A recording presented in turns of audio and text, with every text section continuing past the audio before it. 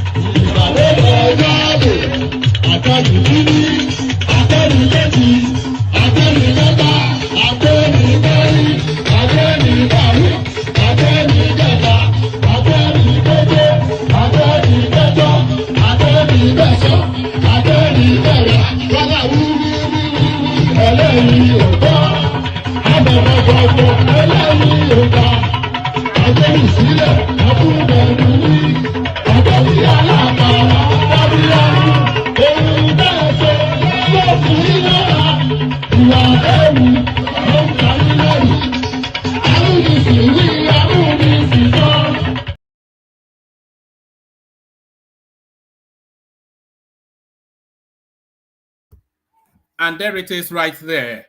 All eyes on the judiciary, all eyes on the judiciary. But are your BD eyes still on the judiciary? So that's the question. Are your BD eyes still on the judiciary? So there it is. All eyes on the judiciary, they told us. So we kept on watching the judiciary and they served up the light. So they served up a delight. So good day to you. Good to have you here. And how are you? So how are you? The weekend kicks off again. It seems just like yesterday that I said that to you, but here we are again. The weekend starts here with your friendly neighborhood bald-headed man from Oyoalafe. One man went to mow. So the weekend kicks off here, and all matters Nigeria still up for discussion. So quite a rich harvest of news cycle over the last couple of days or so. But it looks as though we have now reached the crescendo of the high-octane news cycles. So in weeks to come, there will be no high-octane sort of headlines anymore. This is my suspicion. Because the judicial phase of the electioneering has now come and gone. There's still a skip through the Supreme Court, but I did a session earlier on. It was just to speak to the camera sort of a session. I wasn't really inviting anybody to come join, but I live streamed it. It was an article that told us that the verdict of the Presidential Election Petition Tribunal, the verdict was so detailed and so thorough and all-encompassing that it is a near impossibility for anybody to overturn it. And it was a stream of senior advocates of Nigeria that were on that verdict by the Presidential Election Tribunal. And they were all gushing in an effusive sort of way. Just, you know, they were romancing that verdict as if he was a lover. So they just delighted in it. It was essentially a piece of art. Edwin Clark, he described it as the best verdict in Nigeria's jurisprudence.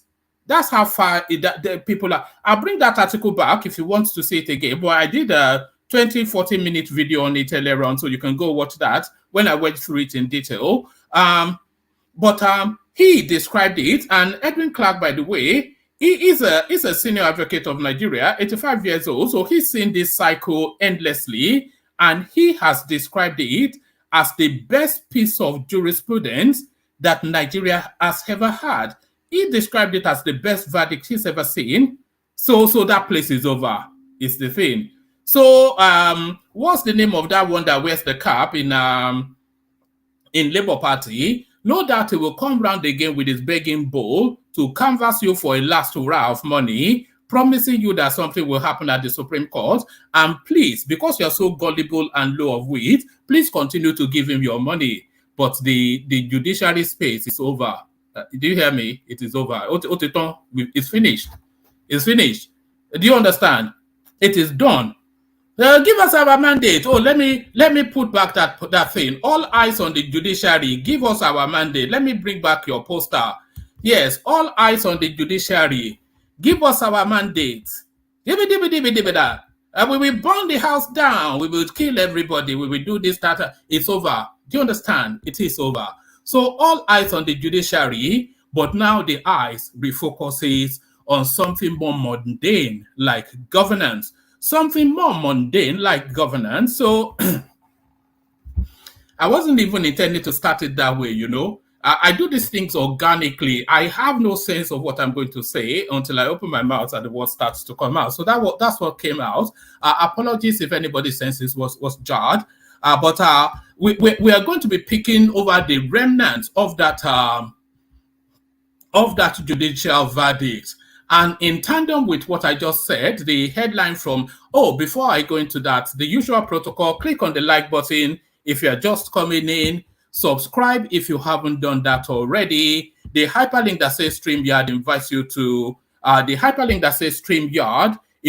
come and join us on the screen. So if you're a new voice, we especially want to hear from you today. It's just always a delight to get a new perspective on things. So if you are a new voice and you don't have anything doing at the moment, why don't you go and spend your time with your friendly neighborhood one man went to mow? So so click on like, click on subscribe, click on the hyperlink that says StreamYard. Your invitation to buy your host cups of coffee, that's pinned on the comment section. So follow in the direction of fourth of many and tip towards the platform. Back again with the lyrical master, power to the people. So that is what That is what our fourth. So I keep calling him fourth of many. I don't know quite why. I think that's a throwback from Game of Thrones. That's the sort of language that they use there. But yeah, so but click on like, click on subscribe, click on the hyperlink that says StreamYard, buy your host cups of coffee. So all of those. So let's go quickly and immediately into what we will be contending with. Save yourself the stress of appealing. Yahaya Bello urges Atiku Obi. So save yourself the stress of appealing. So I am two-toned in terms of that headline. When I'm saying I'm two-toned, I mean essentially that I'm two-minded in terms of that headline. There is a part of me that says, look, enough is enough, drop the dead donkey. But another part of me wants to actually see, them go to the Supreme Court, so that we can get a categorical decision on the status of Abuja in upcoming future elections, so we don't have to revisit this again, trying to redefine the English language that "and" means something completely different from "and." So if only for that purpose, I would love them to go to the to the Supreme Court to have a final cap on that particular space. So yes, save yourself the stress of appealing. Yahaya Bello urges Atiku Obi. So save yourself the stress of appealing. So save yourself the stress of appealing. So from that, right. Hold on. Yeah, let's go on to this one. I'll be alive to complete my tenure. Akeredolu resumes duty after medical vacation. So Akeredolu, a lot of you would know, he's been away in Germany for months on end. He is now returned to Nigeria, but he's not actually returned to governance. He's convalescing in Ibadan. I'll be alive to complete my tenure. Akeredolu resumes duty after vacation. Rotimi Akeredolu, governor of Ondo, has officially resumed duty after a 3-month medical vacation in Germany. On Thursday, Akeredolu returned to Nigeria from Germany, where he spent 3 months. The governor was welcomed by his close aides at his residence in Ibadan, Oyo State. On Friday, Akeredolu met with stakeholders from the state, including Olumide Oladiji, Speaker of the Assembly, Lucky something or the other, Deputy Governor, and members of the All Progressive Congress APC at his residence in Ibadan. During the meeting, Akeredolu handed over his resumption letter to Oladiji and provided a copy to the guy with the difficult name. The governor said that by the grace of God, he will be alive to complete his tenure, which ends in February 2025. I came back yesterday, and as you know, it was a long journey. I decided that I must meet with you today. The governor was quoted in a statement by Richard Olatunde, his media aide. God has answered our prayers, and we give him all the glory. I can assure you that our return is to the glory of God and the prayers of all of you here and those who wished us well. I thank you very much. God has done what the majority of our people wanted. The majority of our people here knelt down and prayed for. God has done what the majority of our people wanted. The majority of our people here knelt down and prayed for our return, and we have returned. So, because we had to land here in Ibadan first, I said I should meet with the House of Assembly members here. We are here and we are back. I am back, and by the grace of God, I'll be alive to complete my full tenure in office. I want to tell you that I am back and I will resume work immediately. This is my letter of resumption. In June, Akeredolu left Nigeria for medical attention in Germany, following a letter sent to the State House of Assembly of his intention to embark on a 21-day leave. He asked his deputy to act in his stead.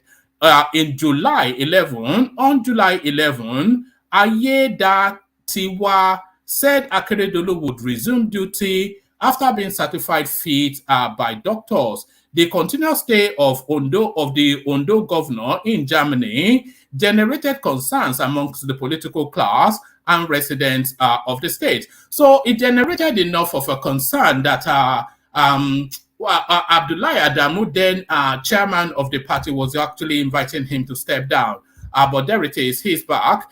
So he is back. Onto this, Nigeria's telecom sector contributed 16.06% to Nigeria's Q2 2023 GDP, report by MBS. So I'm bringing you that just really to give you that sense. And by the way, I'm sweating like a pig because it's a heat wave here in the UK, a heat wave. You know, forget Dubai. If you want to sweat the toxins out of your body, come to the UK. Good evening, Chilma. I see you. So yes, where was I? So all those tweeting and all those Instagramming that they do in Nigeria actually seems to be what is upholding all those tweetings and all those Instagrammings that they do in Nigeria seems to be what is upholding the nation's economy. Nigeria telecom sector contributes 16.06% to Nigeria's Q2 2023 GDP, report by NBS. So report by NBS. So back to the petition, of course, that petition obviously will dominate at least all through the weekend, the news lines. Apologize to your clients. You didn't do a good job.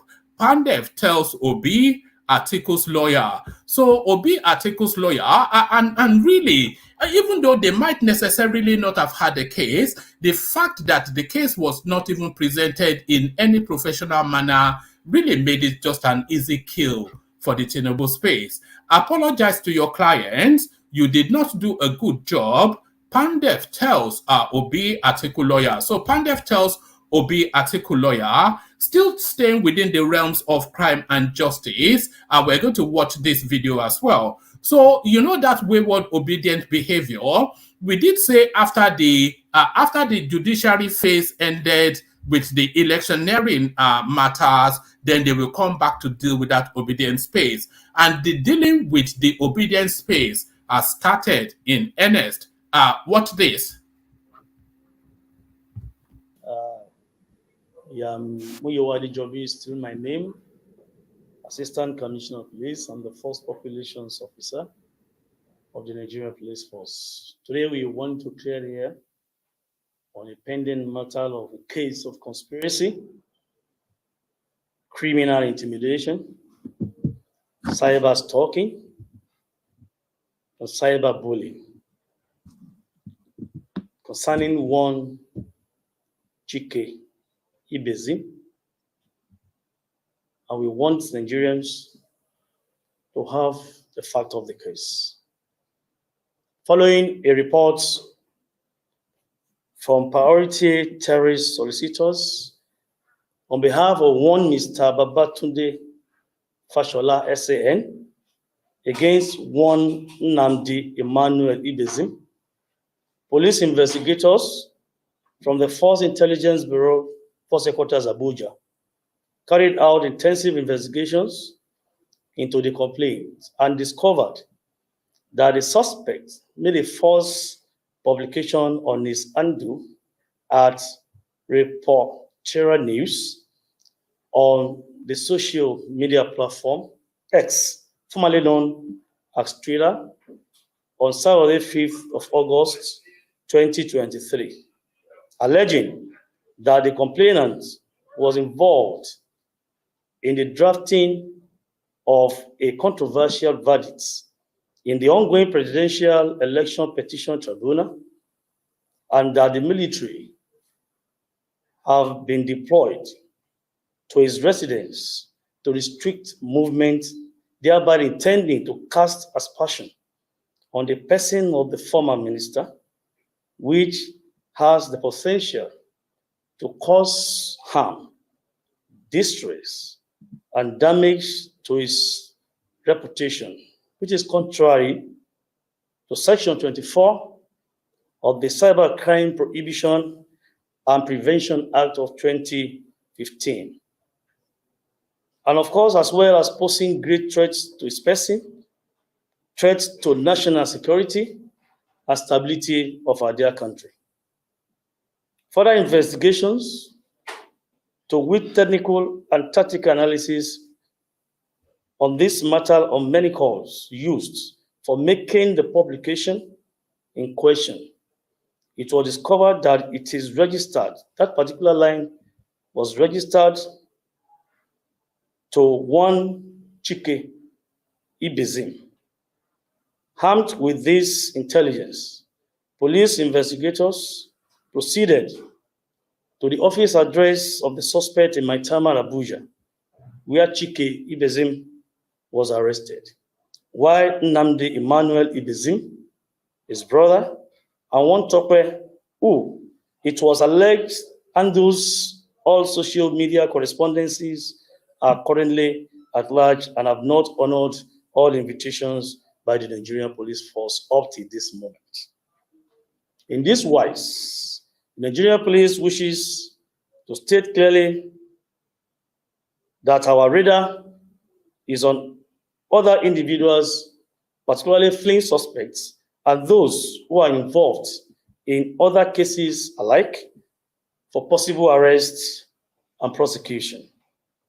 The Nigerian police force thereby warns again that cyber stalking, cyberbullying, spread of fake information or fake news, misinformation, and or disinformation, and other cyber-related unguided utterances are criminal and capable of eating up the polity and causing chaos in Nigeria or any part of the world.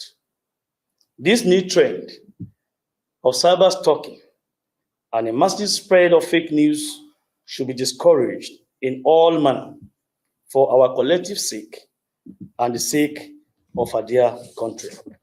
The Nigerian police wants to warn again that will not take it lightly in any way for those who leave facts or are fond of spreading fake news or engaging themselves in cyber stalking, cyber bullying, or any form of cyber-related offense in any way, because these are criminal offenses and they can cause problem, eat up the polity, and cause chaos in any part of the country. We want to warn our leaders, one group of persons, political gladiators, to please desist from these criminal offenses. The Cybercrime Prohibition, Prevention,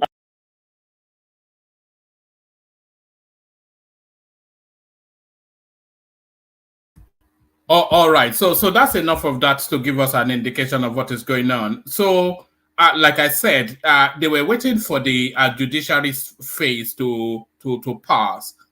And now, and by the way, you'll be surprised the sort of names that are going to be picked up in days and weeks to come. Because a lot of wild things have been said, a lot of defamatory languages has been used, a lot of excesses have been indulged in by a lot of people. And I'm sure the authorities were keeping tabs. So a lot of people will be picked up. That is almost a certainty. A lot of people will be picked up. So a lot of people will be picked up. But let me show you, let me play you another clip. This is somebody that is looking to pick up, let me remove that. This is somebody that is looking to pick up the remnants of the fallout of the verdict. So as we've always said, that the real winner out of this judicial process that Peter Obi was embarked upon, not so much Atiku Abubakar, but Peter Obi really, the real winner of this judicial excursion that Peter Obi was embarked upon, the real winner is going to be Simon Ekpa. Because now the rage and disappointment and the anger that is boiled up within these people, he's going to harness that and cash it out. He's going to harness that and cash it out. Watch this. Fellow Biafrans all over the world. Good afternoon, one Nigerian morons. Good afternoon, those who are now disappointed after yesterday's court ruling, which we know. I want you to understand one thing. There is still room. to join the Biafra liberation. The door is open for you to join, so you don't say, had I known. All of you who wrote petition against Simon Ekpa because of the delusional, imaginary president of P2B, what is your fate today? Are you going to ask for forgiveness from God? Or do you still want to wallow in your delusional state of Nigeria? The time is now. We've gone far. We've gone very, very far. While you were waiting for your scam P2B, we've gone far. P2B were never real. We told you that P2B is a scam. He was not real. First, you went into election contested against criminal. And then after that, you come back and start saying he was a drug dealer, he forged the certificate, he was this and that. What he did not fight during the primary election is a scam. What P2B did, what they used P2B to do, was to lure some of the Moron Biafras, the gullible ones, into campaigning for one Nigeria, so that by the time it fails, just like it failed now, you will come back again, oh, Nigeria is not. And there it is right there. TikTok. It's just really how predictable. Let me remove. So that's our thing now for all eyes on the judiciary. Tell me if you want us to continue with it. So TikTok, very, very much predictable. The goings on amongst those I don't want to say those people, but very much predictable, because we did say, because we've been running this platform for roughly around about 2 years thereabout, and we've seen the trajectory. We captured them, we caught up with them when they were at the Nnamdi Kanu phase, telling us that it was Biafra or nothing, and we monitored their space to see who the actors were. We monitored that. Adane Koko is here, he will tell you. We monitored that space to see who the actors were. And we made note of the actors, and then suddenly the narrative transmuted to Peter Obi, and to our surprise and consternation, those same actors that had the moniker of Nnamdi Kanu as their avatar and chanted endlessly that Biafra till I die, and that the Yorubas were Efulefu and all of that, very, very quickly, before the blink of an eye, they very swiftly transmuted to Peter Obi for president, just within the blink of an eye. So that immediately told you that these are skitty people who skit from one extreme to another, and as they sharply gravitated towards the Peter Obi narrative, we had always said on this platform that they will with equal swiftness sharply spark back, sharply jar back to their natural habitat, which is the Biafran narrative. So now their champion in that Biafran narrative is no longer available, but they have a new heir apparent who is now telling them come back home. So that was the come back home by whatever his name is, the squeaky voice from Finland. So there it is. That just so predictable, that space. So predictable, that space. What else do I have for you? Yes, I have this for you as well. We'll probably go through this one now. DSS is investigating a mega economic fraud involving Olam Nigeria Limited, Olam International, and their 9 subsidiaries to the tune of over $50 billion.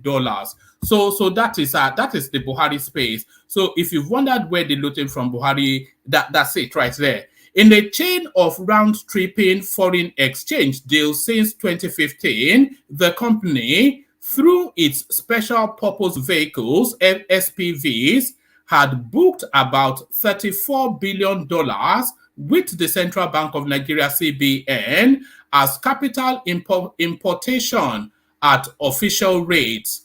But instead of investing the money into the Nigerian economy, sources said the company round-tripped the forex and sold to businessmen, especially oil and gas marketers, and industries such as Indorama and Fuani at parallel market rates. Investigation revealed Investigation revealed that Olam usually Investigation reveals that Olam usually directed the forex buyers to lodge the naira equivalent into the account of one or many of its SPVs during the period under review. Although some of the companies have fictitious Nigerians as directors, the accounts are solely managed by Indian expatriates, some of whom are based in Europe and Asia. As the DSS opens probe into the FX fraud and anchor borrower scheme deals that took place under the suspended governor of the CBN, Godwin Emefiele, the country's secret police has uncovered a chain of shell companies linked to Olam. Sources said security agents uncovered traces of transfers into accounts controlled by Aminu Yaro, one of the fronts of the embattled CBN governor. Mr. Yaro, who was previously investigated by the Economic and Financial Crimes Commission, EFCC, has been in DSS detention since July the 12th. Findings revealed that the SSS had invited some expatriates, including the MD CEO of Olam Nigeria Limited, Ashish Pandey, and some top officials of the company, namely Prakash Kant, Sadhir Gunkar, Niraj Shah, Chandasomtin Balaji, and some ridiculous Indian name follows on from there. The DSS also invited the chief financial officer of Crown Flowers, the DSS also invited the chief financial officer of Crown Financial. Let's do that one more time. The DSS also invited the chief financial officer of Crown Flour Mill Limited, Rajesh something or the other. According to sources, Crown Flour Mill Limited is one of the major alum subsidiaries in Nigeria. According to insiders, Alum Nigeria Limited and their subsidiaries are the key FX speculators that contributed to the declining value of the Nigerian currency, the Naira. And there Tinubu is canvassing all these Indians. The Indians are smarter than you, and they will rip you off no end. It's just as simple as that. The Indians, they are smarter than you. Don't worry that you can take them on. The Indians are smarter than you, and they will rip you off no end. So the Indians are smarter than you, and they will rip you off no end. Since we started the readings, let's continue with it. Save yourself the stress of appealing. Yahaya Bello urges Atiku Obi. And by the way, there's still plenty of spaces in the room if you want to come and take on the conversation. Kogi State Governor Yahaya Bello has urged Peter Obi of the Labour Party LP and Atiku Abubakar of the People's Democratic Party PDP to save themselves the troubles of approaching the Supreme Court and accept defeat. Bello said this following Wednesday's verdict of the Presidential Election Petition Tribunal upholding the victory of President Bola Ahmed Tinubu of the All Progressive Congress APC in the February 25th election. Following the judgment by the tribunal, both Atiku and Obi have since announced their decision to challenge the... And by the way, if anybody has the clip of Peter Obi making that speech, please send it to me on Instagram so I can play it on the screen. If you have a picture of Peter Obi standing on a lawn making that speech that is going to appeal, please send it to me. Following the judgment by the tribunal, both Atiku and Obi have since announced their decisions to challenge the judgment. Speaking to pressmen in Abuja on Thursday, Bello said Atiku and Obi are better off moving on and supporting the administration of President Tinubu. As far as I am concerned, I don't think there is any grounds for appeal. I would rather appeal to them that they should drop any appeal going to the higher court and then save the resources, save the trouble, advise their supporters, admonish them that we should accept the judgment, no flaw. Bello stated Nigerians at home and abroad are happy with the verdict as members of the ruling party. I think it is time to settle down and face governance. And I will advise all those that feel aggrieved that we have only one country, Nigeria. We must all come together and support President Bola Ahmed Tinubu and ensure that we fix this country. The governor pointed out that whatever hardship Nigerians are facing today is the effects of the past. However, he said the president is trying his best by traveling across the world to ensure that Nigeria is fixed. So that is Yahaya Bello. I don't quite know who is speaking to with that, but certainly I think they would disregard him swift, and they should disregard him. We want to see it play out to the fullest, so that nobody has any hiding room, no wiggle room for anyone. Let it play out all the way through, and let's see where it lands. Let's go on to this one. Nigeria telecom sector contributes 16% to Nigeria's Q2 2023 GDP. The telecommunications and information services telecom sector has emerged as the third highest contributor to Nigeria's GDP in the second quarter of 2023. This significant finding is one of the highlights from the Nigerian Gross Domestic Product Report, a project commissioned by the Nigerian Bureau of Statistics. The report indicates that the telecom services sector contributed to the nation's GDP growth by a substantial 16.06%. The leading positions were held by crop production. I don't know what that means. 20 points. I think that is harvesting new sign-ups. 20.6%. And trade 16.8%. Despite facing the economic challenges, Nigeria's GDP expanded by 2.51% in Q2 with a nominal GDP value of 52.10 trillion. The real GDP value reached 17.72 trillion by the end of the quarter.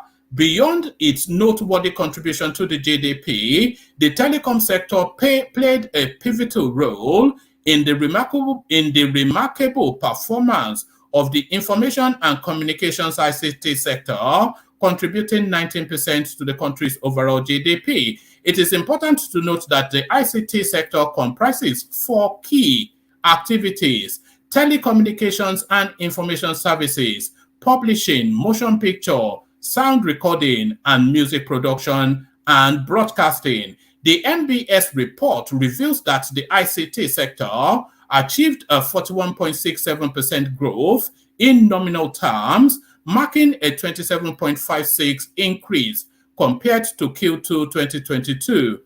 So that's quite significant, actually. Nearly a 30% increase within the period of 12 months. In real terms, the ICT segment demonstrated a growth of 11.6%, substantial decline in Nigerians without telecom services in a substantial decline in Nigerians without telecom services in a positive development. The numbers of Nigerians without access to telecom services has decreased by 27% over the past decade. So there it is right there. Nigerians just taking over all over the place. Let me give you this readout as well. So we complete all the readouts, play the K-Guide song, and then see if anybody is available to take on conversation. Let's go to this. Apologize to your clients. You did not do a good job. PANDEF tells Obi Atiku lawyers. Pan-Nigeria Elders, PANDEF has opined that the legal representatives of the candidates of the Labour Party, PEPT, and the People's Democratic Party, PDP, did not do a good job in the presidential election matter they handled. National Publicity Secretary of PANDEF, Kevin Robinson, stated that the lapses in the presentations by the council for LP and PDP were regrettable, adding that the lawyers did not do due diligence on the matter. Robinson said, "We followed the extensive judgment that lasted for about 11 hours and it was elaborate. The justices of the appeal court made exclusive explanations and detailed ruling on the matter. For an ordinary man who is not a lawyer, what we saw and witnessed yesterday seems to be sound, and the statements that the judges made were explicit, that even the ordinary man will understand that the petitioners did not do a good job. Of course, there is room for appeal for those who feel dissatisfied with the judgment of the tribunal. With what we witnessed yesterday, without being preemptive, it was an exclusive judgment, and the facts of the matter were clear. I think the judges did a good job. With due respect to the learned lawyers who handled those petitions, perhaps they need to apologize to their masters and principals who gave them those jobs. From what we witnessed yesterday, they did not do a good job. People will express opinions, but the court does not look at opinions, but evidence brought before it. For us, we will appeal to those who are dissatisfied with the judgment of the Presidential Election Petition Tribunal to explore the avenue of appeal. In the interest of Nigeria, national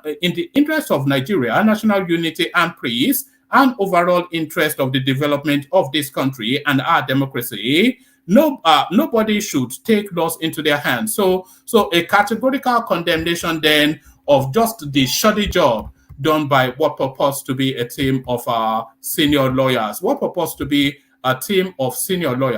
So let's leave that there. Let me play you the K-Guide music. And by the way, there's still quite a bit of room on the screens for anybody that wants to join. So let me play you the K-Guide music, and then hopefully by then the room would have populated even more. Only water, where is Sima? Water, only water, where is Sima?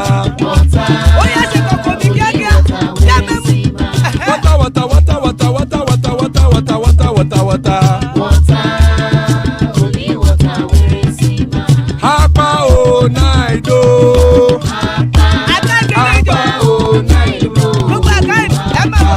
Hapa you don't come o.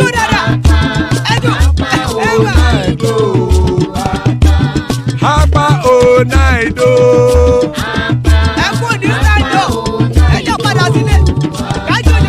Oro keke elemu ye o.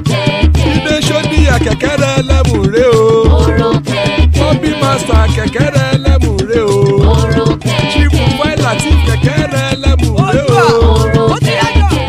Eruku lele elemu de. Eruku lele egbe elemu dodo jare o. Eruku lele Ghana ti de egbe body o. Ọmọ ẹlẹ́yẹ ẹ̀yẹ o ó dilé o. Odúyẹ̀lá ẹ̀yẹ o ó dilé o. Petrosoname ẹ̀yẹ o ó dilé o. Petrosodunke ẹ̀yẹ rẹ̀ ó dilé o. Ẹlẹ́kọ̀ ọ̀run mú ìní o.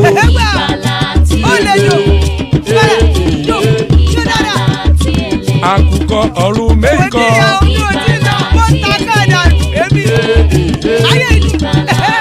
Ikú kò ní ríwà gbéṣe o.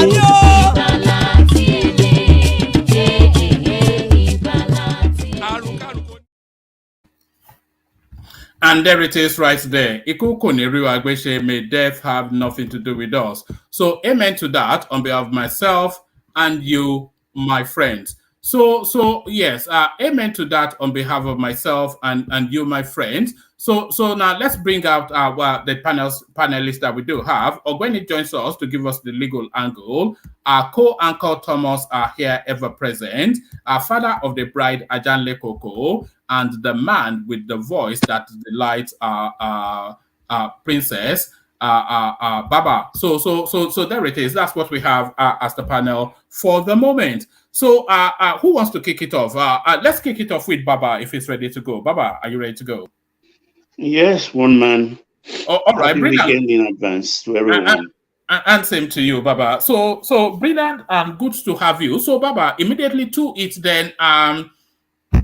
This guy now that wrote on both on Twitter and then in print media that Babajide Fashola had been writing the judgment for the presidential petition election, whatever it is they're called, it looks as though he's now cooling his heels in police custody. And if we know anything about Fashola, we know that he brooks no nonsense. So Fashola will see this guy to jail. But is this the beginnings of the picking up of the wayward behavior that we have seen over the last few months? Are we expecting that, that this guy will get a few more obedient cellmates?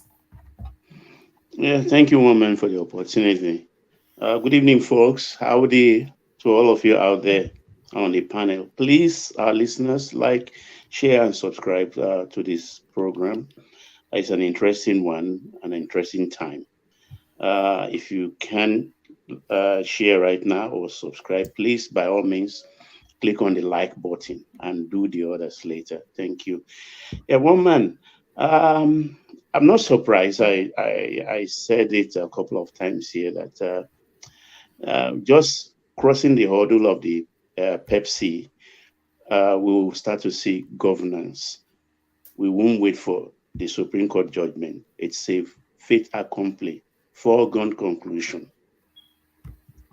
The only thing I quarrel with about this is exposing the guy to the press.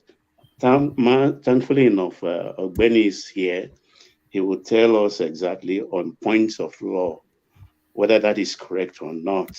Because the guy was highlighted, he was even questioned why the press was looking on.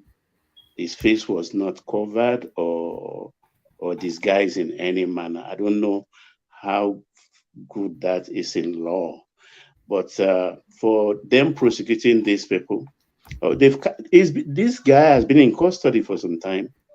I think he said about 26 days he's been there, and he's going to be there for many more weeks to come, because they are winning the propaganda war, whether we like it or not, because these people are steep in telling lies. They are very good at it, and they are doing a lot of damage. And I know definitely nobody will condone it. Starting from now, it's very bad. But one thing, actually, I don't know if you've been listening, and this is for all our listeners and our panelists. On this, your program, we've been talking about mental laziness of our people, Nigerian, Blacks, African. And I've been hearing a recurring complaint from certain quarters that was Zamani, the president of the PEPT, said it is sacrosanct, the 21 days that when they requested for the copy of the judgment. And they are complaining from yesterday that they've not received a copy. And I got really exasperated. Common sense dictates that for 12 hours, the panel were reading. You come to YouTube, I don't know where else they can find it. You find the whole pronounced judgment in real time, the way it was pronounced. What stops you as a lawyer, a big chamber? You've collected so much millions from your clients. Take 2 stenographers, tune to YouTube, put it on, and let them start transcripting, just like you have stenographers in courts. And let them get you that one. So you can even compare when eventually the PEPT court releases their own copy. You can even compare and contrast whether some things have been added or deducted or deducted. And you go on and on ranting. Oh, this is the 3rd day. They've taken 2 days away from the 21 days. It is the same pattern. They want to shorten us. Man, I think it's sheer laziness and looking for excuses that are untenable. These people are becoming, I don't know. They just want to trash everything. They are not succeeding. They're just throwing tantrums. And I really, really, really, really want them to be dealt with one way or the other. But I think what is at the heart of this is that they were goading the crowd. You know, I have a copy of the judgment, which somebody said to me earlier on, so I'm not quite sure why they don't have a copy of the judgment. I have it on my screen as we're speaking now. I saw the Aisha Yusufu about 1 hour ago ranting for 19 minutes and complaining they've not gotten their copy. And I said, what is this? I will even prefer a transcript from what they read in real time on YouTube, because those are spoken words. Let them transcribe it. The stenographers, take two. Let them do the work. Put some hard work into this. Baba. Yes, sir. Baba. Yes, sir. Haven't they supposed to have been given a copy of it immediately after at the court there by the court clerk after delivering that judgment? Is that not the way it should be? No, there is process to it. Thank God, Ajale Koko. Ogbeni is here. I think he is in the best position to tell us what process it takes, because I know there is a process to it. It doesn't work that way. Good evening, everyone. Okay, from Scotland. So let me start by saying the copy of the judgment is out. That's what it's on the screen here. That's like that. I have a copy also. Printed presently now on my table. I have it as I speak now. This is Scotland. I'm not in Nigeria. I have a copy. You see, their cry is a cry of a falling man. And you see, and that's the way Robert Clark's son, the learned Sikh, described their lawyer ranting. It's a cry of a falling man. When you say a man falling and drawing, he wants to hold on anything around, to drown with him. So he's expected. But this is the way it works. And this is a certified true copy, as you can see. I'm not quite sure. This is the certified true copy. But they can't rely on copy online now. That is not. They must be handed over a copy officially. It's a lie. They work. Let me tell you how it works. Okay. The court will not just hand it over to you, because there are a lot of lies people can tell about a certified true copy. So what the court do is you will apply formally to court for a CTC. You bring a letter.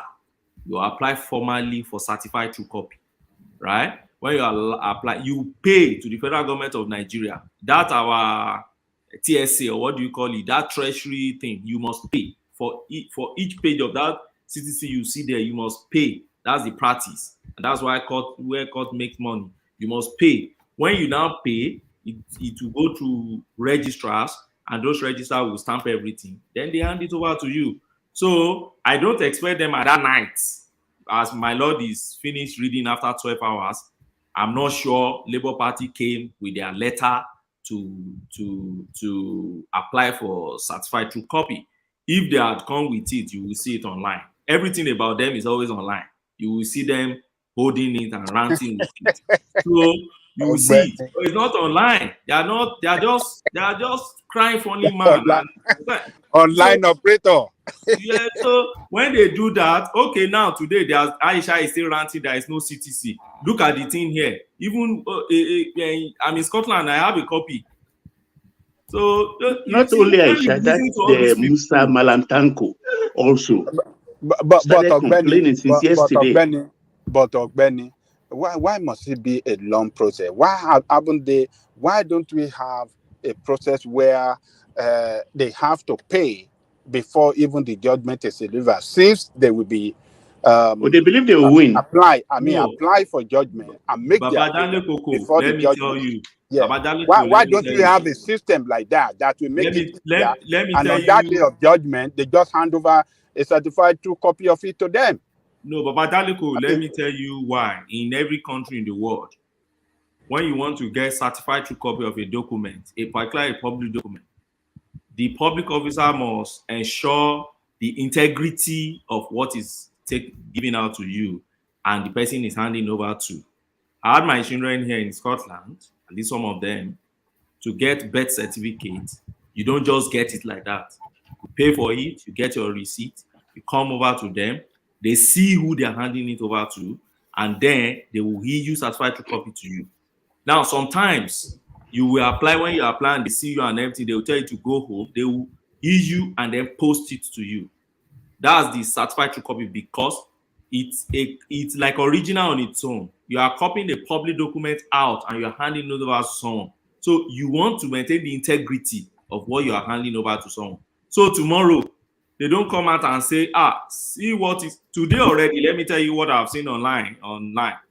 You see the one Moman is displaying there. See what is on it. Tinubu presidential legal team, right? They're already ringing this and say, why is it there? Is it because somebody in Tinubu presidential legal team that prepared this judgment for them? That's why this thing is there. And the ignorance, you see, people can be so ignorant, and like the last speaker said, many times Nigerians are lazy to read, particularly these Gen Z people. No reading culture. They are not ready to read. They are not ready to know anything. Once they pick their Instagram and WhatsApp, everything ends there. Because, okay, what do you do this thing in practice? You have your CTC, then you go and photocopy. In standard law firm or a standard team, what they have is the header. Every paper you pick from that law firm, you see not the letter heading, but you see plain paper with this header. Like if I have my own law firm now and it's Ogbeni Kole Martins, let's say Ogbeni Kole Partners, on every of my paper I have in my office, you will find it there, so that nobody pick it and you just go and use my letter and paper. So they use that thing to do color photocopy here and pull it out and see them. They are already attacking. Oh, why is he having Tinubu on it? So when you look at it, and that's the way people can challenge the integrity of any CTC you are bringing out. And that's why it has this process of, if you apply for CTC, you are getting it that same day. It's not something that you are getting that same day, except my lord have not signed it, and I expect them to sign all their copies before they go, So that's the issue. And then let me tell you another thing about you see this judgment, This judgment is about 798 pages. That's the industry that those justices put into this thing. And when you see the obedient guy talking about it, you feel like, is there no detail? Is there no substance in this thing? They just talk about it anyhow. 798. How many of them can even write 10 pages? We teach them here now. You see them dozing up in class and be begging you around that they can't do assignment of just 20 pages in few days. All these Gen Z's boys and girls. And somebody, a old man of men of in their 60s can sit down their house and write 798 pages, and they will just sit here on their bed and be tweeting some things out. I hope Nigerian police take this cybercrime thing serious and pick some of them. I even come to diaspora and start, liaising with Interpol to pick some of them. They will sit tight. That's my own funny thing. When I get to my space, I'll speak more on this. Yeah, I think it would have been better, sir, if we have a system where the lawyer can apply for a certified true copy ahead of the judgment day, whereby on that day of judgment they just give them a copy of it and they can go on with it. So why must we be going through after judgment? They have to apply, they have to wait for so many days and this thing, and they have limited time to file for this thing. This report have to be thoroughly read. They have to get their part right before going to. Now 3 days. I don't think Ajali Koko is right. They cannot start to create another law for the obedient. Right. No, yeah, they are not super citizens. No. They are not super citizens. Babadale Koko. Yes, I think you are right to the extent that we should keep improving our system, in such a way that if I need CTC, I can apply for it on a standby, pending when they deliver judgment, and on that day I should be able to get my CTC. What I'm saying is, their lawyers are aware that this has always been the practice. You're not going to change it on Peter Obi. Peter Obi is not a super being. There's nothing different about him, nothing special about him. So they shouldn't complain about system that they have been part over years. He's leaving Wozo and all those guys, all those senior advocates in his team, have they not always been part of this thing? When he got his own judgment in 2006, did he get CTC the same day? These are the questions we keep happening. So where is the self-righteousness just coming from? That's my issue with Peter Obi. He just feign his ignorance on some things that you know that this has been the system. So if he's canvassing for let's change the system holistically, fine. But don't say because it's because of you, something is not being done. It's not fair to the system. We are killing our institution because of one man. This is how what they did at Pepsi initially when they now demanded for documents from INEC, and INEC said, okay, go pay the statutory to the TSA. They refused and come publicly and say, we requested, they didn't give us. They are still standing on that point till today. But I know I heard that they didn't pay the statutory amount of, I think, 1 million. They take opportunity, they take delight in causing confusion and misinforming their don't let me just use it, their fellow obedience. Let me be very polite. And they lap it up.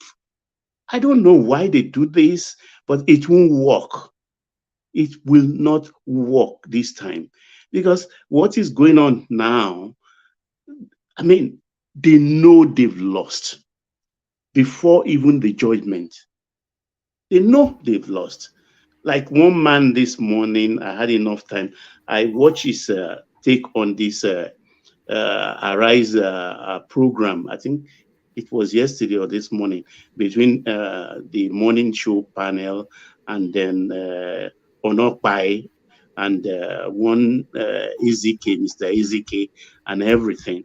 And he was saying that, oh, Tinubu knew he would win. That's why he went, he didn't even bother. He went to India.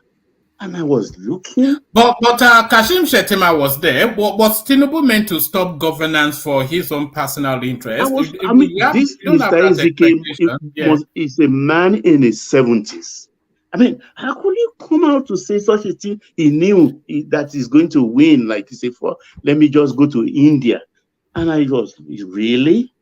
How could you talk that way? They just Baba. Yes, sir. You know, I know that man. I know that man very well. I handled a case against that man. No, sorry, not against him. He happened to be on the other side in Amechi and Umea. That's the not the Amechi and right. Umea. He mentioned that case. Yes, that case he mentioned. I was on that case. Not the Amechi and Umea case, the main one. So there is this Cyprian Shiku and Heineck.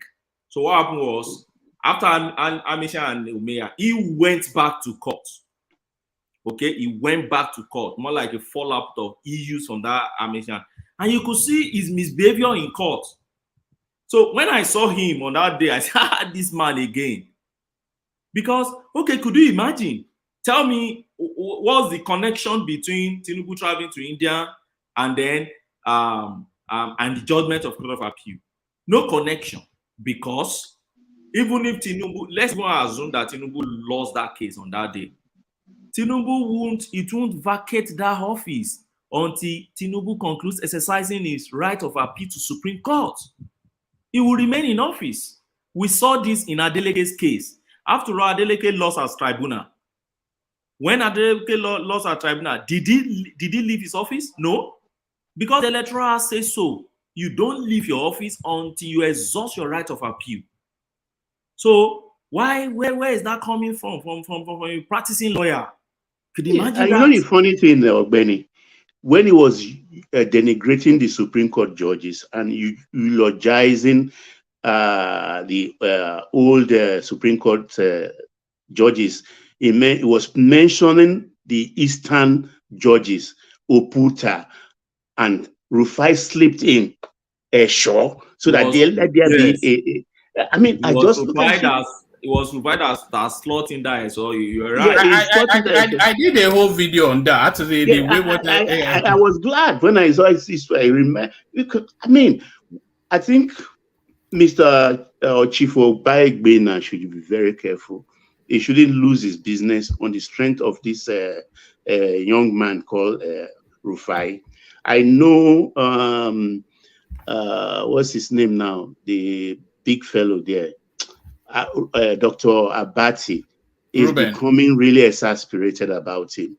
But I don't even think he should sit in that panel anymore. You just have to leave them to their misery and miserable submission every morning. It's becoming nauseating.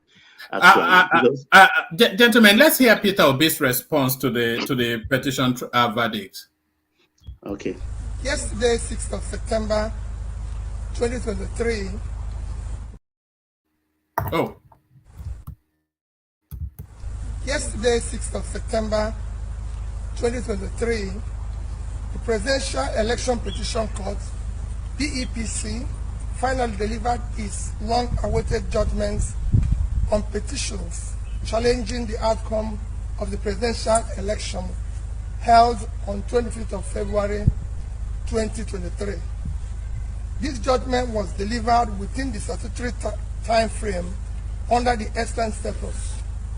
We acknowledge the court's contributions to due process and seeming attempt to strengthen our democracy. As petitioners in this case, we respect the views and ruling of the court, but we disagree with the court's reasoning and conclusions in the judgment it delivered.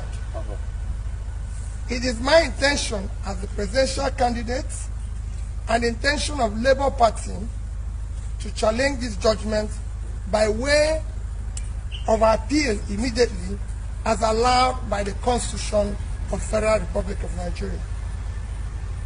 The PEPC has rendered its judgments, but that esteemed body is not the final arbiter.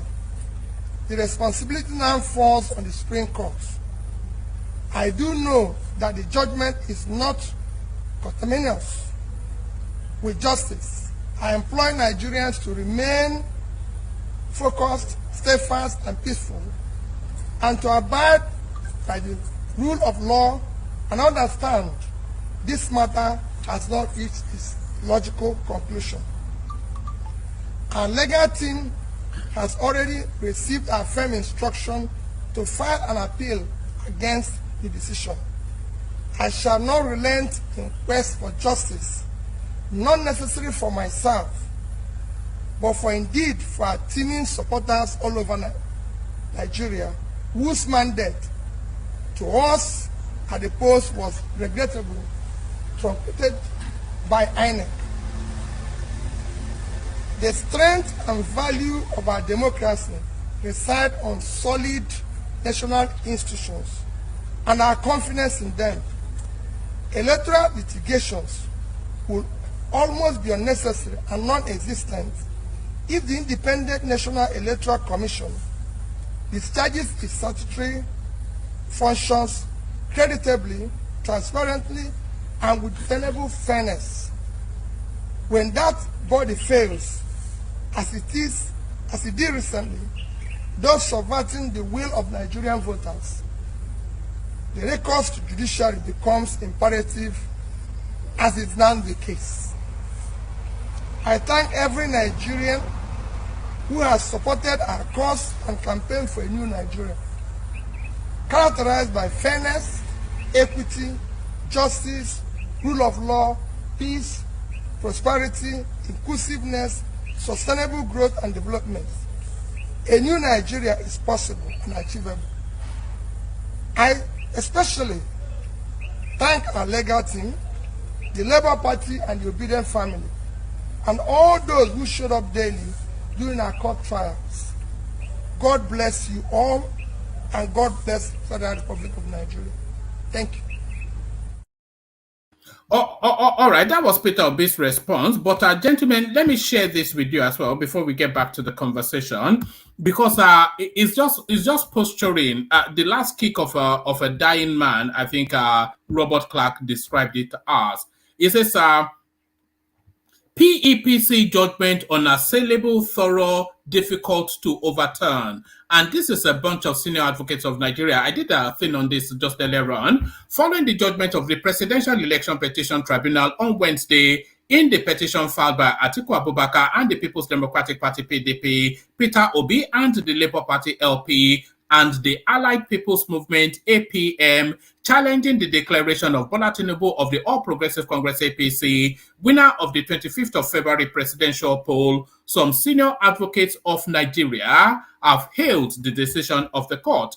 In their reactions, The senior lawyers described the decision of the tribunal as correct through reflection of the principles of law and in accordance with the established principles of law that govern and underpin election litigations in Nigeria. A senior lawyer, Dr. Joseph Nwobike SAN, described the verdict of the Presidential Election Tribunal, which upheld the election of President Bola Ahmed Tinubu, as a true reflection of the principles of law that govern and underpin election litigations in Nigeria. He commended the diligence, undaunted thoroughness, and professionalism of the 5-member bench led by Justice Haruna Samani in interpreting the law. He, however, said parties who are dissatisfied are at liberty to proceed to the Supreme Court to test the decisions of the tribunal. The learned justices on the tribunal's bench examined and resolved all the issues of law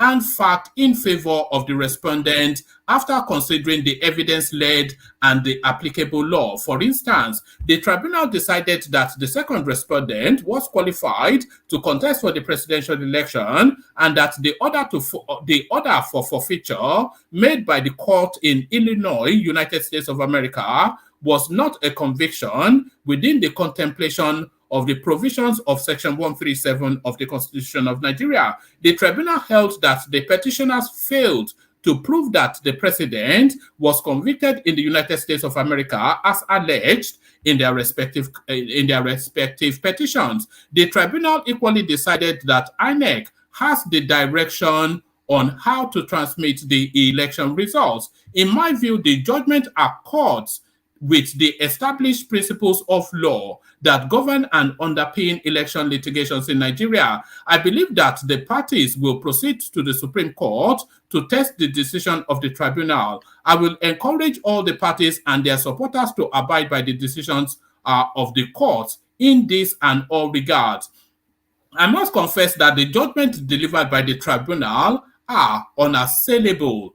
The basis for the resolution of all of the issues of law and facts formulated by the parties are consistent with the body of judicial precedents on all the points. So there have been judgments in a lot of those spaces, essentially is what they're telling us.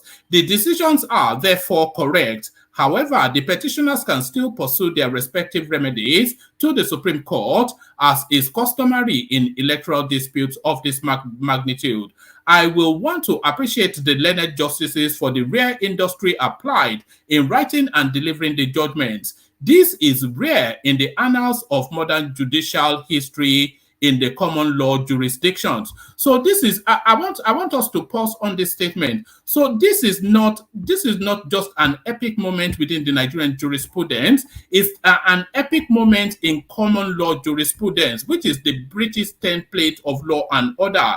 So for wherever that the adaptation of that British common law system is applicable, this particular ruling by the appeal court is a first amongst equal. This is rare in the annals of modern judicial history in common law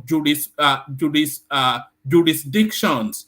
So not even in Nigeria, in common law jurisdictions. So wherever and everywhere that English common law, a quarter, 2/3 of Africa, New Zealand, Australia, everywhere, Canada, wherever common law, anyway, you get it, the decisions will for a long time to come serve as a veritable guide for lawyers, administrators, and politicians involved in electoral processes in Nigeria and perhaps beyond, he said. Also speaking in an interview, 85-year-old Chief Robert Clark, SAN, who had witnessed many tribunals in the course of his career, described the judgment as the best the country has ever had.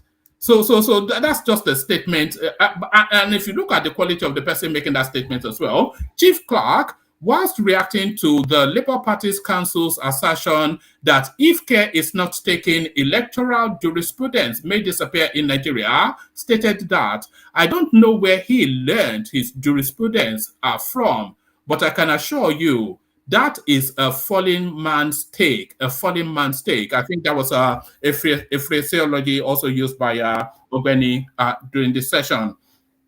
Those two judgments I have heard today are the best judgments I think this country has ever had. So now, Edwin Clark, SAN, 85-year-old, he's been through this cycle throughout all of the experiences of election litigations in Nigeria, and this is what he says. These two judgments I have heard today are the best judgments I think this country has ever had. So if you're hearing that, then you know for certain that there is nothing happening at the Supreme Court. It is a good thing that these two judgments today are being broadcast live so that you and I and those who are not knowledgeable in law will understand what is at stake in the country. These two judgments have greatly enriched the jurisprudence of this country, despite or in spite of what the Labour Party might say.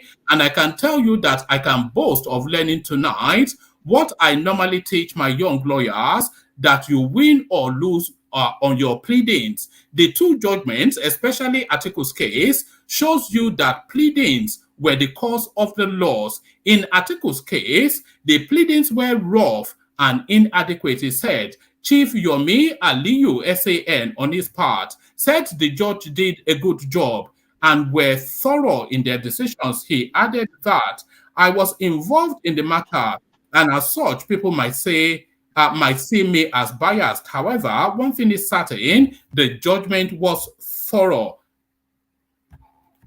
I had at one anyway, let me leave it there, not to overlabor it, but to get the gist. The senior advocates, they are gushing, in their admiration of what just went down. So it's just an impossibility. No matter what Obi can say on a nicely mowed lawn, speaking in a language that he's not familiar with, there is nothing he has to say that tells you that anything is going to differ from what was said at the tribunal. Well, man, you know the beauty of this judgment.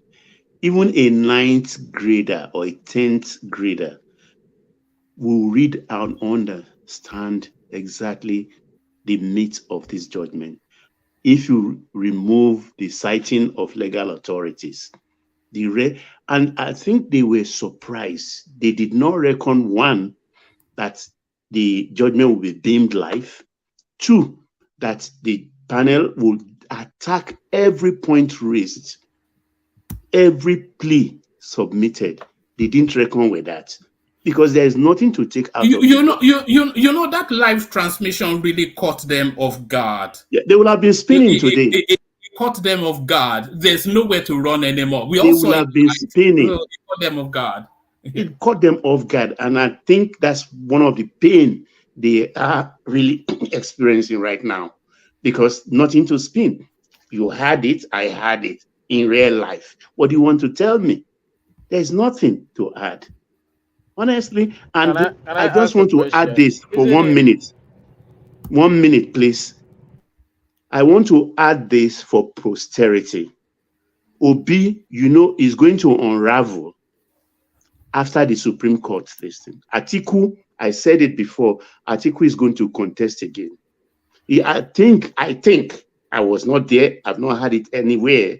That meeting Atiku had with Obi and Kwankwan. So Atiku must have told them, I will serve only 1 term. And you can go ahead and power will come back to the South, blah, blah, anything. But the obedience, they will never allow Obi to rest.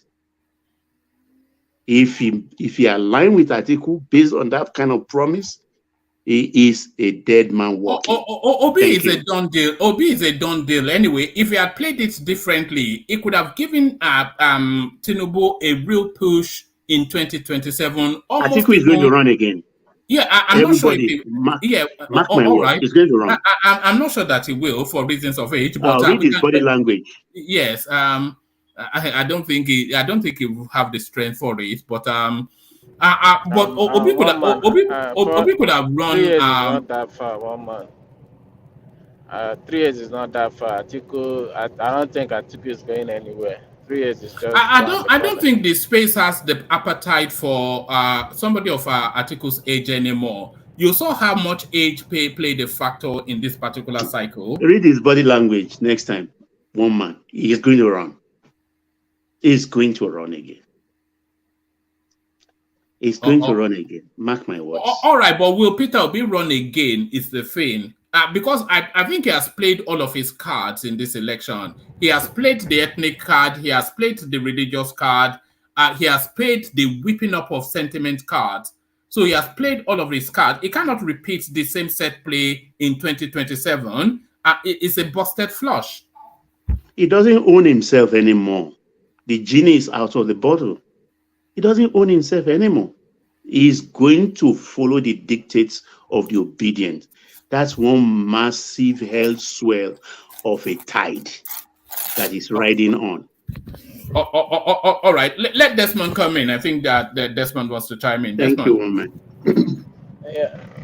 I was gonna say, don't you think it's quite suspicious that the tribunal, for all the whole long trial, when the trial was going on, they didn't order the live view of the whole trial, and for them to make a judgment and start ordering the live view, I feel like it's quite suspicious. Because if you're going to do was that not what you wanted? Of the judgment, no, live presentation, and start telling us what Labour Party and PDP did not do, then why don't you show us real life? Let's know if they actually didn't do that you come out to say they didn't do. It doesn't make any sense. Labour Party or the Atiku space, are they disputing anything that the judge said they did or did not do? If they're not disputing it, then I don't see so why are you So why are you hold on. No, they're disputing the judgment, the conclusions that the court reached. Yes. That's what I'm saying. If they're disputing the judgment, that means they're disputing what the judges said. So they're going to go to the Supreme Court and better view of whatever the tribunal say. That's what I'm saying. And also, right. I don't know if anybody had the judgment on, because I've been seeing so many different views. Yes, can I quickly answer that your first? Yes, can I quickly address that first concern that you raised? Add it up with this. What's the judgment they gave for Shetima's not double nomination, please? Okay, let me address the first one. Let me address the second one. The second one, if I have your number, I will send you the judgment. Try and read it. That's my sound. I have his number. I'll send it to him, but Desmond doesn't read. He doesn't read. He just listens to Obidient. You already have the judgment. I have it too. I'll send it to him. And they went on the television, started talking within 2 days. Oh my damn! Here in America, sometimes I know what the judgment says. I just want someone to say it. No. I just want to hear here in America, sometimes it takes weeks for judgment to even appear on the website. My brother, they have it. But they will still make noise that they don't have. Trust them now. We all know them now. If you have a screen in front of you, that's the judgment right there. Can you imagine? The whole however many pages, that's it right there. I even saw Aisha make a video today talking about not releasing the judgment. I see if it's something that is a noise maker. We all know. I was like, well, this is getting ridiculous. For crying out loud. I have it. I am in Kent. Ogbeni has it in Scotland. So why would they not have it? I have a copy of the I know what it says. I just want to hear it from Ogbeni's mouth. I just want to explain it because I viewed it. Yes, that judgment is 789 pages. I repeat again, 789. That is a textbook. Sorry, 798 pages. A old man sat their house down and wrote it. So try and read. We should all read it. We are not as old as them. When not me and you will read that thing, no. No, don't worry. we will let you read it and give us the for dummies version. Ogbeni, I will read it in my dreams. In my dreams. That's a thesis right there. So, but let me That's quickly, even more than a thesis. So, let me quickly answer this concern on. He has a question which I've seen some of them. Some Obidient also asked. No, even I think on Channels TV also there was one guy they brought to China that was saying during the proceedings. If I was surprised that man is a lawyer, but like I know not all lawyers do practice, so you could expect that really from some lawyers. So the person asked, "Oh, so why was it that they didn't allow them to televise the proceedings? Now they allow them to televise the judgment." So the first answer I will give you is there's a precedent to that. You see, for everything we do in law practice, we deal with something we call precedents. And the reason is because we are dealing with people from different backgrounds, different ideas. So there's no way you have an organized practice that is a little bit certain that when you're coming to court, everybody know this is the rules of the game. That is why we deal with precedent. So before you see a court departing from a precedent, it takes a time. Over time, you see people talking about something, then they can start reconsidering it. So it's not revolutionary, it's evolutionary. When you see things changing in court, it doesn't change suddenly. These human beings with different ideas. So there is precedent. What is precedent? Precedent simply means that what the pattern we have created, what we have been doing, we have to be dogmatically following it, regardless of who is the person, whether it's Obi that is coming, whether anybody, everyone will not fall, must maintain our standard. So what has always been the standard?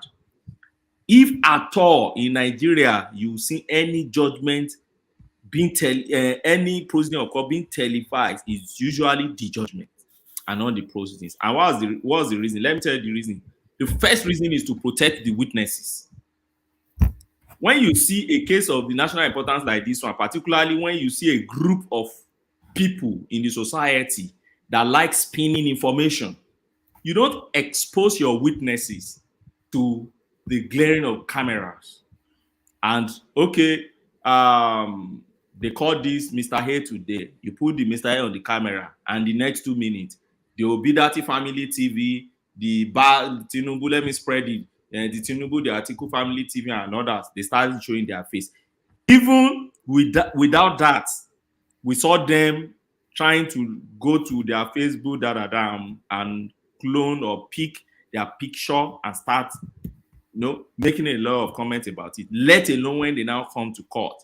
And on the camera, you capture them and you start dealing with them. You look for their family around and everything. So you protect your witnesses by not televising them. Both witnesses of fact and your expert witnesses. The next thing you do is you protect the judges. You dim camera on the judges' eyes. You don't even make the judge psychologically. You're destabilizing the judge, because the judge is no longer thinking. The judge is now acting. He now becomes an actor. So whatever they do now, they are now conscious of I'm in front of camera as if they are acting. So that's the second thing you do with that. You protect the judges. And the last thing you protect is you protect sub judice statements that can influence the next proceedings. Don't forget that judgment is just a day, right? Whatever you now talk about that judgment afterward is not their business. They are believing the judgment. Compare it to proceedings that are protracted for like months or weeks. So if today you call a witness, whatever happened in court, they go to Obidati TV and all those that and start analyzing it. I am making different statements, different conclusions, different insinuations and reasoning and deductions and others. Judges are watching, lawyers are watching, everybody is watching.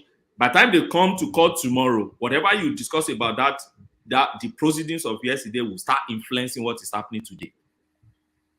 So, and for many reasons like that, you only see, particularly in a developing country, you see, taking camera and then be facing your witnesses, your judges, your lawyers, and others. So when you now compare it to judgment, what you go to court to do in judgment is the judgment is a one-man show. It's a one-man show. It's only the judges. It's not the lawyers and everything. You concluded your work, just come to court and take your seat. Then the judges read and everybody go home. You remember a man wanted to disrupt them and they gave it to that man because the man should know, he's a senior advocate of Nigeria, you don't disrupt judgment, whether it's favorable to you or not. And you see all the obedient that always, they still went out to go and face camera and be making their own. See, I've seen Osekome again now and they are making their noise and everything. You saw them in court. They were all quiet. That is what we do in court. It's a one-man show on the judgment day. So, but you can permit camera for that because after that day, nothing happens again. They become what we call fontus official, meaning we don't have any business to do with this case again. Don't be surprised by Monday or by Monday now. They are all back in their stations and they are taking their normal cases. They don't care about whatever now happens. It's not their business again. So that's the answer to that there. All right. Okay. Well, all that you said, like I said, maybe I'm being biased. I've seen some courts that televised their trials and also their judgments. Maybe not in Nigeria. You made reference to developing countries. That's what I'm saying. I've seen judges here televising their trial and still their judgment in developing countries. So whether you're saying, if I can speak a little bit to that space, yes, even here in America, the country that you reside, it's at the discretion of the judge. If the judge felt that some participant or parties to the case security will be compromised or the other, they won't allow camera. Not all cases are, being televised. I know that. All right, yes. The jurors are also shielded from them. It's just like you wanted. So what more do you want? Let's go on to Bishop. I'm not sure where that is going. Let's go on to Bishop, who has not been with us for a while. So Bishop, so you've been away for a while, but in your absence, a lot has happened. The reaffirmation of Tinubu's mandate, the Court of Appeal, in what a lot of people are acknowledging was an epic judgment, have told Peter Obi to get out of here. What are you then making of the judgment? Good to see you, Bishop. Okay, good evening if you are hearing me. Yeah, we can hear you. Okay, what? Hold on, Bishop. Can you mute YouTube? Because it's fading back. I can hear myself. Really? Oh, I thought I put it off already. Yes, just stay the studio. I think I put it off already. Are you still hearing it? Let's see. Yes, I can. I can still. Maybe I should go out. Maybe I should go out and come back. Maybe I should go out because I already exited. Let me go out and come back then. All right. Yeah.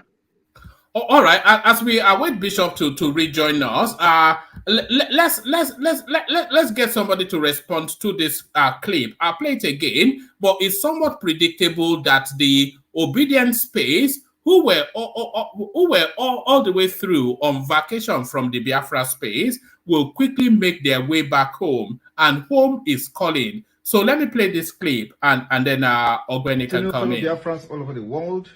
Good afternoon, one Nigerian morons. Good afternoon, those who are now disappointed after yesterday's court ruling, which we know. I want you to understand one thing. There is still room to join the Biafra liberation.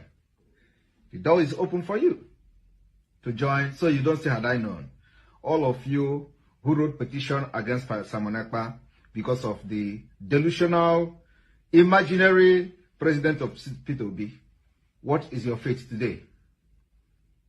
Are you going to ask for forgiveness from God? Or do you still want to wallow in your delusional state of Nigeria?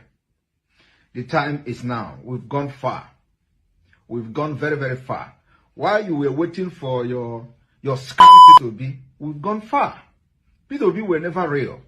We told you that Peter Obi is a scam. He was not real. First, you went into election contested against criminal. And then after that, you come back and start saying he was a drug dealer, he forged the certificate, he was this and that. What he did not fight during the primary election is a scam. What P2B did, what they used P2B to do, was to lure some of the Moron Biafras, the gullible ones, into campaigning for one Nigeria, so that by the time it fails, just like it failed now, you will come back again. Oh, Nigeria is not. All right. When actually, let Solomon come in first, because I think Solomon might have a unique take on this space.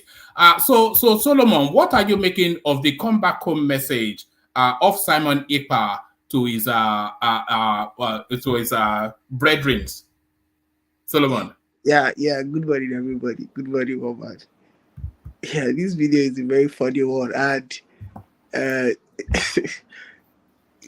see, it's just like every other. It's just like even the some of the obedient leaders there, the way they are whining them there and all that, using them to cash out. That is how, even though this Simon Ekpa's own is genuine, because it's the genuine, his faction of IPOB is the genuine one, but as it stands, we know there is nothing these people can do. They can't do anything, like, because they are not serious. If they were serious, this election, I was thinking maybe truly there will not be any election in Southeast during the election period, but elections were held in that place. So this one, he's just joking, and like everybody, I said it the other day that this is the system. We all, like, when we predicted the election, that is how it went, even though certain things changed, like some places voting for LP and all that. Then the court Solomon, how quickly do you think all those spaces dedicated to Peter Obi, like Obidate TV, for instance, how quickly do you think they will change their narrative to Biafra will stand, Biafra till we die? So how quickly do you expect these people to go back to their natural habitat? No, this one, there's what they used to call sub. They will go underground. They will support underground. They will not come out openly. Shame will not allow them. Even they might not even come out to tell Simon Ekpa that they are back. They would just cover their face under the one side and be supporting. Some of them, yes, they've already gone back. Some people have gone back to the IPOB space. Like they've gone back, but they can't come out. They will not come out openly to Simon Ekpa, and they will not come out like to other people, like the other Nigerians, that they are back to IPOB, but deep down, and like the other programs I used to see on YouTube, people that I saw supporting Obi during the election, they start saying that they would in fact that it's better they just scatter Nigeria and they are back to that they are Biafrans, that they should fight for Biafra and all this kind of thing. So yeah, people will go back, but they will not come out openly. But this thing Simon Ekpa told them is very funny for him. He made sense, because he was making sense, because yes, they predicted this election. The way they said it, when in and the candle before they even arrested him, everything he said, that was what played out. Assuming this, I have said that there was possibility for this to get to Biafra. Let me tell you the truth. Even before this election, I will not even support anybody, and I will stand with them, but I don't see any way they can get the Biafra. And the way they can get it, they don't really have that support. And if it's like, for instance, do you think the Peter Obi social media space, the southeastern ones, I mean, do you think they will go all the way to Simon EKPA, or would they just move to free Nnamdi Kanu narrative? So which narrative do you think? And I expect them to start moving within the next few days. Certainly by next week, I expect that a lot of those media spaces, YouTube's whatnot, Facebook, I expect them to move back to a Biafran narrative. But are they going to go all the way to Simon EKPA, or are they going to go to free Nnamdi Kanu? What sort of narrative are we expecting the obedient space to move to? Let me just say something here. Some people that supported will be from the Southeast were never IPOB members. Let me just get that straight here. They were never IPOB. To be honest with you, Omar, they were never IPOB. But in fact, till tomorrow, they cannot even join IPOB. But the people I just talked about were those people that were in IPOB. I know people that were in IPOB. And I know that there were some people from the southeast that never, even till tomorrow, they will never support IPOB. Yeah. So, but if anybody, every Igbo man like me, I want them to release Nnamdi Kanu. It's not for him to come back and start the agitation, but I want him because, and like I said here, even on your platform here, that instead of me to join the obedient movement, I will join IPOB. I will join Nnamdi Kanu, because I am for the Igbo interest. Let's forget about deceiving ourselves. Yeah, that Are you was sure why I you are an supported. Igbo man? Yeah. Are you sure you are an Igbo man? That's on that I don't need question to. now. That's on that I don't need to. I don't need question. to talk much about that. So instead of me to join Obi movement, I will join IPOB, because I'm for the Igbo interest. That was why I supported Atiku. Assuming Atiku that won this election now, I know that there will be a very high number of the Igbo presence will be felt, will be there in this thing, in this administration. So right now, look at what they did, what Tinubu's administration is already doing. Yeah, is bringing, if instead of it to even bringing people that will help him get votes in the next election, is bringing in women that, like, he's just giving us appointments that are not really they are not really they are not really good for, like, it's not really the main, they are not really the main offices to give to Really? hold.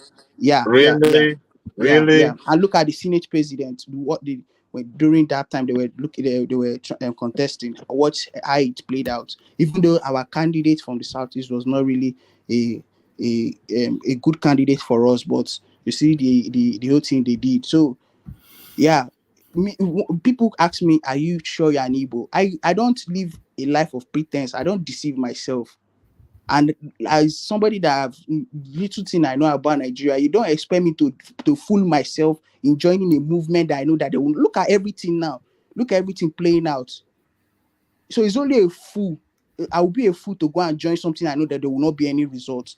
I'm not a seller. I'm not somebody that I'm an Igbo person. I'm an Igbo born. So, but I can't be fooling myself. I have to tell myself the truth, and I have to act right and do what I know is right. So that was why I never supported that obedient movement, because I know this is what is going to result in. Let me ask you this, Solomon. How do you think the Igbo interest will be best served within the Nigerian space? If before 2015, we had good numbers. See, it's just that we had selfish and wicked leaders coming from our space.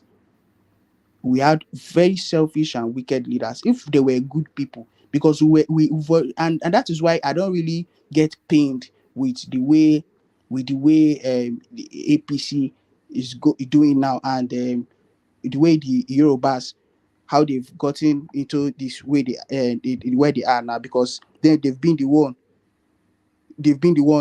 at the back. So 2015, Tinubu was able to know how he did, and he aligned with Buhari, and they got into power. So before then, we Igbos have always been there.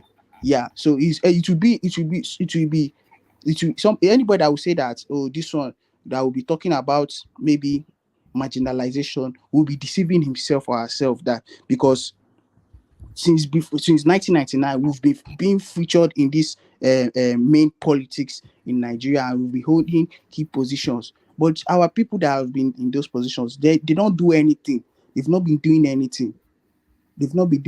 So anybody that, when people come here, it's just only the presidency that we've not gotten.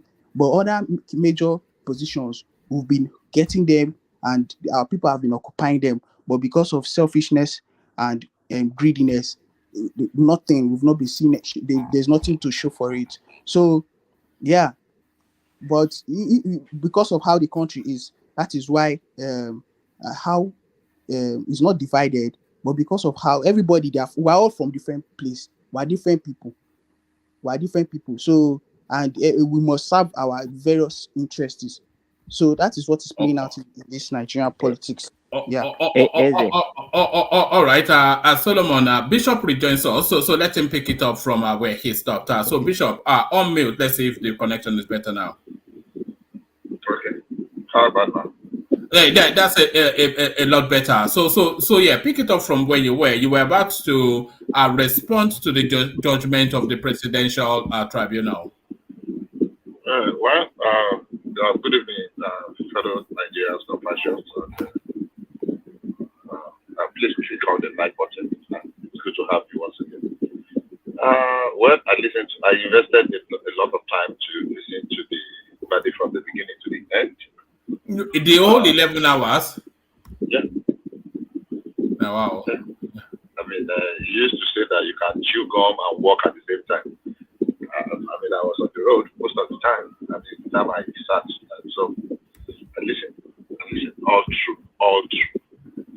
And I've had some analysis too. I listened to your analysis 2 days ago. Today on the verdict from the beginning to the end.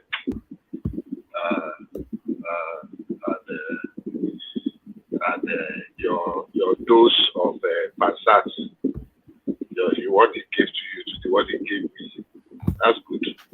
I have no faults. I've listened to some very serious-minded people comment, and without not being surprised too, I've had other people that I can predict what their assessment, their commentaries will be, and they did not disappoint me, which is very shameful. I thought for once we would just say, you know what? This is a sad judgment that is nothing different from what we have abused before now. Some are very clearing. Even me, with my not legal informed mind, know that the issue of 25% in Abuja is an aberration. In fact, there are some people who can conceive it and be arguing it, still make me to shiver, kind of a thing. Like, why are you? How can you be reading a thing like? So I have no problem whatsoever with the verdict. It was well expected. I'm sure, and they gave it out. I only expected it to be a little bit more very hard on Peter Obi with the way he has handled his horde of, according to Charles Soludo, headless mob, and according to Wole Soyinka, he's fascist. I wanted them to descend on him. All the threats they issued on the judges, I think they were too lenient in that area. But the fact that they took his legal team to the cleaners was a good thing. Because I would say, did they apply some punitive fines? Somebody was saying they applied some punitive fines on the. No, I think it was just cost. Like what do they call it? Cost. I don't think they are fines. So I was thinking they would give them some peace and say that, look, you have hordes of deranged fellows rampaging the whole space, and you could not even put a word to put them in check. They were threatening judges' lives. They were posting their pictures everywhere. They were sending threat messages. But without them saying it, I believe something will happen after the whole dust, because those people must be brought to book. So for me, I think the verdict, the judgment was sound.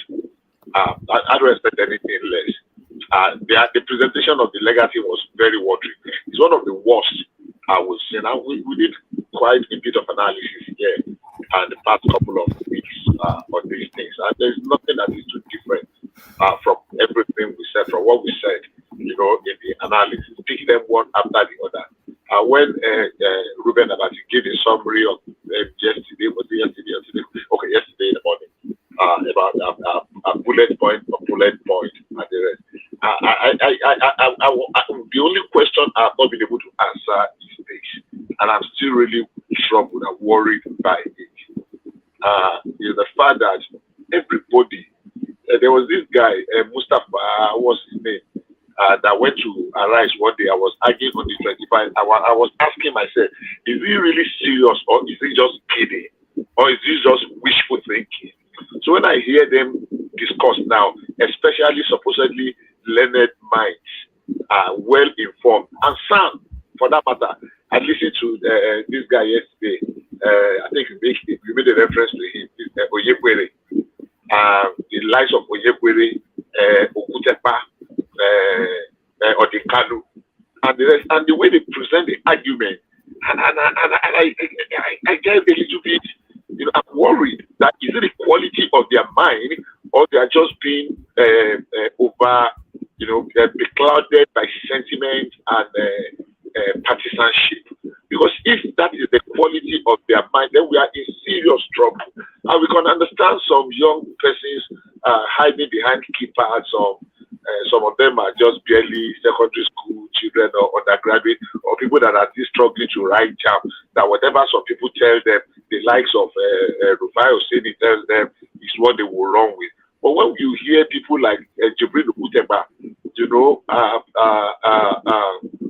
championing such argument, then you are worried. You are worried because, these are people that rose to the highest pinnacle, or they call them the silk, the inner bar of the Nigerian legal system. And they will be arguing about Abuja. What is the intent? What anomaly was he willing to cure? I don't know how they say it.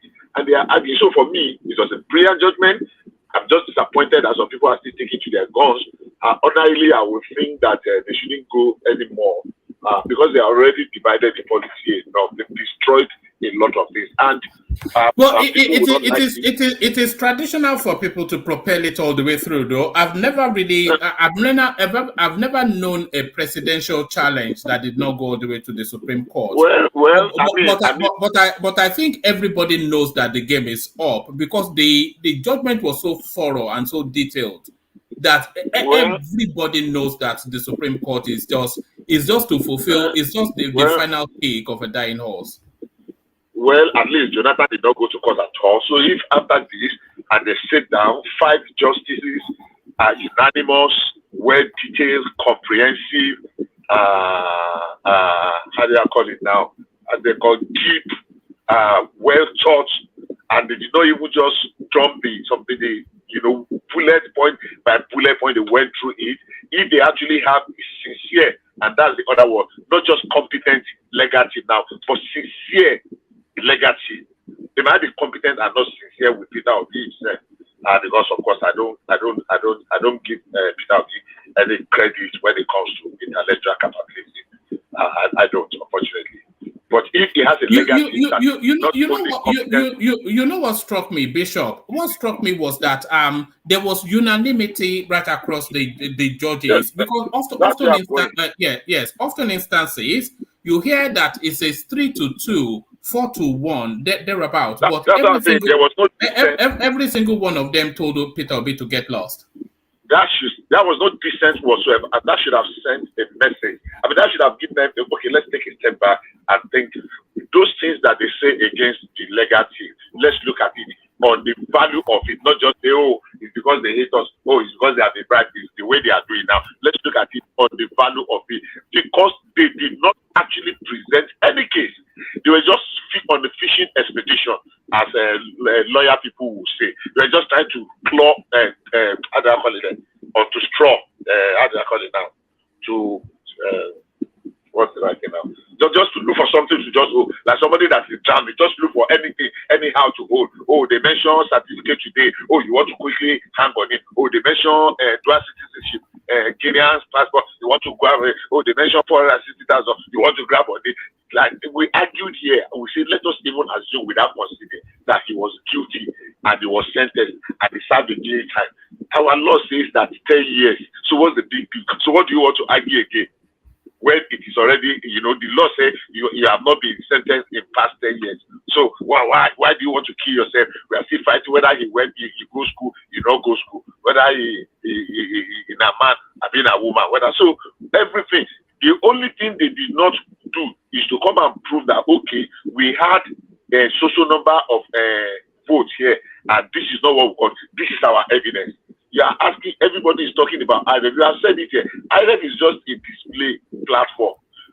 Every agent has already in the administration room the one that your agent has signed. So for me, it was sound judgment. I think they'll just be heating up the policy, but it's just going to be 60 days. So let's go there and spend the money and entertain ourselves and defer, push hope a little bit to the front. Maybe one miracle will just happen somewhere on that day. Out of the 7 justices, 4 will just say, you know what? Because if out of 5 there were 5 and all the points are very well, very detailed, comprehensively, anybody that is sincere, that is very sincere, that is not living in a fool's paradise, know that Boye has come to a conclusive end. Bishop, if only to solidify that Abuja narrative once and for all, I would like them to go all the way so that the Supreme Court can make a pronouncement on that Abuja narrative and then just remove that. So that cancels it out as a future litigation sport. No. It won't be. It won't. Even if they don't go to the Supreme Court, what will happen invariably is that at the next opportunity of the constitutional amendment, they will make it very clear. They'll just reword it. It's not like. It's crazy. It's crazy for people to think that the people in Washington D.C. will determine who becomes the only with the Washington D.C. will determine who becomes the president. It's crazy for people to think that because what Umuche from Abakaliki travels, or one the man that spoke yesterday said somebody from Okeogun. I wanted to respond to him 2 days ago. Was it Adewale? No, not Adewale. I said, why is it that from every place he saw Okeogun that he saw that somebody from Okeogun, or somebody from Iperu, or somebody from Ikerekiti, or somebody from Sabon-Kiraora, or from somebody from Karanamoda come to Abuja and is riding Okada, or he's pushing wheelbarrow, or he's going to do Oraisa in Wuse Market, and he now register as a resident. He's now better than me because I'm living in my village in Ibadan, or my village in Port Harcourt. What sense? And some people are arguing, and the man that they brought yesterday to Ruben Abati, the one that was arguing with Lawyer Abuja, was saying that that's why he doesn't have a governor, he has only one senator. What are you talking about? Have they looked at the structure of the Washington D.C. that houses the capital and the seat of government in America? Have they looked at the political structure of that place? And the man that was speaking yesterday was speaking jargon so confidently. He was speaking rubbish so confidently. So for me, the law, if they don't go to the Supreme Court, all they need to do is just to think out with the wording and look. Because it's just crazy. It's just crazy that we're even having this debate at all in the first instance. All right, brilliant. Well put. So that's Bishop. So Bishop, let's take the conversation on and move it in the direction of Ajanle Koko, see if he's ready. Ajanle Koko, are you ready? Okay, let's try Ogbeni. You are there. So Ajanle Koko. You can go to Ogbeni. All right, let's go to Ogbeni then. Hopefully he is ready. Ogbeni, are you there? I'm okay, woman.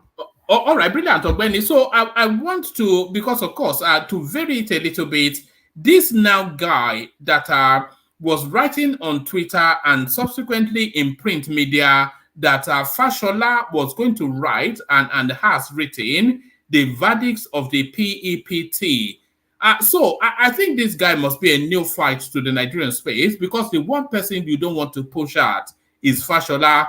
So he wrote that, and then Fashola very diligently then wrote a complaint to the police authorities, who have now caged this guy. So that's the news conference that the police PRO is having. So what are you making of the arrest of this guy vis-a-vis free speech?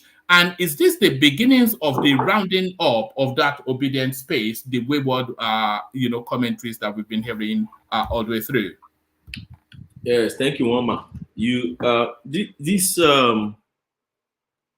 subject here is not new to us on this platform.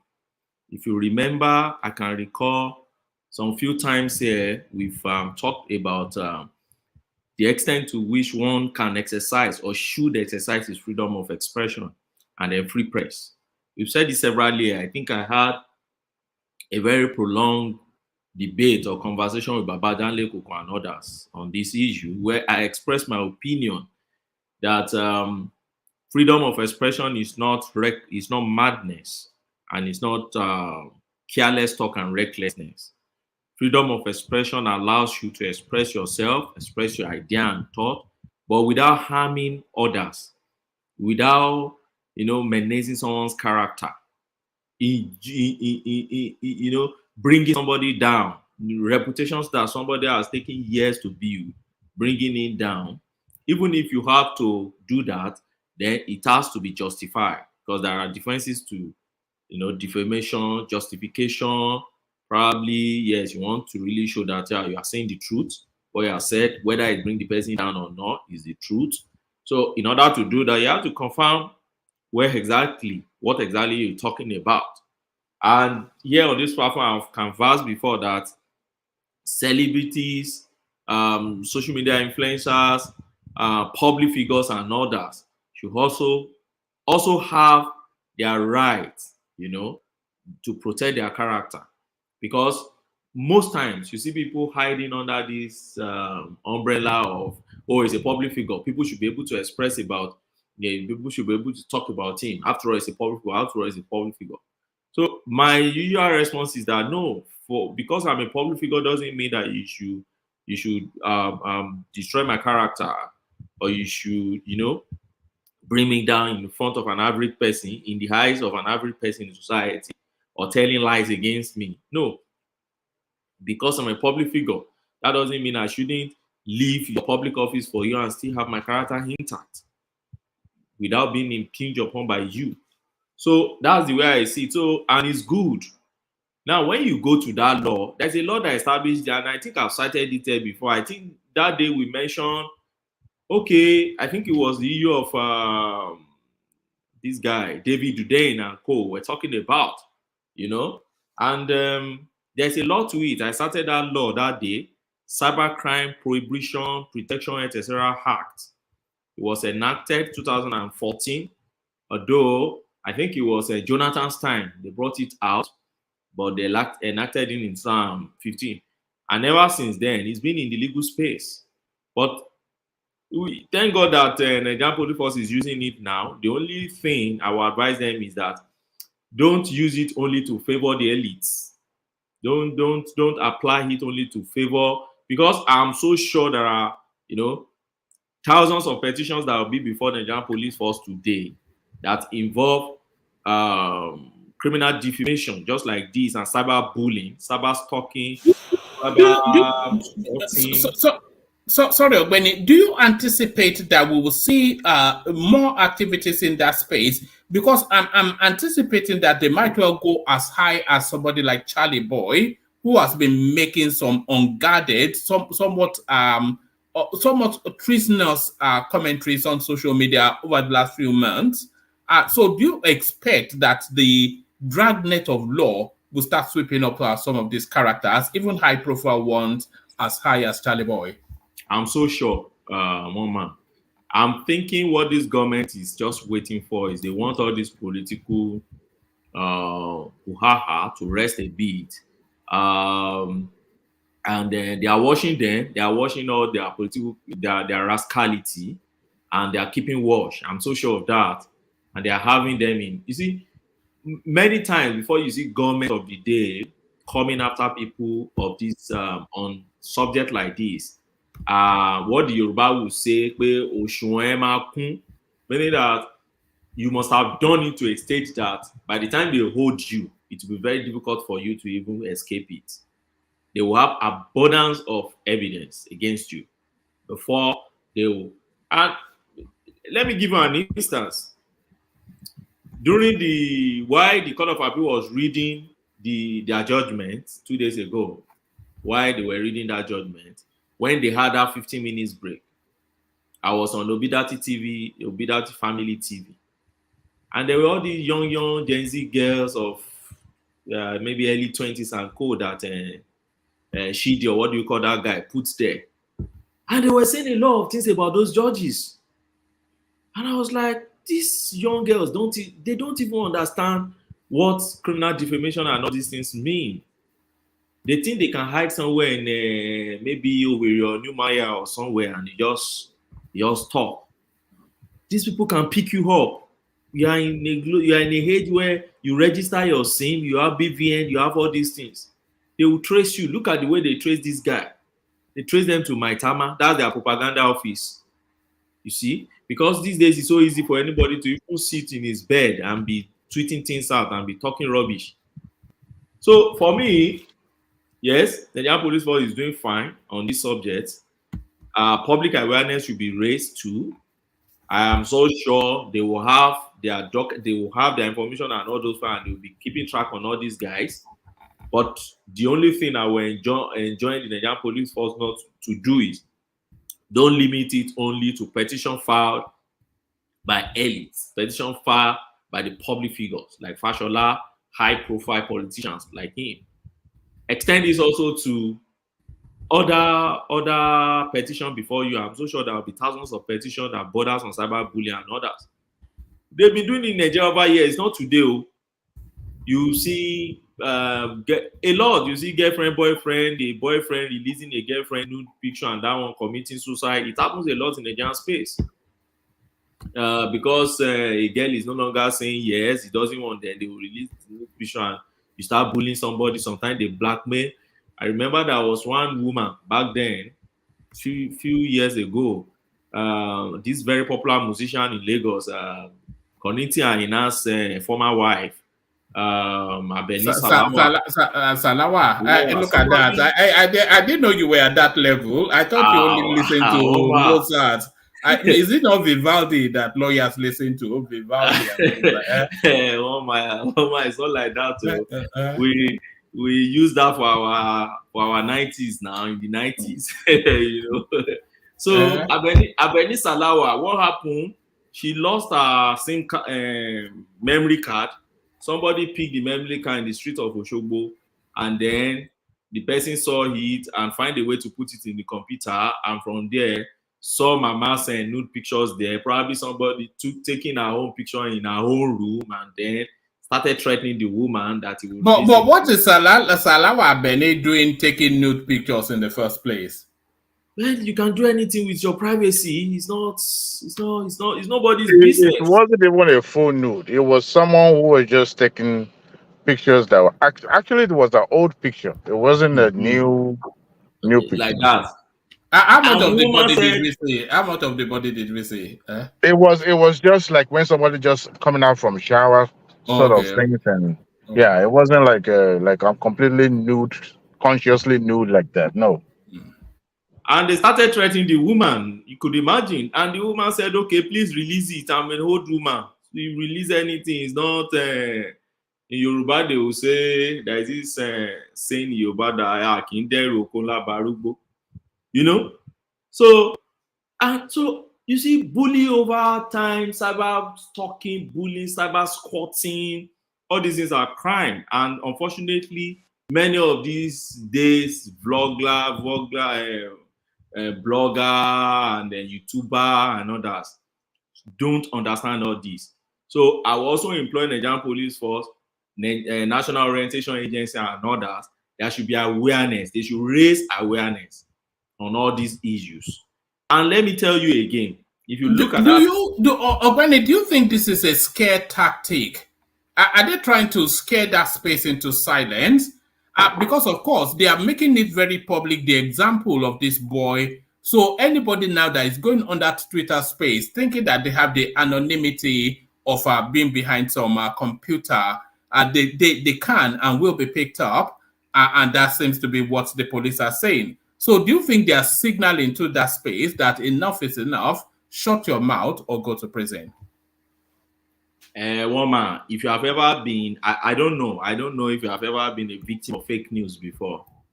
If you have ever, I've been in the news for fake news. If you type my full name in Google today, you see all those news. I've been there. So I understand the pain it causes on you, and understand the pains it causes on your previous, your family, your dependents, people that so much believe in you, people that are so attached to, people that personifies you. people that share same surname with you, people that share the same identity with you, your parents and others. I understand what they go through, when the kind of trauma they go through for associating with you, let alone you, when it comes to propagation of fake news. I'm telling you, because your Bible says, so when you say this thing and 2 million people watch or listen to it, by the time you are correcting it, let's say it's apology you are even tendering, those exact numbers of people that listen to it, they are not going to listen to it again. They pick the news and they run with it. And let me tell you again, it is not only the person who published it first. That's another thing that is dangerous about this cybercrime acts or provisions or crime. At every point you rebroadcast it, and I keep telling many people on my WhatsApp, any WhatsApp group I belong to, when I flag things like that, I say, look, for you to report, they'll say, oh no, it's forward as received, or what do they call that? Forward as, I said, no. At every point you are rebroadcasting, forwarded as seen, yes. Forwarded as received. At every point you are broadcasting it, regardless of the disclaimer you are giving, you are committing a crime afresh. For everybody rebroadcasting it, you are committing a crime afresh. You have become a co-author of that thing. So don't even forward it, don't broadcast it, because you can't even ascertain what is there. You know? So for me, it's a welcome idea. For me, it's a welcome development in Nigeria. I give kudos to Nigerian police force. The only thing I want to add, which I've added, is that they should not please limit it to high profile. Is this the first instance that cyberbullying law will be tested? Is this the first? I've never known it to be activated before. No, it's not. Oh, they've jailed somebody over this thing. If you remember, there was a girl who there is this actress. What was her name? I think it's Enola Badmus. Enola Badmus. Few weeks or months ago, a girl, one of these vloggers, had his show, and in a show or Twitter or something, I don't know, said Enola said a lot of things about Enola Badmus being used as a wrong girl for some point and that. And Enola Badmus took her up, petitioned the Nigerian police, they picked her, and they sentenced her. So it's not today. Some people have been using it, and that's why I'm saying the Nigerian police force should please don't limit the implementation of this law to high-profile fellows. Extend it to people like me and you. We should be able also to exercise our right and say. And let them not extend it to me. Look at all the blasphemous things that we have said on this platform. Imagine if they, you two have to be very careful. They will throw the key away if they catch up with us, especially me. They will throw the key away. You see, if GRV has to petition now. That one. We will send him back to Lome where he comes from. We first have to prove that his name is not Chinedu first. That would be interesting. I think someone will back me on that one. So that's my take on that. All right, brilliant. I want to bring this one up now. Our little man from Ekene, he's still licking his wounds. You know, the little man from Ekene, of course, Yemi Osinbajo. Be careful of enemies within, is the thing. So Osinbajo contended the election, the primary ticket with Tinubu, and he lost, as did several others.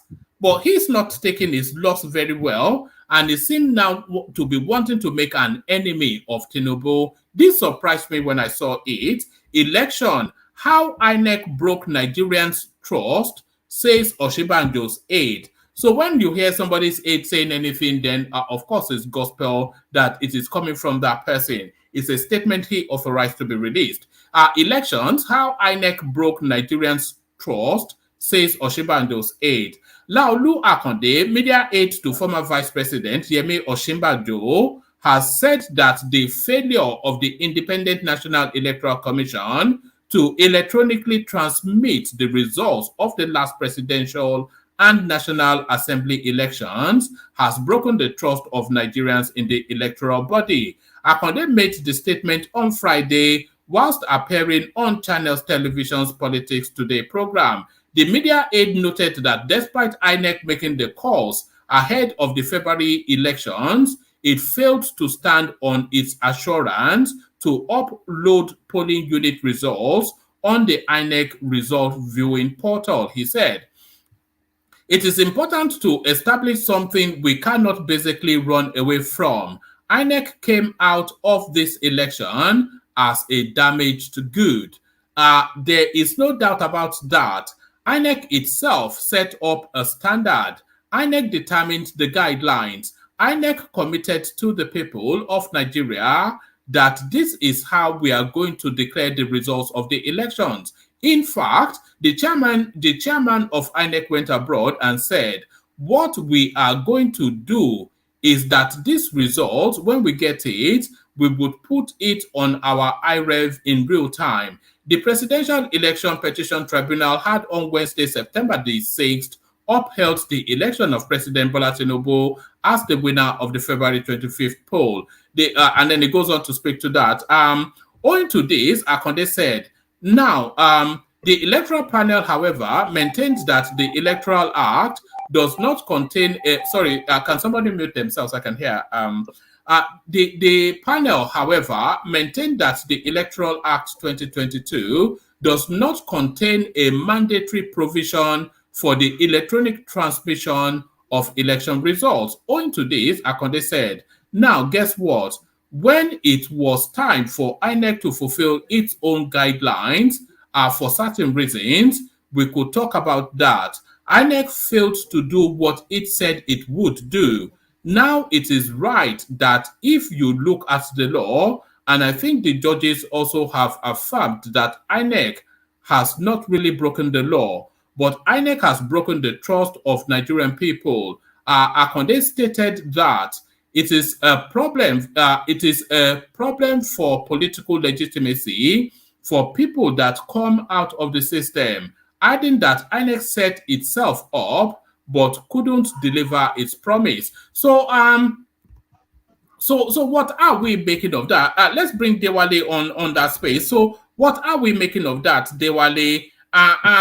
It's a case of sour grapes, and there's been sufficient enough of a time for Oshibanjo to have gotten over this. It didn't take even a greater loss than Rotimi Amechi, who disappeared into the ethers, never to be heard of no more. So what are you then making of the acerbic remarks coming from the little man from Ekene, Dewale? Dewale, please give me 10 seconds. Let me just drop a hint. Yeah. And one man, folks, it is worse than that. I will just use the word in the belly, in the womb of Aso Villa. It is believed, or they've traced that Guinean passport photocopy to Osinbajo. Really? He licked it. Yeah. He licked it. They will deal with him. He licked it. That Dewale continue, please. But how would they have traced it to Osinbajo? I mean, it's a circle, Ajanle Koko, Amorawa. We know where who handle this documents and stuff like that. So does the document was the document kept in his office, in Osinbajo's office? No. We have to ask question now. And why that document? Hold on. What would have? This is a personal document. Yeah. How would he wants to do injury? Let me just put it that way. He wants to do and he is somebody who nobody. Even me, I don't think is capable of begrudging somebody like that. Honestly, it's upsetting. It is upsetting. And Fayemi is in bed with him. Fayemi, you know, a lot of people actually speculate that all of these things that you're hearing from, who is that Awori journalist? that is actually that Oshibanjo is a source. David Udeyin, they're saying Oshibanjo is a source. And it's Udeyin that released that Guinean passport. So Ojibado is a source. So this same one that Udeyin released recently about Nigerian troop,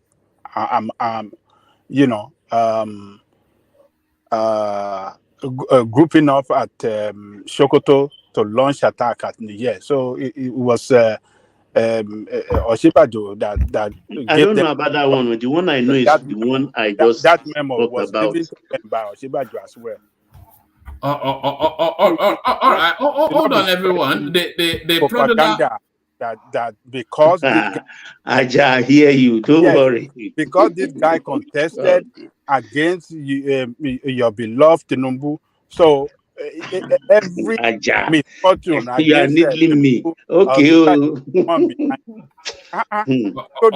All right. Hold on. Hold on, everyone. Dewale, you still have the floor, but hold on, everyone. The prodigal returns. He tried to escape, but I tracked him down and I forced him back online. So now the game is up. The jig is up. So is it now time for abject surrender? Rational mind. Well, what is there to surrender about? Well, I know you are out and about all over the world, but surely you are keeping up with the news. Yeah, I mean, greetings to everybody from Prague. Charles Bridge. Charles Bridge is where I'm telling you to go to. Go to Charles Bridge tomorrow. You've been.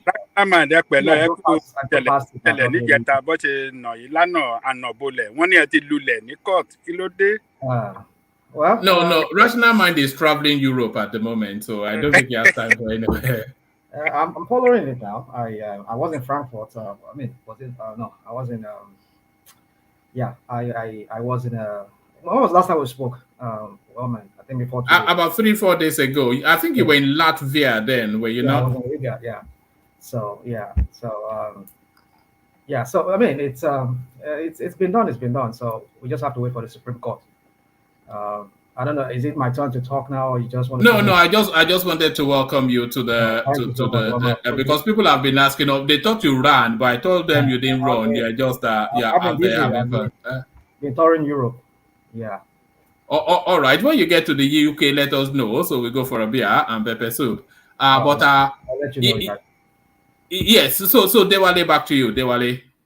The question should have been, why would the rational mind travel at the crucial time when the judgment is about to come down? Why would he put his traveling at that time? That should be the question.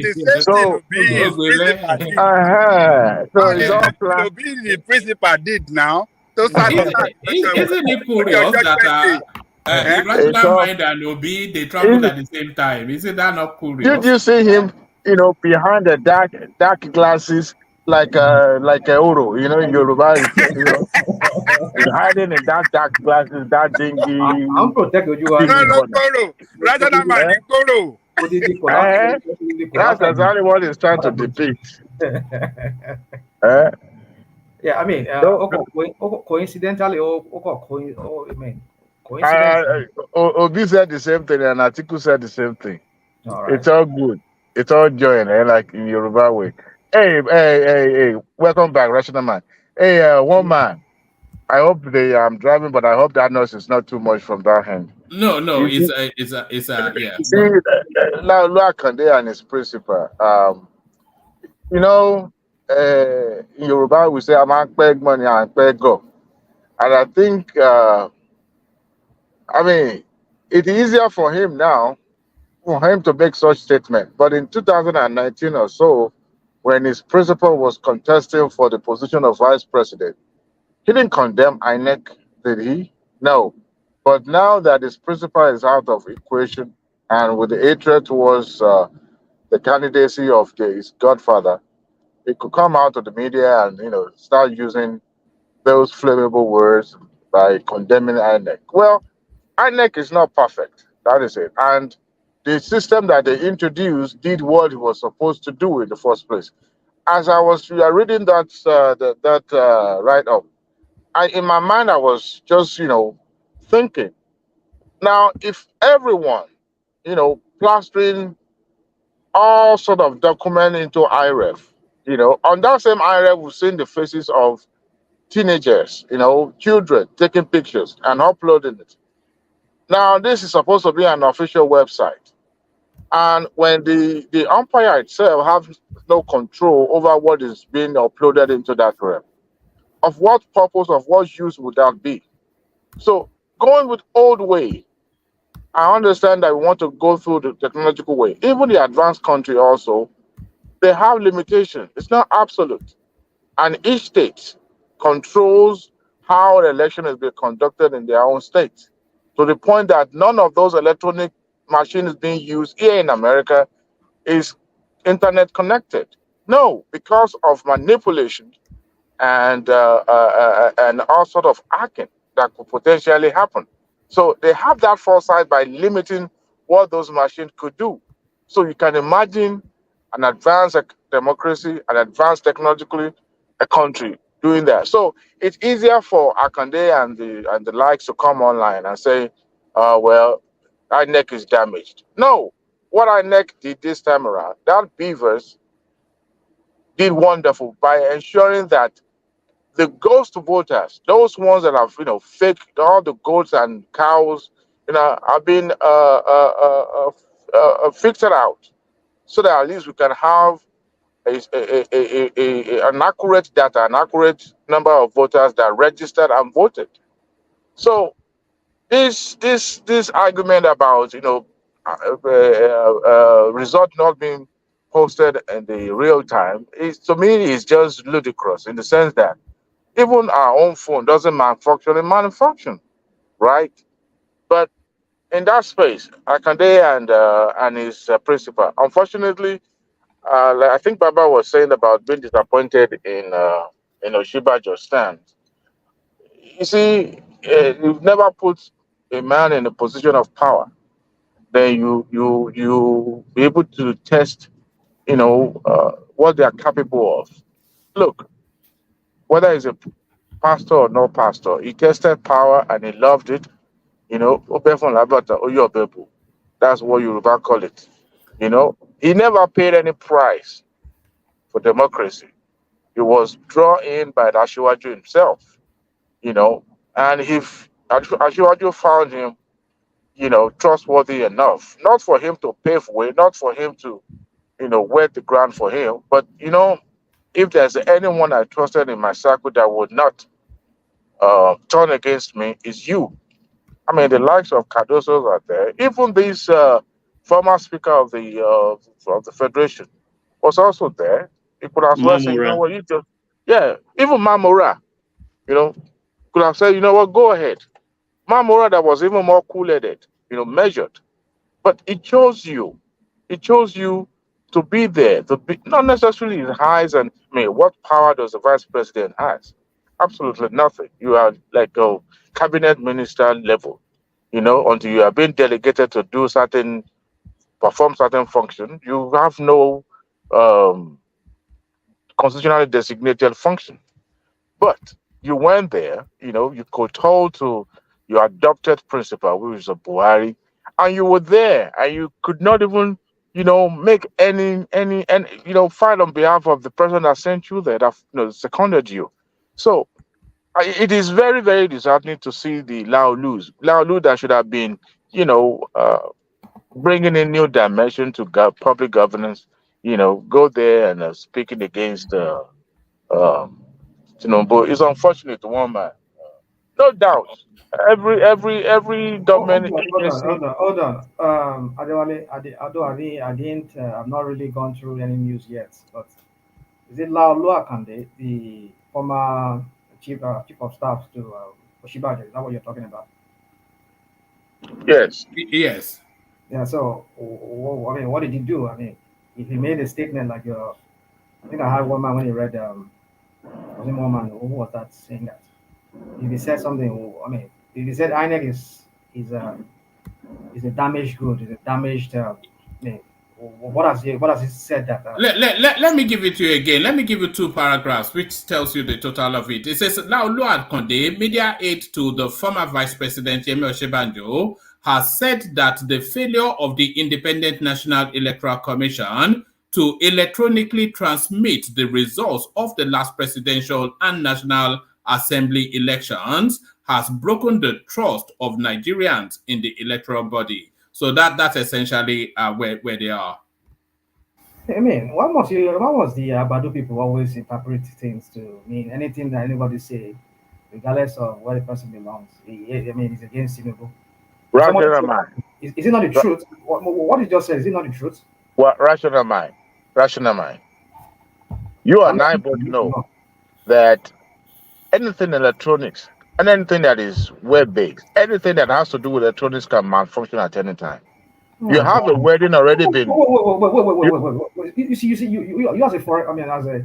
It is a fact that mechanical or electronic. Oh, you see, Adewale, you see, let's.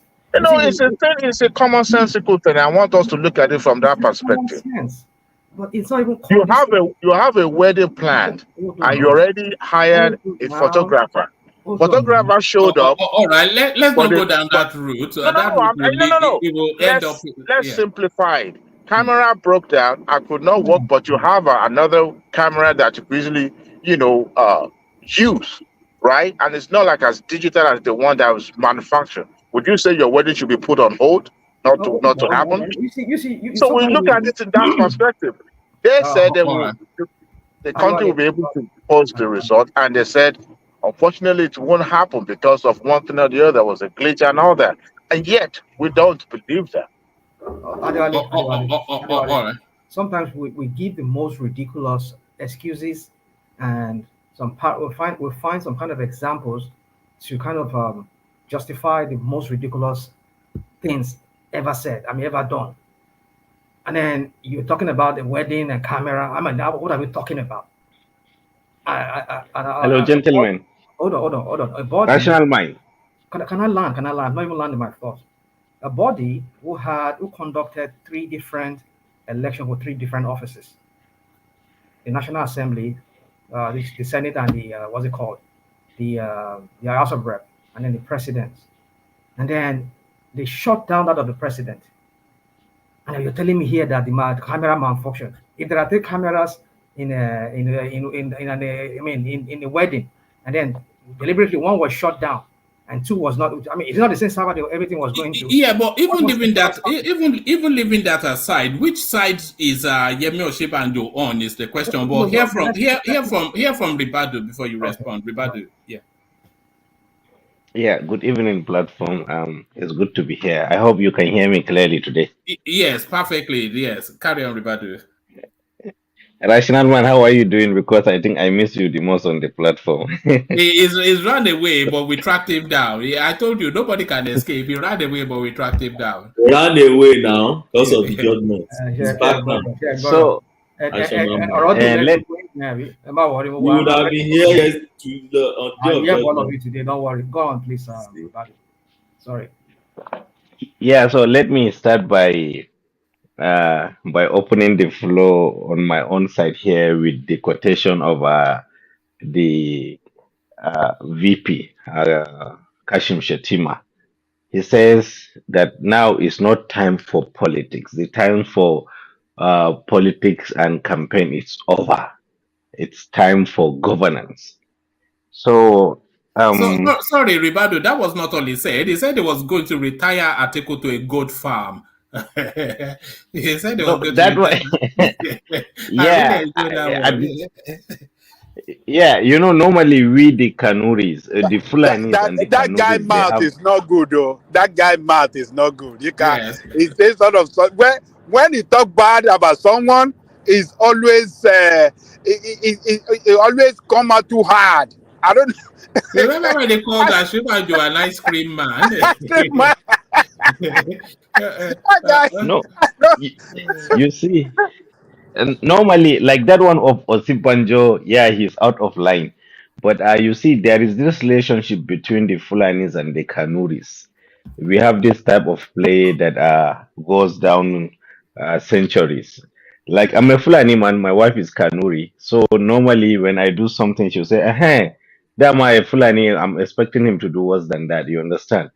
So, nevertheless, let's get back to business. I think Can you be a Kanuri and the same time be a Fulani? You have to choose one. You keep telling us you're a Kanuri, you're a Fulani. No, he said he's a Fulani man and his wife is Kanuri. I know, but then if I not mentioned that of his wife part, I was thinking he's a Kanuri man. So that's how you present here. no. I'm Fulani man from Adamawa, and I've never claimed to be something else. I'm a okay. Fulani man from Adamawa. I only happen to reside in Maiduguri. I live there with kids and everything. You understand? So, yeah, the issue is this, okay? Uh, I I think I acknowledge all your submission really. I do acknowledge that. But you see, we are still eventually the system is becoming better and better than the previous elections. You know, the current election is a bit more better or a bit more organized with some certain degree of scrutiny compared to the previous one. So eventually we hope we will get there eventually. We only hope it will be sooner. Okay. And I would also love that we should allow these people to focus on the governance. You know, today almost the entire leadership, or yesterday, the entire leadership of APC spent more than 8 years sitting on that courtroom. You understand? So it hindered a lot of work. You know, some governors travel from far and wide of the country just to attend this. So we hope that this will not kind of be cumbersome. They should be given this chance. Let them prove themselves. After all, they still have uh, uh, these guys. They are not even up to a year, barely just few months. So I think we should kind of have some certain benchmark expectation that we can hold them accountable to. If eventually they did not do it, there is so many ways that we can check, and there is so many ways that we can express that okay, this government is not working, this government we need to change them. Then eventually we, the population, we the citizenry, the voters, we will have our chance in the next coming election. If they did not do good by us, then we would still have the chance to say, okay, we have given you 4 years and you did not deliver what it is expected of you, and then now we know what to do. So on my own end, go on, Ribado. Yeah. No, carry on. Land that thought. Yes, please. Can you hear me? Yeah, we can. Carry on. Yeah. So on my own end, yeah, on my own end here, please, we should be patient. We should exercise some degree of patience. Let us give them this second quarter of, let them spend at least 6 months to see how far we can go. That is my opinion. All right, brilliant. I want to show Rational Mind something, and then from there I'll go on to Ajanle Koko. So, Rational Mind, you're in Prague. I was in Prague a few years ago. So when you're in Prague, make sure you do this. So you see where I am here. This is called Charles Bridge. Yes, I think it is called Charles Bridge. Make sure you go there on a sunny day. It's going to be one of the most glorious sights. It's a very Gothic city, so you'll see that. But when you go there, make sure you go there on a sunny day. It's going to be one of the most. A few hours from now, it's just when the early in the morning, 2:30. Yes. So that's Charles Bridge right there. So make sure you go there on a sunny day. I saw it when I was, Yeah, it's going to be one of the most glorious experiences. And then go to their town square as well. But don't let them rip you off, because they rip people off a lot in Prague. So make sure they don't rip you off, but because they do that a lot in Prague. Yeah, you're right. Trying to do this conversion from euro, because I was in Germany from days ago. The taxes are notorious worldwide in Prague for ripping. Yeah, you go to one shop, they give you different exchange rates. You go to this shop, everybody just formulate their own exchange rates, and it's just exhausting. Sometimes I have to and I was telling you a while ago now when you called me that I just went to one Nigerian restaurant to go and buy food, And the next thing, they were just giving me a different exchange rate, and at the end of the day, I had to pay with my credit card. So you can imagine. So it's insane. It's this multiple exchange rate they have here. Everybody just don't do their own exchange rate. You know, it's and then even their banks here. I went to one bank to go and do one exchange. They said they are cashless. I said, what does that even mean? You're cashless. I mean, how does somebody like who's from a different country? How do I get your krona, or is it your krona, or what do they call it? The check money. They are very nationalistic as well, Yeah, if I remember. yeah. They like enjoyment. Ooh. And they drink a lot of beer. They like enjoyment, yeah, and they have beautiful women, gorgeous women. but the good thing is they all speak English, so yes. Not all of them though, but they are fairly good in they speak fairly. Yeah, a lot of them they. And there's a lot of red light districts in Prague. Yeah, a lot of red light districts. Tell me that, woman. Yeah, you know that is where Bohemia comes from. You know that is where Bohemia comes from. The word. It's part of the Slovenians and the Czech, all of them. They are all part of the Bohemian Empire. The Bohemian Empire. Yeah. So yeah, it's a beautiful. Yeah, I mean, it's beautiful here. The women are more cultured, more elegant looking. They're more confident as well. They're not like the people you were chancing in Latvia. Yeah, they walk with grace. You know, they walk like. And they're all blonde as well. Yeah, they're very blonde, blue eyes, and all of that. Yeah, it's very diverse too. I was here 20-something years ago, but then it's more diverse now. You see how these are old Soviet. Most of their buildings here, these are old Soviet buildings are still here. The way they kind of like. Are you doing Airbnb or a hotel? I'm in a hotel. Oh no, you should have done the Airbnb. When we went, we did the Airbnb. They had a concert in town today. Was it today or tomorrow? And so the hotels are all booked. There was Is Rational Mind there? Rational Mind, are you in Prague? In Prague, yes. Praha. That's what they call it, Praha. Yeah. So please, I don't know. There is one thing. I all my life I only wanted to witness one thing from that country. You know, they have the Bohemian Kingdom. They have one crown that it is believed that if a man or a prince or any person that wears it without deserving it is not going to last a year alive. You want Rational Mind to go and wear it, Abby? Look at this. No. I just want, please. No, it is there. It is on public display. It is on public display. Okay. I just want to have a glimpse of it, please.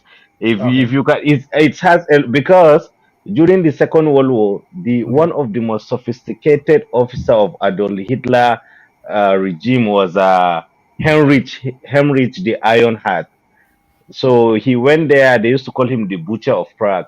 So he went there arrogantly and put the crown on his head. And after 6 months, the nationalist element of the Prague assassinated him. So, you know, I am a history freak like that. So please, Rational Mind, if you go close, just snap a picture and send it to us. Okay. You might have to give one man your details so you can forward it to me. I have his details. I have everybody's details. Yes. So you want let me just write it down so that way, because in a few hours now after I take a nap, I'll be going out to Salt City and it is displayed in one of these is it museum or something like that? It's Bohemian Crown. Okay. Is it on exhibition in the it's a very big stuff, you know. It's everybody, all the tourists knows about it. Okay, I think it's one of these there. Yeah. Thank you, man. Thanks. Basically, you want me to take a picture or video? You want us to do a video so I can go to the Old Town Square as well. I think that's where the museum is, and that crown, if it's anywhere, it'll probably be there. The Old Town Square. Yeah, man. Just the picture. Yeah. That should be Prague 1 now. Is that what the Old Town Square is? Oh, so is this like a middle-aged gap year? What's going on? Are you having a senior moment, a middle-aged gap year? Are you talking to me or are you talking to somebody else? Yes. Yeah, you're not the one doing gap year, traveling Europe. Yeah, I'm just doing a solo trip, and then for some other reasons, I don't want to disclose. So yeah. I'm just yeah.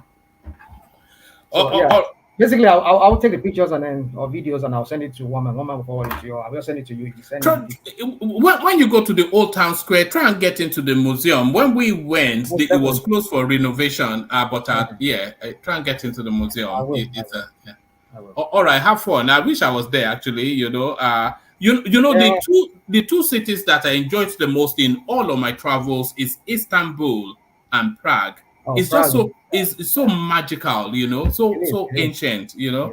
Yeah, it is. People should visit. You guys should visit. I've the last time I was here was 20-something years ago. So yeah, coming here for the first time first time over 20-something years ago. Then I was dating a Czech girl. So yeah, and I came back here just to come see her too. But then, that's one of the reasons actually. Nobody say anything, but just to come see her. Yeah. So we lost contact. So anyway, yeah. So it's a fun city. I would say it's a fun city.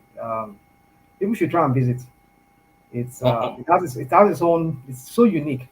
You might when you see the whole. It's a gothic sort of. Very gothic feel. I think, even Frankfurt is not as even as gothic as it, because even Frankfurt is more modern.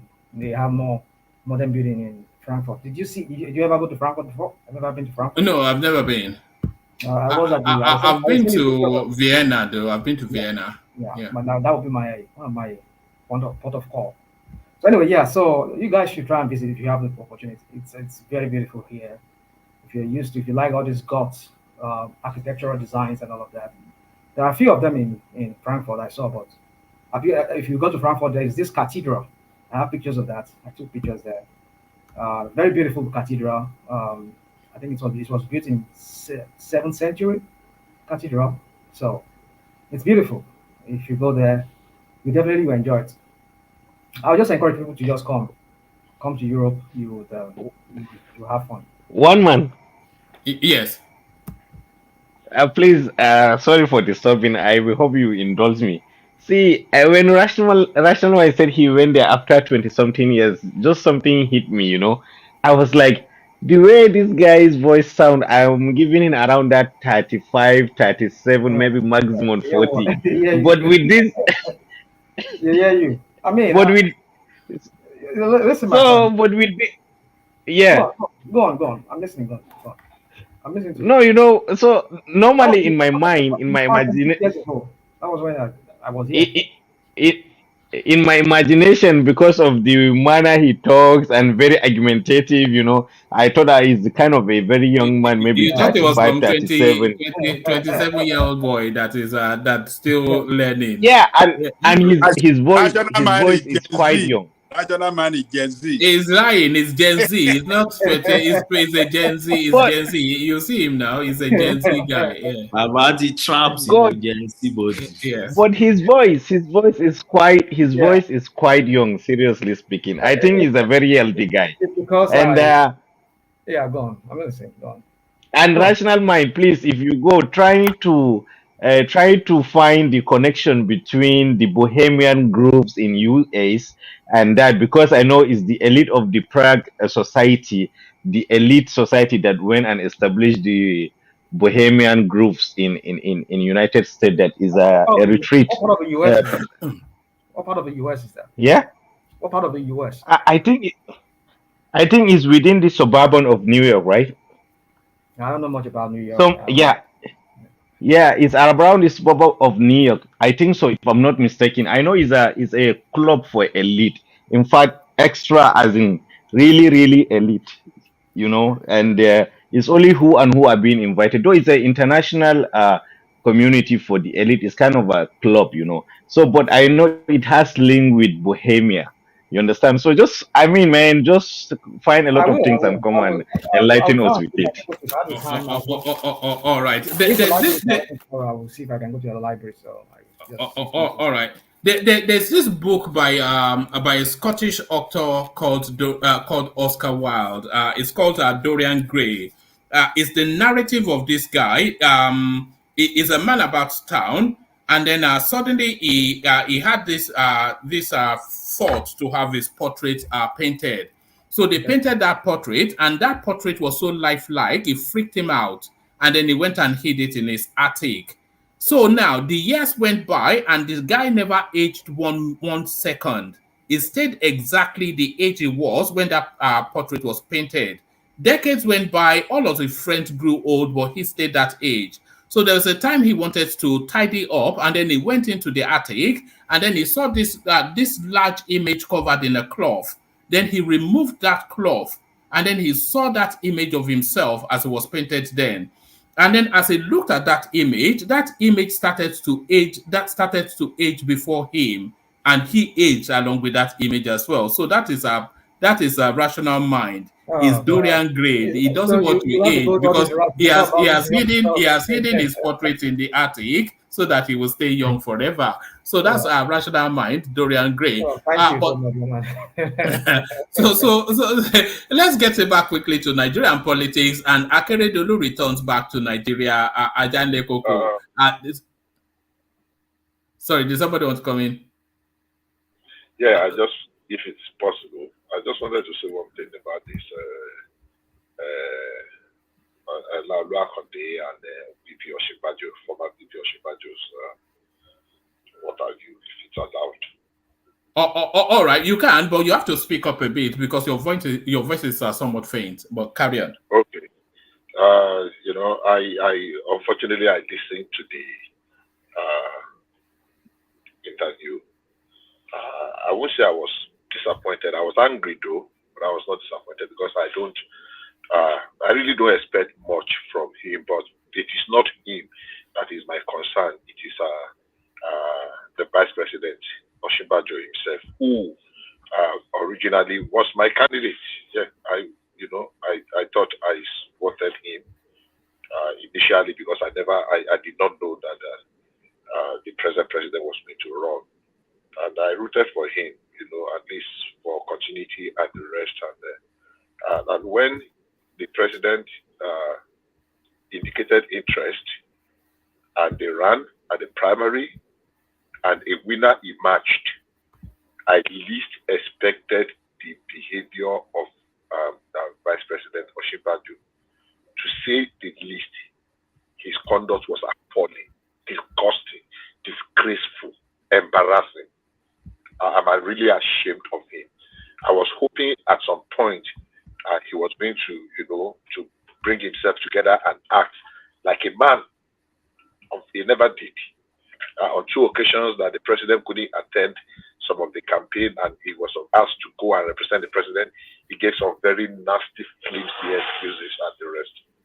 And his aides, especially after they had always behaved to type. Now, when he had the opportunity, I was disgusted by his utterances. And quite honestly, there is no defense whatsoever for that his conduct. I know by argument with people that put up that argument of divas, IREV.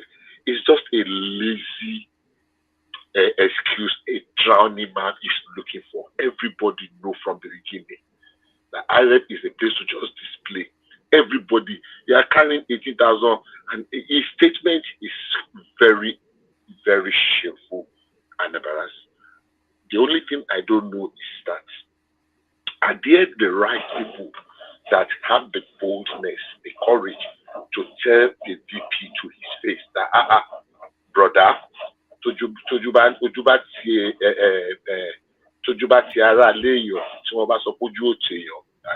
can't remember how they put that adage.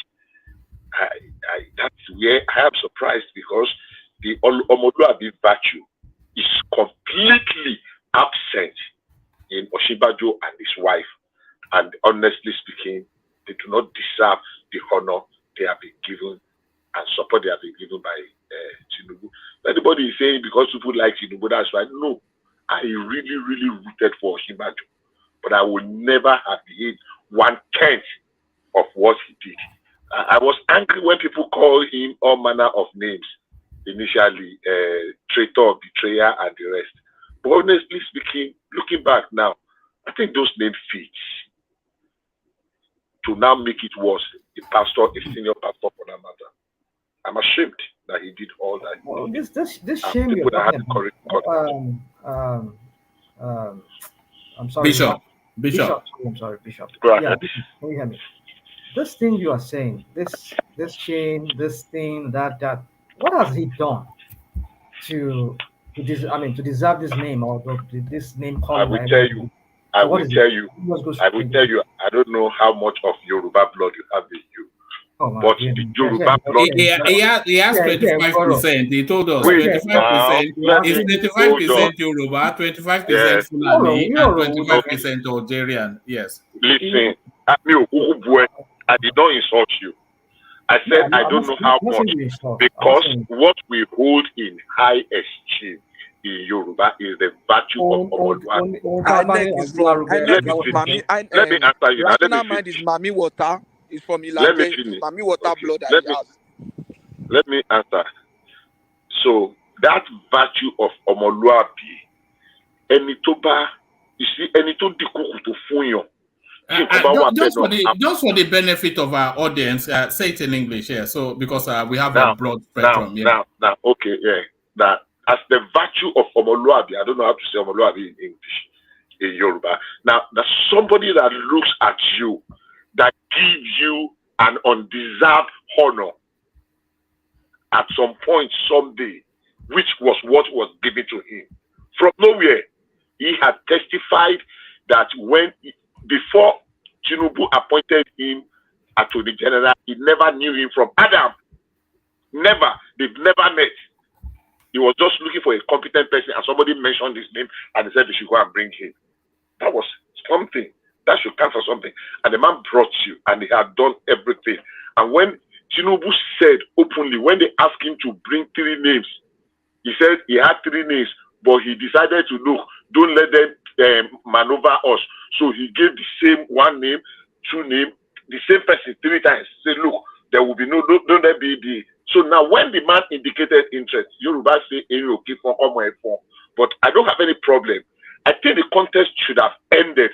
The acrimony, the hatred, the bickering, the bitterness, the anger should have ended the day that primary ended. I think that's where it should have ended. All hands should have been on the deck. It's a clarion call. You should have come. But forgetting now that you have an ambition and the man too comes together, and that is how a true Omoluabi behaves. Osinbajo, professor, pastor, former vice president, did not behave like. So if you're asking me, what did he do?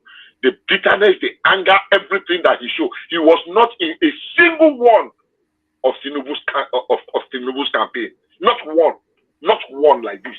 That he even just did why must Osinbajo be blamed Hold on. It's for not an even true. offense committed by his chief of staff who doesn't work with him anymore? Hold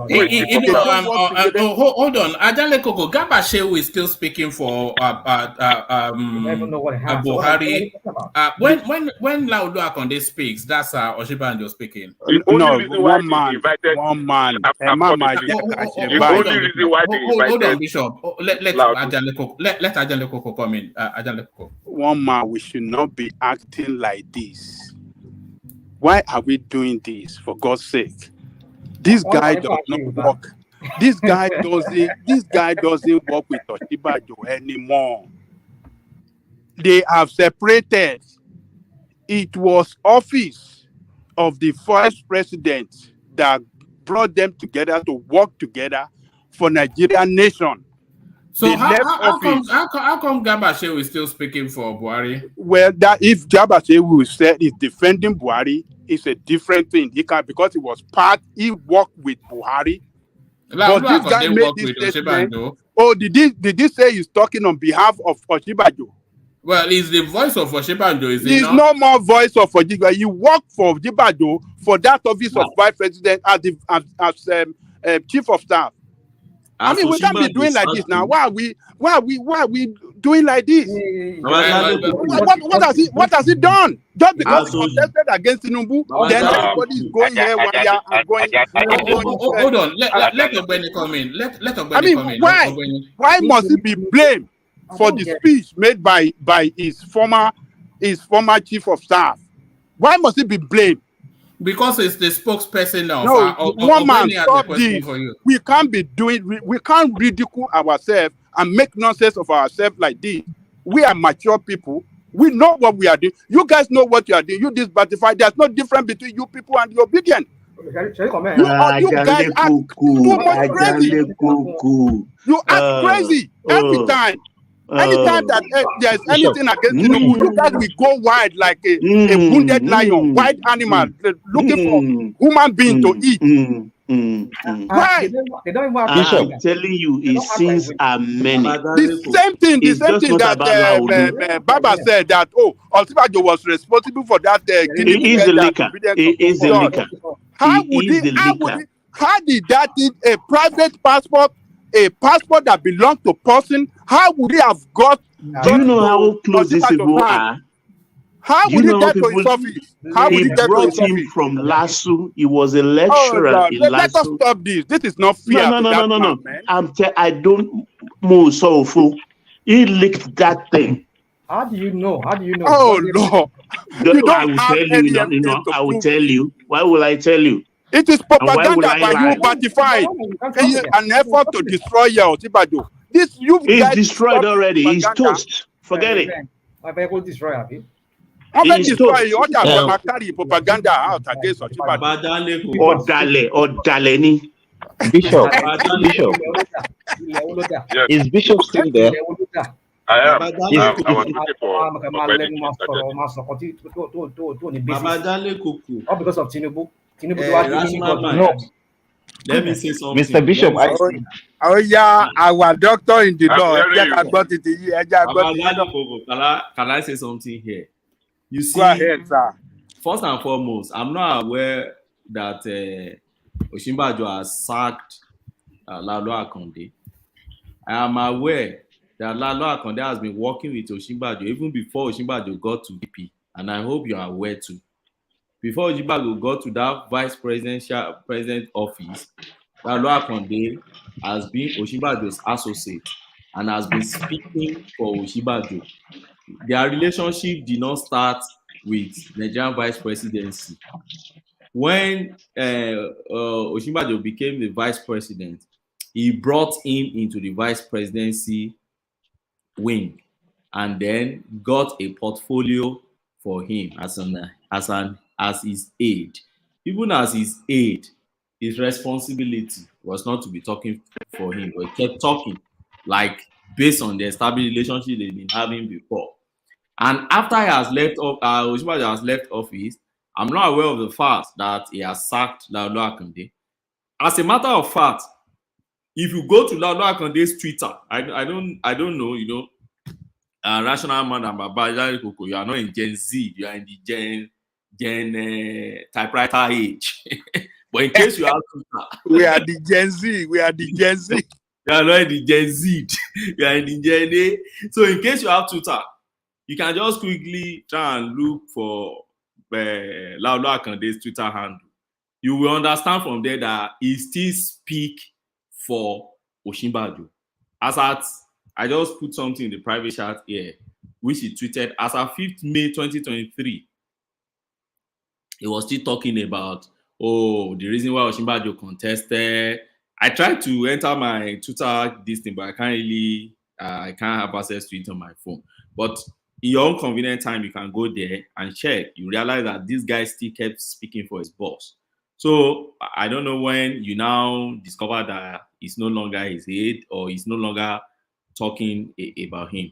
But let me tell you one thing that Osinbajo did that sounded very appalling to me. So at every function, at every public function that Lalo Akonde speak, he speak for. He cannot speak on his own volition anymore. Anytime you speak in a public function, it is Osinbajo speaking. Is that what you are telling? He can speak on its own, but whatever affects, whatever any subject matter that has to do with politics, against Tinubu, it is Osinbajo speak. No. That has to do with there's something in law they call relevant fact. How is this relevant? What kind of law? Another relevant fact. Don't do this. Which is the law you're quoting. What is the law? Don't railroad me. Let me land on this point. which is that you know, a 2023 election, everybody understand that Osinbajo has a very serious interest in it. It's not new to us, it's in public knowledge, and you can't deny it. Everybody knew. And everybody knew that it was embittered. As at 13th of November 2022, after I was lost, he went to the funeral of Akeredolu's mother, and he refused to recognize Tinubu. Tinubu was on the seat, and he read his protocol. What do you call that in his protocol? And he didn't mention Tinubu. So you could imagine that. It was later he started apologizing that he forgot Tinubu. Why can't you forget Tinubu on the seat? Do you think that Tinubu snubbing him when he was going at the primaries? Do you think that is what still rankling him? Do you think? Because there is this hostility. Hold on. But which one preceded which one? Which one preceded the other? Which one preceded the other? Which one? Tinubu is his boss. Whatever anything you attach to Osinbajo, Tinubu is his boss.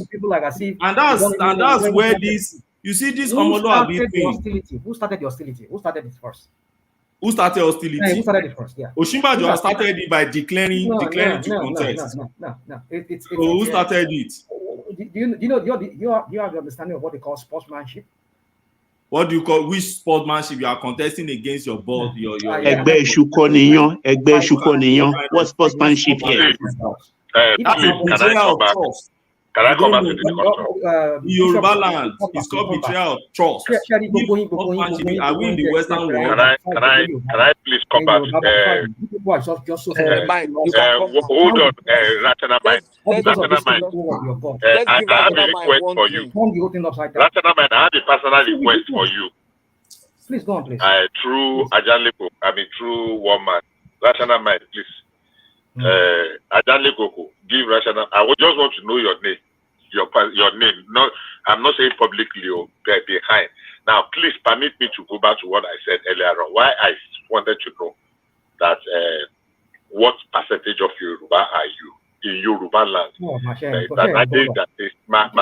me finish, please. Let me finish. No, I don't mean it to denigrate you. I mean to derogate you. I can tell you. There are certain virtues of Yoruba.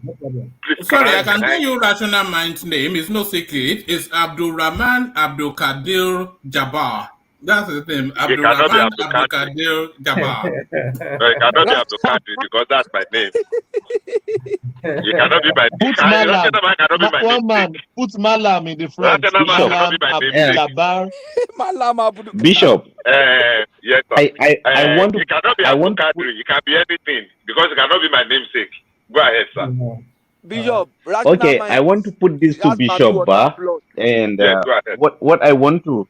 Yeah, you see, Bishop, that couldn't piss you off because there is precedent already in Nigerian politics. In fact, in this very previous one, do you know when the APC is being formed, you know, all the other political parties come together to make sure they defeat Goodluck Jonathan, right? So, and during Buhari regime, one of the most outspoken aides is Garba Shehu, right? And it will, I think a lot of people now, even here, not even in diaspora, they never knew that Garba Shehu is an Atiku boy. You understand? He has never been anywhere. Sorry? I said that's open secret. That's very open. We all know. We all know. Yeah, well, but you see, yeah, but do you see the way he distanced himself from Atiku? So, and but he didn't speak against Atiku, if you observe. His loyalty has been transferred now. That's the point. No, but there are two different things. It's different. Exactly. It's different proportions. If you permit me to respond, please. Bishop, let me land. Before you respond, let everybody land. Yeah, everybody. Yeah. Okay. The reason why I'm bringing this example, I will conclude in just few seconds. Okay. You see, the reason against Atiku publicly because he is not contesting. Imagine if he will be in a position to contest that presidency with Atiku. Maybe he may end up doing worse than what Osinbajo did. So the point I'm trying to make here all is Look, these men, these people, when they are coming up the ladder of power, they never seen the real picture, the complete picture of it. But whoever come to the high tables have a seat of his own on that high table.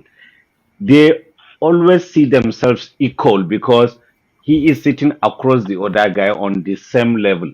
So the fact that he was his boss previously or his benefactor, as far as Nigerian greed is concerned, that doesn't count anymore. You understand? So I think to me is there is a lot. Even though I'm really scared of saying this, even the current VP now, if you see the way he retire his political benefactor, which is Alimadu Sharif, the most powerful governor ever that ever ruled Borno State in contemporary politics. He was his commissioner, but eventually now he has rendered SARS irrelevant politically in Borno State. So that is everywhere within Nigerian context. So that is the point I want to make. Thank you. Okay. Mike, George, let me mention something. You see, people say it's Oshibajo's right to contest, which is okay. But there's one thing, rational mind, they say all things are lawful for me. Oh God! Don't do this. Not all things are expedient. You understand? There are certain things that it's lawful, it's my right, I can do it. But it might not be expedient if you wait and say, it's not really worth it. You understand? If you have enough wisdom to know that you cannot win and the backlash on you will be so terrible, so why not just move on? You see, the fact that you people and Tinubu himself, it tells us a lot about who that guy is. And so why some of you fails to see about this guy. This guy's a vindictive person. I mean, look at the very, very first day when they did that election. You won, fine. That's sportsmanship. Just go. You shook the hand of Aisha, shook the hand of the president. Rational mind, can I tell you please something? I will let please. Hold on, please. Thomas. Yeah. This is the same guy. A governor. How can you say Julo? How can you say Dakoju Tinubu? No. I don't know. I don't maybe understand what I said, or maybe I misyan. But what I'm saying is that even though he's that's what you just said. What I'm saying No, that wasn't what he said. They were saying Tinubu is older than Dapo. He said even though rational mind, do you know why he did that? Dapo Abiodun was also a mole for Osinbajo. And he has reversed himself. He's enjoying in India now. He reversed himself. I agree that, but I'm just saying that he did that. So, you see, there's so many things I could say about Tinubu, but I don't want to go there. But the point is that you people. Can I say something, please? Okay, George, Thomas, if you don't mind. Please. I'm very sorry. Yeah, because good evening, everyone. General Thomas on the line, please. Yeah. Personal mind. Let me tell you something. You remember when we started this shenanigan, when Oshibajo started his shenanigan, I came on this show. Yeah, you're one of those. Yeah, I came on this show. I said they no born and where. Why do I say that? It's not that I'm boasting. I'm close to Baba Awolowo's family very well. Mama HID Awolowo's, I was there. They are buried. I'm close to the family. I enter their room like anything. So even though it's my family people, I didn't expect him to go that route with Tinubu. No, that is disloyal. Which English are we use? That is total nonsense, my brother. You don't buy the finger that fed you. Who is Oshibajo before now? We knew Oshibajo because we are close family member, but who knew Oshibajo before now? If Oshibajo is writing his biography today, his success, everything he became today, Tinubu will be in his biography. He wants to be somebody that is grateful. What's the big deal about it? If Tinubu is in his biography, it's a big deal. A rational mind. Oshibajo is just collecting 500,000 as a lecturer in nonsense university where he was. Jide, do you know he was hobnobbing with Baba? He was hobnobbing with Baba in his library. It's a non. What Oshibajo is eating? What Oshibajo is eating is the family, is the money of Awolowo. How much does he make as a lecturer? No, I know them. Rational mind, you don't know them. I know them. I eat with them. Thomas, you can't say that now. I said I know these people. Rational, I'm not. Yeah, no. If you know them, doesn't make it entitle you to have. Yeah, it doesn't make your opinion superior to. 48 laws of power. One of the fundamentals of 48 laws of power: do not outshine the boss. One voice. Yeah. Carry on, Baba. Yeah, 48 laws of power, the most fundamental of all is the one that says, do not outshine your boss. Oh, God. You see, you people just... It's fundamental. He was even hobnobbing with Baba OBJ just to spite Jagaban. Yeah. It's not done. Who does that? Always quote anything. You people will always do for something to quote. Just to didn't he visit Baba? Didn't you take photograph with him so many times? Okay, attending functions with him. You come back. All right. Let's get the session back on track. So round up that space, Bishop, and then we move on. But please, I beg you, indulge. Let me just quickly say this. Now, concerning Tinubu, as I was saying before, Thomas had to say he wanted to ask me a question, but I didn't see any question he was asking. But let me go straight. Now, the point is this: you people will come here, you would just talk about Tinubu like Tinubu doesn't make any mistake. Is this anything he does? It is it. That is it. You people would like you same people. Some of you here will tell me that. Why is it that you don't find fault with what's his name? Obi. I do. One man can bear me witness that. At times I will go off on him here, even at the beginning. So sometimes the way he talks. So my point is this: is that you people will come here. You just because of Laola Kande just said something. You have to like link him to Osibajo. Now all the sins of Osibajo because. That is, according to you, sin, your own, you people call it sin because he contested against Tinubu. Fine, he contested. You won the primaries, or however you want it. Well, fine, you won it. Sportsmanship, go. You have to disgrace sin in public glare. When there were thousands of cameras, everywhere the whole world was watching it. You disrespect. That's to tell you how that guy thinks he is. He thinks he's a god of his own. He has ego in a way of his own. Now you have to like sideline the because you feel that because your boy, you can always sideline him, you can always put him in your pocket.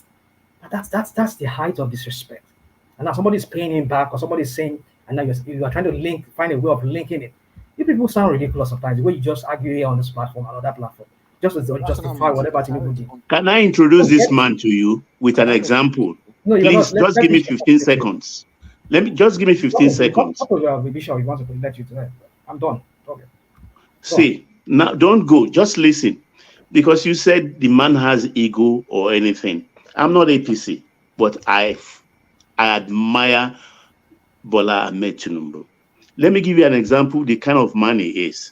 When Dino Melaye rushed at his wife in the chambers, the Senate chambers, and was almost going to beat her, people were aghast.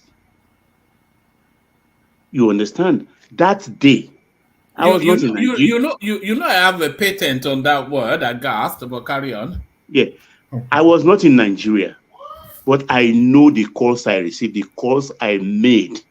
You understand? We wish that guy dead. And he was boasting. The next day, he entered an aircraft from Abuja because we said, don't ever come to Lagos. He did not only come to Lagos, he went to Bodilon and was videoing himself, challenging. But the man was calm, quiet, admonished everybody, not me, but everybody. When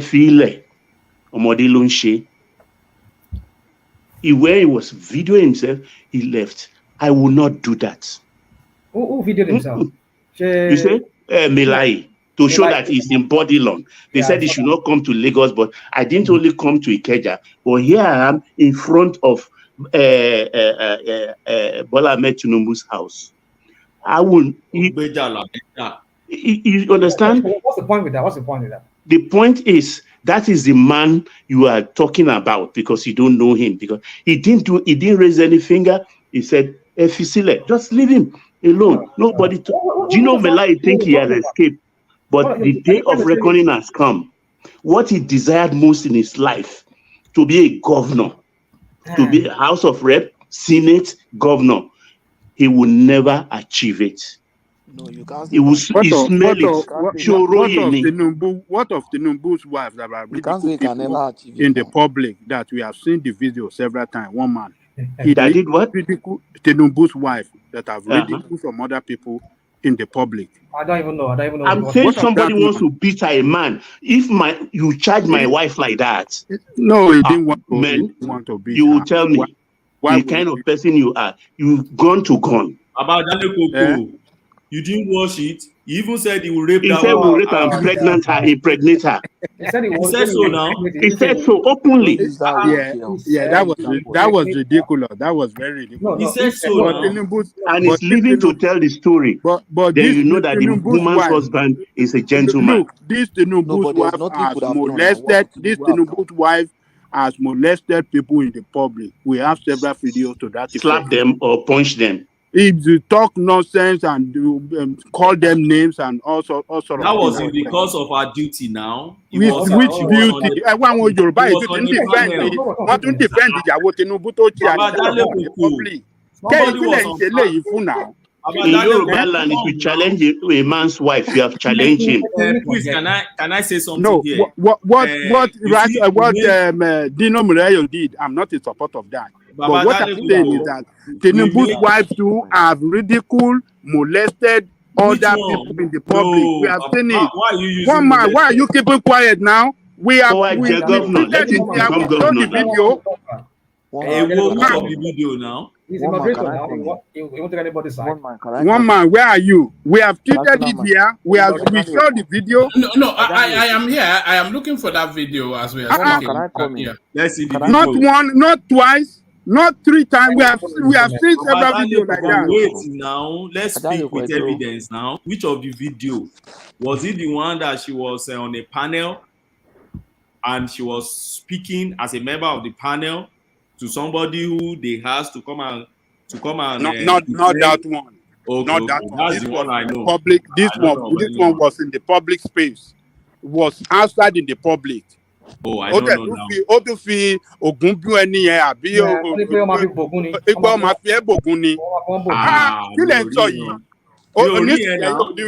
ẹ̀yin batifáyà ò lè rí yẹn báà lẹ ṣe máa rí yẹn you will never see that. Can you see this forever? Can I come in? All right. Yeah, let's hear from Patrick and then we move the conversation on. Patrick, so I just don't want us to leave the discussion. Now, one thing I want to quickly respond to was why Oshibajo was ignored. I don't know precisely, but I think it might have been as a result of the build-up to that primaries.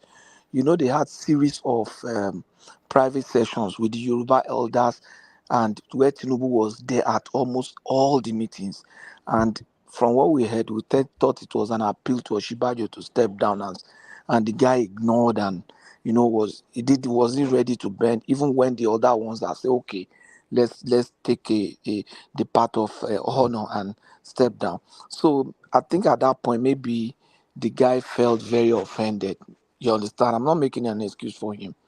Maybe he felt very offended. I mean, after pleading, all the elders, everything, they've spoken to you or show back, and all of them, and you still insisted, and okay, we'll get it without you, and they got it, and that's it. If he did not honor those elders, maybe Tinubu felt the guy doesn't deserve any honor from him.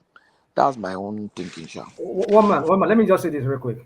I don't know if you have the video. I don't know one of this guy has the video of it. I mean, what is wrong with Tinubu and all these people and all of you people that are here? You people are not acting like you won the election. You campaign. Look at what they did in India. On your mandate, like, are we still campaigning? What are we talking about? What is this? No. Why do you object to that? You know why? You know why they had to do that now? Rational mind. That was a jubilation now for the judgment that went there in their favor now. Listen, they are in a private room now. They are not in the midst of it. He's acting in the capacity as the president of Nigeria. No, they are within the Nigerian community. It's not with. So it's a celebration, rational mind. That's no, it's not a celebration. No, it's a state. No, it's a state-sanctioned, state official state function that he's doing. So it's not supposed to be doing that. So you see, we've reduced governance to some kind of. You see, this is what I say here every time on One Man Platform. This guy will turn Nigeria into something like the most ridiculous and absurdity ever in history of politics and governance. I mean, it's just beyond me how some of you here come here, you just make excuses, you flip even the silly appeal court, the whole shenanigans that went there. I saw it, I followed through.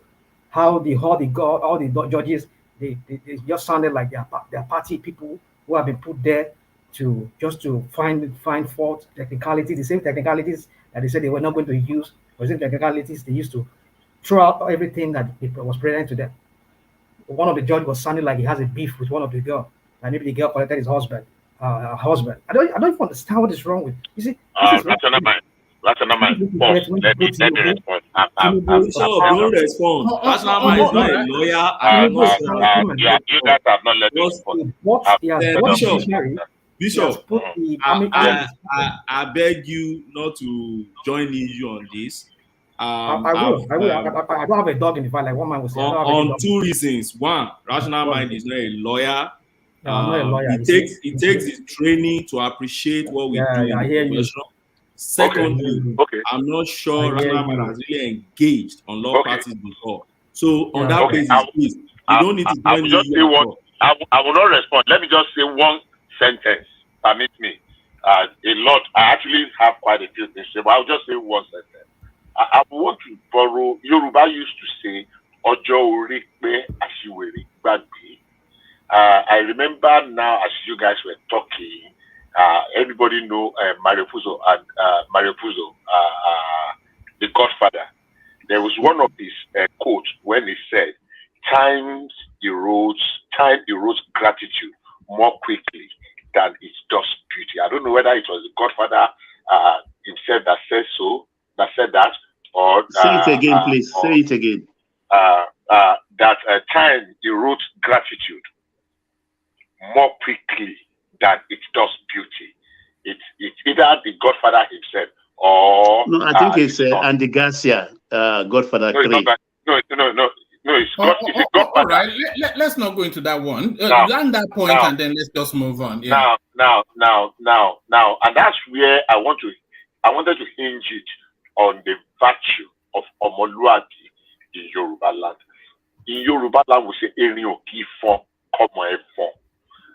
If there is a political godfather between Osinbajo and Tinubu, Tinubu is the political godfather. It was Tinubu that gave him a platform. It was Tinubu that made him. There was enough time for Osinbajo to have overcome the shock and the anger and the disappointment and the failure of everything. That when Aisha organized that women's something, the day Aisha organized that thing, Osinbajo's wife was in Aso Rock. She did not attend. And I began to wonder what kind of Christianity were they practicing.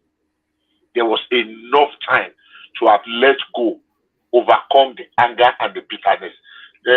Adanle Koku and Rational Mind, they did not support. Please now, wait now. I took my time. I waited now. They did not support Osinbajo. They did not support Osinbajo more than me.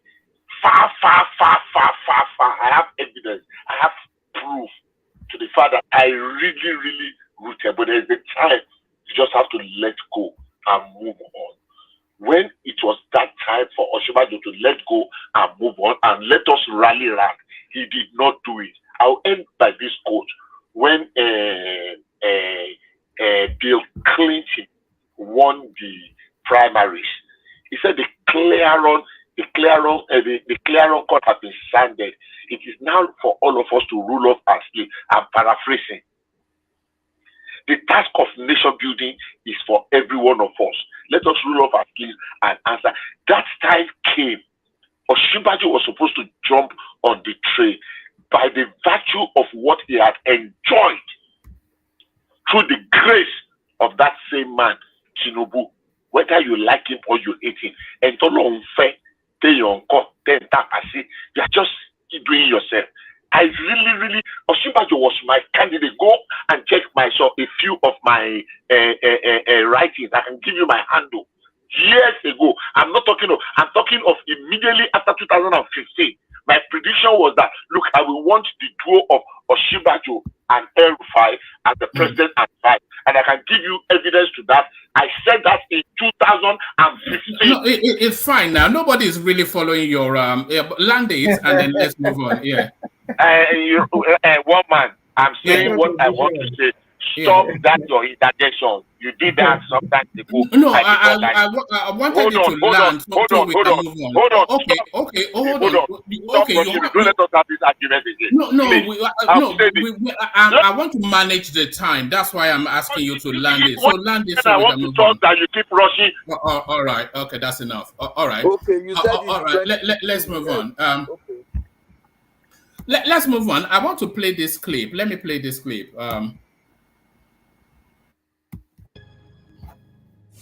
Distinguished Senator Dino Milai, thank you so much for joining us in today's program, and thank you for inviting us to your home. The pleasure is mine. Thank you. Thank you so much. Sir, the Senate president, he's been a very topical issue lately. First of all, he has the troubles in the Code of Conduct Tribunal for failed asset declaration. Now he's in the Federal High Court of Abuja, where he's been accused for alleged forgery of the Senate standing rules. What do you think is stopping Nigerians from mobilizing en masse in the streets to clamor and ask for his resignation? Basically, that would have been very, very possible and motivating if there's actually prosecution going on. What the Senate president is going through in the CCT, from my own myopic point of view, it's not prosecution but persecution. We all know that he's suffering because he had ambition to become the Senate president, and a man should not be punished for having ambition. Ambition is something every individual who wants to make progress in life should have. In fact, our president is a very ambitious president. That's why he contested for the presidency of this country 4 different times. So it's not a crime to be ambitious, and Bukola Saraki should not be punished for being ambitious. So the CCT trial, for as far as I'm concerned, is a persecution, and the case is already falling like pack of cards under cross-examination. And I want to believe that it is because of the failure of the CCT ongoing trial that an orchestration was made for the forgery case in the High Court. The National Assembly is an independent arm of government, and it has its own laws, rules, tenets, doctrines, ordinances to regulate our own proceedings. So it's a domestic case that ought to be tackled domestically. The National Assembly or the legislature should not become an appendage or a department of the executive. So even if there were cases of forgery or a case of forgery, we have enough internal mechanism to regulate our proceedings. And I want to say there, for as far as I'm concerned, as a legislator and a member of the 8th Senate, there's no case of forgery. Because when I came in as a senator, 2 days before my inauguration, I was invited for documentation on the 7th of June, 2015. And on the 7th of June, 2015, I was given a copy of the Constitution of the Federal Republic of Nigeria and a copy of the Senate rules. How the Senate rule was produced, I wouldn't know. But as a senator, I was given a copy of the Senate rule. But the copy you were giving, the 7th Senate claims that they never altered, they never made amendments to the standing rules. It does not matter whether the 7th Senate made amendment or not. So how did the I will rules explain change? this to you, that in 1999, when there was no Senate, when they resumed, they started operation with a rule. Who produced that rule? The bureaucracy.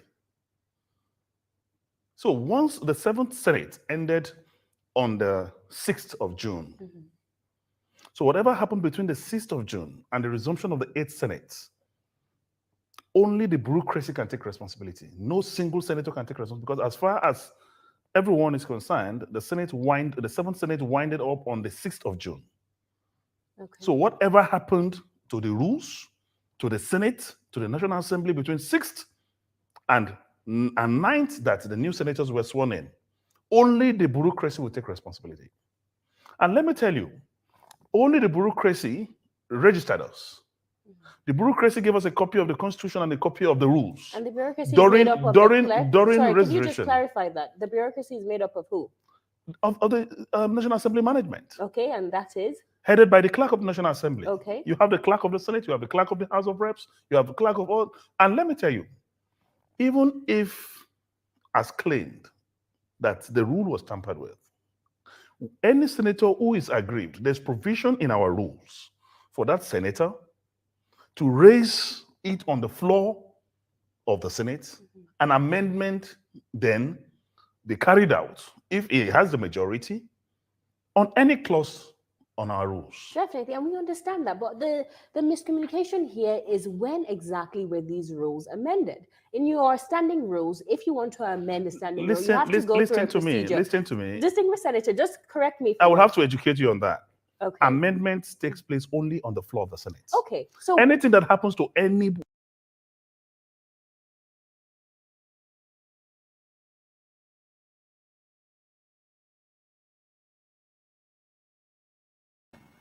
Woman, are you still there? So sorry, I am still here. Yeah. So all right. Apologies for that. That was a clip that was meant to show Dino Melaye telling us that he wanted to impregnate Tinubu's wife, but it landed up on another completely different space. Let's get back to the conversation. I think we lost Bishop. I was only asking him to wrap that space up because I thought we were spending too much time there. So I'll send the link again if Bishop wants to come back in. Let's take the conversation to you, Rational Mind, and then you catch us up with the Presidential Petition Tribunal, what you made of it. Well, so many things I did notice from that because I got bored at some point because to me I just think it's all deliberate.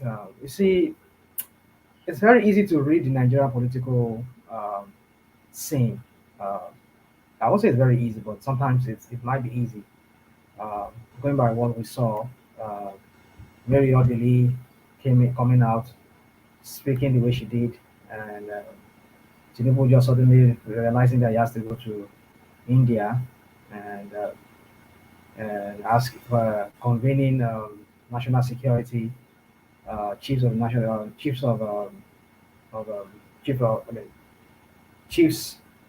national security or whatever, in charge of the national security. He called all of them and then gave them instruction, and he jet out. He went to India, knowing that he has a case of that mental proportion that could determine if he's going to remain there or not. And he getting out and doing acting the way he did already suggested to me that this guy knows what is going on. And I was prepared for it. I knew that something was coming out that's not going to favor the opposition. But how are they going to go about it? That's what I was waiting to see. I wasn't too that surprised, but the way and manner in which they just went about it, they were just reading and reading. And I mean, it's just sometimes it kind of like. Did you find the process thorough? Did you find it thorough? It wasn't thorough. It was a deliberate thing, a calculated thing to overwhelm Nigerians, and which everybody was overwhelmed. I must say, even the lawyers, they were all dozing. We've been seeing pictures of so many sounds. They were like, they were dozing off because it was overwhelming. It was part of the calculation to make it look like, oh, we've done extensive look into this case, and this is what we're coming up, and then we're going to spend like 12 hours or 13 hours loading you guys, offloading the whole thing on you guys, so that you guys know how much we've sat down on this case. No, it's all just. Hello, Rational. Sorry for quick interjection. Let me just quickly this thing up for because I am. Okay, go ahead. Yeah, you interject, please. I'll let you know, please. It's all just made up stuff, so that at the end of the day, you say, okay, we didn't just say, okay, Obi, we kick you out. Atiku will kick you out. Tinubu, your election, you're just good at. You have to just sit down and overwhelm us with your legal jargons and legal opinions. I mean, you see, it's not. You see. this is one thing it calls into question, even the legal profession. No disrespect to our man here, Benny. You see, when people give opinions because we think that they are judges, we think they are experienced. I mean, I've seen doctors, the best surgeons in the world, the best professors, they've made errors in their judgments. So what makes these guys whom we look upon as judges as infallible? They're fallible. They are. They are humans like us. They're prone to errors. And we've seen that error, how it beclouded what they said that very day, overwhelming Nigerians. I mean, a lot of it sounds well. In fact, one of APC, or who was that? One of the defendants, they were like asking, was like, so sir, what are you trying to say? That the case is thrown out, or what are you talking about? Because at some point, some people were like, what are you people even talking about here? Just dribbling, and then. So you see, for me, it's I wasn't expecting it in that manner. I was thinking they were just going to go straight to the point. You know, you are really elected. You just overwhelm us with that legal jargons, drain us. That some of us would think that, oh, they did a real extensive research and whatever crap they said they did, which we can see. For people with my own kind of mind, like my own mind, I could see through their shenanigans that it's all made up. So for me, I just see that what Tinubu did, what Odili did, and what we've been hearing before then is what played out eventually. These people were written, that script was written out for them. And they played that script just the way it was written out, flowed out. So for me, if I want to start poking holes on some of the things that were said, I don't think we will have all the time here right now, but I'll just talk about one or two of them. You see, the issue of that 25% it is the most ridiculous, absurd judgment that I can even hear. I mean, they were not even giving any reasons. They just said, oh, yeah, because what makes FCT so special? What makes FCT special? What does the Constitution say? It's not what your opinion is. What does the Constitution say? Why don't you just make it known to us that based on what we've seen from this Constitution here, rather than say, no, what makes FCT special? They don't have two words then. They are also state like they are like any other state. No, what does the Constitution says? Can you give us contrast and compare other parts of the Constitution that say certain things and this and that and bring it up rather than giving us your opinion as to, oh, I don't think, you see, that's what we're saying. All what those judges just did were just their opinions. It's not what actually is what is there in the Constitution. Now, another thing again is the issue of, let me bring in two more. The issue of Tinubu's draw case. That's another absurdity I've ever. It was the bank, like somebody was saying on the comment section. Like that wasn't why I remember that. The bank account was not the one. It's not Tinubu. Oh, God. You see, I said it here. We are on a slippery slope. In fact, a really, really slippery one. A steep slope. We are going down on that Tinubu. This is just the beginning for us. I've said it, when you have a man who is an immorally corrupt, bankrupt person like Tinubu, the society, the people that will be under him, they will fare more worse than ever. Because we can see that in these judges, composition of these judges, who pushed aside morality and were sticking to some kind of, I don't even know the kind of opinion, or who even taught them jurisprudence or whatever it is. Because to me, I know what I learned from the history of law that I learned during my school days is partly moral. What is morality of it? That somebody will tell me that, okay, one man, this is your pen. I use something like something to steal that pen from where you put it there. Actually, my hand did not go there and steal it though. But it was that long thing that I used to take it and draw it to myself. And now you're telling me that after all, it's not him. It was not me that did it. It was that ruler or that stick that I used to draw that your pen to me. That was guilty. But how absurd! How absurd can a lawyer, those people who are supposed to be the protector, the custodian of law and order, how low can they descend if they can give that such a judgment, telling us that it was not Tinubu after all that did it? The account just go and call what's his name? That guy, those drug dealers, say, come and put money in my account. Was it not Tinubu that gave out his what's it called? His bank account numbers to these guys that were putting money into his account? Of course, the account did not just go and tell them, okay, see me, I'm Tinubu's account to drop money drop money into my account, into the account. No, Tinubu must have given them that. And then the judge, no disrespect to I mean, I would disrespect, let me say, no disrespect. I don't think I have respect for such people anymore. People can go past all moral sense, and this is how they can, without law, they could come defending crap, telling us that it was not Tinubu that did that. It was what's his name? The bank account. Oh my goodness! It tells us we are in for a long. We are in for a real tough. I mean, I don't even know how to even put it right now. We're going down into some kind of crap. That is on one side. Then the issue of is what was that? There was one particularly I wanted to talk to.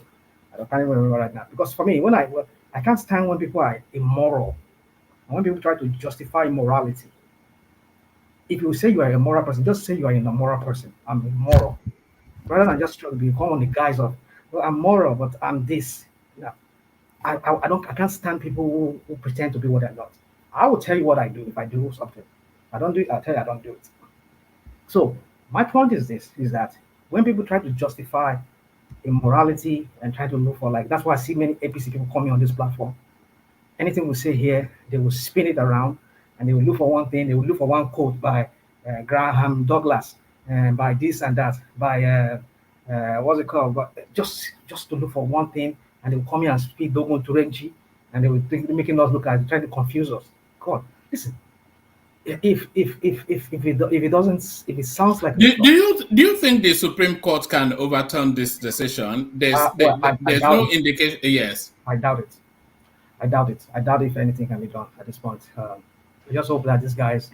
Why are you doubting it, please? Well, it's because I've known Nigeria to be what it is.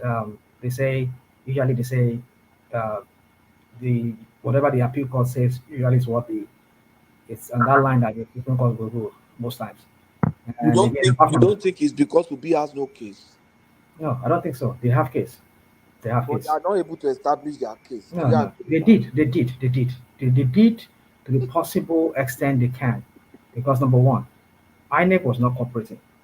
They knew the crap they did. They knew they've been an accessory in the hands of Tinubu and his criminal organization to stage that kind of a coup, an electoral coup against the people of Nigeria. Because if you, as an umpire, had said that, yeah, we would conduct this election, and in the middle of it, like we were trying to argue the other time, you shut down the portal that allows the transmission or the transfer of results. For the other two ones, because there were 3 different offices, you did not close down. The other ones were not attacked, they were not glitch, whatever you call it. But it was on that very procedure that was a glitch. I don't even understand what these people are talking about. For me, and then give us the evidence to that, so that we can put that in our court, in our case in court. No, they will not do that. Rather, they were acting like they were the opposition. They were the people that were, of course, we know they were brought to court. They are no longer an umpire, because rational mind. Let me ask you this question, please. You know, INEC is also the petition INEC. So why are you saying INEC are behaving like an opposition? Because if I did the work, just listen to me. Okay. If I did the work and you take me to court and you are complaining that I did a shoddy job, don't I have right to defend myself? Good. Thank you very much. Because you see, what I say, sometimes we use the most ridiculous examples sometimes. This example you're giving me is very ridiculous. Yes, in the context of what you're talking about, that might be different. But in the context of INEC, listen, INEC is a public servant. They are public agency. They should be neutral. And in trying to be neutral, if I, as a candidate, and the other candidate, I'm saying you are siding with that candidate, I accuse you that you're siding with that candidate. Now, and I say, okay, give me the evidence, because I'm going to court. Give me the evidence that I'm asking for. Sorry. Rational mind. INEC is in the truth now. INEC is one of the respondents now. Yeah, of course. Yeah. But you don't want them to defend themselves? No, when they are accused of not conducting free and fair election. They will defend themselves. But I ask you, give me the evidence I'm asking for. You said there was a glitch. Can I have But rational mind. Hold on, rational mind. Was a glitch? Law. Okay. So go on, I'm listening. The way you are talking, you are being emotional because let me give you an example. Hold on.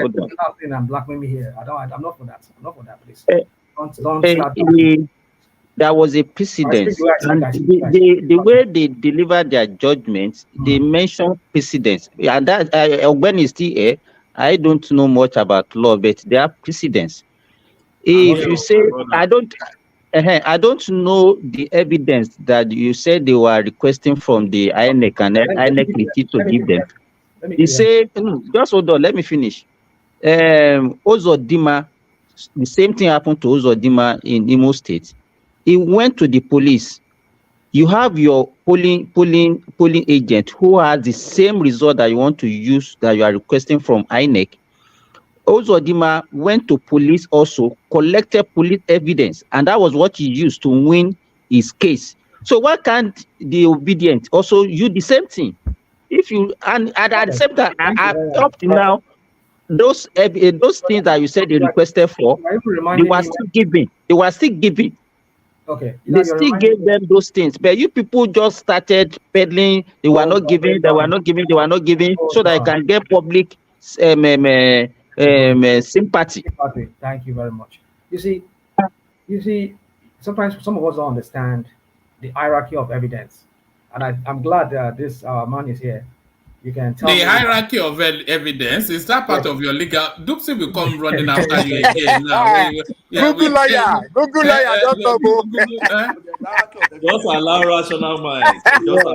Already, can you go on Google lawyer? The hierarchy of evidence, right? He will announce it grandly. He's all these little phraseologies.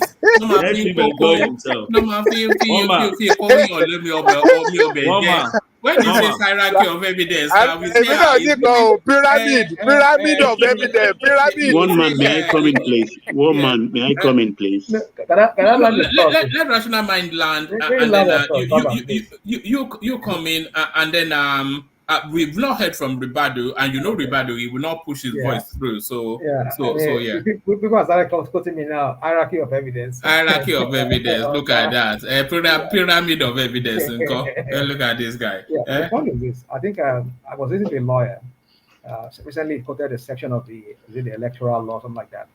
That they said the INEC copy, certified CTC or something certified copy of INEC is number one.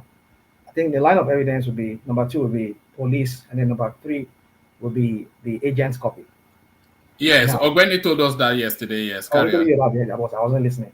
So anyway, now if they produce the one INEC, because mind you, they did not produce just only that of INEC.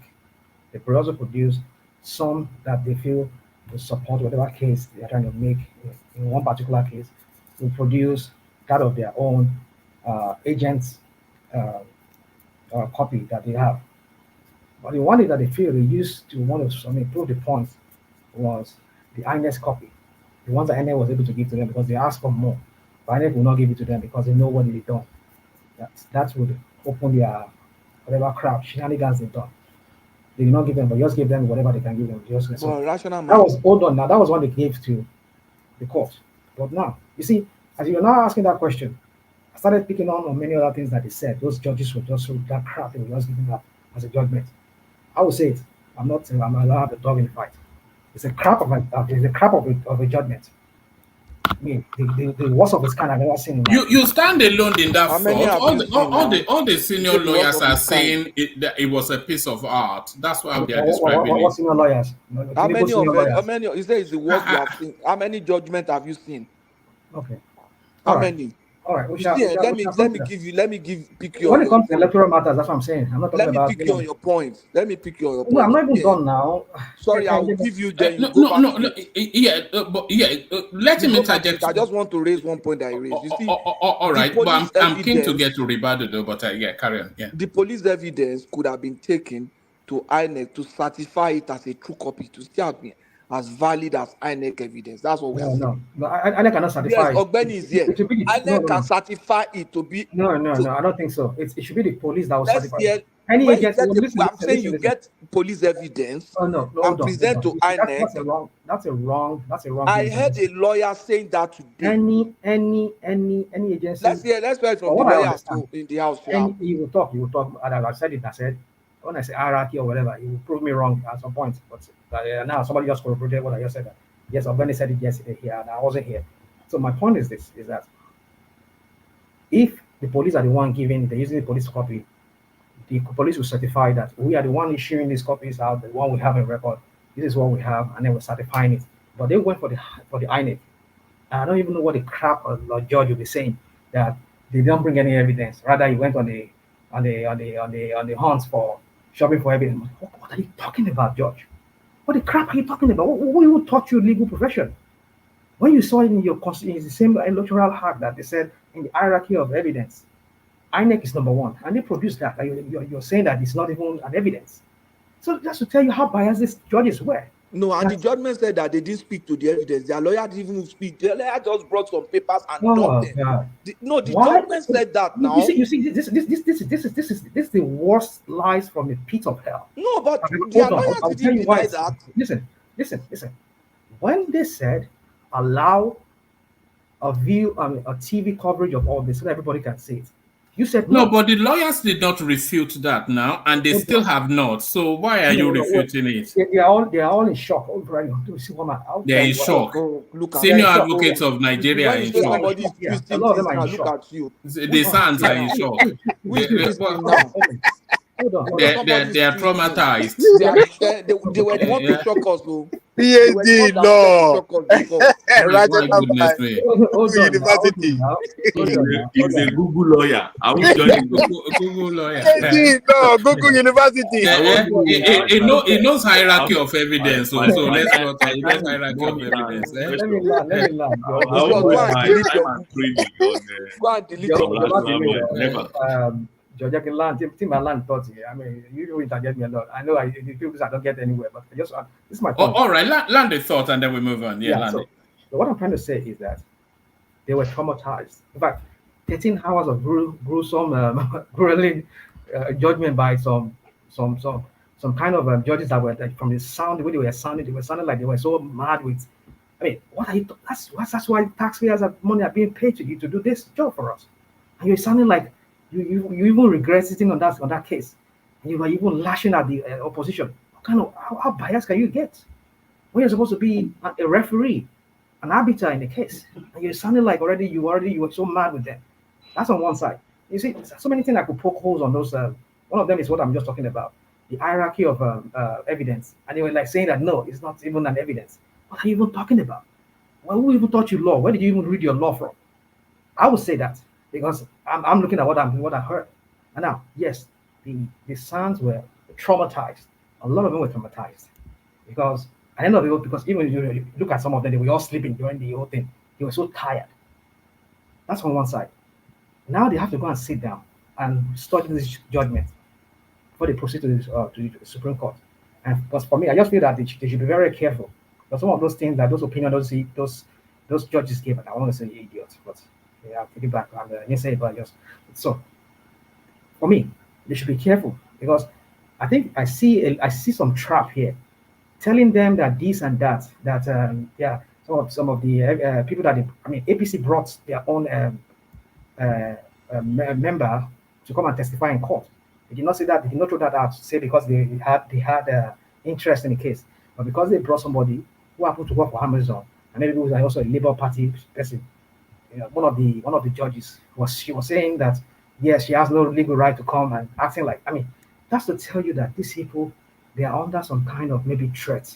Maybe they've been threatened by Tinubu's government. I would say that The Amazon woman who contested as House of Rep member under Yeah. LP.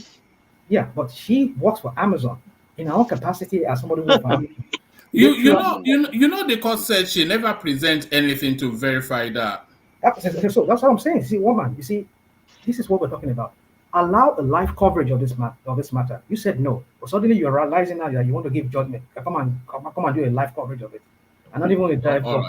We have rationalized all of that here. Oh, no, We're not here. You have done that. I'm doing my own right now. So my point is this: is that it totally makes no sense to me that this biased judges that we have that are sitting on the cases, like what we just said, because suddenly you now realize you want to do a live coverage of the judgment, but you cannot allow a live coverage of the proceeding. I followed it, although I wasn't there, but people who were there, the voice and everything that they recorded, they brought it out. It's far from what I'm saying. The way they even joke on each court case, this so-called Samani man of a man, he always joke, making cracking joke in the. But I knew that even from what I was saying, I was hearing, I could hear that this guy is a snake. But look at how he sounded on that very day, and even the other ladies. The lady did not even say anything on that very day. And we joined the court proceeding, but that was the first time I'm hearing her voice. I'm hearing that lady's voice. So my point is this, one man, because I think my other people are sleeping here in my other hoteliers. So my point is this: is that I'm trying to say is that these people did not allow a coverage. And suddenly now people now start realizing that, oh, they did not present this. How do we know they don't present or did not present? When people said they presented it, even the old CTC that they presented, they said it was not enough for them. So you see, this is what we're talking about. Allow a coverage. When we are seeing each evidence being brought in, they are being labeled, people, Nigerians will be taking note of it. But suddenly now you can tell us they did not. So for me, I don't believe that. It's not true that she did not provide anything. It is not true. All right. I was going to get to Ribadu. Hold on. I was trying to get to Ribadu, but I think it's dropped. Either out of 30 seconds then. All right. Please. Yeah. No, have that brief interjection, and then we must get to Ribadu. You know, he's joining us from the north. Yes. Yeah, grateful for the chance. Yeah. Now, here we are on a voting day. At my polling units, I voted. Then they give us time to come back. 5 o'clock usually in the evening. We go back. They started counting. I'm telling you the procedure right now. When they finish, they fill that form. They are carbonized. How many political parties there with their agent hanging this thing on their neck, the ID. Then they fill the form accordingly. Party A, 5. Party B, 6, everything. They show it around. They show it even to the crowd. They tally. Then everybody starts signing. If a political party, you refuse to sign, they will minute it there. Ogbeni can tell me if I'm wrong. They will minute it there. You refuse to sign. Then the security man there will also sign. Everybody will be given one copy each, including the man that refused to sign. So what does this mean? It meant all of them, PDP, LP, APC, everybody, SDP, they all had a copy. This is where it is important. If you remember the last 2019 election, Atiku brought his pink form to the tribunal. But this time around, because they have calculated, they have their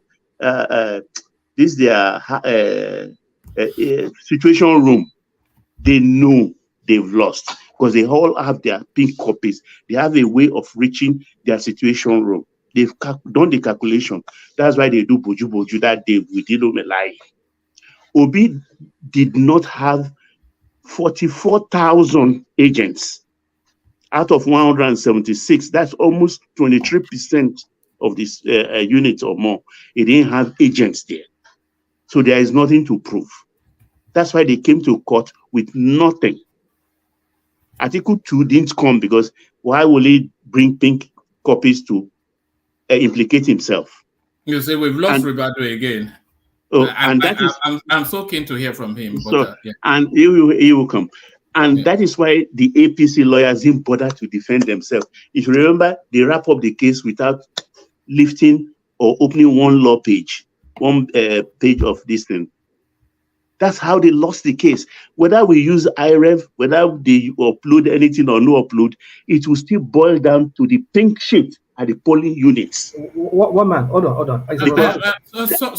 Sorry, gentlemen. You know, because Ribado is joining us from Maiduguri. Okay, so let him come. Let him come. Yeah, the connection drops so often. So I want him to be able to drop a thought. Oh, at sure. least. Let him go ahead. Let him go ahead. Yeah. So Ribado, let's hear from you. Ribado, on mute. So no Yes, hello. Yeah, Can you hear me? So no desua. I mean, get a laugh ko. It is raining. That is why.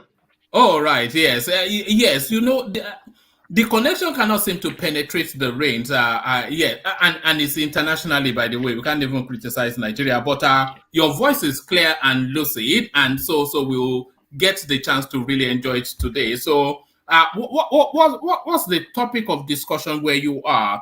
I suspect it's this petition tribunal. But I am saying that because everybody is celebrating this judgment as a piece of work by the Nigerian judiciary. In fact, some of the senior lawyers, they are saying it's a piece of work in common law jurisprudence. And if you know common law jurisprudence, then you know it cascades over all of the former British Empire. So this is an international level judgment, is what some of the senior lawyers are saying. So now, this now tells us that near impossible for anybody to overturn it. So we have now come to the end of everything, have we not, Ribadu? Yeah. Anyway, this is what we were expecting here, especially in the Northeast, you know. And I'm just begging, may God give me the wisdom to put together what I'm about to say for people to understand, because it is really important to me to voice this out, okay? You see, I also have to make this very clear. I have never voted for Tinubu, and I'm a PDP guy, okay? But let me give a background before I will conclude with this court issue. PDP did their own rigging as well as APC. Everybody knows that. And that is a fact. I will try and speak as objectively as I can, okay? You see, even if all the evidence will be screened and x-ray and go through all sort of scrutiny, eventually APC will win this petition. And let me give you my reasons, okay? One man and gentleman of the platform, no any political party will go to even primaries with a divided house, talk less of a general election. So I like what Yahaya Bello said. He says, you know, they're just stressing themselves. It's paining me because I'm a PDP person, okay? But the issue is we did the damage ourselves. We did the damage ourselves. And this is the result of it. Because, you see, rigging election and coup, military coup, work on the same principles. That is the general feelings of the population. When there is frustration, they can able to apply social engineering to topple government on the military aspect, okay? And during election, the politicians are able to have a grip of understanding of the frustration of the people, and they will work on that, engineer their campaign, whatever, to reflect the people intent and ambitions, okay, and expectations. So because of that, just like the way the last speaker is saying, hello, am I with you guys? Yeah, we're all listening. Carry on. Okay. Just like what the last speaker said, across the entire polling units of this country, there is no one polling unit that none of the representative of those parties are not there, I mean. They all have their representative, all the securities are there. So if APC will have a loyal party members that can fight for their interests, I think it is only in the failure of PDP or the other or Labour or other parties that they failed to recruit people that will protect their interests in the ballot on the polling unit. And what it's even paining me is Atiku Abubakar, that is my presidential candidate. He has more national political exposure than Tinubu, because being the fact that he was VP for 8 years, after 4 years, he has more exposure across the country than Tinubu, because Tinubu governed only Lagos. So he know the intricacies of all this. You know, he know how the money politics work. So, man, what are we talking about? What appealing are you going to appeal when you almost intentionally allow yourself to fail? He allowed who was his name? He allowed Wike to break away. He allowed Konkoso to hold Kano ransom on behalf of But Tinubu. Kwakwanso hates him anyway. Kwakwanso hates Atiku. See, in politics, there is nothing like hatred. It's all about interest. Okay? It's all about interest. You have to you have to sell, you have to rip your heart out to give it to your opponent in order to win him over. That is what politics is all about. You understand? And Obi, when it comes to Peter Obi, with all due respect to my Igbo brothers, I always love those guys, okay? If only Obi was prudent enough or patient or I don't know what word to use, okay, or a little bit less ambition. If he were able to team up with Atiku, maybe by now they were the one in Asorok.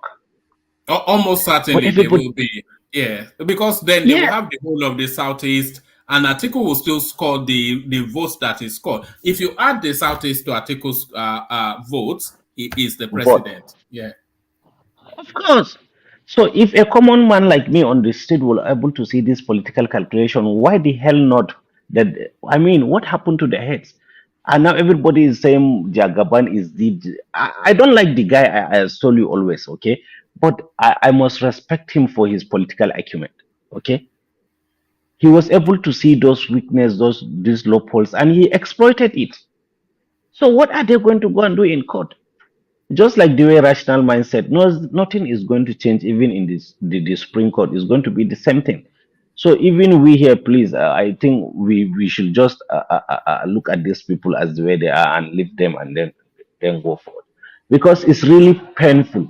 All these years you have been planning to be the president since 2007. I'm giving more attention to Atiku because he came second, and also because I belong to that party. But the issue is this: since 2007, you have been trying to. 1992 in SDP. You remember he contested the primary against against Abiola. Ribadu wasn't. He wasn't born then. Ribadu wasn't born then in 1992. No, I was born, but I was a little boy. Okay. So the issue is this: you have been running for presidency since 2007. Okay, you want to tell me that you don't know how the political landscape work? You don't have any political master plan that you can do, and worst of it, because of his bloody ego. I mean, what is the national chairman? Wike gave him a condition. Follow those conditions because you need Wike. There is this adage in Hausa. They said that kneel down. Sorry, Ribadu. I was just really interrupting you to agree with you. He should have allowed Wike to have his way, and then when he becomes president, then he can punish him. So that's how to do it. Don't show your ego. Let him have his way, and then if you win the presidency, then you can punish him. Exactly. Just like the way what I was about to say was like this adage in Hausa used to say, kneeling down for a dwarf is not a shortcoming. As in Bakasa Wabani, it's not weakness. It's trying to get what you want. Look at what Putin did. After these precautions of his stuff, he turned the other check. He shows he He lured him to Belarus. He even gave him another contract to come to Africa. The guy did some video and all that. He make him feel at ease. Then later he dealt with him. This is what you should do. This is what power. Just like I like Tinubu, not because as in I respect him. You understand? That guy understand the dynamics of power. So I mean, they should go and blame themselves. If it is money, Atiku has money. If it is connection, Atiku has connection. He is the only politician that has never been that has never fell any court. Do you think, Ricardo, do you think this loss, out of all of the losses that Atiku has suffered, do you think this loss is the one that he will regret the most? Because this window, it really opened up for him, but he let his ego get in the way. Of course, and it is the biggest. It is the biggest. I don't think that guy is going to do anything politically in the future. You understand? No, that was going to be that was going to be my next question. Baba is insisting that he will run in 2027. I say he's too old now. It's just, I think this was his last. No. His son is coming. His son is coming of age now. I think the son is going to be the next governor of Adamawa State if Atiku won't have his way. So I don't think the guy is going to do anything politically. He's just going to retire, just like the way Kashim Shettima said. Which of them? They are going to. Waziri Adamawa will run again. Which of them? Is Adamu? Yeah, it's Adamu. He has been the commissioner for now for the second tenure. So he's going to be commissioner for 8 years there. So probably they are kind of prepping him or grooming him for the governorship seat. So you understand, it's really painful, one man and gentlemen of the platform. So what do you see in this court? What do you see in this court is just a kind of a reflection of what really happened in the field on the ballot boxes. And even if they go to Supreme Court, it's not going to happen because, see, nobody is innocent when it comes to politics, especially in Nigeria. And it's not just peculiar to Nigeria, it's all over. This is how politicians did it. That is why now Biden is trying to lower Russia into first one-on-one war because of this election that it's coming next year for them.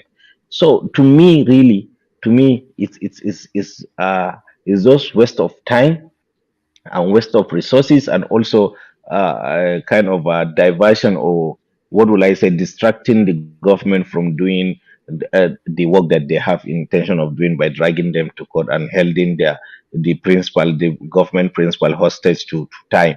You understand, wasted in the court of law. So this is my submission. How I wish I can say more, but it's really painful inside, one man. And I pray, still hope. Yeah, I still hope that APC will not fail us, because you see one thing, all these are political hardship that we are going through now. They are there under the surface already. Just like the way Sunusi Lamido Sanusi said when he was a CBN governor, he says after Goodluck Jonathan administration is the next administration that he's even pitting, because he don't even know how they will rule, how they will govern the nation. So it's something. It was necessity of that forced Tinubu to say, okay, I'm not going to pay this as subsidy. But my fear or my disappointment on this at this juncture is that what I expect Tinubu to do, he's not living up to it. Because you see, giving these state governors 5 billion, to me, is not a prudent move. Okay. And also, one thing I notice is that he is always in haste to make decision. He is always in haste to make decision, and that is kind of not giving him advantage to do due diligence on a situation before he make decision on it. And also, it's not reflecting very well on his governance. So, to me personally, I may be wrong. This is my personal opinion, but Tinubu need to slow down. Okay, and try to kind of express something, debate it with his team, then try to come with 2-3 different scenarios of solution before picking one of the best. Really, the way people are really suffering, people are really suffering. In fact, for me, I never thought we would one day find ourselves in such situation, honestly speaking. So people are really suffering and they need to do something very, very fast. Wike is messing up in Abuja. You understand? If you see what this guy is doing in What is Abuja, it doing? I heard they will started demolishing spaces. What is it doing, Wike, in Abuja? he is kind of a, to me, if you ask me, he is willing to show that he is the man. He He wants is to do willing tough guy. He wants to do tough guy, Abi. yeah, you want to play tough guy, but this is it's going to be his undoing, okay? Because now, if you go to a place like the place I know very well in Abuja is Maitama and Gwarimpa. Gwarimpa has a lot of residents. If you go through their roads, you see a lot of potholes.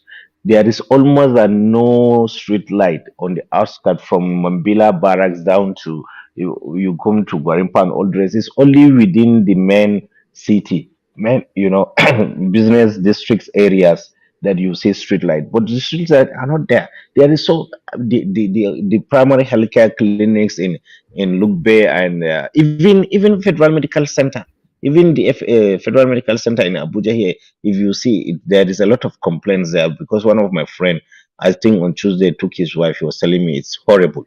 So I mean, there is so many way he can But prove that he is a good minister, but you just Ribadu, please, can yeah. you let me interject a little? Because Okay. this route that you are going, a woman asked you what specifically did he do? Because I am following Wiki.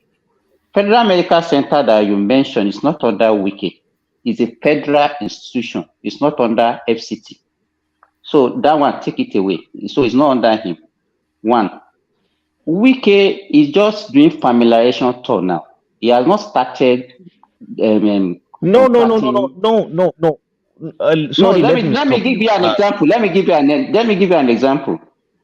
I watched Okay. him. They went to a satellite town where federal government invested 85 billion.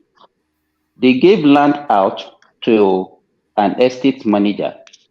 They provided infrastructure on that land, and they gave the land free to the estate manager to build and sell, and nothing is coming for federal government.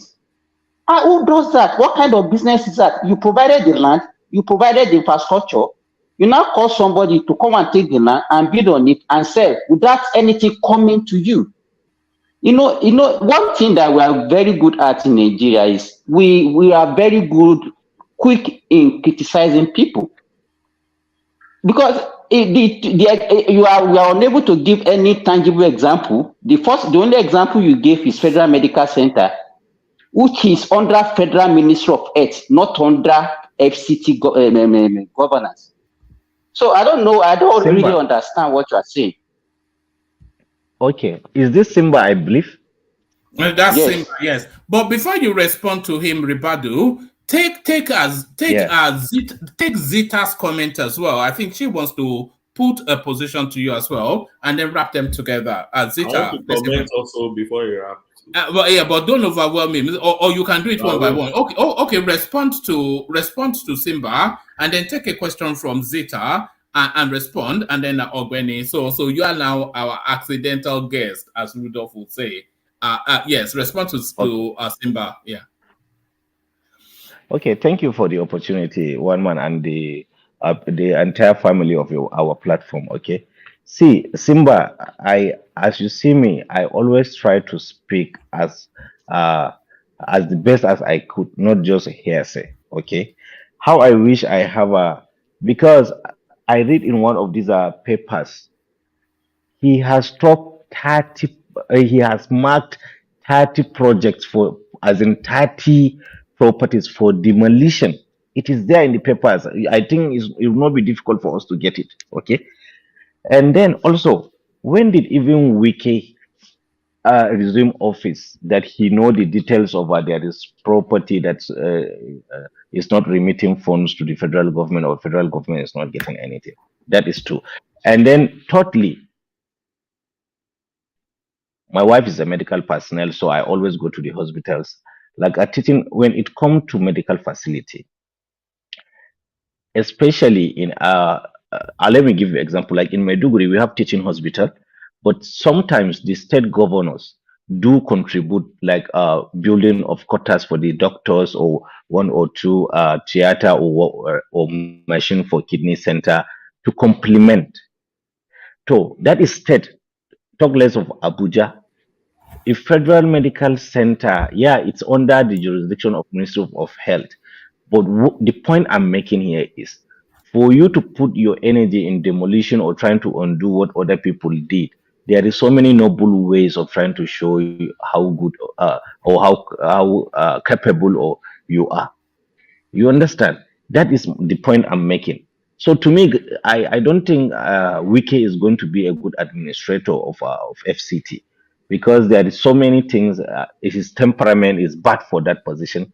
Okay, and the way he started it on a very wrong note. But as I always say, this is my personal view, please. So you are very free to disagree or encounter it. So let me hear from Madam Zita. Ma, good evening. Zeta, Hello. you're up next. Zeta. Hey, Yeah. Roberto, actually, how are you? Long I'm time. fine, ma. Thank you, ma. Yes, ma. Okay. I didn't actually want to interject you because you are very intelligent people. You are one of the young people that come here and I listen to. But Thank you, ma. I am not interjecting you. I just want to ask you a question. Have you somehow stumbled to the plan of Abuja? Have you seen the plan? Apart from the conception, the front end, and the detailed plan and the design of Abuja, have you seen it? Are you still there? Yeah, I'm here. I'm just waiting for you to finish the question. No, I'm just asking because why I'm asking this question is that if you see the plan, you will see how much Nigerian government paid to design Abuja. And up to today, how many years down the drain, houses are still sitting on the green areas. So why is that? The question somebody like me will ask, why would a government spend so much billion to design what they don't want? Because they have not done any work in that Abuja at all. I always ask for a very vicious FTC minister. The job Hell Rufai did is still like that. Nobody has extended it. They have not implemented 1/10 of what they paid for to design that city. The design of Abuja is one of the most beautiful cities. I won't say Africa, but one of the cities to visit if it is implemented. So if someone should go and put his house in a place alone is supposed to be, and the minister said, I am going to demolish that house. What the heck is wrong with that? I mean, what is all these sentiments all about?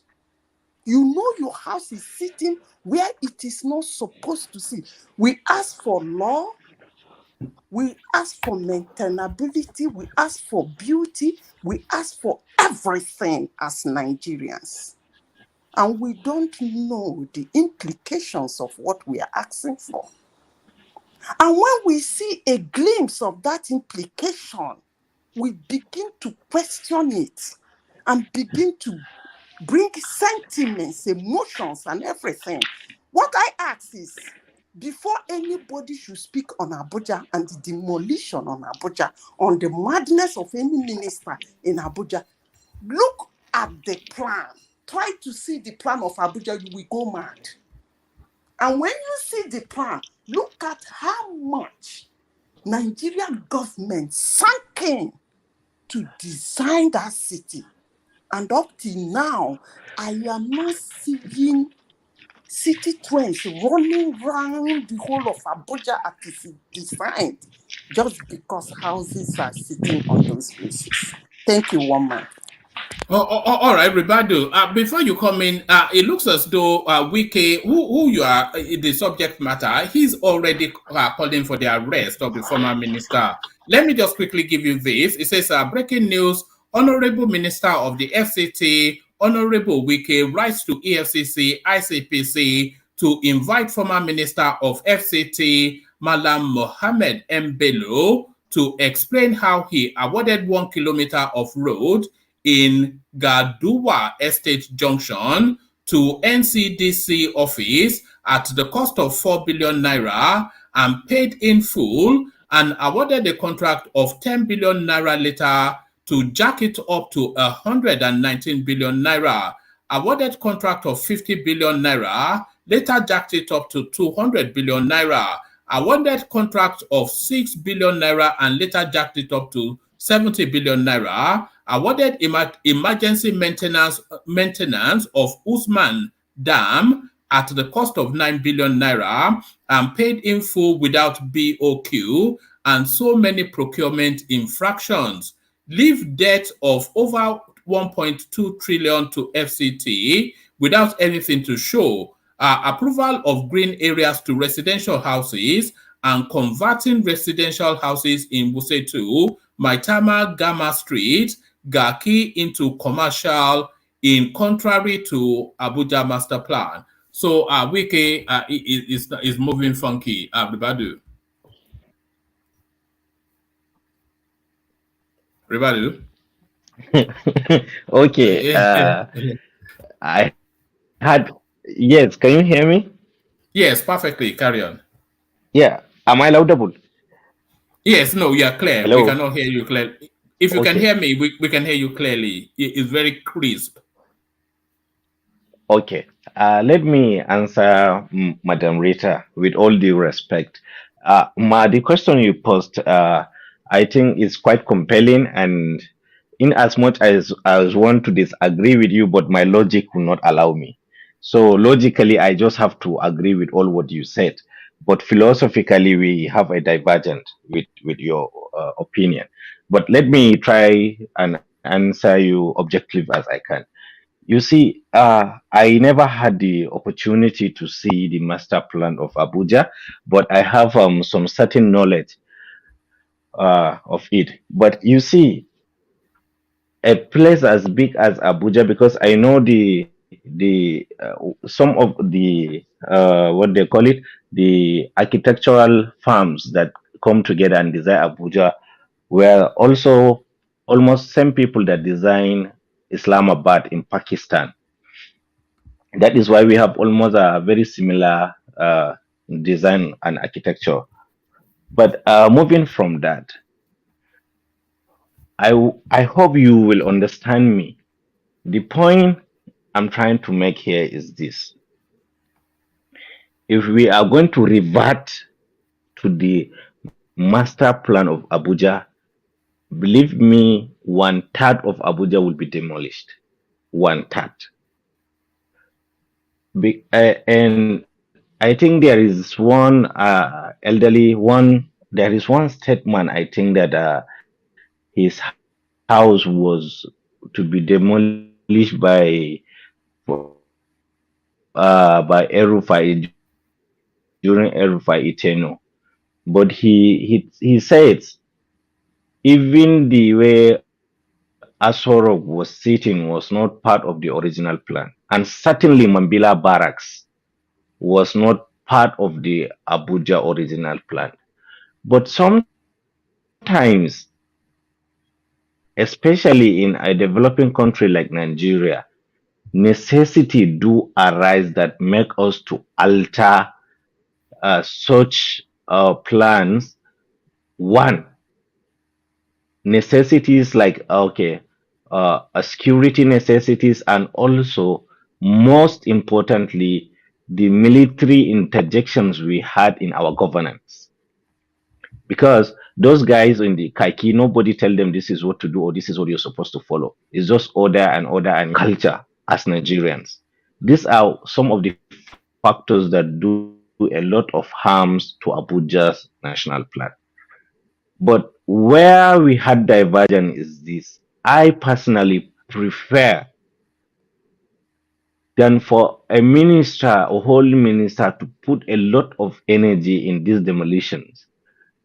Is it not even better to kind of pay like 70% attention, as in channel those energies that he has, because Wiki has a strong personality?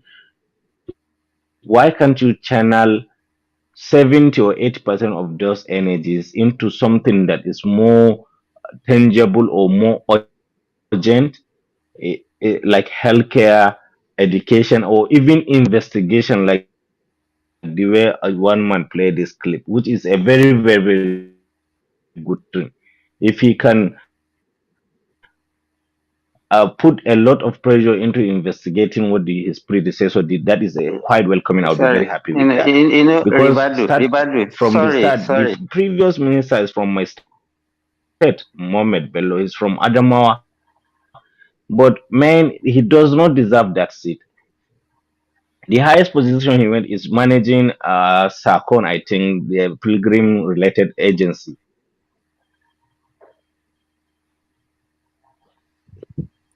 Can I interject now? Yeah. Okay. Hello. Mr. Ribadu. Can you guys hear me? We can hear you. Can I interject now?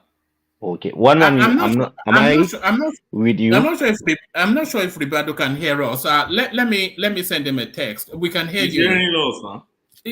No. I think hello. You see, he can't hear us. He's hearing us. We can hear him. He's hearing us also. He's saying hello, hello. Okay, as in, can you? We can hear you, Ribadu. We can hear you. Can you hear us? Say yes.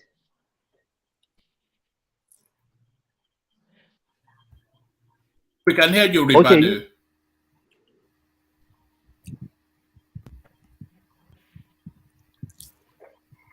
One man just want to hear Ribadu. Ribadu is not speaking well today. He's just no, I can echoing what he's hearing on the if news. you can hear me, I can. Yes, we can hear you. It's dropped. It's dropped. All right. So there's Ribadu. Ask your question anyway. I think he will hear you in the background, and then when he comes back up, he can. What did you want to put to him, Ogweni?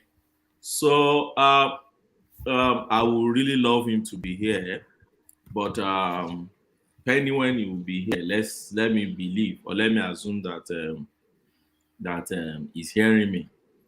First and foremost, I will let him to understand that I'm an Abuja resident.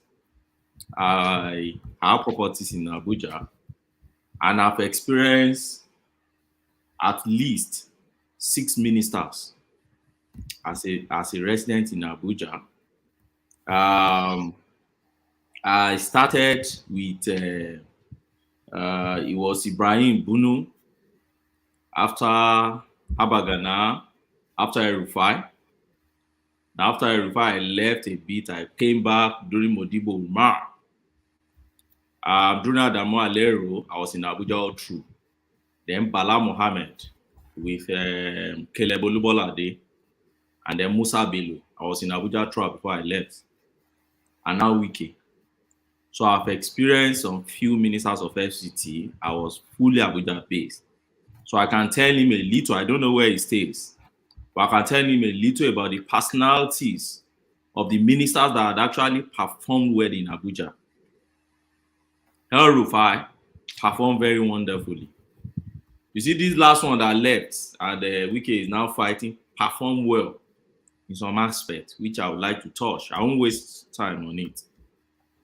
And the personality you see that Wiki had, if you compare it to Jeremiah Hussein, who you can actually say built Abuja under Abacha, you see a similarity in it. To even start with, this is the very first time that you have somebody who is not coming from that Hazis to be FCT minister. So he asked one question. He said, "Oh, what does Wike know about FCT that Wike is rushing to do things in FCT?" I think Ribadu is wrong on that. He has to check his record to see that Wike practice law in Abuja. Go and check your record. Wike Chambers was in Wuse Zone 5. You go and check there. Wike became a body of benchers. Wike is an Abuja person. It's not. But then that does not mean he should be acting like the way he's doing.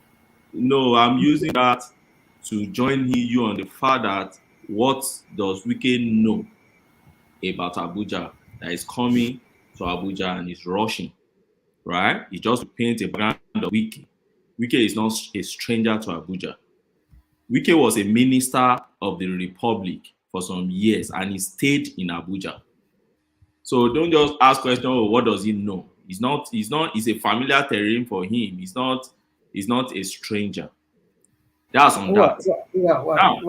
But then our lawyer. Yeah. What I want to ask you is this: if you've not let me landed on this now. Okay, all right, go on. So, like Madam Tita said, you see, the master plan of Abuja is something we can never compromise. We should never compromise. If you compromise it, it is at our own detriment. And why am I saying this? You see, the master plan of Abuja, I've had an opportunity to at least glance that master plan on several occasions because I handle land matters very well in Abuja. So, and I handle land matter for high-profile politicians. So, I was able to glance once in a while that master plan. You see, Abuja master plan is structured in such a way that it has a lot to do with provision of the basic facilities for Abuja and then security of Abuja. The moment you compromise it, like they've compromised it over the years, and that is why you're having a lot of problems. Let me give you an instance. By-borne water. When I first got to Abuja, I stayed in Maitama, Limpopo Street. That's the FHA. By-borne water in Abuja, as at the time I'm telling you about, water will be gushing, will be rushing in the entire Maitama, down to all those, the place they now call Maitama Extension now, which was even bush back there. You see pipe-borne water everywhere. One of the reasons why you hardly get pipe-borne water now in Abuja was because some people have constructed mansions, rich men constructed mansions on the line, pipe-borne water's line, and cut it. And now you hardly find out. So if you want Wike to focus on, provide the basic things, which is water, electricity, transportation, security, then housing, rent to come down, and then the aesthetic in Abuja. These are the basic things Abuja residents need. And you want Wike to provide all these things. But you don't want Wike to address the structures that have obstructed the basic facilities for Abuja. Then what else do we really need from this government? For heaven's sake, I keep asking. When you see someone building, we complain. When we see somebody who is not building, we say it's not working. That's the way I see this. Now, this is not just coming now. If you remember, in the last National Assembly session, Senator Dino Melaya, and I keep saying it, I don't really like Dino Melaya's style of life. I don't like the way he plays politics. But let me tell you, that Dino Melaya happened to be the senator that sponsored the highest number of bills in the history of National Assembly to date. Senator Dino Melaya was the chairman of the Committee on FCT. And go and check his report. In his report, Senator Dino Melaya identified buildings of big politicians, influential people that are sitting on canal. Canal that if you have any issue to do in those canal, you enter their compound in order to enter canal, and that canal will be under their buildings. So what do you think a responsible government should do? A responsible government should leave such structure and say, because I'm just new in Abuja, then Time is clicking. We stay in the Western world where we know the moment they get to government, they keep the gun running till their time expire in the office. They keep working. Boris Johnson was still in Scotland doing the fishing thing when he went back to go and resign. So these guys are working. That's what I just want to bring out. Now, concerning all those places, apart from the structure in Abuja in the main Abuja that these guys are identifying to, if you go and check all those structures, they are not just destroying Abuja master plan. That's the point I'm trying to make.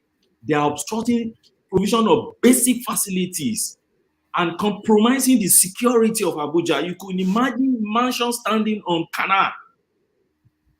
And when those canals are blocked, how do you get them free of the blockage? Ogbeni, remember the flood that happened that estate down?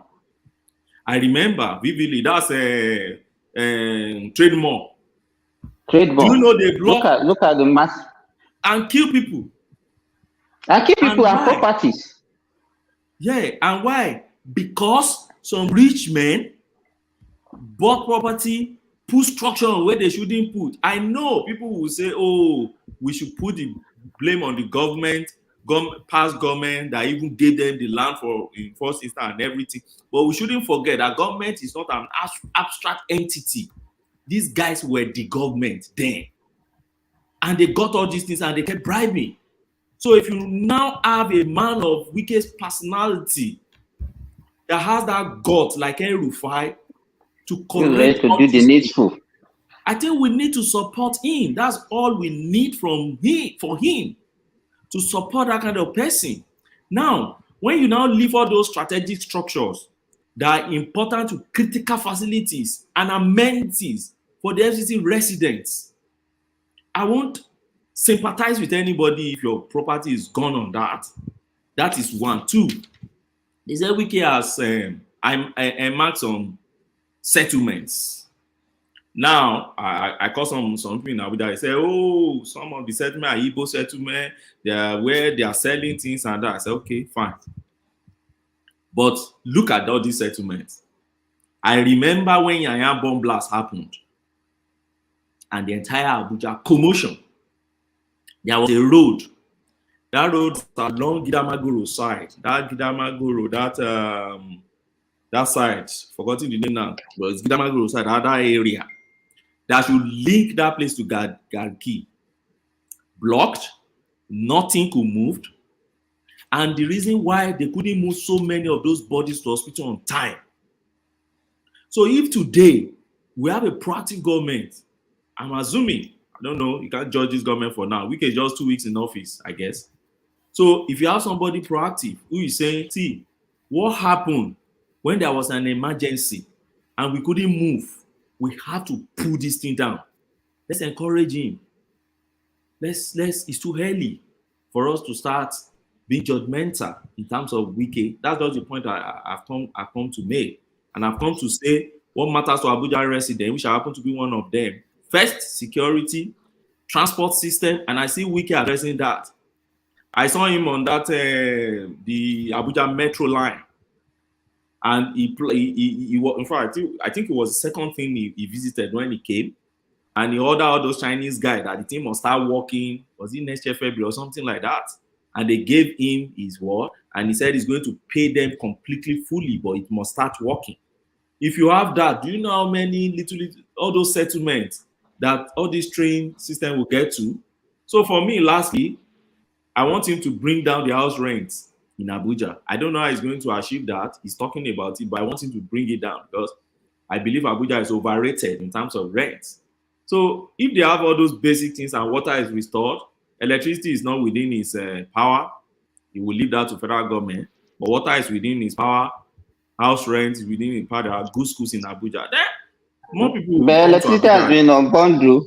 It has been on bundle. It can arrange for local Abuja electricity now. Anyway. But I think we shouldn't mistake proactiveness with hasteness. The point I'm trying to make here is the guy is too hasty. You yourself said he's just 2 weeks in office. So I mean, is that proactiveness or hasteness? Ribadu, It's like the he's just same thing, yeah. the same route.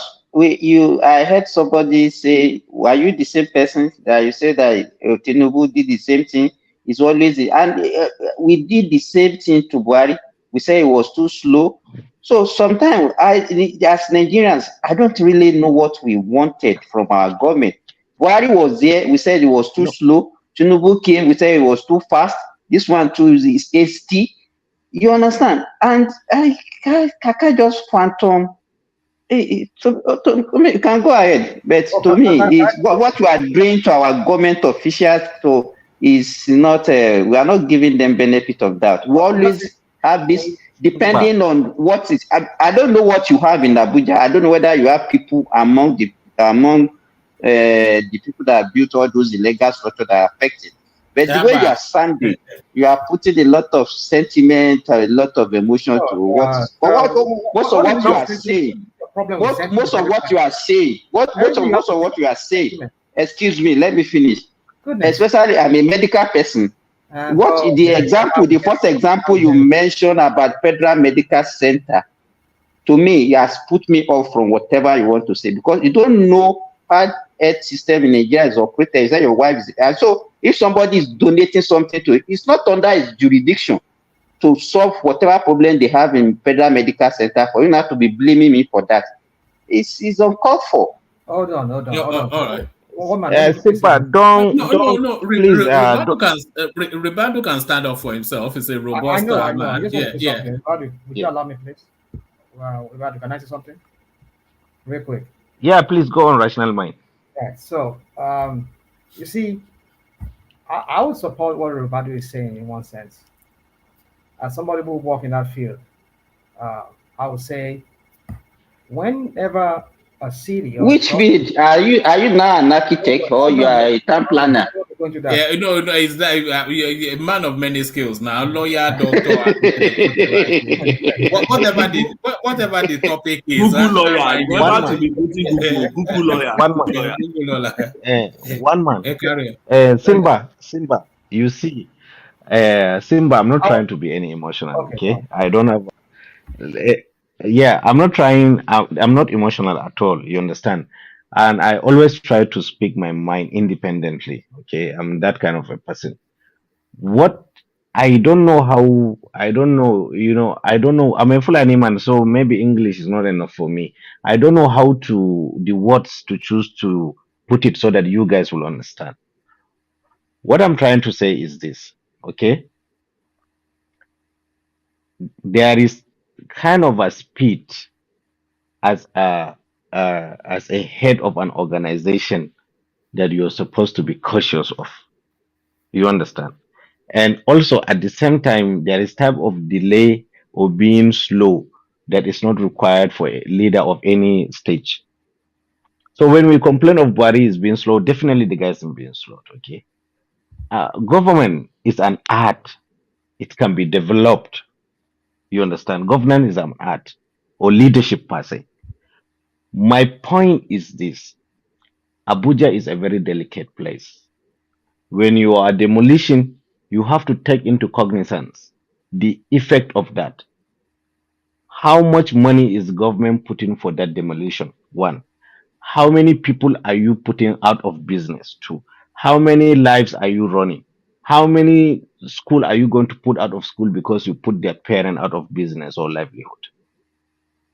That's the point I'm trying to make. If you want to be using that, let me tell you, look at the way Ogbeni analyzed.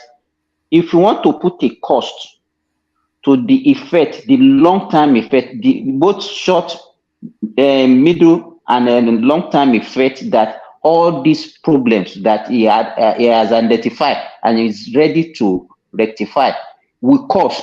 It will cost. He did not identify. No, he did not identify anything. I'm speaking with what I have read on paper. How did you know? Ribadu, if you don't mind, if you let me chime in a second, just a second. Can I quickly say something before just all right, go on, please. Correct what Ribadu just said now. Ribadu, you're not correct.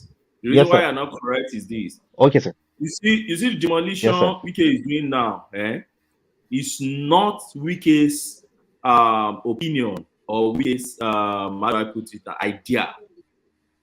That report has been there over years. I just refer you to Dino Melaye, and I will look for record to pull out. There are reports that have been there. The only thing that has been happening is they've been bribing the government of the day to retain those structures. So you see some places there are some places in those Katampe, all those places they just went to recently, I think about 3 days ago, and they're demolished. The PAMSEC of FCT was there, not even Wike, and they were all there, and they showed the notice that they have given them over years. See, when they wanted to demolish Lugbe across, I was part of the my senior. I won't mention his name now. My senior was a lawyer who got injunction to stop that thing, and now I'm talking about 7 years ago. Today they've not demolished that place because of that injunction. So if they vacate the injunction today now, Where am I wrong?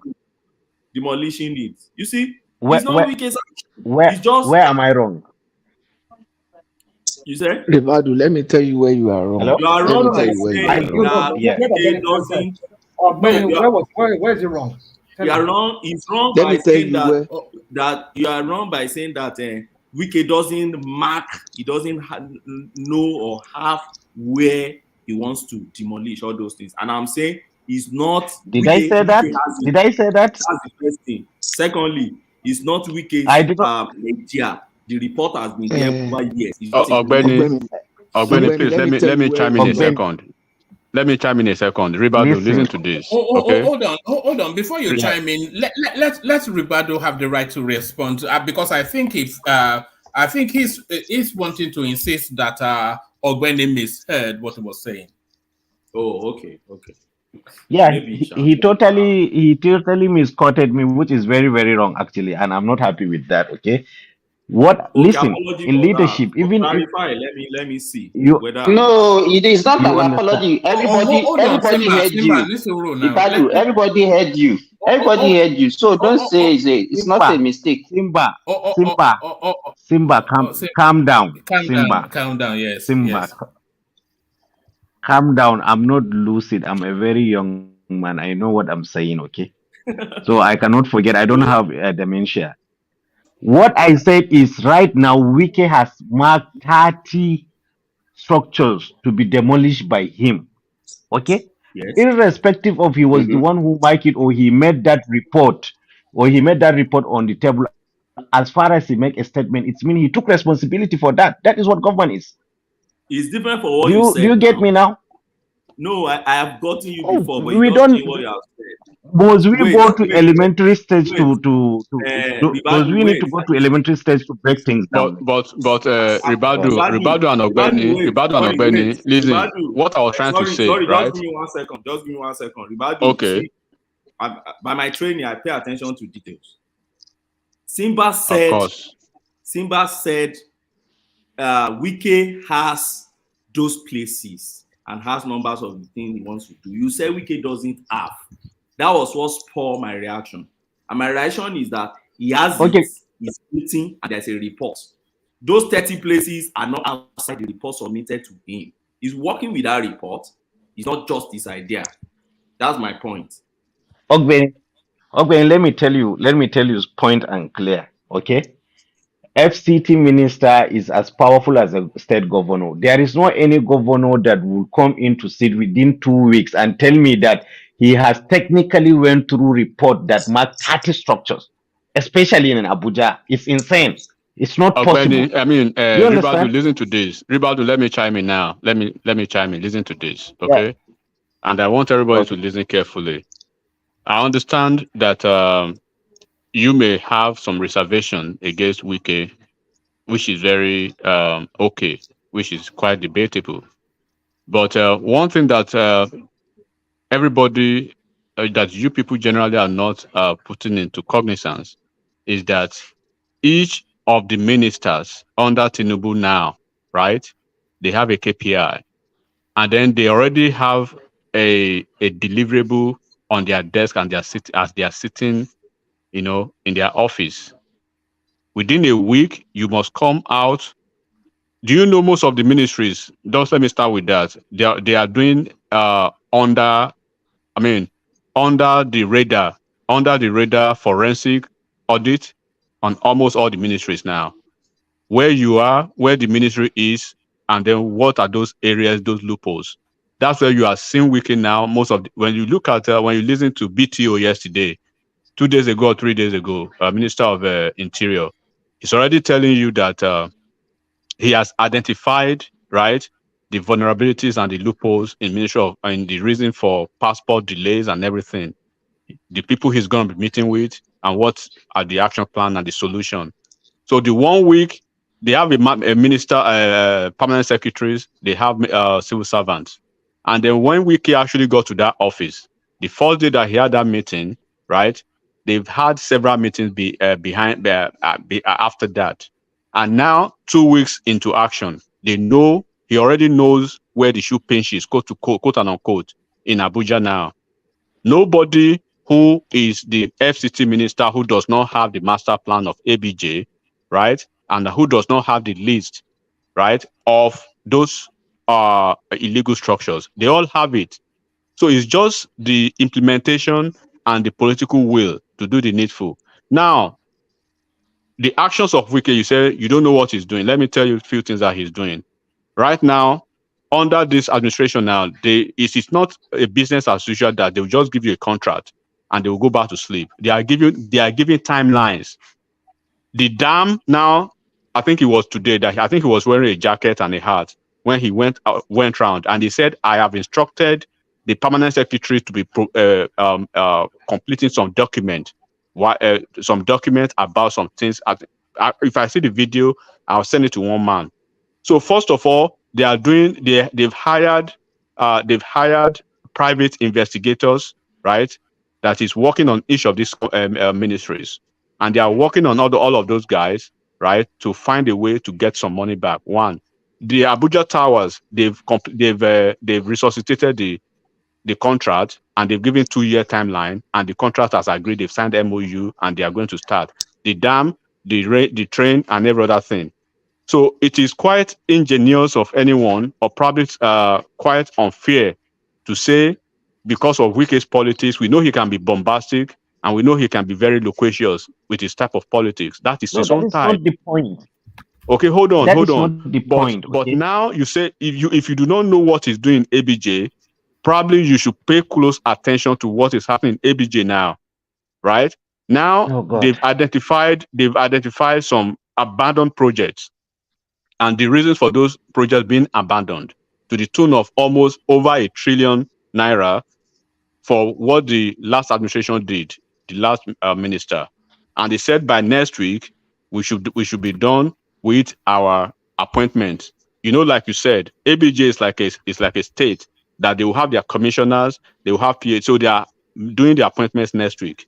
But regardless of that, they are already working on several projects. They are looking at the abandoned projects. They are looking at the project they will take up with, and they are looking at the project. So they are looking at their books as we speak. So 2 weeks is the 2 weeks. Mister? This is his duty. It is expected of him. The only thing that I'm saying, listen, please. What I'm trying to say here is this. All these things that you are saying, it's fine. My only divergence from Wike philosophy, work philosophy, is this. Instead of you to be jumping, it's only 1 point I met. It's only just 1 point. For me, I said it did not sit well. It did not sit well on me for him to jump into demolition. There is so many ways he can channel that energy. Okay. Then subsequently, I get you. Do you understand what I'm trying to say? Then subsequently, but look, because Ribadu, let's have a mini conversation about this. Nigerians, let him land. Yes, I just want to tell you that at this point, enigmatic. Let him land. And then all right, go ahead, Ribadu. It's like a lot of people did not understand what I'm trying to say. Okay, what I'm trying to say what you are saying. Abuja. No, let me make this point very clear so that the rest will really get me, because I have been misquoted a lot, and it's hurt my feelings like that. Okay, what I'm trying to say is, as a minister, there is so many good you can do without really correcting something that will bring harm to people. But eventually, when your work take you to such demolition, then definitely you are free to do it. But there is so many way to divert that energy, that time, just like the works you mentioned on complete projects and all that. It's very wonderful, it's very fine. But for you to make demolition, give it such importance, I think to me it's not favorable. Ribado, do you think It's he's not trying favorable. to grab? Ribado, do you think Wike is trying to grab at the headlines? Do you think that's what he's doing with all these high-profile moves that he's making? Do you think he's trying to show off, grab at the headlines? It is his personality. It's not just the headline. It's not just the news he want to make. It is in him. This is how he is. Okay, and moreover now with the circumstance that he come into that ministry from PDP with all those, he is trying to show to both the APC and the PDP and his opponents and his supporters that yes, he deserves that seat and he is the man, he's a power to be reckoned with, and he's somebody that cannot be played with or take lightly. So the only thing, my only argument with Wike, my only argument that I don't like his style of his coming out boastfully and saying I'm going to do this, I'm going to demolish that. There is time for that. Eventually, when his project lead him to a place that demand demolition, then you can go ahead, because the population and everybody has seen the reason why that building need to be brought down. But for now, the way life is going in Nigeria, a lot of people, petty traders, all these hawkers that are selling food and all that, they are the ones that reside in such places that are marked for demolition. When you demolish this thing, it is going to take you maybe after 4 years before you can erect something, or maybe 10 years before any federal project can come through that. Yes, they are sitting on a lawfully designed area, accepted. But does any project require development that will go through those projects? That's the point I'm making. It's a logical argument. I can answer you that question. I don't know. But Ribadu, one man. Let me just say a minute to Ribadu, one real quick. Sorry, Ms. Zita. Sorry, Ribadu. Have you seen? Because like I told you, what you are not getting is that unlike Buhari that just appointed you and just throws you into the office with no expectation, right? There are expectations for these guys, and they have KPI. Do you know that one of those things is that mad houses, they have a list, they have a document for the houses that should be demolished in ABJ.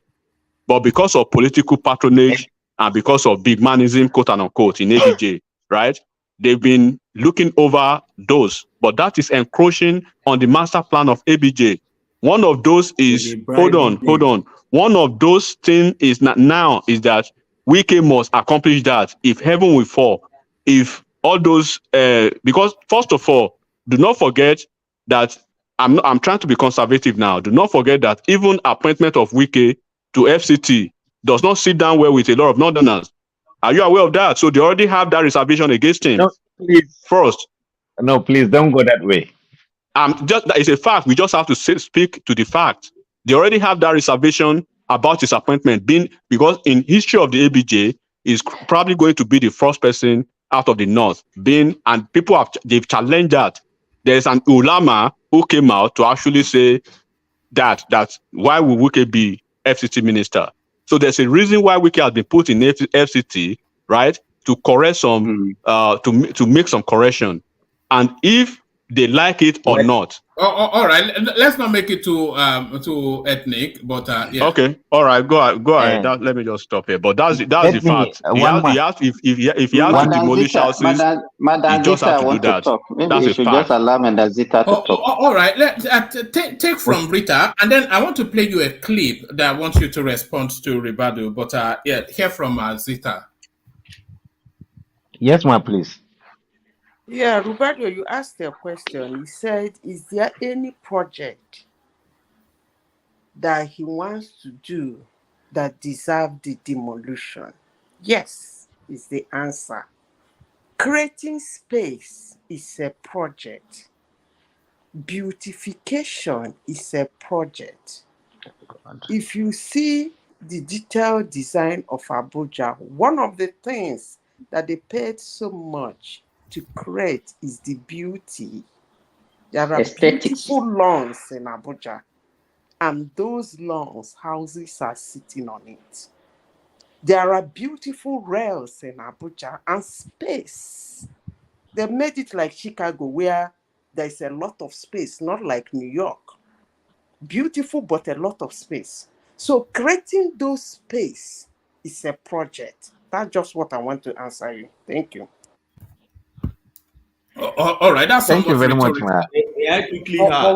woman, I want to say something before you interject. Which is rational mind. Sorry, just one No, second. hold on, please. I've been wanting to say something when I got interjected and we're about to take over. Now, what I wanted to say was that, and yes, you are here, the lawyer himself. If you get a C of O to erect a building in any place in Abuja, because before you erect, you see that's the crap we do in our country. We don't get right when you situate everything in one bureaucratic body to be all and all.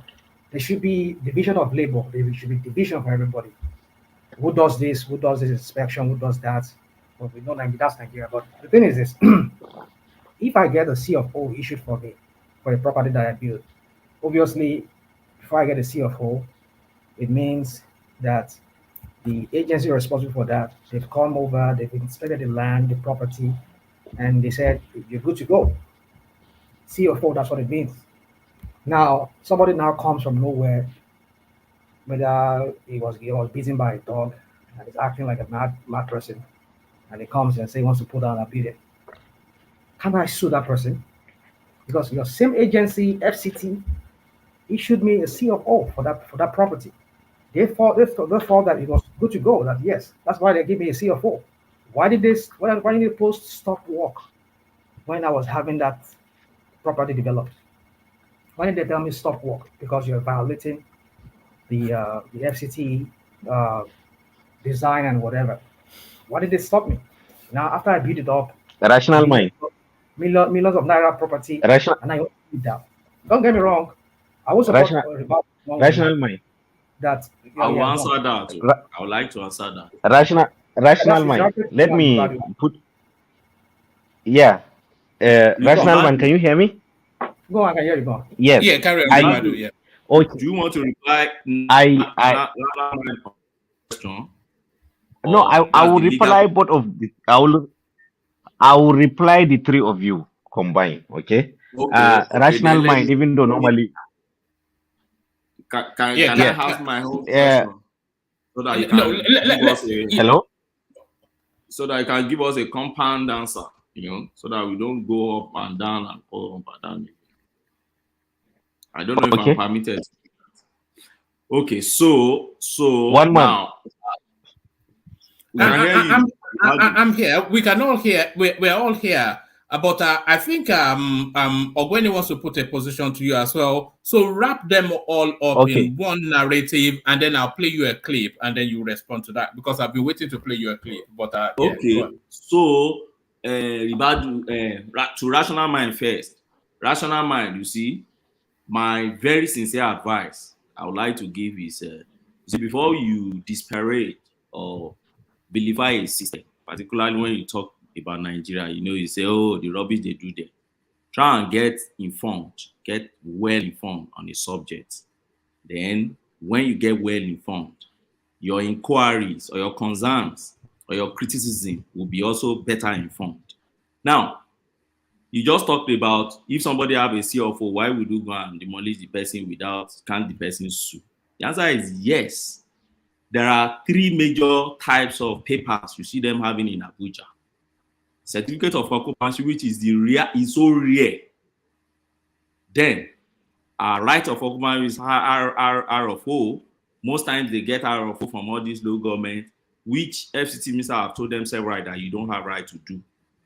And then they have what they call offer, right? These are three major categories of land document you see them flying around in Abuja. If you have offer and you don't see offer, you are not meant to start building, but they build and they keep bribing. If government comes and they demolish your house, you don't have any right to any compensation. If you have RFO, generally, they said if that your RFO, you've already submitted it and it has been accepted in the minister office for the minister to issue CFO to you. In that kind of situation, if you erect any property there and the property is approved, then they must compensate you. But your compensation is not as much as what they have certificate of occupancy. If you have CFO, which is very rare, mark my word, it's very rare. If you have certificate of occupancy and you build on it, if government is saying we want to demolish it because of many things, public good, a lot of reasons, canal under it, you won't say a canal under your this thing or water pipe and everything that should supply facility to the entire town. And because of you, they shouldn't. In that case, so what they do is they give you notice. So their procedure they will follow. They will give you notice. After that, they give you this, and after that, they allow you to vacate. Then after that, they demolish and they compensate you adequately. If you listen to the minister that came before Wike, that man, Mohammed, the one that came last before Wike. Mohammed Bello. Yeah, in fact, he focused more on this compensation. He compensated so many people, and I loved him when that guy was in Abuja. Compensated many of the cases we were dragging in court. He just called us and compensated people and said, "You don't need to drag all these cases." So that's for that, to just let rational mind know that there's a procedure. Nigeria is not a jungle. It's not a zoo in Africa to make people to believe that it's a zoo. Can I counter you? Can I no. So then, let Ribadu come in after Ogweni. No, okay, so now to address Ribadu now from because that can go back and forth forever. Yes. So on Ribadu side, see Ribadu is good. You see, governance. It's something that is very sensitive and critical, and it's something that if you don't acquire the skill, you may be looking at it as an outsider, and you may be wondering, why do they have to suffer people? Why do you have to increase people's pain? Because you'll be demolishing people's. Why don't you focus on some other things? But you know, one of the things I've learned in my little office I've occupied in a public office, not at the level of executive governors and co, but as a special advisor to a governor.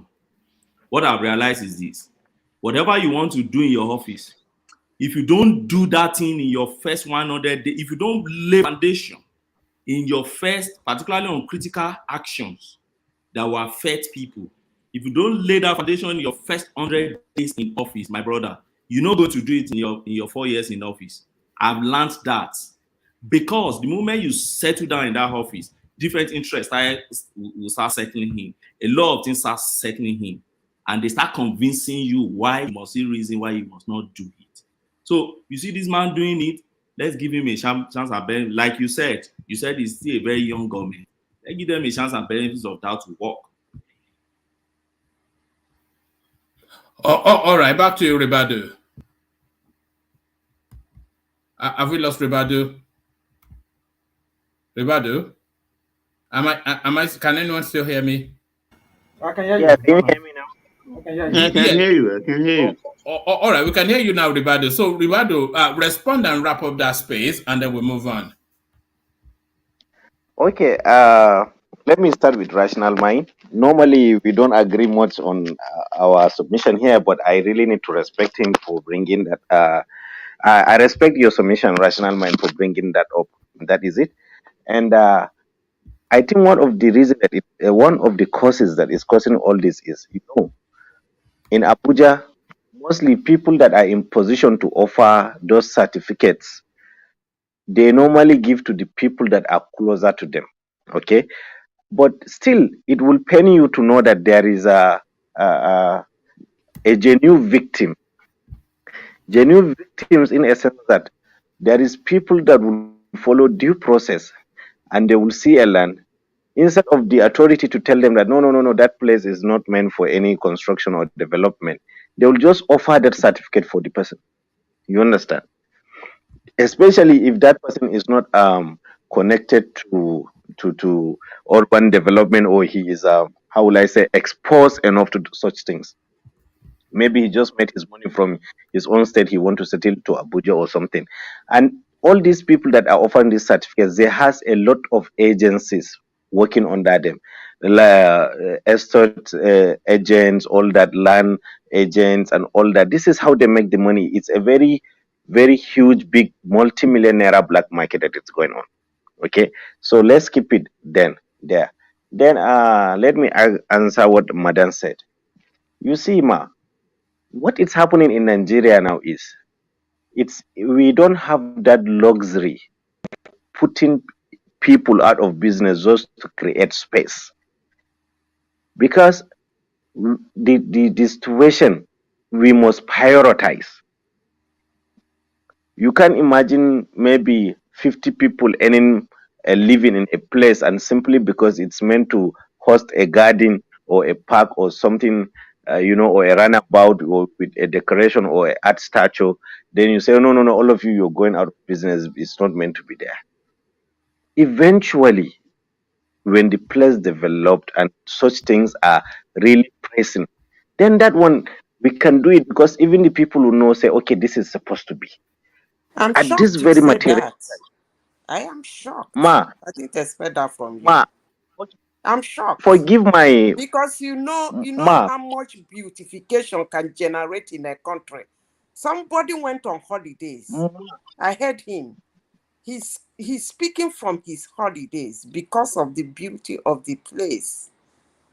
He's paying money but it's not in he's not supposed to pay on a normal circumstance because he's a visitor. And you sit down here and tell me that beautification will take people out of job. You just said that? Thank you. Ma, what I said, please, ma, please don't misunderstand me. I respect you a lot.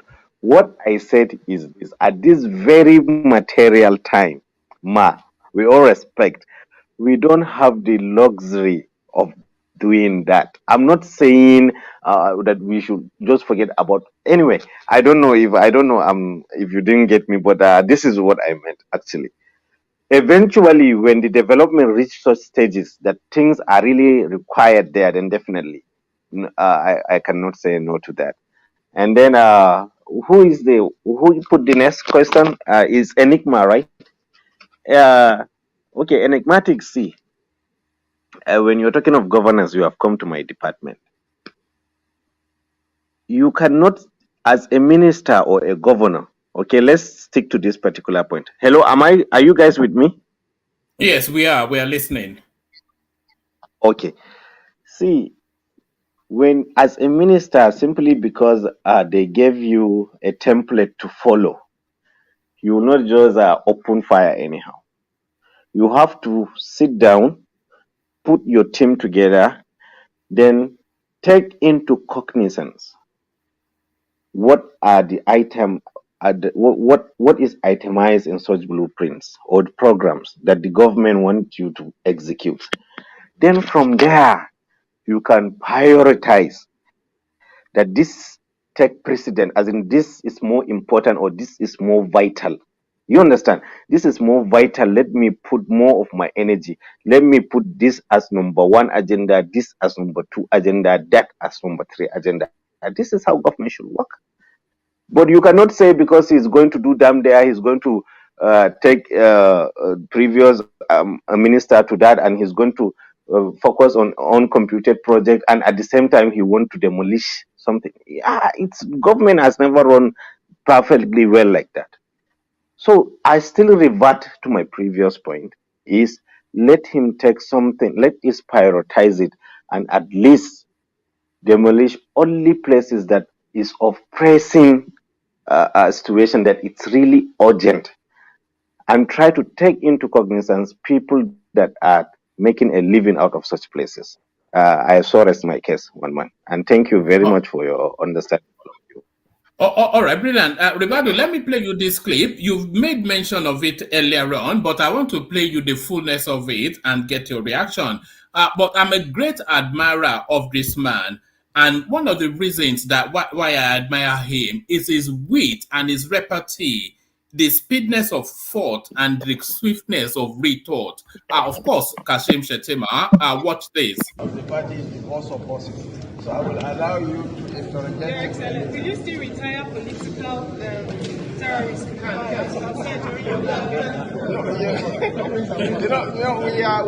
have moved beyond the phase of politics. Now we are in the phase of governance.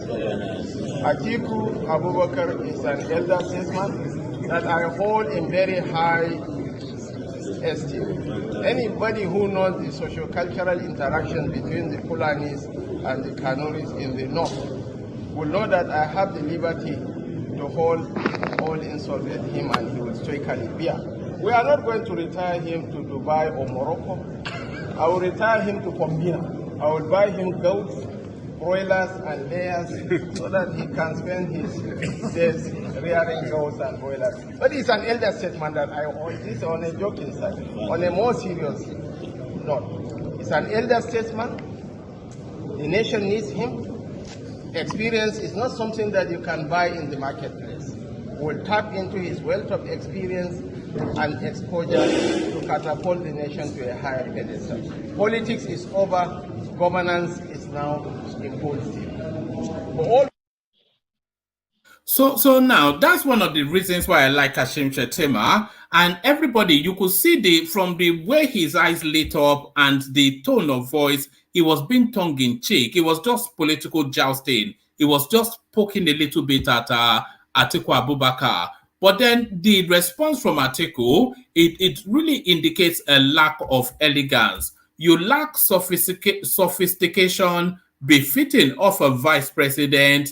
Atiku's camp fires Shettima over comment on retiring him to goats and chickens. So what are you then making of the witty repartee of Kashim Shettima and the lack of a sense of humor by the man from Adamawa State? One man, I don't know. Can I, Ribado, please? One man, can I seek your indulgence, please? Yeah, Shettima cannot make that kind of comment. You don't even let us laugh. Let us laugh now. He just. It was just a joke now, and Atiku can't even take a joke. Why can't Atiku take a joke? It's just a joke. I love that man. I love that guy. Continue, Ribado. I love him. One man. Yes. Hello. Yes, we can hear you. Okay, you can. I don't know. One man, you're putting me in a very tight spot. Whoa. This guy is a Kanuri man from my wife's place, and Atiku is from my state. So you're putting me in a very tight spot. But the issue is this. It's very unfortunate that Atiku has to take it that serious because, generally speaking, I don't know if it happened in the southern part of the country, but in the north here, a Hausa man cannot joke so to some extent. In fact, he cannot even crack a joke like this with a Kanuri man. He will take offense. But when it comes to Fulani with Kanuri, we have that because for the past around 150 or 70 years ago, we had intermarriage. So we kind of share the same grannies, and that is why we play with each other like that. You understand? And I want to also make one thing. I'm a Fulani, I'm very proud of it, but sometimes I have to give some certain credit to a Kanuri race. Because Sardauna of Sokoto, which happened to be our founding father, they regard him here in the north, he once left a very deep advice to the northern people. That is the Hausa Fulani stock. He says, in the north here among us, there is one particular race of people that I want you to take very seriously. He says, you, the Fulanis and the Hausas, don't you ever allow them to test power, because if they do, they will keep ruling you. And more importantly, don't allow your opponents to form a government with them. It means we shouldn't give them the chance to rule us, but we should keep them with us. That is the Kanuris. So I think, unfortunately, we couldn't live up to his advice, and now it has started showing up because Kanuri people, they are very, very smart, very trickious, and when you give them a chance, I don't think there is any tribe in the north that can really challenge them head to head.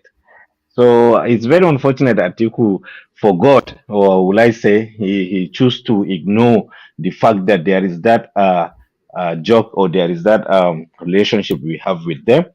And then, as you can see, the quality of a Kanuri mind, and this is how almost all of them are.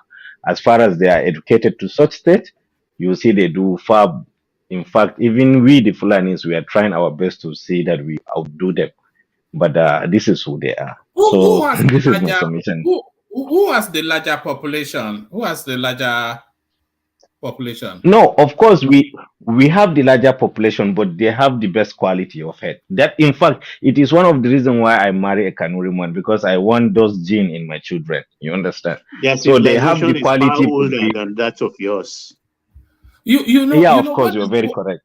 What disappoints me, Ribado, is that Atiku did not. I was expecting like Atiku to jibe back at him with something equally as witty as funny, and then they can have a little back and forth of humor.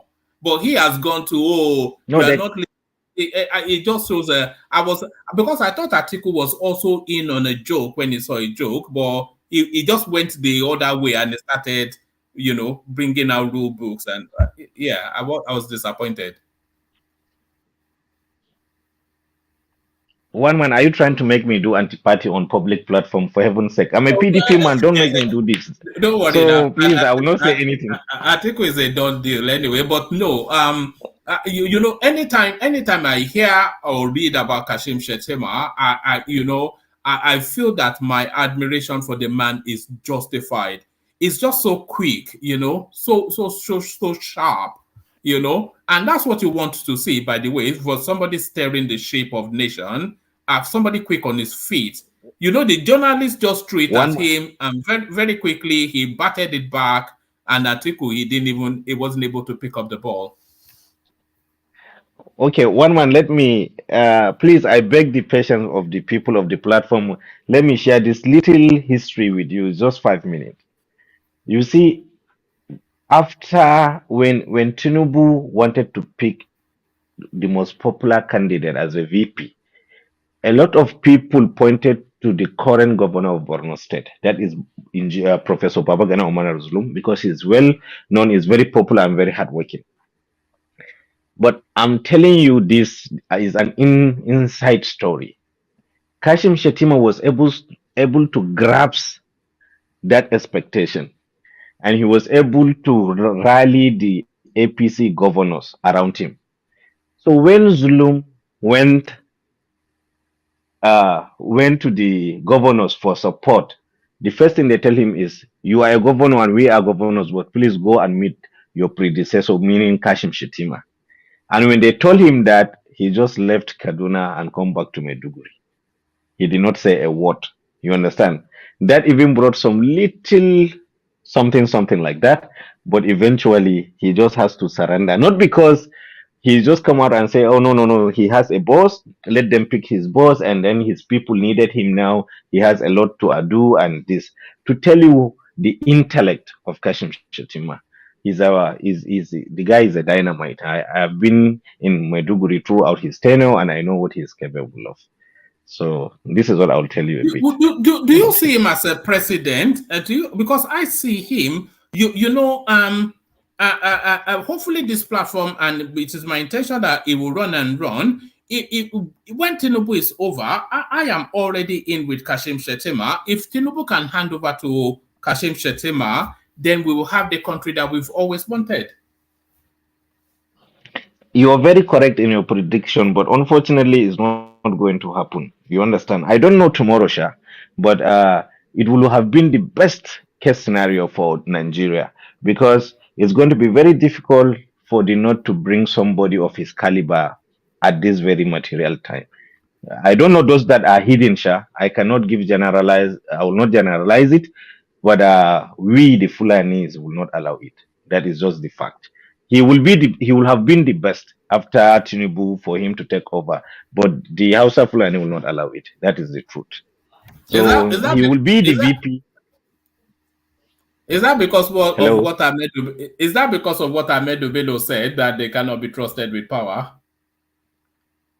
No, I think we have felt that already because he's there. Can't you see how he beat the? Normally, we the Northeast, we are kind of a junior partners in the Northern equation. I'm from the Northeast, but mostly the lion's share goes to Sokoto, Katsina, Zamfara, Kano, Kaduna. That is how it has been traditionally, because the bulk of the Fulanis and the Hausas are there. You understand? Most of the other tribal people are from the Northeast. But all along, we knew their capacity, we knew their capability. All the Fulani elites, our parent has taught us that history. We all know about their capacity. Even when Binifodio came to spray his jihad, because the Binifodio jihad as a Fulani man is not just about religion. It's also about it's also about political dominance, because if it was just about religion, he would just have be a apostle, or what they call them,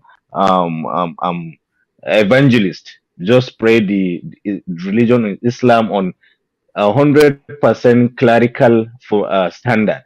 But because he has political ambition, he combined the two, both the religion, or eventually he used the religion as a platform to gain political power. And that was how we, the Fulanis, were able to dominate the northern states, even the Hausa land. Can I ask a question? Okay. Let me round up, okay? So we eventually was able to take over the houses and all that. So now by allowing him to come into power, we have failed from the advice that our ancestor gave. You understand? But eventually, I don't think we will stand by and see him being the president, even though we know he's the best. But by now we feel marginalized. Although it's a northern thing, okay? It's just a northern thing. And we know he's capable and we know his capacity. So it's a challenge for him to kind of marry our fear and try to make us relax and see if we can back him.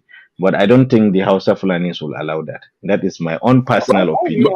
Why wouldn't you just allow in fact, the way you are talking is, I can see some level of maybe ethnic arrogance in what you are saying this morning. Can I interject now? We all have that. Let's hear from Prince, who has not said a word so far. Prince, good to see you. We thought you fell asleep on us. Oh no, I was trying to speak earlier, and Rashomar thinks I shouldn't speak, so I kept my mouth shut. Rashomar Mind now is a bully, isn't he? Prince Daddy, is this Prince Daddy? Yes, Prince Daddy. Soros okay. Soros okay. National mic can bully anybody. Yes. Fine, man. I did not hear the 2 days, Prince. I'm here. That's a you guys. All right, go on, please.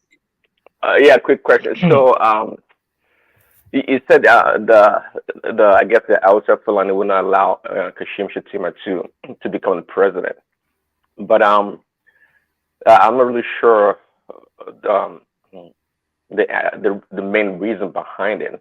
But I was going to say though, now I think, well, I guess maybe thanks to Obi, actually, we do have a template now in the Nigerian political environment on how to take care of that.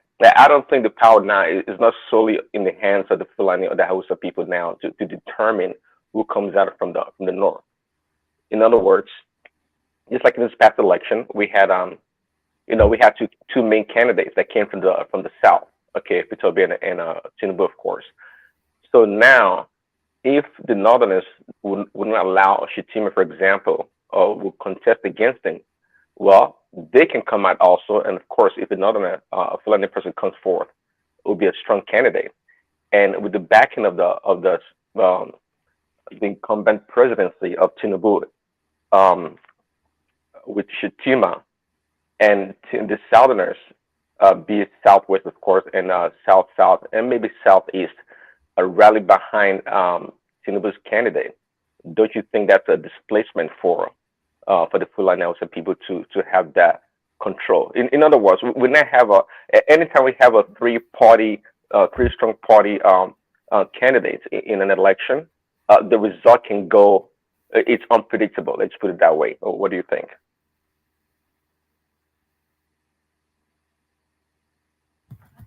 Ribadu, has it dropped? Have you dropped? Oh no, it dropped, but it's back. Yeah, Ribadu. Ribadu, did you hear any of that? What Prince puts to you? Do you want to? All right. I think connection problems with Ribadu there. He is on screen, but I'm not sure his system is fully locked in. Let's hear from Just Emeka, who I suspect is Pansat in disguise. Unmute yourself, Just Emeka. I want to know if you are. Well, man, I'm not Pansat. Why are you trying to attribute? No, it's your accent in the comment section. You know that somewhat borderline something or the other. No. Pansat is an obedient. I'm not an obedient, right? I don't. Are you the same Emeka, the one that used to come here and do the Tinubu Emeka. Tinubu's Emeka. Yeah, I'm an Asiwaju supporter. I've been an Asiwaju supporter for quite a very long time. What happened? You disappeared on us just when at the throes of it all, at the biggest part of the battle, you bailed out. We thought it's not been. I went to Nigeria and I came back after it was sworn in. So you should figure it out. Yeah. So I went to play my own role and I came back from. You went to do Umrah in Abuja. That's good. Yeah, it's a pleasure to see the president. Or Asiwaju, now the president of Nigeria, is a long time coming. He has been planning for this for over 23 years. Happy that he has achieved his aim, and let's see how he restructures the country and put it back on track. So, but the essence why I actually wanted to join the show, I've been on social media seeing a lot of misinformation and fake news flying all around. You've seen a lot of Bula Balu and Bulaba. Being thrown around, propagandas going across the social media, like it used to. And it seems the people doing it are trying to destroy the very fabric of our country, as well as the judicial system that we have. They've said a lot of bad things about our judicial system. And on Wednesday, when the Court of Appeal judges delivered their verdict, it was lauded as not one of the very best verdict that has ever been made in this country, because they took their time, 13 hours, to go through each and every one of the issues made by the three petitioners. That's APM, Labour Party, as well as Obi, who was one of the petitioner, and then PDP. And clearly, each and every one of the judges, it was unanimous, right? And it's very difficult to get collective decisions from 5 judges. Probably the view we were targeting, a majority vote, probably 3-2 or 4-1, but everybody all agreed on the same thing. The reason why they all agreed was that their petition was very weak. Let's take, for instance, Obi's petition. I was highly embarrassed for the Obi's lawyers, right? Because it was very incompetent. They submitted a weak petition filled with errors, very incompetent. And I will read, I have them all open. I have the petition, I have the Electoral Act all open here, and as well as the Constitution and everything. Now, if we look at the election... Sorry, before you go into a deep dive, because it sounds like you're about to go into a deep dive, let's hear from Zita. Let's hear from... we have to save you for I hope you have time. In fact, you must have time because you've been away for too long. So let's hear from Zita, because Zita usually nods off if we keep her waiting for too long, and then we come back into it. I'm glad you are able to really give us a thorough go through of these things, because that's what we do here. But let's hear from Zita, who's with us. Zita. Alhaja Zita of Finland. Alhaja Zita of Finland. Will you take that title? Have you been to Makkah before you can claim Alhaja? Oh man, please leave me alone. Haji Azita, Lafia Ko, Lafia Lau, They and all will that. soon throw me stones. One man, I beg, leave me. Emeka, welcome back. It's been a long time. Yeah, thank you very much. Thank you. One man, what do you want me to speak on? Well, there are just so many topics, There was this particular clip that I brought up. I think I've actually gotten rid of it. Those people that were making all of these wild comments on social media, they are starting to pick them up. There was one particular chap that said Fashola was writing the verdicts for the he said Fashola was writing the verdicts for the election petition for the petition tribunal, and Fashola took real offense to that, and he then reported that to the police and had the guy swiftly picked up. So a lot of that going on. So now that the judicial space has been exhausted now, do you have the anticipation that all of these wayward people that have been going wild on social media, they'll be picked up one by one? Yeah, I think there was a time I overheard Obeni saying something about that. But I think that Fashola's case has nothing to do with freedom of speech. It was just an accusation.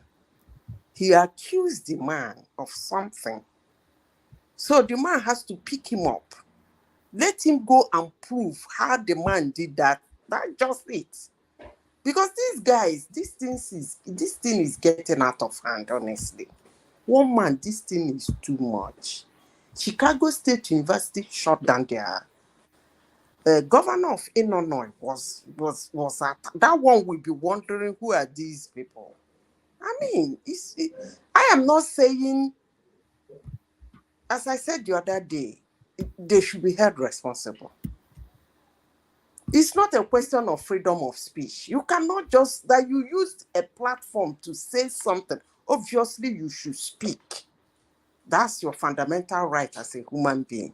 But it's through that speech you accuse people. It's through that speech you abuse people. It's through that speech you insult people. It's through that speech you do defamation of character. It's Obeni that knows all those ones. So it's speech now. He says something, it's an accusation. The Fashola's own was an accusation. I don't see anything speech, freedom of speech. It shouldn't be put into that category. He accused the man. He accused a son that he is doing what he never did. But do you not think it's a bit of an excessive use of power though? Fashola, with his seniority within the Nigerian political space, he then leverages that connection that he has to go and pick up somebody. Remember when Aisha BUHARI did this, when some guy insulted her and they had him locked up, and we were all critical of her here. So why are we now tolerating Fashola's excessive abuse? Is this even abuse of power? No, I don't think so. Even with my little head, there are certain things you will say about me. I will fight you to finish. My little head, though, in my little corner. So I don't think it's excessive use of power. You cannot say that of somebody now, that somebody is turning over. Woman, I don't know, but maybe you are not seeing what these guys are writing. Maybe you are not seeing it. Maybe you don't have cousins, relations, friends who jump into social media and play around it. They'll be sending you all manner of ridiculous things these people are putting out about our country. When I said yesterday that I have had it up to my neck, I wasn't joking. It's so bad. I even saw one. The boy said he is working towards bringing down Nigeria. And I was like, what the heck? You can't bring down Nigeria. It's a country. But you are destroying the citizens. Whenever they come out as an individual, it's a total different ballgame. I don't understand that. I don't even know why anybody should do that to his country or to his fellow citizens, but it is what it is. But I think the time has come for them to call them out. They should pick them. Whatever if you should defend what you said now. So what is wrong in you? You are a thief. You call somebody a thief, and when they say come, you say yes, he's a thief. Look at what he stole. So what? I don't see any problem in that. Or do you? No, I think Fashola will see that guy in jail. But let me take you to this space. This space somewhat it disappoints more than it doesn't surprise, but it disappoints. It says how INEC broke Nigerians' trust. So this is Yemi Oshibanjo spokesperson saying this thing to the media space. This is Laulu Akonde, media aide to the former vice president, and the media aide, of course, essentially the tool by which all these senior politicians used to voice their opinions. So what are you then making then of Oshibanjo somewhat trying to undermine the credibility of Tinubu's presidency? Because, of course, if he's saying how INEC broke Nigerians' hearts, that is to say then that INEC did not do what he feels best serves Nigerians. So what are you then making of this bad belly that Oshibanjo says still seems to be carrying? Zeta. Woman. I don't know what you want me to say again. I was the first person to say something about Osibaja, continually saying it. I was attacked in this platform for mentioning his name. Anyway, for Osibaja, what I will say, bringing him and INEC and the tribunal again, I will tell him again, Tinubu has won you again. He's going to the tribunal with them. I will say this in the platform. Maybe he has people who are listening. He's sponsoring it. I will say it over and over again. Let him sponsor them again. Let them go to Supreme Court. He will win him again. And after that, I don't know what he's going to do. But it is what it is. Because some people are saying he's not doing it. And they forget that the guy is a son. He's being smart and a half, and they don't know that all those things that he says and sends, that the world is a global world. The moment you catch somebody's phone number now, you can run with it. So let him continue fighting him now. He has decided to fight Tinubu. I don't even know where I can't explain the head and tail of his emotions. I don't understand that, but it is what it is. One Yoruba big man was trying to explain everything to me, who Tinubu was, his own lineage and Osibanjo's lineage and blah, blah, blah. It wasn't making sense to me why he should be fighting the guy. I mean, I don't get it, but the last time I said it here, they almost crucified me. It's only Ekene that saved me that day. So, I don't know.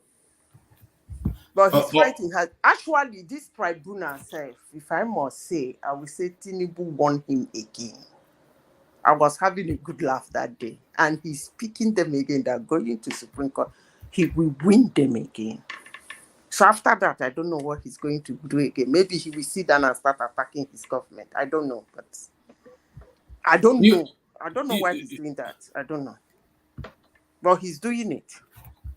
Do you think Tinubu's life is at risk? I've said that before. Yeah, I remember you said that long ago. I've said that several times. Yeah, I remember. But I think that guy is a strict Chicago boy. From his move, I think he's a strict Chicago boy. But I don't know. But I think his life is at risk. He just have to be very careful. What are you making about the back and forth that we just had around not Kashim Shettima, but Yemsin Wike? Ribadu saying that he's moving too sharply, too funkily, but people saying that he has to move at that speed in order to repoint. And Ogbeni especially said that within your first 100 days, you have to establish authority Otherwise, you lose your tenure. So what are you then making of what is now turning into the demolition man of Abuja, Wike and his bulldozer? What says you? Woman, but Tinubu like trouble, shall. To put Wicked there, with actually, to be honest, jokes apart, to be honest with you, I've been looking forward to getting somebody who is more vicious than El-Rufai for FTC, because that is the only person that can do a job in that city. Outside of that, you can't work there, because that's the seat of all the big people in Nigeria. So if you are not as terrible as Wike or El-Rufai, you will not achieve anything there. I just pray Tinubu will give him a free hand that Obasanjo gave El-Rufai. That's all he needs to get the job done. Abuja is a very beautiful city. Very beautiful. That city, tourism alone will generate a lot of fund for Nigeria if that city is built the way it is designed. People living in and around Abuja, somebody will have something to do. Like some people are somewhere paying double. People will come to Abuja and spend their dollars. So Wike is not moving too fast. Neither is he moving too slow. He's not even doing much, if I may say. Do you think Tinubu will be able to withstand the political pressure to get rid of Wike? Because like in the previous discussions, if he starts to roll those bulldozers near the houses and the estates of the great and not so good, they will very quickly put pressure on Tinubu. And Tinubu is also susceptible to political pressure because, of course, it was politics that got him the seat. Do you think Wike will be able to hold on to that seat for too long if he continues to move in the manner that he's moving? Okay, let me say this first. With no offense, nobody put Tinubu in that seat. Those people you are talking about. The Malams put him there now.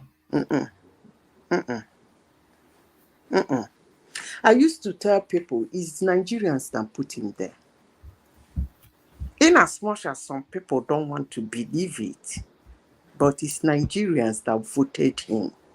Because all those people you are talking about that were against him. You can ask the Northerners. When Rubedo was making his submission, people were really like, that's arrogance of his. No, Kashim said it. When the campaign was heating up, he said it. That they're not going to support him because he's a Kanuri man. You can go and check it. He said it. So, nobody put him there. Those big people you are talking about, they didn't put him there.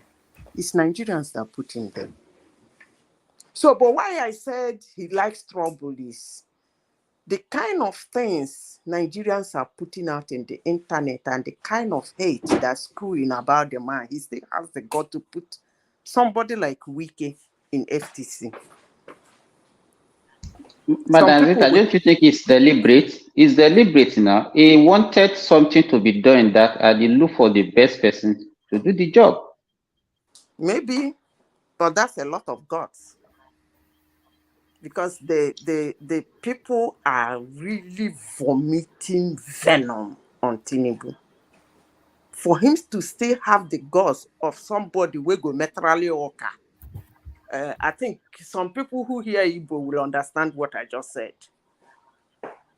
For him to put somebody who go metal oka there, it takes a lot of guts. Because Wike is going to cause a lot of problem. People will be running to Asurek to give complaint of how Wike has marked their buildings. I'm talking about the big people that have decided that Nigeria will not grow.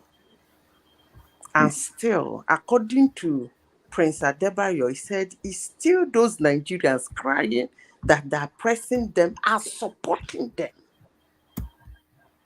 Because I don't see the reason why a big man, nobody who has a house in Abuja is a poor man anyway.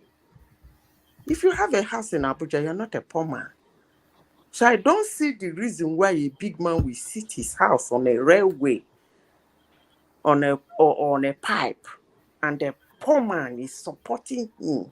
Why should you pull down his house? That is the bit I don't get about Nigeria. So I don't know, but I think it's a lot of guts for him to put Wike there, because Wike go metaloka. Wike is not. Which one is metaloka again? That is, he will cause trouble. He will bring. There is a lot of problem will come to him as the president, because people will be coming to complain. Like already there is complaint everywhere. And Mark, can I add something to what you said? I know that I remember during the time of El Rufai, I will not mention the man's name. He's a very wealthy man in Nigeria. Not Dangote, well connected in Africa. He ran to Obasanjo because El Rufai marked his house. And he told Obasanjo, look, if that boy doesn't get out of there, he will pull down Nigeria. Obasanjo said, I don't know what you're talking about, because that boy pulled down my own house. He said, eh? He said, yes. So if Tinubu can do that for Wike, I think he will work. But if he can't do that for Wike, I don't know. So when the man heard that boy pulled down the sitting president's house, he doesn't have a choice again. He walked away. He said, eh? And what did you do? He said, what can he do that his house is sitting on the wrong place? I've heard that story before. Well, that's true. So I don't know. If he gives him a free hand, I think he will do something. But I am not happy with Abuja. I am not happy with Abuja at all. I think Ribadu wants to come in. Ribadu. Yes, I strongly support what she said. Mommy, I respect your submission and your concern. But I have different opinion, and I think you guys will bear me witness that I call spade a spade even against my own people. You see, how I wish Wike was put there primarily for the job. But unfortunately, it is not so. He was put there for the compensation of the role he played. That is the fact. And secondly, there is Simba was saying that I'm speaking with northern arrogancy. Simba, it is not like that. It's not arrogancy. It's because I have full understanding of how the Norths work. One man, believe me today, if you go to Abuja, yeah, there is big men from the North that has a lot of property in Abuja, and that has a lot of, they are all there. But the issue is, out of 10 people, you will hardly find 2 or 3 Igbo men that has erected building in a wrong place. The same thing goes with the Yorubas. Maybe you share 4 out of 10 to the Yorubas and the Igbos, or entirely to the southern part. You will find that 6% of it are all coming from the north. So my fear Why is that this. so? Why is that so, Ribadu? No, hold on. Let him land on that point. I think he wants to tell us that his fear is that if Wike starts to bring down those buildings, it will come across as an anti-northern. Is that where you were going? Yeah. Yes, on a similar vein, you understand. So And why believe do your me, people do wrong things? Why do your people exactly my like point. to do wrong things? Simba, don't generalize it. I'm trying to be generous. You are the one that said it. I'm taking you from your word. You are the one that said it. I am not the one that formulated it. Simba, calm In fact, down. today, the way you are, no, it's not. Let me say something, Rivado. Okay. The way you are standing today, and I don't care what, because I know that one man likes you. He gave you a lot of audience. In fact, you have been talking. You are the only one that has been talking for almost 2 hours, and it can allow you to go on and Simba, on and on and on and he on. gives a brilliant submission. Give that to him. But today, he So, it happens sometimes. no, one man, I'm saying this because I don't know how you would take this, and I want to, sorry, I want to create your indulgence. You did something today. It's your platform. You have the prerogative to do whatever you want to do. But what you did to Bishop today, I'm not happy with it. So give everybody equal chance. Ribado has been here. Anytime he want to sneeze, you say, okay, let him sneeze. Anytime you want to cough, you say, let him cough. But Bishop just made an interjection. You understand? And you put him at the background, and he was angry, and he left. You know, and you have been doing Simba, this for some time. You have, I'm being what? Hold on, Ribado. Let him say that, because I think it's a sentiment that he's been wanting to express. Carry on, Simba. Okay. So to me, that's what I observe, and I don't think it's fair. So that is not to me. No, it's your platform. You are the owner of the platform. You can decide the way you want to run it. But that is the way I feel, and I must express it. That's what I'm saying this morning. All right. So to that, Simba, and you know, I wanted to move the conversation away from where Bishop was, because I thought we were already on that space for too long. So I was inviting him to wrap it up, which I do to everybody, that wrap it up, and then we move on. I was inviting him to wrap it up, and he somewhat seemed to be offended by that, and I tried to tone it down, but he seemed somewhat off-put. So I just had to, because it was about to scale it up, and I didn't want it scaled up then. So that's why I put him to the back. And I was chatting to him in the private chat, and then suddenly he left. So it wasn't any intention, and I've said this to him as well, because of course I have his number. So it wasn't anything especially pointing to him to be disrespectful. But I do that with everyone. And I say, bring it home, wrap it up, or let's move on. We've been there for too long. So it wasn't anything especially at him. It was just that conversation was starting to get. In fact, I wasn't even going to open up that conversational space, but he said he wanted to speak to that space, which of course I then said carry on. But then it went on for too long, and sometimes when the conversation starts to stretch, and so that's just what happened. It wasn't anything especially at Bishop. No, certainly not. Bishop is one of the strongest voices on this platform, so certainly it would be a disservice, not to accord him his fullness. But when Ribadu turned up, he will always get preferential treatment because he's coming in from Maiduguri, and we have to show appreciation for that. How many times do we get to feel the tempo of what's going on in Maiduguri?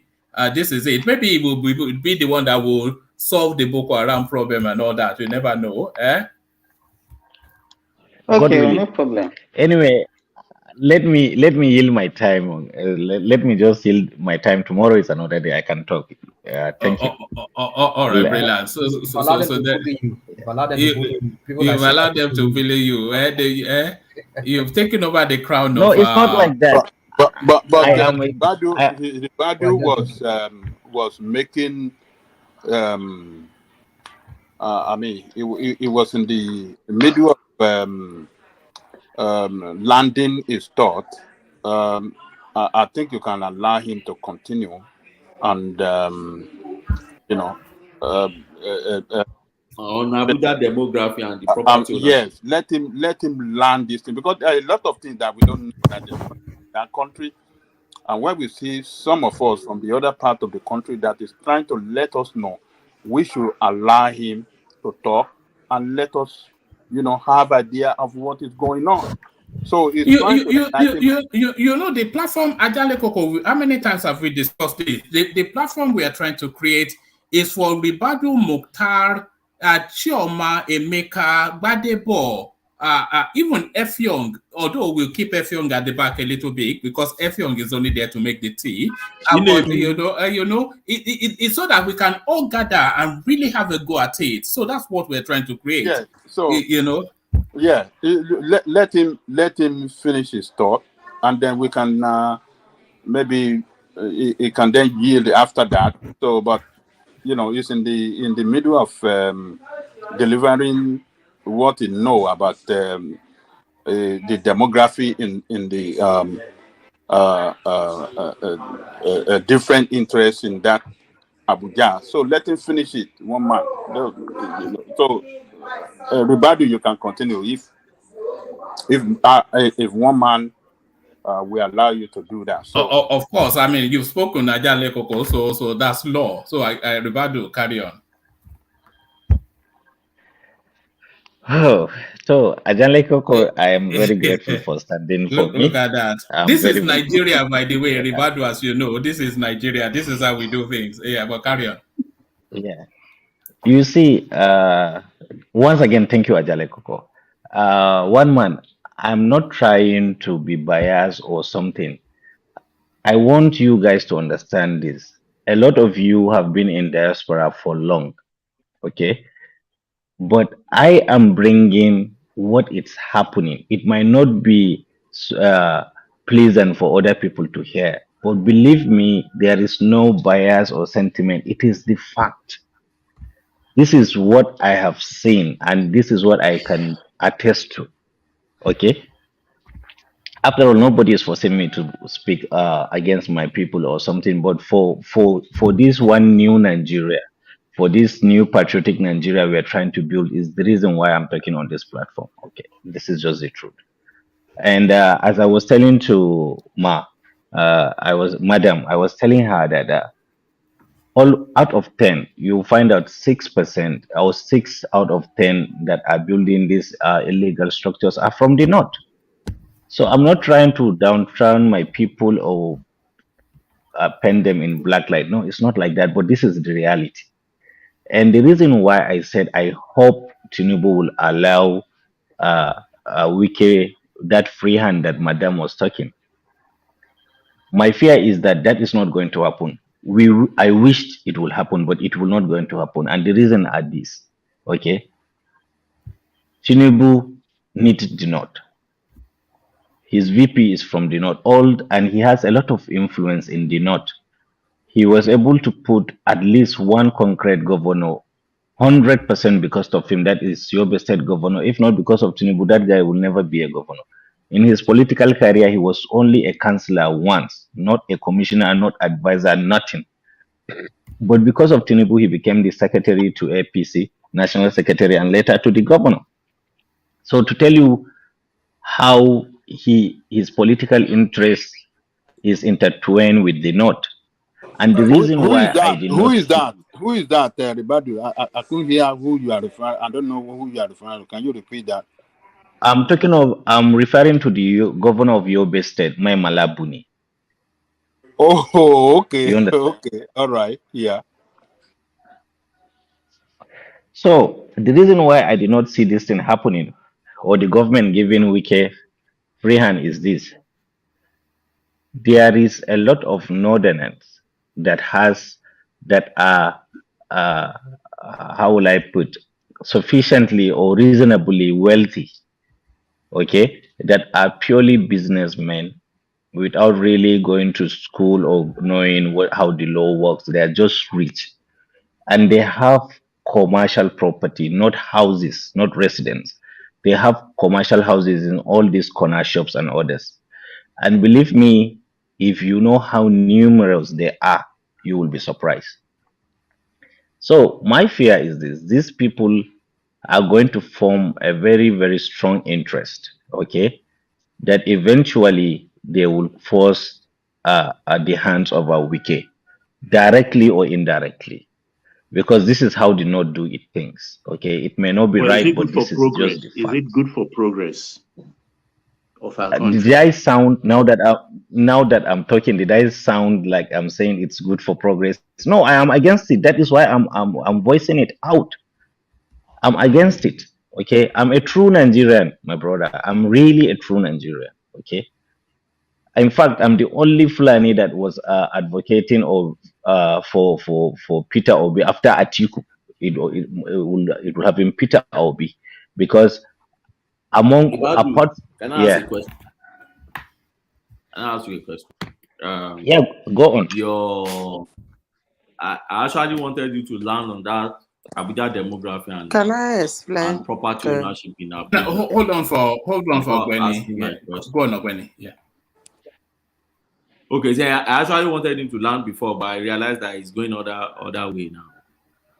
What is your definition of saying the Northerners own most of those properties that lie in the legal area that are marked for demolition?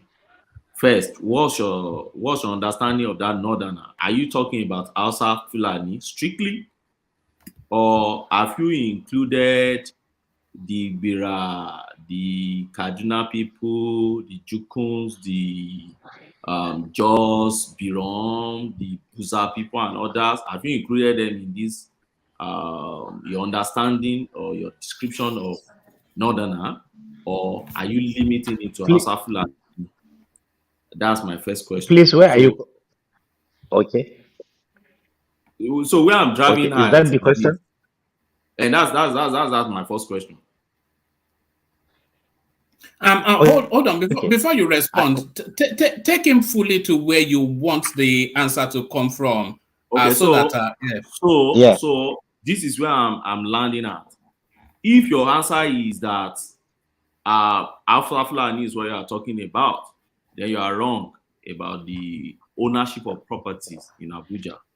If what you are saying is that, the 19 northern states is what you're talking about, then it means you've considered the Tiv, the Ibira, the Idoma, the everybody, other tribes in the north. If that's your description of the northerners owning majority of the properties in those areas that have been marked, you may be right. I don't have the statistic. But where I would like to land now is that the kind of cooperation you think they will have against Tinubu may not work, because there are so many interests that will come in there. So I don't know what's your take on that assertion. Because the reason why I'm saying this is I understand Abuja demography and ownership of properties very well, because I practiced there for a very long time and I did land matters a lot in that angle. So what's your take on Please, that? where? Please, where are you calling from? So I'm presently coming from Scotland, but I stayed in Abuja for 15 years before coming here. Okay. You see, one man, this is the reason why I said a lot of you are outside the country. Okay. When I said the North, I did not specifically say Hausa or Fulani. We here in the North, if we say the North, we mean the 19th state of Northern Nigeria. That's what we mean. Okay. And I don't want to go far because it will bring a lot of chaos here in this platform. But let me tell you, a TV man, okay, sorry, a Jukun man was the one that avenged the assassination or the killing of Tafawa Balewa. That is irrelevant, but I'm just trying to show you that when interests of the North, we have our own differences, we have our own fights, we have our own clash, but when the interest of the North is attacked, the North will bundle on one place and fight that interest. This is not the best way to do things. But what I'm trying to tell you, I'm not saying, and again, you misquoted me, or you misunderstood me, or you misheard me. I did not say against Tinubu. I'm talking about the office of the FCT minister, not Tinubu. Okay? What I said is this interest, they wield a lot of influence that maybe they may not allow Wike to do what he is supposed to do. And I will give you, because there is a precedent to that. Do you know why my uncle was, after Obasanjo left office, do you know why he went into exile? because of the interest of James Ribadu, when he was EFCC chairman, he went into exile simply because of the interest of James Ibori and co. Okay, this is something we were sat So, but upon lectured. Yaradua. It's not. Yaradua It's also Yaradua started that chasing chased him him out. away now. It's not just Yaradua. about that.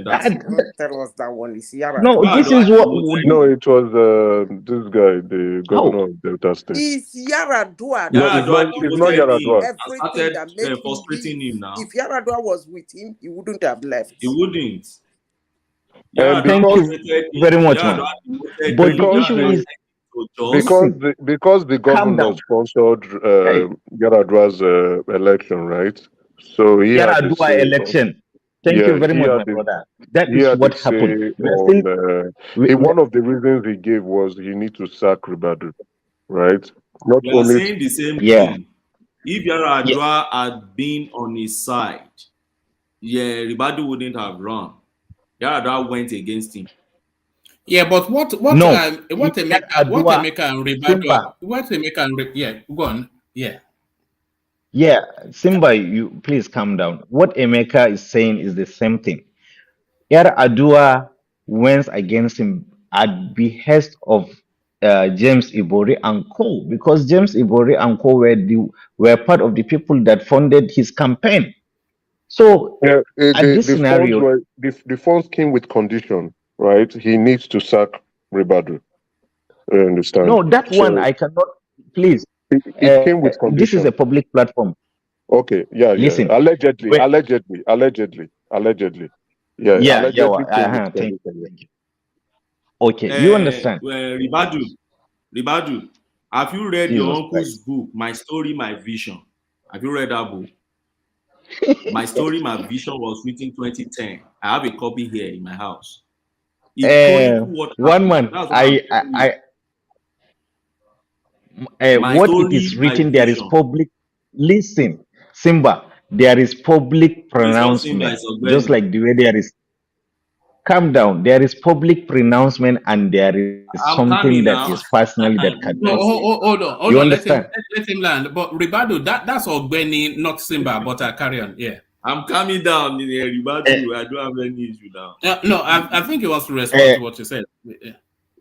Yeah. One man. Yeah. I rest my case at this juncture, please. Thank you very much for your attention. Ribadu, Thank you. why now? You want a rational man? I need to run. People. They will never let you. They will never let you. You see rational man now. You see. I wake up. Yeah, but people will never let you speak. All right. I didn't chase him anyway. We're having a good conversation now. But I think he has had enough. This after 5. Yes. A real good showing by. Nice to have you. Yes, so a real good showing by Ribadu. Let's see if Thomas is there. Thomas, are you there? Look at this guy. Thomas Alaigwagwo, doubting Thomas. All right. Let's take the conversation. Daddy. Yes, Daddy. Right. Thank you, Daddy. So there you are. So Thomas, I'm going to take the conversation to Ajanle Koko, but very very shortly I'll hand over to you. So Ajanle Koko, come into the conversation, and do you want to pick it up from Akeredolu making his way back to Nigeria, but not to his office, but to his space in Ibadan. So Akeredolu, I will be alive to complete my tenure. So his tenure expires February next year. So what are you then making of Akeredolu's return after 3 months of a medical sojourn in Germany? Thank you, Woman. Greetings to our listeners around the world. Click on the like button, share and subscribe if you haven't done so. Look, we all have to rejoice with his family that this man is back alive. He was terribly sick, particularly the kind of sickness that he went through, is it not cancer of the bone, or what kind of Yeah, I'm not quite sure if they opened up on the details, but I think I heard there was some form of cancer as well. Yes. yeah. So for God to spare his life throughout his treatment period and back home alive, man, is worthy to be celebrated. So if any member of his family or people that are close with him are listening to us, look, we welcome him back and we wish him long life, and we hope that very soon he will be back to his position and continue the good work for the people of Ondo State. It would have been an unfortunate situation to APC, Shiwaju, and others if unfortunate have happened to him, because this man worked really hard for Tinubu emergence as what do you call it, nominee of the party. We may wish to remember that he was the leader of the southern governor that were agitating for power shift to the south within his own party. And in the collective, the joint meeting between APC and PDP, then they appointed him as because the most elderly among them. So they appointed him as the chairman, and they spoke. If you can remember, one man, we treated it here. They spoke. They, in a very strong term, that power must shift to the south, irrespective of any party that it has to go, but the south must have it, and he was very, very strong in his, his commitment to that effort. So he played a very good role for power shift to the south that Tinubu is enjoying today. And even during the Amotekun, the same way he led the Southwest governor, he was their leader.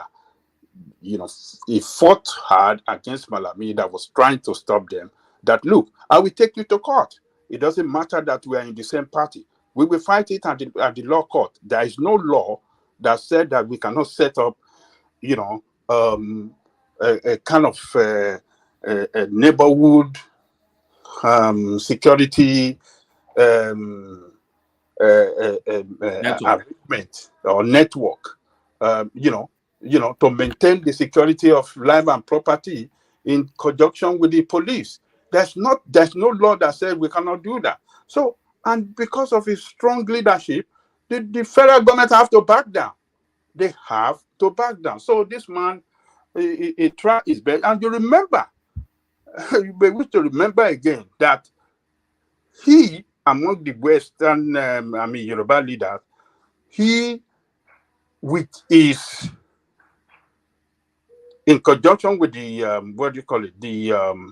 the assembly, they passed a law in Ondo State to make the Yoruba national, anthem to be, for, as compulsory Yoruba national anthem to be read or to be sung in their, assembly hall every morning.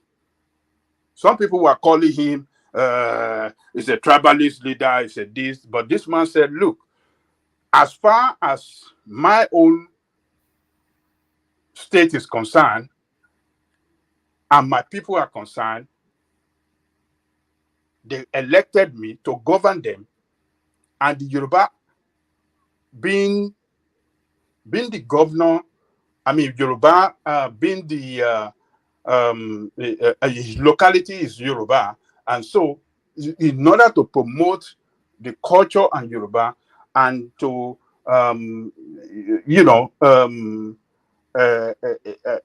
allow this Yorubaness to have a place in the head, in the mind of the people at its local level. The anthem of Yoruba must be read at the school. So he try his best a lot in so many ways. He has his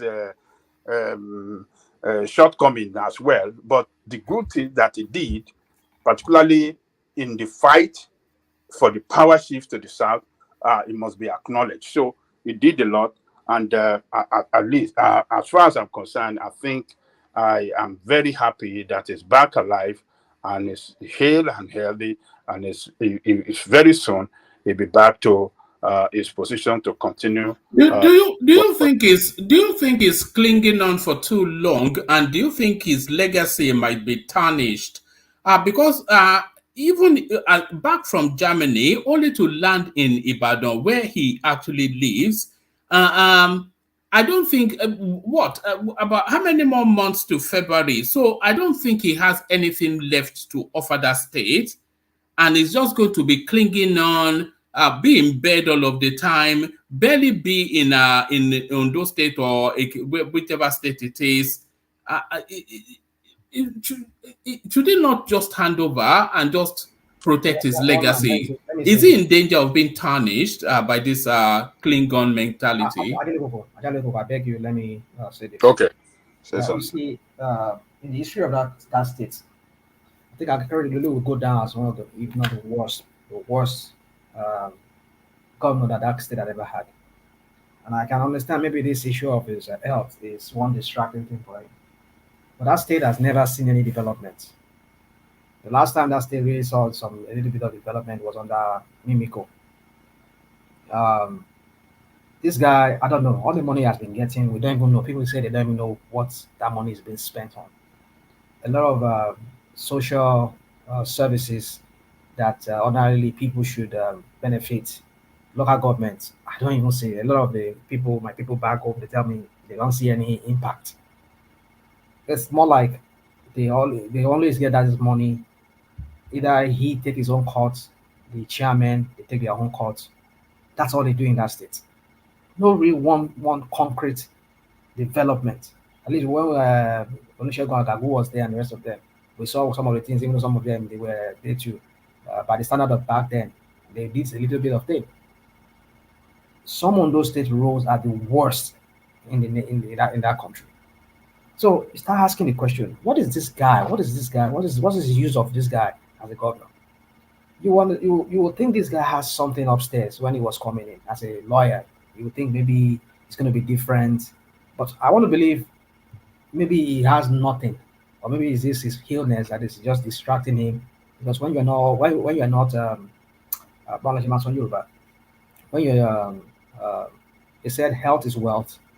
So when you are healthy, then that is when you can have the head to think of what other things you can do, and you feel like you are invincible, you are impregnable. Nothing can fall you. Nothing can So whatever, maybe then, but then is this health has always been an issue for you? So why don't you just vacate this? I mean, you can't put the life of almost like how do I say, like over 10 million people, put their life in a balance like that. Their life is left hanging just because of your indecision, or you being not there, you not being there to be able to make decisions that would affect the life of these people positively. Go to those riverine areas there. A lot of things are going on there that there is no development going on. Not even in my own very town, my parents' town, where they are from. The only time we saw real major, besides Olusegun Agagu and maybe this guy Mimiko. That even Mimiko says, "What did he even do?" But what I'm just trying to say is that under Babangida, that Irele Road. My mom is from Irele. That Irele Road there. Oh my God, one of the best road. That's the only thing that I think we benefited from Babangida's administration back then. The best of road that we saw there. I mean, so anybody who is from Ondo State area we know. There's this lady that used to sing Comfort Moge. Is it Comfort Moge? He sang it. He sang with it. Is that what? I know it very well. Yeah. So what are we talking about? So this guy, I don't even know all the security money or this security money that he gets from the Fed. What is this guy doing this money? I mean, go to Ondo State. Ondo State is one of the most backward states. We should not be. We have oil, we have palm fruit, we have everything there. We farm in that. We have cocoa. But what is this? What is the use of this guy? He can okay, fine. You talk about IGBO. Are we saying to do? We have to, I'm not saying that's not a source of revenue. As a lawyer, my dad has a farm. I mean, has a land that has bitumen. That land is government has taken over that land now. They've not compensated them, and that land is now. You people are not even. They're not even doing any. They're not taking any of those bitumen. So what is going on? What is the use of this guy? I mean, you would think maybe because he's as a lawyer, you know how to those whatever legal aspect of it. But I don't just maybe this is illness is just one distraction for him. Just quit and leave that place. There's somebody that is better that can do better than you. Let him be there. But you see, these are leaders of these sit tight leaders. They just don't want to. I don't get it. So because of your own illness, now you put the life of about over 10 million people in the balance. For me, it's just beyond me. I don't understand that kind of that way of thinking or that way of looking at things. That's just what I want to say. Okay, Can I contribute a bit to support rational mind? Oh yeah, okay. Which is not my usual thing. To support rational mind. But I think rational mind is right. You want to support rational mind? Are you sure? Rational mind is always wrong. Rational mind is always wrong. No, rational mind is right on this one. I'm telling you. For me, I think when you pick Baba Jashin, I think the next person is you pick in that state that really work. You pick Olumilua. Then when you pick Olumilua, you pick Oyaro Gulems. Oyaro Gulems tried. Then after Mimiko. When you remove those four, every governor they've been having in that state, you can't really, including Akeredolu. As human beings, we must all sympathize and have, and pray that he gets healed and completely, and that God will spare his life. He really tried when it comes to the legal profession. The way you see that man, very, very blunt in court, and judges, they don't fear him, but they respect him because he will tell you the way it is. He's not, and he has a very good and serious practice. Just like he was with, he has his partner Olujimi, so it was Akeredolu and Olujimi. Ibadan, very sound Ibadan practice. So I hope and I pray that God heals him completely and heals all of us too. If there is any underlying condition any one of us has. But that said, that should not prevent us from assessing his tenure. Two-term governor going down without any major thing you can do in Ondo State. I can recall while growing up, because Ondo and Ekiti were together while I was growing up until 96 when Abacha created Ekiti. So we used to go to Ondo very well. The relay just mentioned Idore. We used to go to Bokoda, all those houses. And when we were very, very, very young, I remember a lot of the major things we used to go to visit. There is this Oluwa glass. Can't find it any longer. I think Rational Man can bear me witness on Oluwa glass. Oluwa glass, very massive. You're right. Yeah, I used to be part of the Odua company. Yeah, there is another one in Idonre. We don't have industry again now. Nothing. It's There's Owena Motels. There's another one in that around that river, river basin. River Basin Authority. Then, sir. Then there's this cocoa plantation, the one that Jashin did. can't find those ones again. A lot that Ondo State used to have, but you can't really find it. In fact, during Mimiko time, the only major thing that Mimiko did was this mother and child. Mother and child. Mimiko invested a lot on health facilities in Ondo State. And I could recall back then during Mimiko, an accident happened along Owo, that Owo road. And then I happened to be around that, that side then. And we rushed the person. And they took the person to the emergency. If you see the emergency facility that Mimiko built, they came with their ambulance, they picked. You would think you were in abroad, really. They rushed them and they put the person inside. The way those doctors came out and attended, I said, Mimiko built all those facilities and they started getting grants. They said he was sourcing grants from abroad and they were exchanging programs. They would take their doctors in Ondo State abroad for training and everything. You know one funny thing about that mother and child? That mother and child, you don't need to pay at all to have your child bath and everything in Ondo State. They reduced their mortality rate. It did good on education too. Yes, and we used to come from and don't forget, Mimiko has always been part of the government. So when I was in primary school, Mimiko used to be commissioner of health in Ondo State under the Olumilua guys when Agagu was the deputy governor and all those days.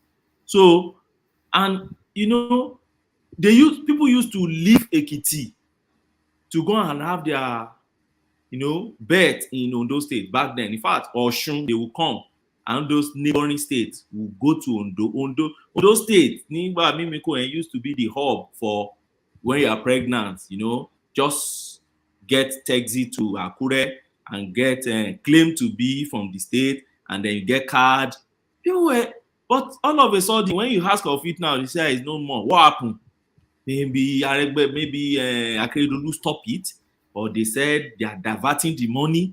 And the mother and child thing, everything just collapsed. And it's no longer there.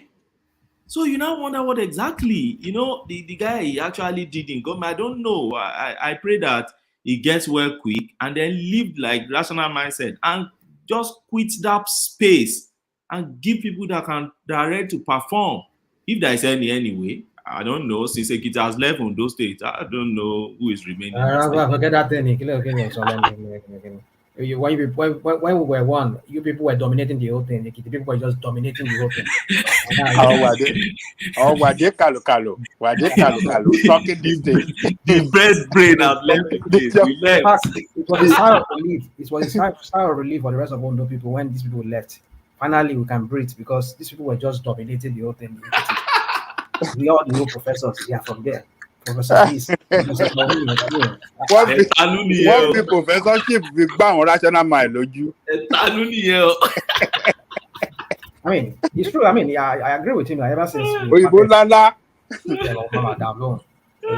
after we parted, it's just that state has never been the same again. It's just have phony leaders, half-baked leaders, people that are not really leaders who are not. I mean, maybe the pack. I mean, I would say the brains are among the Ekiti stock of Mondo back then. So, but ever since then, I've never seen any of them. We still have thought, but they would never come out because the Ondo politics is a very strong politics. It's you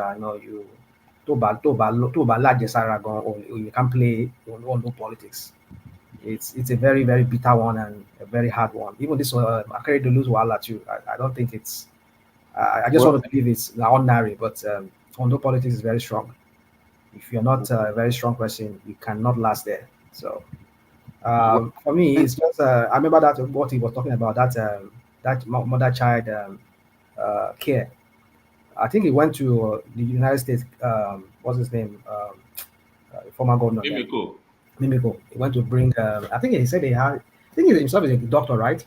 He's a medical doctor too. Yeah. So and he went and he brought in some equipment from the United States, and he was going to. I mean, then he was gradually placing Ondo State as a hub for medical tourism and all of that. Like what you just said now, people were pouring in from other states, going there and taking advantage of the healthcare system. And this guy could not build on it. See, this is what we're talking about.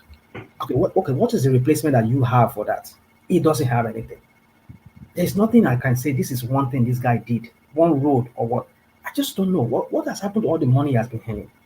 I don't just get it. So for me, I don't just know. We've been cursed with very very um, uh, leaders that are not really capable of leading that state. And the other ones Well, that can really, we have other people who are capable. I mean, a lot of older people in America. Some of them doctors, surgeons, and all of that. But some of them can't come back home because the politics is just too hard. It's just too. I mean, a lot of people who tried it, they run back. They can't understand it. Yeah, so yeah, you have to go to Bodilon, that's another thing again. Dobale from Bodilon, Lion, you never get there, So some of our American politicians, they just can't stand themselves. I mean, somebody that has PhD, who is doing well for himself in America, he has multi-million-dollar investment, and you want him to go into Bodilon, Dobale for what's his name, Lion of Bodilon. I say Wimby, although people can be very arrogant. I don't know if people know that. So we don't believe in say one man or somebody can calling the shot, telling me how to become a leader or whatever. So that's a lot of them. I know some of them personally who would never want to go again into politics in those states. Maybe in the future if it changes, but maybe it will. But that's why I don't think this is thing that Akeredolu is going through. I think you people should have heard a story about his wife when he was talking about a certain lady. I don't know, maybe the mistress of Akeredolu, who was trying to like help him out with some concussion and all of that. So, but I want to believe it's just ordinary. But although politics is very hard, if you are not a strong person, you cannot play that politics there. That side chick, she has come out to debunk that storyline. By the way, that she gave him a concoction that then led him to being. I don't know. I mean, you don't expect him to accept it now. Go on, please. Go on. You don't expect her to accept it now. But it was his wife that was spreading that storyline. What I think is Akeredolu fell sick, and then she used that sickness to attack his side chick, who she felt was threatening her position. I'm not sure that. Why would the side chick want to kill him when he's the bread and butter of her life? Don't say so, Oma. Well, the side chick, I think, is working in a government house too, and yeah. So I don't know. So, but look, rational mind. Is it Baba Joko side chick in the main chick?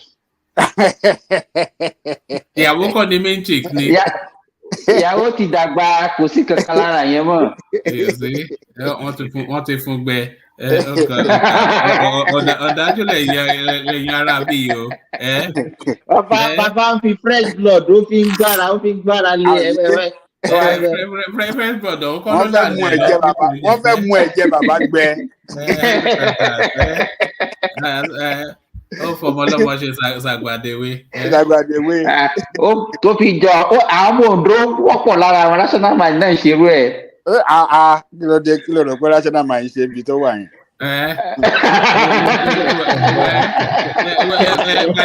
By the time it's genetic. By the time the national mind have a clue, mix national mind sọ pé okay, wà lọ bá wa ọ bikini. Ìpátá àgbàlagbà. Look at that. So, what rational man is calling for, I don't think is going to happen.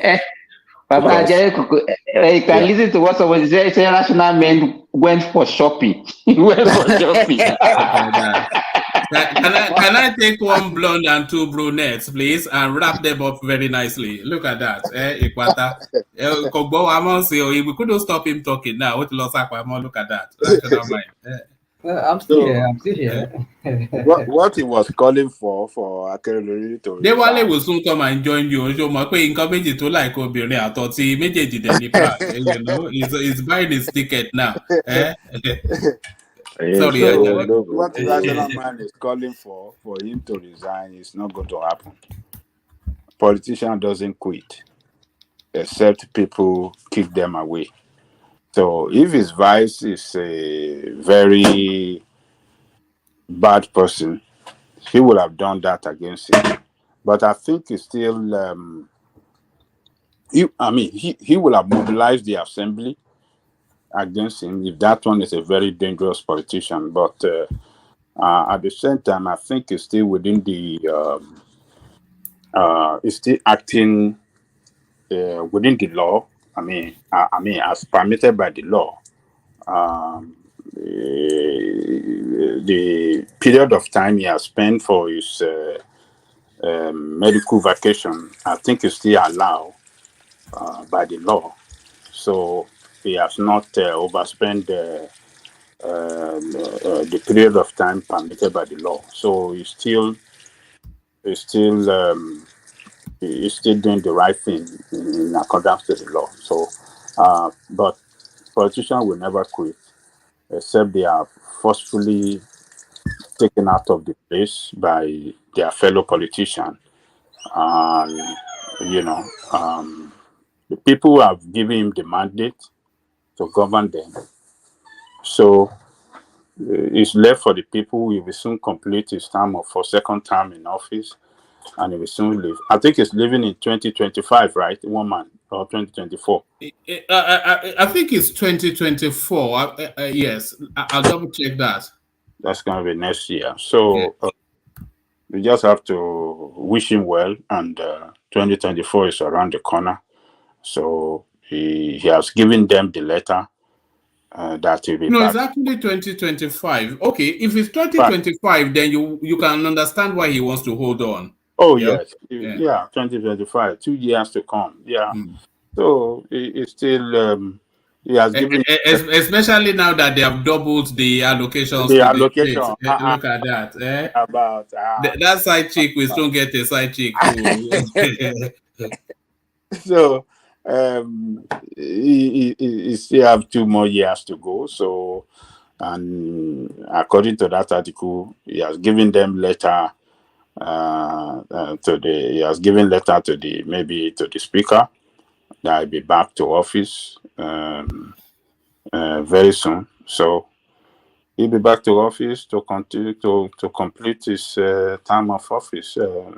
So we just wish him well, but it's just unfortunate that according to his people from the state, when he has rational mind, they haven't seen anything he has done. And I have a friend too made a similar complaint that as a matter of fact, I think he's owing workers in that state for so many that guy did not do well at all. In fact, doctors were on strike for almost 2 years.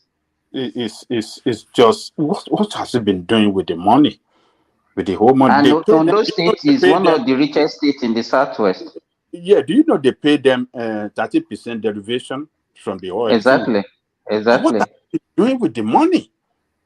I don't know. Well, that is. But that you are governor, with all of the money that. As much as we blame the presidents and whatnot, all those governors, they're ungodly. It's not the president. No, they are the worst. One man, the governors are the worst. It's not the president. What the president I think we should shift. I think we should shift our attention and focus more on the governor rather than the center. If the local government is not, broken away from their control by the federal government or by the law, then we won't have governance in that country. They overshadow the local government, they control them, they take their money from the federal, and they give them whatever they like. And they appoint their own people to be the local government chairman. They organize election for the local government at their own will, not in accordance to the law. They do whatever they like. They can take them out anytime. They can they can even have local government without local government chairman. They will just appoint administrator there. No, they will have an election. Have the local government chairman in place, and then within 2 years they will just cover. They will just say they have dissolved all of them. All of them, and that's all. And that's all. I don't know. I don't know what gave them that power. That is not a country that is well governed. It is unfortunate. So, but we will continue to talk as far as we are concerned here. We will continue to push for better governance in Nigeria. So, but one man, let us welcome him back. Let us thank God for his life, and let us see him back to his position to continue good work for the people. Maybe by now, maybe with what has happened to him, maybe we have changed your mind. He must have been reformed now. Okay, Ayorubo, eh? Ayorubo.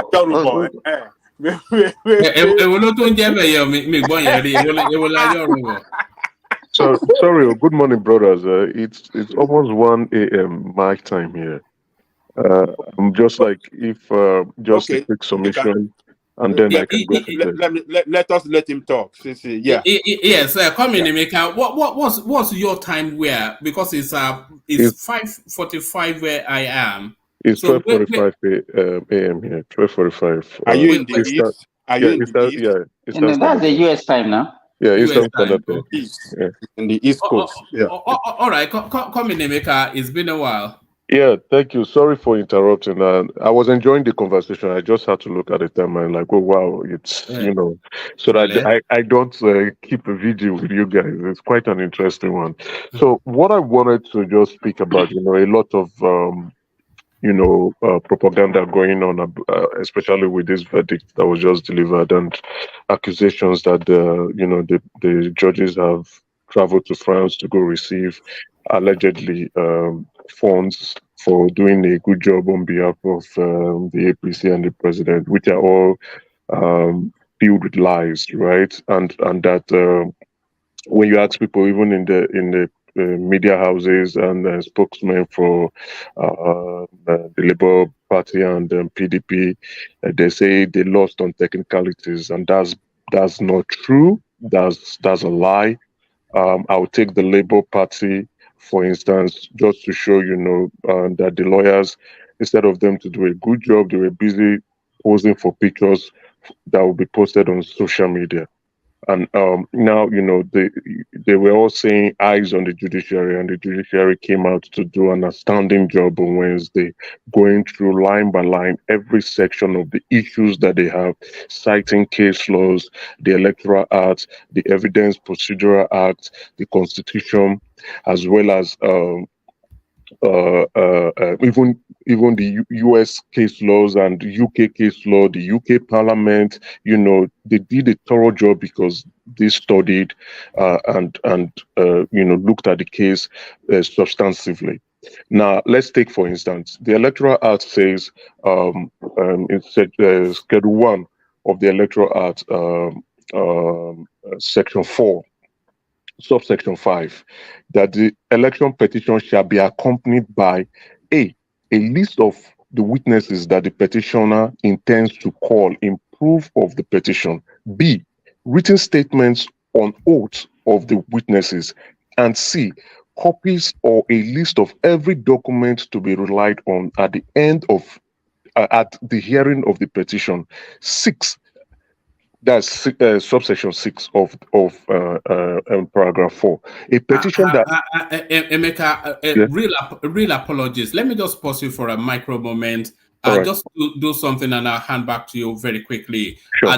The super chats that have come in, fourth, he comes in with the first one. Kaisorian Empire. You all know Kaizo, the rascally Kenyan that has been using foul-mouthed.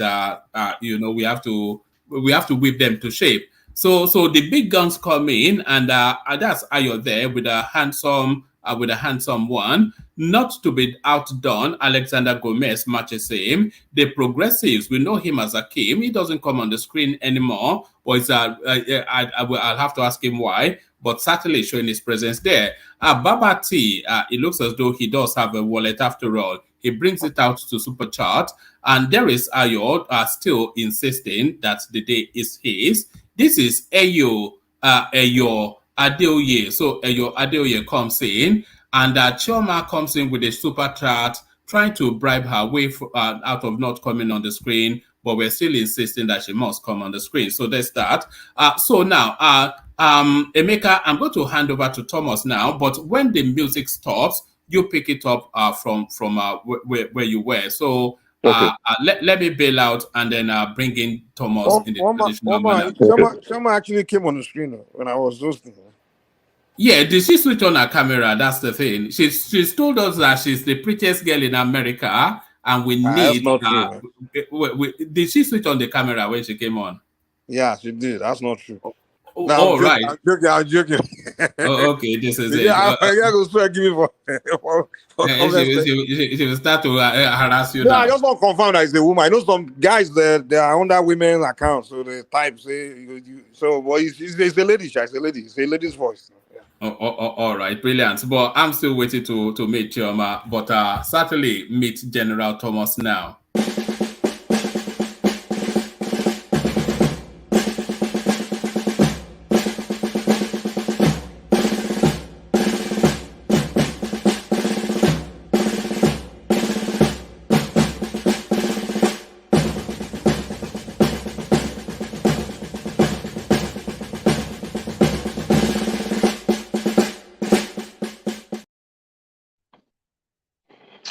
All right, can I proceed? You can go ahead. You can go ahead, Thank Emeka. you. Sorry, thank you. So now, subsection 6 said, a petition which fails to comply with subparagraph 5, that's, having all this list together, you must come with a list of witnesses, the documents, a list of the documents that you intend to talk about in the petition. It must be in your petition, right? And then the list of the witnesses that you intend to present in the electoral tribunal. If you do not comply with this, the secretary will not accept your filing. Now, section 7 says, an election petition which does not comply with subparagraph 1 or any provision of that subparagraph is defective and may be struck out by the tribunal or court. Okay, going by this, right? Now, if you go to the Labour Party's petition, you will see that they only brought in 2 witnesses in this petition. They said in the media houses when they were running their mouths, they said they had 13 witnesses. Now, they only submitted 2. And guess what, guys? The names of those witnesses were fictitious. I kid you not. Go and download that petition. One of the witnesses, the name is ITX. And it was sworn under oath that my name is ITX. The other one says my name is LUNN. That is someone's name and sworn under oath. Technically, they are running their mouth and say they lost on technicalities. Technically, the election petition, the judges should throw those things out because those are not names of witnesses. Witnesses are supposed to be individual. An individual is someone who has a first and last name, or you can have several names. Those names are 419 name now. They are fictitious fake names. Download the petition. I have the petition here from Labour Party. I'm looking at it. Download it for yourself. Don't take my word. Can I say something on that? Okay. Can I quickly say something? Yeah. Please so choose. yes, the practice is that you are allowed to use initials in order to protect your witnesses. So you can do it. You can use initial ABC, CDS, da. That's fine. And I agree with what you're saying. But they said they will provide 13. They only brought in 2, which they are supposed to attach in their petition. Okay. Now, what they now did when the trial was now going on, they now wanted to smuggle in 3 more. You understand? It's like you are fighting in the boxing ring, which one of the judges actually said. That was Justice Moses Agu said, you are now fighting in the boxing ring. You punch someone below the belt where you are not supposed to punch, and you are expecting points. You should be deducted for that point. But because the judges were magnanimous, they still allowed those 3 extra unaccredited witnesses to still speak. And that is what they even cited, that despite the fact that these witnesses that you smuggled in were not allowed to speak because they were not properly subpoenaed and accredited, let's even take the substances of their witness, of their statement. One of them, PW, Petition Witness 7, who claimed to work with Amazon Web Services, AWS, could not even provide evidence or document or even ID card to show that she's a staff of AWS. Because when Olani Peku cross-examined her, she could not present that. And you claim to be a staff, which means you are lying under oath. Not only that, you contested the election. This election that you are saying is fraudulent, you contested it as House of Representative for Labour Party. It shows you have an interest in the election. Not only that, you were also sitting throughout the tribunal as the election proceedings were going on. It shows you are biased. That is what the judges were saying. And on that, the statement you were even giving shows that you do not even understand what you were saying and the things you were saying when she was being cross-examined. It shows your statement, one, being you biased, cannot be relied on. You having interest in the election, we cannot rely on this. You were not even properly subpoenaed, but let's take that out. Then your statement will not be relied, your testimony cannot be relied on as a genuine witness. No, the other one, PW4, Petition Witness 4, claimed to be a cybersecurity expert and a forensic expert. And what he was doing was downloading results from unverified sources. He said he got it from the internet. Did you cross-check this result with your polling unit agent? He said no. So how do we rely on this result that it's within your control? You downloaded it into your own personal laptop. So why do you think this result is even okay and authentic? But you did not cross-check it with the original polling, that with the EC8. You didn't cross-check it with your own polling agent. You didn't even give a copy to INEC that you are petitioning. You didn't give the respondent one to look at and say, okay, I think this result is for them to prepare a defense for themselves. And you want to take everybody by surprise. So, which means you can't have unverified results in your own custody, in your own control, and in your personal laptop. Ogbeni, please move to this other side. And despite the fact that you were even smuggled in, you want to take everybody up by surprises. Now you see how incompetent the Labour Party lawyers were. And I see the incompetencies because they were busy taking pictures every time and posting it on the social media. Now let's also go over today. They were claiming widespread election malpractice and corruption, but we're unable to identify the polling units where the fraud took place, the number of polling units, the name of the polling units, and also the number of votes that those polling units, where the vote count for those polling units. They did not identify those things. Now they said there was widespread. Oh yeah, tell us those ones. The onus, that's why the judges kept saying the onus is on you, the petitioner, to prove your case. Come and prove your case. If you prove your case, you say you won. If you prove your case, then we will agree with you. But they didn't do that.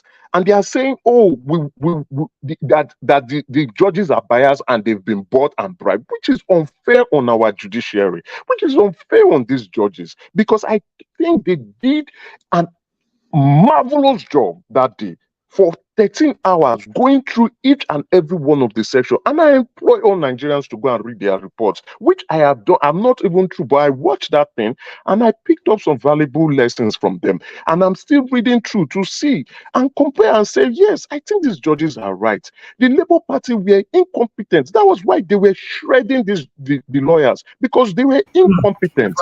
Hold on, my friend.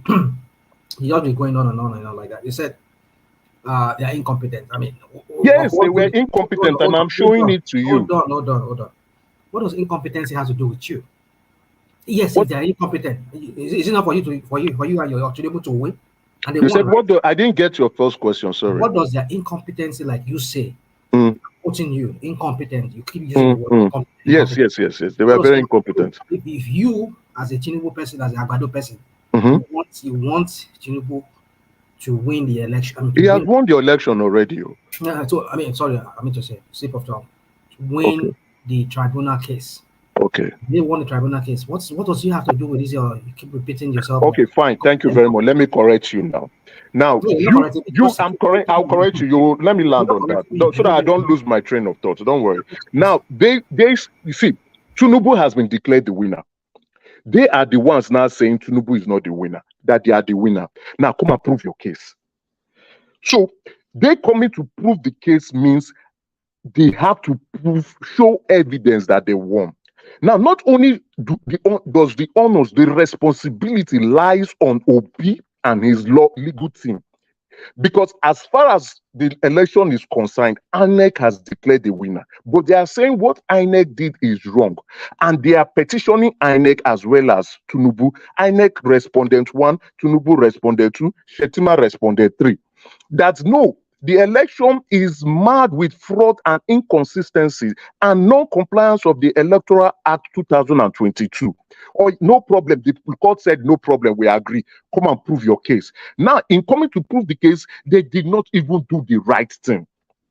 They did not submit the list of documents they are supposed to use to prove their case. They did not submit the evidences they need to prove their case. They were unable to identify the polling units that the corruption and the fraud, and they said they were also that election did not take place in certain polling units, and INEC uploaded fake results for those polling units that election did not take place. Now, the judge was saying those places that election did not take place, which of those, where are the polling units? Where are the wards? They could not say it. They said that INEC deducted votes from they did vote from specific polling units and added it to that of respondent 2, which is Ashiwaju. Okay, the judges are now saying those polling units that they deducted your vote count and added to respondent 2, that INEC respondent 1 did. Where are those polling units? What is the name? And how many votes did they deduct? And how many did they take away and add into that? They could not say that. They could not provide that. They did not put it in their petition. It was not mentioned. So, brother, and they want to win. They want to win the case. Yes, it shows the inconsistencies, the incompetencies, the irresponsibilities, and the stupidity of these lawyers, as well as Obi pushing propaganda to Obidient. Go online. They go online and they say the judges have been bribed, which is wrong and unfair to these judges. The judges kept saying, and you could literally hear them almost crying, that come and show us where you said that, show us the polling unit. Now also, they said, they mentioned Benue. It was only in Benue and Rivers State that they mentioned the vote count. But they now also said they will rely on spreadsheets, that is Excel, right? They are going to rely on Excel and forensic analysis. That is where that PW4, who is a key witness, I had to bring him in. Now, you are relying on spreadsheets. I can develop. We even did right here in this wonderful platform. We did spreadsheet. Who was that person who did that spreadsheet? I can't remember.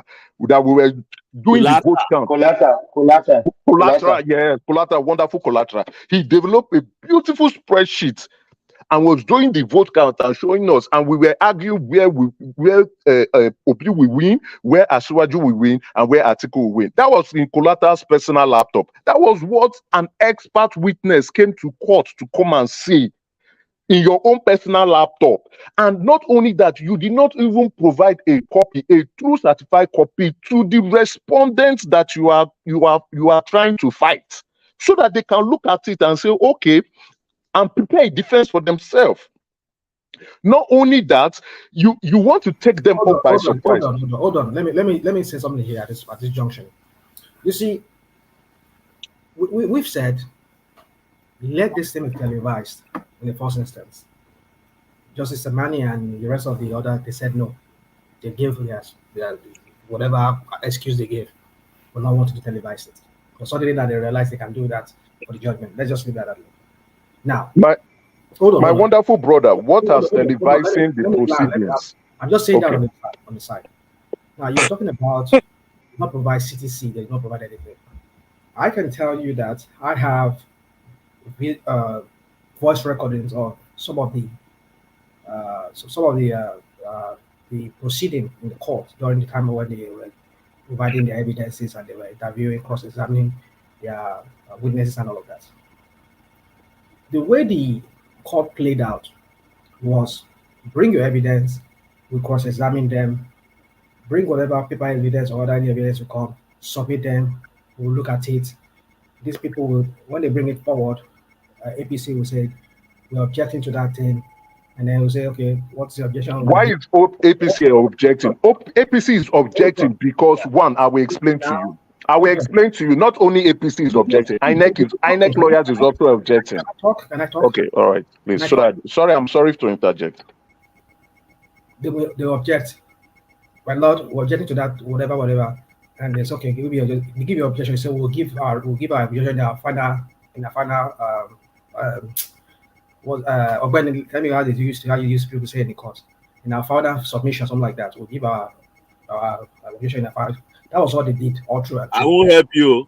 Don't help me. I know. I find it. I think we'll give our submission in our final whatever. So that's how it played out. Wonderful, brother. You raised a very valid point. You did. Now, okay, I just read out the Electoral Act. First schedule. You never allow me even go where I'm even going. You are just scaling. Go on, go on. Sure. I think you want to do your thing. Go on. All right. You read out something very hold on, please. Hold up. Let National Man land, please. You still have the floor. National Man land. Yeah. So the point I'm trying to make is that the way the proceeding was that bring your evidence, bring your witness, they cross-examine the witness. Anybody lash out, that one will lash out, and then that's it. That each because the way the proceeding is that they did not allow the attorneys or the lawyers to say or start talking in front of the judge. No, that's how the whole thing played out. And they say whenever they bring evidence, when they object to it, they will admit it, they will take it in, and APC they will say no, they don't, they object to it, and they will ask them why. They say, well, we'll give it in our final submission or whatever. That's how the whole thing played out. So now that you people are now suddenly realizing that there's a fake CTC or this CTC, there was CTC certified by INEC in one of the proceedings, which INEC was even saying no, they don't recognize it. But you people gave it to us, and you certified it. So what are these judges even talking about? Okay, I think you're done. Now, the one you said, I remember that one. For this INEC, this point, I'll take that point. There's a copy, a certified true copy that the INEC lawyer objected to, right? And they said, but you gave it to us. I think the judge admitted that evidence. Let's be factual. Now, again, to show the incompetence of the Labour Party lawyers. In their petition, it says you have the law says copies or list of every document to be relied on. So they didn't. Please don't take my word. Go and download their petition. They didn't put copies of the evidence, but they said lists. The list which will be taken. They can take the list. Now, what did they do? Okay. This list of documents or some of the evidence, they did not also share those evidence with the respondents. Why would the respondent not object to it? It's like you are taking me for surprise. Please, we have a lawyer here who can speak on this. You have to share what you have so that we can prepare a defense for ourselves. So why would you introduce every lawyer adopted? No, guys, no. There's a lawyer here. There's a lawyer here. There's a lawyer here. You can't take me. You can't take me up for surprise. No, sir. No, sir. No, that's not true. That's not true. That's not true. That's not true. It's not true. Now, hold on. Ogbeni, are you still there? Ogbeni. Is Ogbeni still there, Thomas? He's not here. But tomorrow you can confirm it. It's not true. Ogben is on the screen, but it's not talking. Maybe it's busy. Yeah. Maybe it's busy. You have to share what you have. I need to Because, prepare my defense. You don't come in, you don't sneak in evidence like that. It's not done. That is why, hold on now. Let me land, please, sir. Don't be angry with me. That is why once you object to it, the judge will look at it and look at the list and say, okay, you didn't share it. We will overrule. They throw it off. So why did they throw it off? Why did they admit it? You have now. I just gave you an example of spreadsheet. Okay, let's just say the spreadsheet, right? The spreadsheet, right? You prepare this, sir. Please. I beg your pardon, sir. Sir, you prepare the spreadsheet, right, of polling units and their numbers. You assign figures to those spreadsheets. Okay, you did everything. Maybe you assigned colors to those spreadsheets. You didn't even share the spreadsheet with INEC, the respondent one that you are petitioning. You didn't share that spreadsheet with them. You didn't even get a copy to confirm the spreadsheet with your own polling agents that would have signed on the hard copy, on the ECHA. You did not do that. Then you now come to court and say you want to tender this as evidence. Which court will allow you to do that? You did not share it with who should look at it and say, okay, let me prepare my own defense and bring and say these are the copies of the polling unit that was even signed by your own polling agent. Your polling agent signed it. These are the copies. You are bringing on this spreadsheet. Look at the stupidity of things that you prepared a spreadsheet that you were getting results online from unverified sources and you are putting it on column and rules and you said it's evidence you want to tender in court. Does it show that you have sense at all as a lawyer? No wonder they were snapping pictures. Sorry, sir, let me continue. Now they were saying, okay, that they want to also rely on inspection reports that they did not tender. They didn't tender that in court. That is what the judges were saying. You said you have evidences, but you didn't produce these evidences. Yes, you listed them as part of what you are going to put in you listed them in your petition, but you didn't tender these evidences. You talked about polling units. You didn't tell us the names of this polling unit. You didn't tell us the numbers of this polling unit. You didn't tell us the amount of vote of this polling unit. And they cited cases to support their claim. And yet people are saying they lost on technicalities or they were just barely stupid enough not to know how to fight their case. I was highly embarrassed with them. I thought they would put up a fight, but I saw SANS, senior advocate of Nigerians, dancing on social media and being so stupid in the court.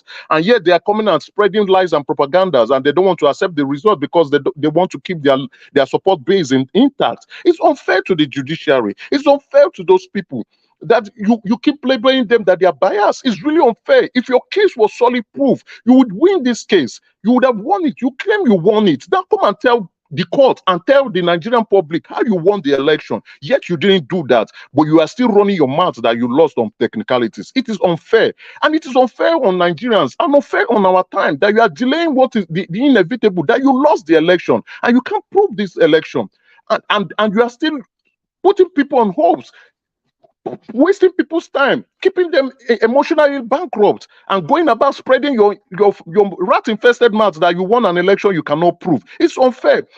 I can agree with the Atiku guys. They were a bit experienced, but still there was naivety with them. They could not still prove. Now they came up with the 25% FCT, and I love the way the judges went about with it. They even had to take them to school. They taught them about conjunctions. They taught them about the equality principle. They taught them about the rights of citizens, that all votes is equal before the law and before everyone, that you cannot give a specialty. Brother, can you permit me to throw something there about that 25%? Please. Wait. Okay. I agree with your house. It's me, Midwest. So the thing is this. Let us look at this global world where that 25% is coming from, because I see Nigerian politicians like people, someone who copied Expo, and you put somebody's name there and his identity number, you copy everything along.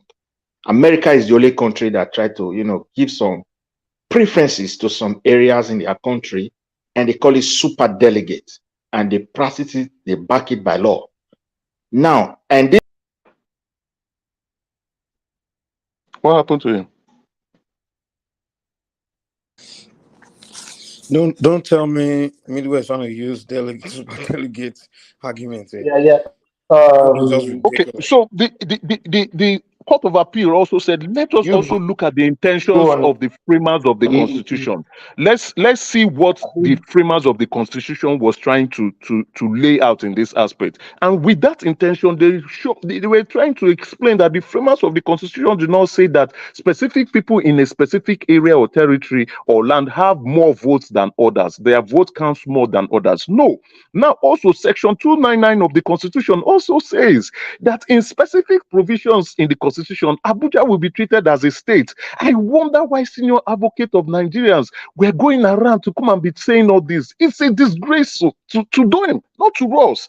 It's a disgrace to them. That's why I keep saying, and my brother here, I forgot. Sorry, I forgot your name. My brother was saying, what is the incompetency I'm stressing at? It shows their incompetencies and it stresses them. And that is why the judges were really, really upset with them. Because even Justice Musrat said, you ought to know better. What are you guys trying to do? She also went further to say, do you think the court is a marketplace, or do you expect the court to go and get evidences for you? That Emeka, is you remember there was even one of them, one of the article that wrote a book about law. Exactly. And he was even going against what he wrote inside his own book. Exactly. And it's the judge that was even reminding him of, you have forgotten what you wrote in your book. Exactly. It's so ridiculous. It shows the ingenuity of them. They just want to collect money. They want to eat politicians' money. That is the fact you have concluded. Everything is about money. It's about money. Let's just eat their money. Now they just want to cash out. They are pushing their principle. Let's go to the Supreme Court. Guess what? What are you going to the Supreme Court to do? Most of the rulings, with the exception of the order of forfeiture, most of those rulings have been decided by the Supreme Court itself. So what are you going there to go and do? And with the order of forfeiture, the judges broke it down. They even said, okay, let's even look at the criminal aspect of the order of forfeiture, despite the fact it is a civil proceeding, that even with an order of forfeiture, there is a passage of time, which is 10 years. And from 1993 or 1991, when this order of forfeiture happened, to date, it is more than 10 years. If we are looking at the criminal aspect of it, that was the lead judge that was saying this. Now, since it's a civil order of forfeiture, there was no charge, there was no arrest, there was no detention, there was no imprisonment. What are we saying here? Why are these people like this? It's either they just want to cash out, but for me, I will not say cash out. I will say they are incompetent because they know better. They should do better. Come with a solid proof case and you would win, because the onus is on you. The respondent will only respond. But if you have a solid proof case, they can't respond properly and you will win your case. But they now are spinning the story, spinning propaganda around and saying that the court is not providing justice. It is unfair. Now they want to go to the Supreme Court. I think they have just 12 days now to file an appeal. The Supreme Court has 60 days to decide on this matter, and which will be done probably 60 days is I think is 5th of November or 6th of November, which is on a Sunday. So which means the case will be delivered on the last week of October. And then even with the Supreme Court, you are not introducing any fresh matter. You are not introducing any fresh issue. You are not bringing any witness, not at all. The Supreme Court is not like that. You are not even trying. You will only speak for 15 minutes. 15 minutes, and you are speaking on areas of the rulings that you don't agree with the judges of the Court of Appeal. Unfortunately, most of those issues, Obi has 4 issues. I think Atiku has 4 or 5. 4, I think 4. Most of those issues have been decided by the Supreme Court. Now they are saying that we do not trust the judgment of the Court of Appeal. We do not trust the judiciary, but you are still going to the Supreme Court. What are you doing? Are you not playing games? Thank you very much, guys. Hello, can I come in quickly, Thomas? No. Oh, okay. You have to pay $10. $10. We don't use $10. dollars. We use euro. If you want euro, no problem. Yeah, go on, Remy. How are you? I'm good. Good morning, everyone. And I think the last speaker put everything in the right perspective. Actually, from day one, they knew quite all right they don't really have a case. To me, I would give my hat off for INEC. What INEC did in this election is one of the best elections since But 1990. can we say Tinubu bribe all the judges? Whatever you That's what they are can say, saying. I don't care, because at the end of the day, this is you can say the judgment, a judgment of 12 hours, and they laid a lot of precedent. They kissed a lot of cases. In fact, they trashed it out one by one. Can I quickly say something, Mr. Remy? Go ahead. That judgment is 798 pages. I have it. Wow. Kai. Yeah, These judges, they're supposed to give them 3-month vacation. Let them go and rest. My brother just sent me the true certified copy of the judgment, which I've not started reading in my free time. But the Obi and Labour Party are still saying that they are still waiting for it. So if you have gotten it, how come they didn't have it? You see, part of their propaganda, right, is to push the bias of the judges. They've given it to them, but you understand. But yes, the judges delayed. They for 13 hours. They were giving out rulings and verdicts for 13 hours. We are human beings, right? We've been here for many of you have been here longer than me. This is 7 hours, and after some of you want to go and rest. And I remember the lead judge telling Obi's lawyer, we will laminate the copy and give to you. There's the possibility they didn't do it on Thursday. Maybe they were so tired and they decided to do it today. But they started screaming, oh, they've not given us the copies. Oh, are we going to fight the appeal? Oh, the judges are biased. But they have the copies now. They have the copy now. For everybody. It's everybody can have it now. My brother just sent it to me. Sent it to me yesterday. No, so they've released the copy now. They've given it to them. It is the copies that they are sharing on social media. I have the copy here and I'll be reading it. It's very, very, very robust. I employ all Nigerians to go and read it. As you are reading it, compare it with the petition of Obi, very weak, useless petition. Compare it and look at it together with the Electoral Act, because they were referencing the Electoral Act, as well as go and look at it with the Evidence Act of Nigeria. For anybody that needs the judgment, just contact one man. I sent him a copy. He was going to send it to you. Everybody needs. If Obidient, and they were busy saying they want to protest. If there's any protest Obidient want to have, you can give one to rational men, or you can say like them. Let Obidient should be protesting against those incompetent lawyers. Obidient should be beating up those incompetent lawyers. Obidient should be insulting the incompetent lawyers. Obidient should be pouring saliva at the incompetent lawyers and protesting against them. Those lawyers dealt them a bad job. They ruined their chances. I will be honest with you. Emeka, you are just blaming the lawyers. Yes. An article from day one, they knew they don't have a case. But they knew. The problem. I will tell you the problem. But I don't want to say. Obi quickly ran to the media to tell the media that I won the election. So by then he had not gotten court order to go and inspect INEC materials. So when he rushed to the media, I won the election. Everybody said, oh, you won the election. His fans and his supporters were shouting, we won the election. When INEC now showed them the materials, that was when he could not backtrack anymore. Oh, if you backtrack, it means, okay, what the hell are you doing, Obi? You said you won the election. So they had to go to court, and they knew they had a weak case. And that is why, rather than them to focus on the election issues itself, they were now focusing on pre-election. When did they give them the materials? They came to inspect. Please, sir. They inspected. They gave them which materials? When did they give them? They had inspection reports, sir. It's in their petition too. Even before the case started, those lawyers made it categorically they didn't get 50% of those materials. That is what they told you. That's the propaganda they only work on what they have. Sir, I don't rely on propaganda. That's the propaganda they told you. Right? You may take it as propaganda, but they made it clear now. Sir, even they have to protest, but we are not there when they quickly went to the INEC. In their protest, when they quickly went to the INEC, those lawyers, they burst into INEC office. They brought into INEC office to demand for it. Sir, sir, right in their petition, they were quoting an inspection report. What is an inspection report? Sir, I don't deal with gossip. I come with facts. I am looking that is not at their gossip. petition.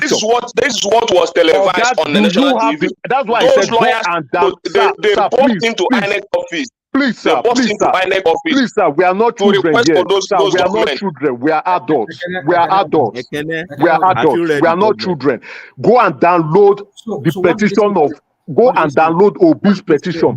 They have inspector report they were quoting, and INEC in his respondents were saying they were even contradicting to show you what the I wanted to Obeni, what I wanted to ask you here now. What I wanted to ask you, Obeni. Obeni, what I wanted to ask you personally. Yeah. Can you allow him? Just allow him land. So what did he say in that inspection? What you say you read? In the inspection right there, in the paragraph 67, 68, they were contradicting themselves, and the respondent INEC was saying, my lord, please cancel out all this because it's a contradiction. They are quoting an inspection report and they are claiming they did not have the inspection report, and they canceled. They said, oh, this is a contradiction. To show you the incompetencies of this lawyer. Let me say this. Go and look at it. Now again, listen again, sir, let me land. I will let you speak. Don't worry, let me land this point. Let me not forget. They were also on paragraph 64 of their petition, or no, paragraph 70 of their petition. They were quoting non-compliance of the electoral law. That as a result of non-compliance of the electoral law, corrupt practices took place in massively all across the country in various polling units, despite the fact that they could not even call the names of those polling units. The vote counts that was affected in those polling units, they said massive, because they didn't comply with the electoral law, that's INEC, corruption took place. And then the judges now said non-compliance, right, is not the same as corrupt practices. That when there is corrupt practices, you must prove beyond reasonable doubt. But with non-compliance, it is on the balance of probability. Now again, shows their incompetencies. So if obedience wants to go and protest, have you finished? Let me say what I want to say. I don't have much time to spend. You see, you have all made your point. You made your point very clear. And the reason, though I didn't believe in I didn't really trust those judgment when they started, because the way the delay from INEC, submitting those materials when they come with the issue of reforming the beavers and all that, I knew they are up to something. So there is no two ways about that. So if you are coming here to say those lawyers were not able, I listened to the judgment. They were saying that before they did this, the time is up and all this and all that. They know there is a time limit for all those things. Then why should INEC not release those materials immediately? Those lawyers needed it. Why? And I wanted to ask Obeni here. In the judgment. Let me finish. They did not finish. They did not do it the right way. It is their incompetency. They didn't do it. Let me finish. Stop interjecting. Let me finish. That's why I wanted to ask Obeni. So if INEC refuse to give materials when they are supposed to submit those materials, those are public documents. It's not their document. It's in the law. Yeah. So is there so they are not committed no offense by doing that? Those lawyers approached you after the judgment, after the election, to submit those things for us to prepare our case. You refuse to do that until the time limit will elapse, and you are now coming to say those lawyers, and you see those lawyers every day coming to the news forum to say that these things they are not submitting it, and those lawyers were not even judges were not even to give judgment on that. Sir, what I said is we are not children here, right? When we speak, we should speak with. I want Obeni to respond to me. Okay, I'll let. Yeah, let me. I want to. Yeah. I just need Obeni voice. I just want to hear what Obeni has. He's not speaking now, so other people. He's speaking. I'm hearing his voice. He's speaking. I'm hearing his voice. I want to hear what he wants to say. Obeni, continue. I want Obeni to speak. Yeah. Hold on. Everybody, hold on. Thomas, you are breaking. I don't know if it's yourself, it's your connection. You are breaking. Hello. So, Ogbeni, continue. Don't mind Hold on. Thomas. Let's bring the tempo down. Ekene, please, just bring it down. Hello, Professor. Hello. Let Ogbeni talk. Yeah. Hello. Can you Let's hear hear me? from Ogbeni. Okay, thank you. Can everybody hear me? Yes. Okay. So my point is this: like the question I can ask, if you So apply put this for the here. if you apply for the proper Yeah, we can hear documents, you. can you hear me? Yes, go ahead. If Hear you you loud and apply clear. for the if you apply for the proper documents and you apply to the proper department, INEC will give you. Now, let me tell you the problems the OB guys have. First and foremost, I believe that there is this ego thing with the OB council. Secondly, I believe that there is a internal ranking within the OB legal team. I can't really ascertain where their problem is. And let me tell you why I'm saying so. OB identify 18,000 polling units that they are challenging, right? Those 18,000 polling units spread across some states. Don't forget that election in Nigeria is in form of pyramid. You start from polling unit, you collate, you move to ward, you collate, you move to local government, you collate, you move to state, you collate. That's from D. You will now take the final result, right, from state. You bring it to Abuja. The REC will bring it to Abuja and hand it over to INEC chairman to add to what is there.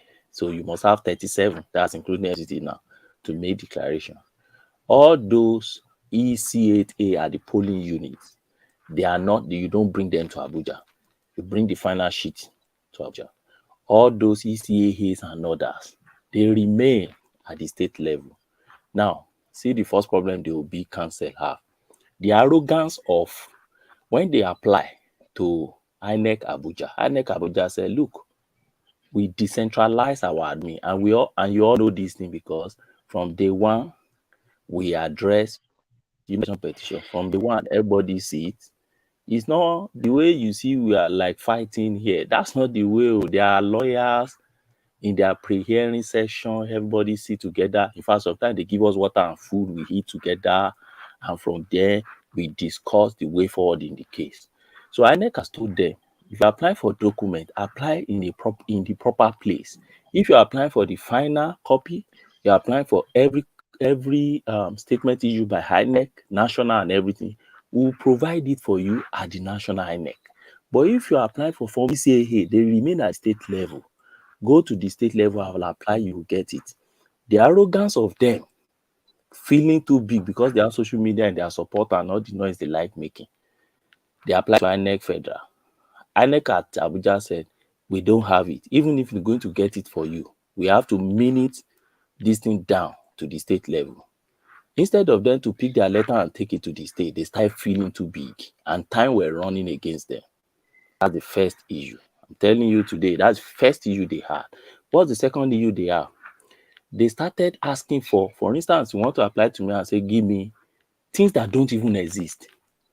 Just like 2011 election, when 2019 election, when Atiku said central server, and INEC said, I don't have any central server. He said, give me CTC or what you have in your central server. INEC said, I don't have any central server you are asking of. So you won't force me to give you what doesn't exist. So a lot of things that I guess their IT guys gave them that ask for this, these are the proper things to do this thing. They ask, INEC will tell you we don't have. Then, because they have communication gap between the two, and you know this ego fight thing, because don't forget, INEC is also there to defend the mandate they're giving out. That's why it's always funny to me when people say INEC frustrate INEC. I say INEC is a party. You make INEC a party. There's an hostility already you've declared. You won't want INEC to just fold their arms and be looking at you. So when you don't do things properly, you need INEC to be on your side to help you to correct your error. But when ego sets in, then INEC will leave you alone. So human factor, no PR, ego, everything affects them. So, but What the court now says is, okay, let me now go to the Kenneth's case.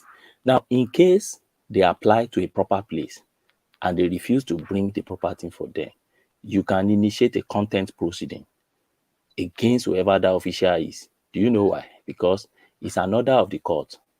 Whoever disobey an order of the court, because don't forget this by an order for them to inspect and collect. So whoever disobey that order is in contempt of the court order. Did Obi Council file anything? That's where you should be suspicious. Did they file anything? They simply came to channels, arise, and be making noise. Even at a point in time, APC said, go and file contempt. Put us in a contempt. Put INEC as a contempt. I'm in the warrior. They didn't file anything against those guys to date. Ogbeni, sir, I didn't want to interrupt you while you were speaking, but you are hitting the nail on the head. It's even in the judgment, in the verdict. Yeah. Sorry, I just didn't want to interrupt you. You are just hitting it really hard. You use the word. I think you're a very nice man, very nice, lovely man. You use arrogance, sir. I want to replace that with incompetency. Thank you. It's just issue. So at the end of the day, they came up with a inspection report. That inspection report, see the way they do inspection report, and I laugh when I see many obedient say, "Hey, they did not." I say, inspection report. Do you know it's a joint document? It's not one person document. Though. You see those lawyers who see in court, they are not really fighting. Though. They are professionals. It's parties that fight. So all lawyers will come together, and then they issue that their inspection report. I've inspected this. They've allowed me to photocopy this. They've allowed me to have this one out. I've gotten this. I've not gotten this. I'm still waiting for this. Okay, we'll give you this and that. They all have inspection report. They will do A in court, and they will come out to tell you guys Z, and you think that is the position. So, Ekene, see, take your time to read that judgment.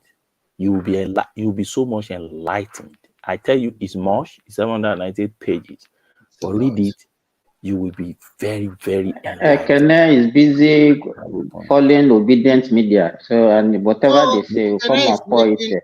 His money in Ekene is a business. It's a busy businessman. You don't get time for those things. Yeah, it's really sad the way. Another thing is that even if you are reading if you are reading the the court judgment, I suggest everybody should have a dictionary beside you, because some of those laws, some of those words or wording, sometimes you cannot just understand directly like that as a layman.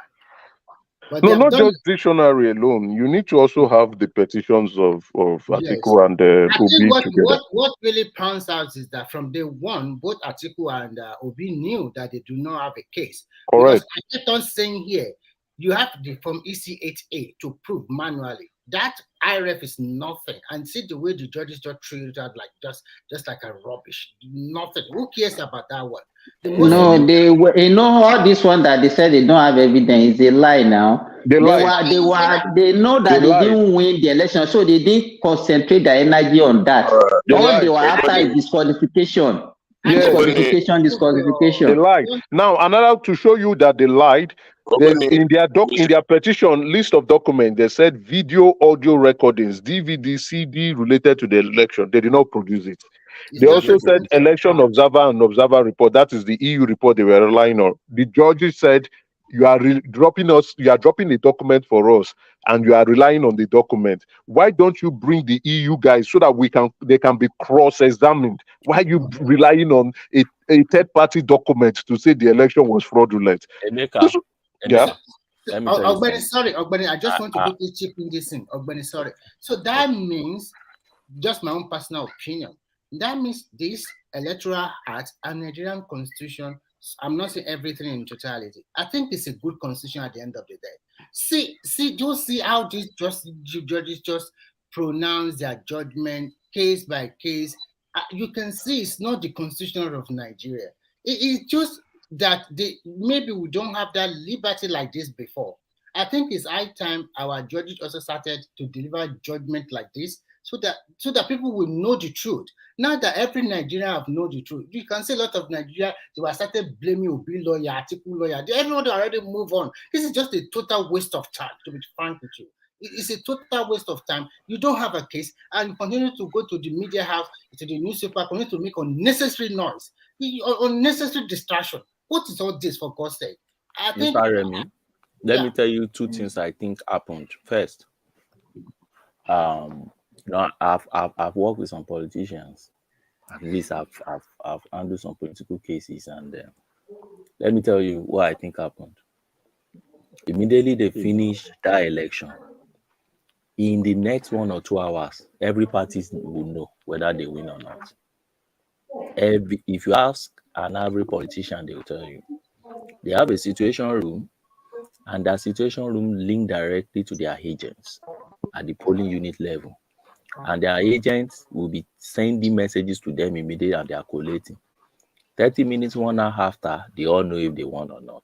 Let me tell you a problem I think Labour has. First, Labour did not have agents in all the polling units. In fact, they have agents in less than 30% of all their polling units.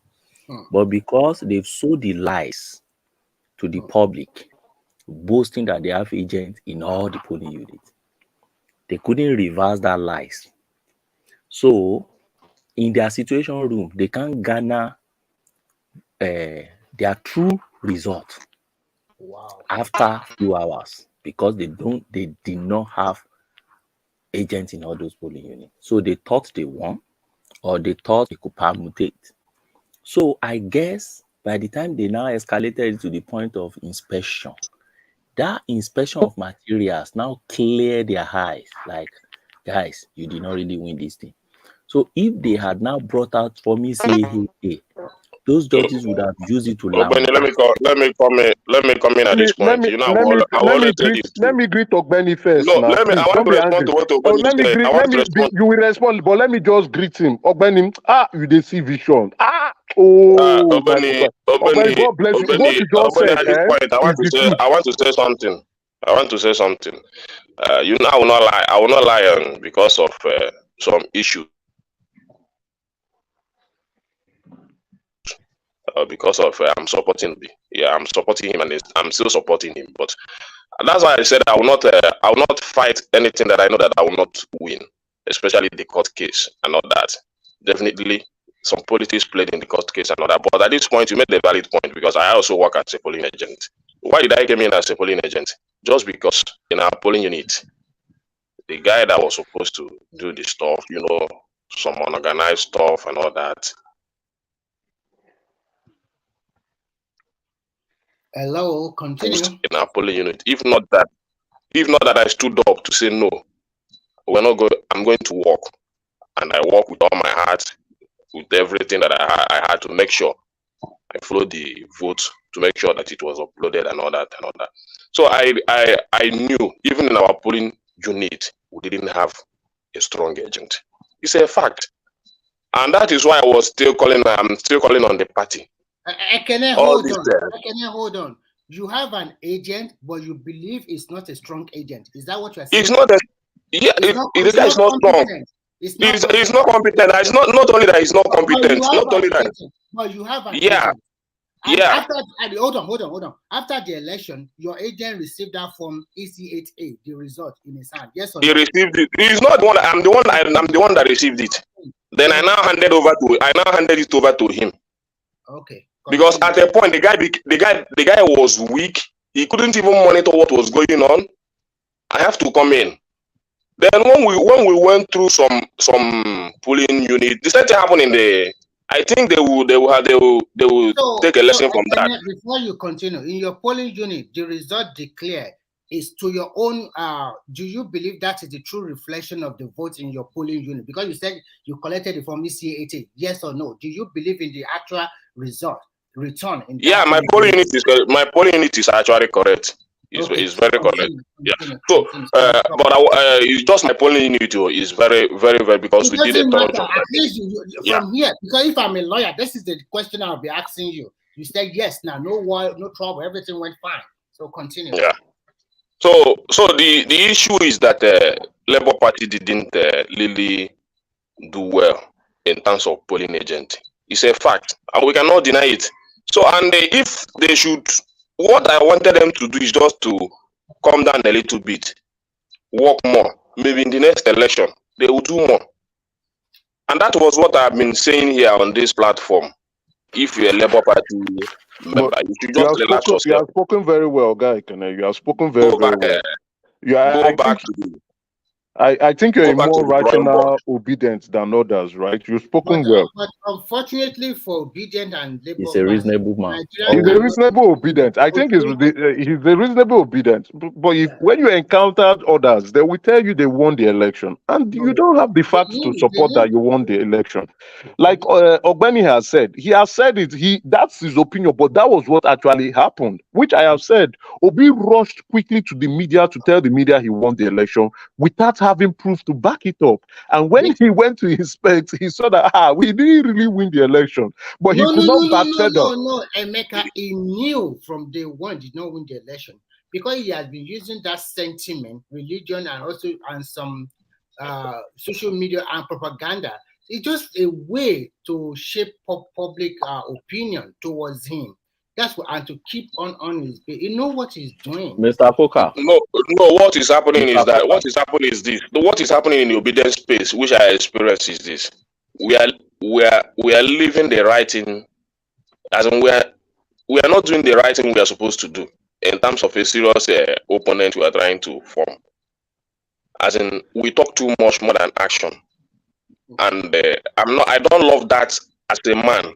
I love people that will act and do less talking. But in our space, we do more talking instead of more. The same principle you always call it your principle. He is the one that talk much. He talk, blah, blah, blah, blah, blah. At the end of it is zero. Let me tell you, I will be frank with you. That guy did not help the cause. He is not a true leader. He does not know how to galvanize his people. And at the end of the day, he has done more damage to even that Labour Party because they also borrow him. It's not that he's the member of that party from day one. He damaged that party. He damaged a lot of people. He also let a lot of Nigerians. And you know, a lot of people that did that agent of a stuff, it's on a free will. No, it's so not. So you remember how many people will do that? Are you kidding yourself? It's not. I can tell you. No, I can tell you. Except some people voluntarily did it, but I can tell you that billions, right? I don't want billions. Actually, family member. Nobody's talking about the billions. Nobody's talking about the billions. I'm telling you that 70% of the agent is on a free will. They are still holding them, so you know. So which means which means they have siphoned funds.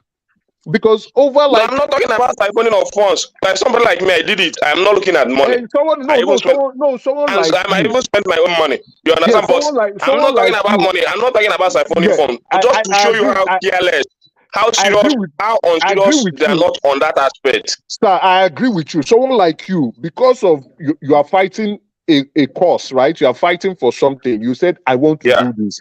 But somebody has eaten the money for polling agent unit. I can confirm this.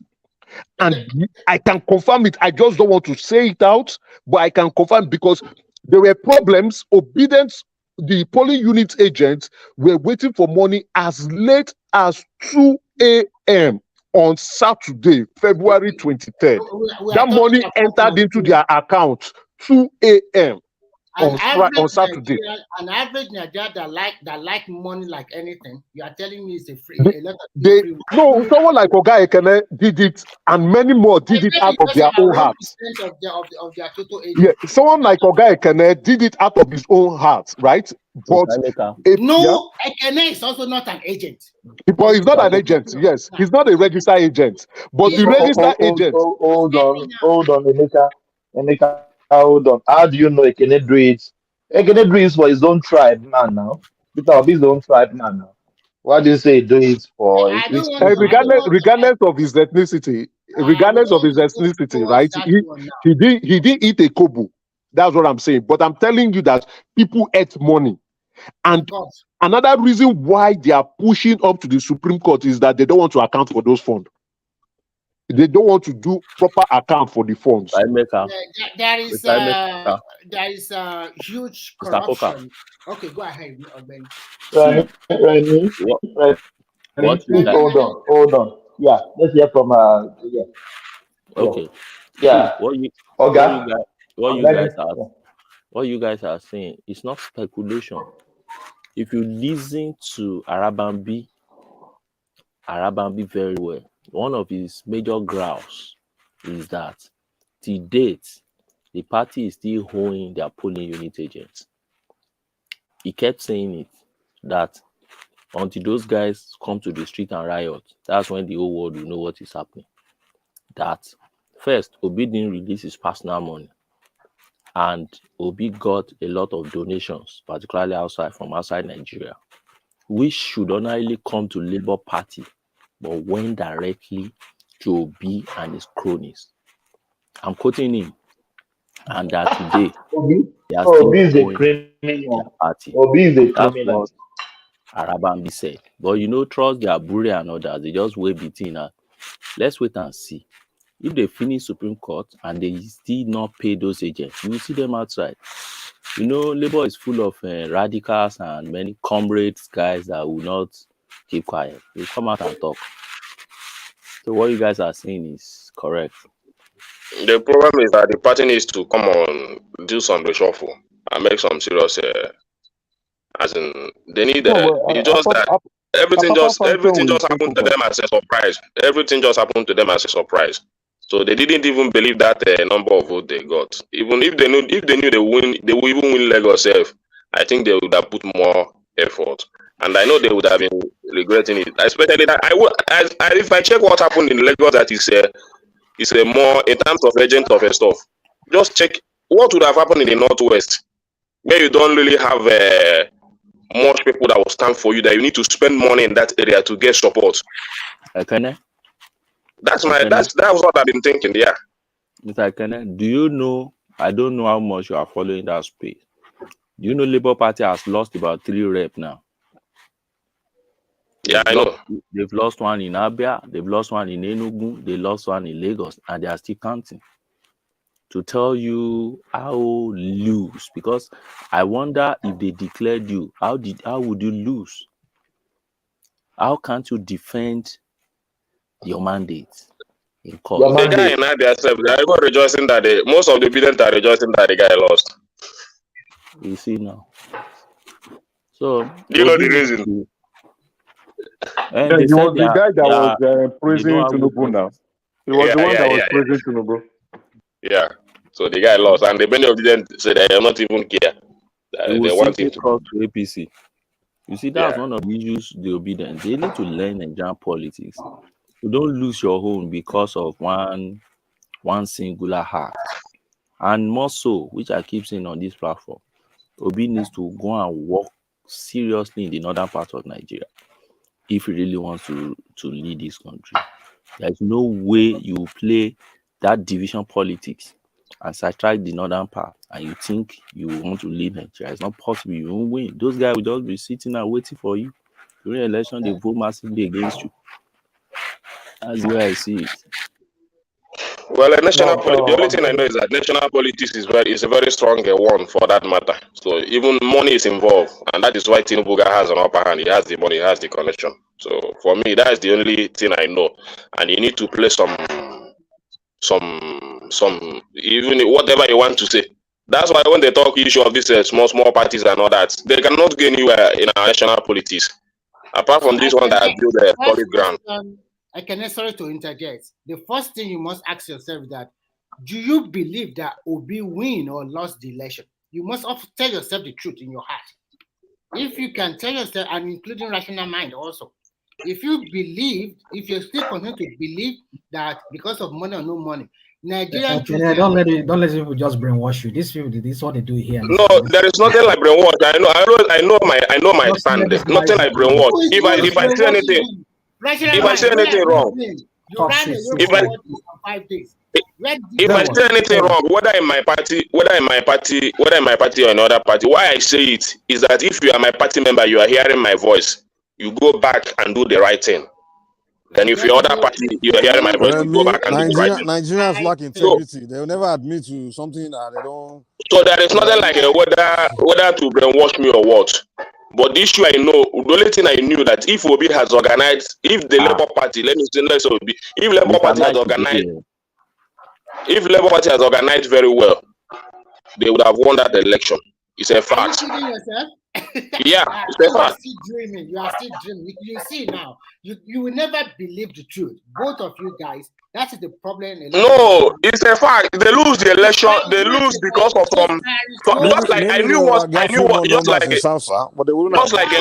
like a governorship election. Just like governorship election in my local government. I know what happened. I said it when the guy came to campaigning. I told him this is not the issue of voting.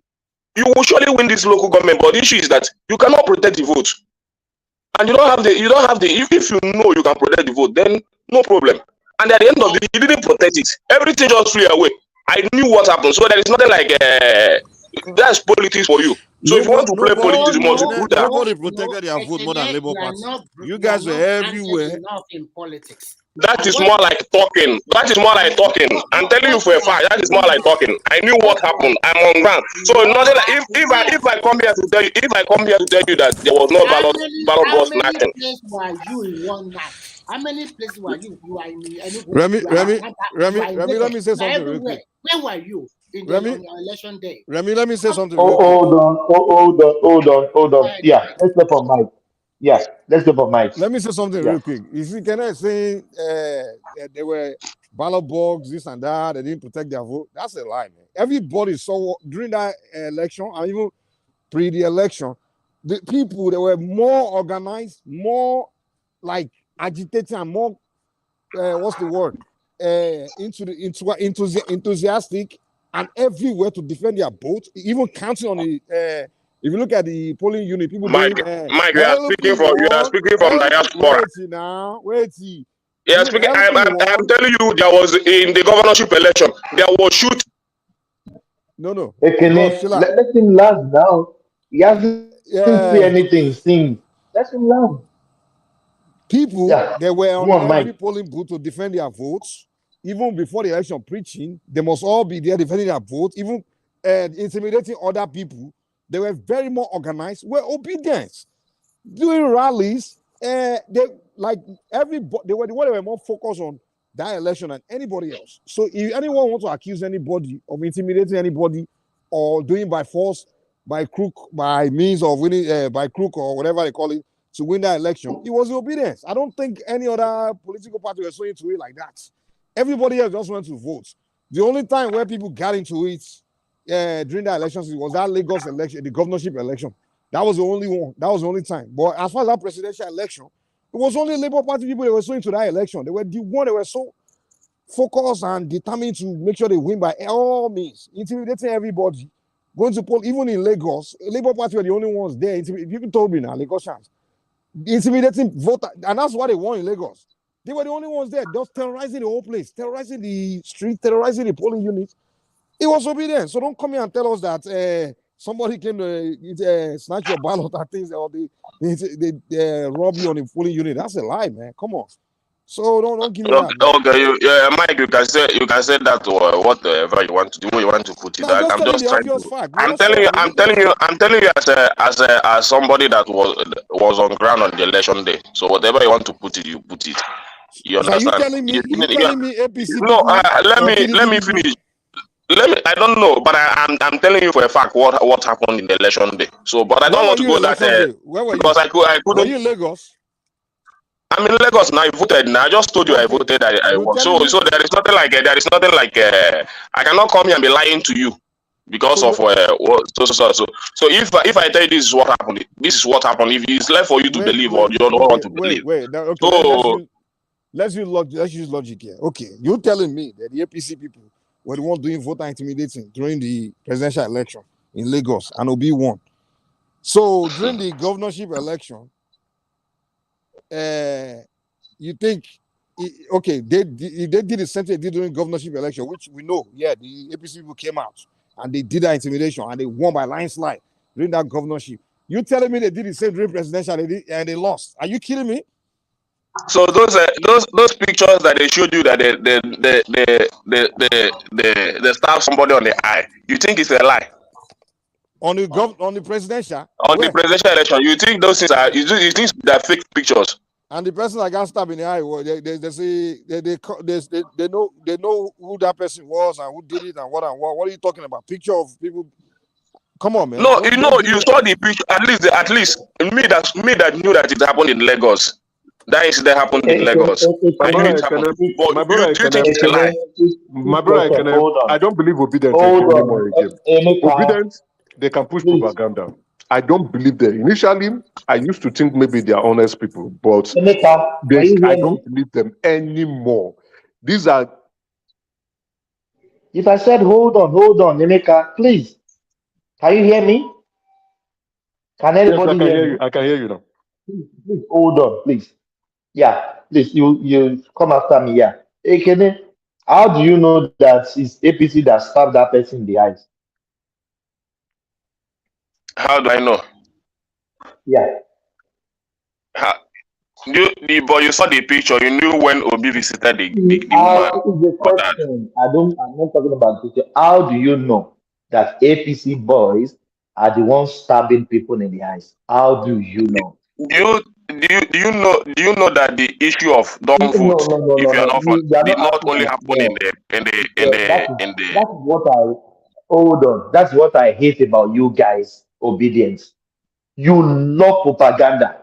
You are not asking the right question. That is my point. You are not asking the right question. How can you ask me how do I know? If that's not the right question to ask. If you ask me that question, then you're not being truthful to yourself. How can you be asking me how do I know the person that was stabbed is a Labour Party or is an Obi member? It's not the right question to ask me. Yeah. So how do I have the question?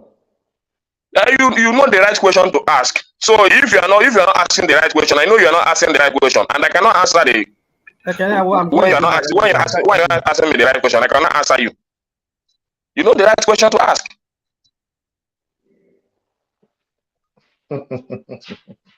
Yeah, I have to go. I'm already receiving a call. Please, tomorrow. Thank you. Can I come in? Can I before you go?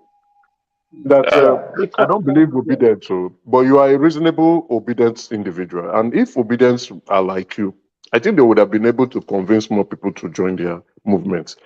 But the problem they have now is they are now closed-minded.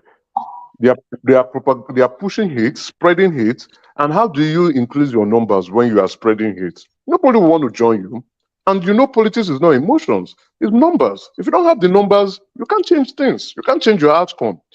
They should borrow a leaf from you and learn to be more tolerant, more logical, be able to convince people not by emotions, not by hate, not by spreading lies. I'm an Igbo man, but I dislike Obedience very well because of their emotional behavior. They are like fascists. It's wrong. Have a good night and enjoy the rest of your day.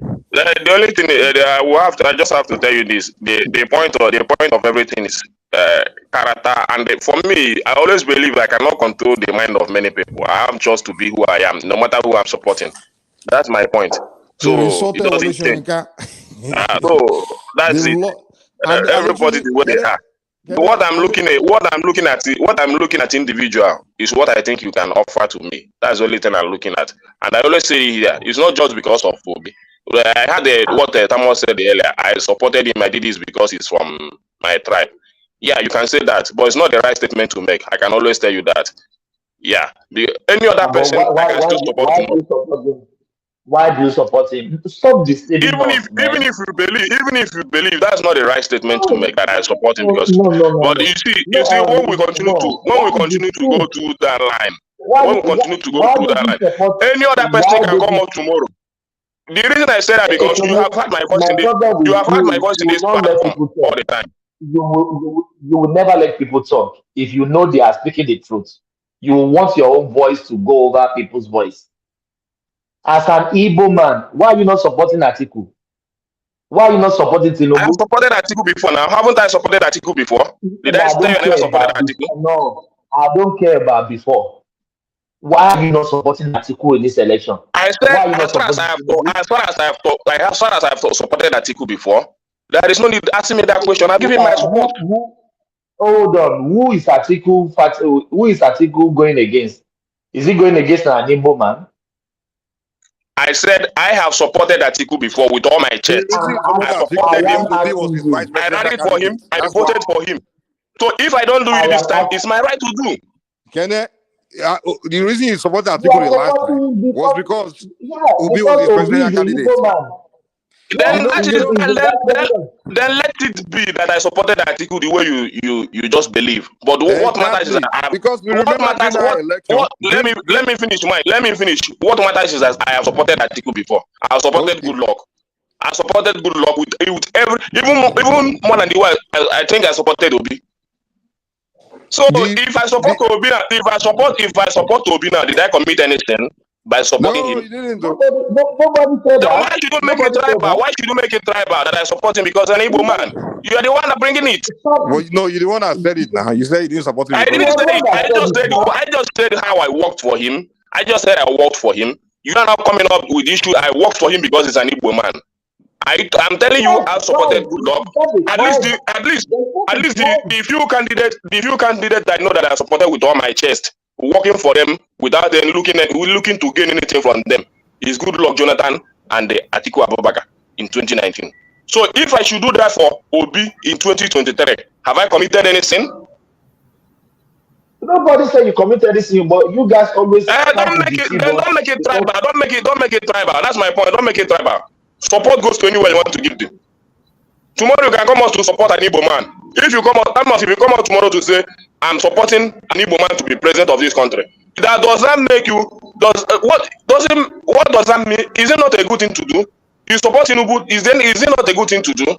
You support him because of his ideas you believe in. I support Obi because of the ideas I believe in.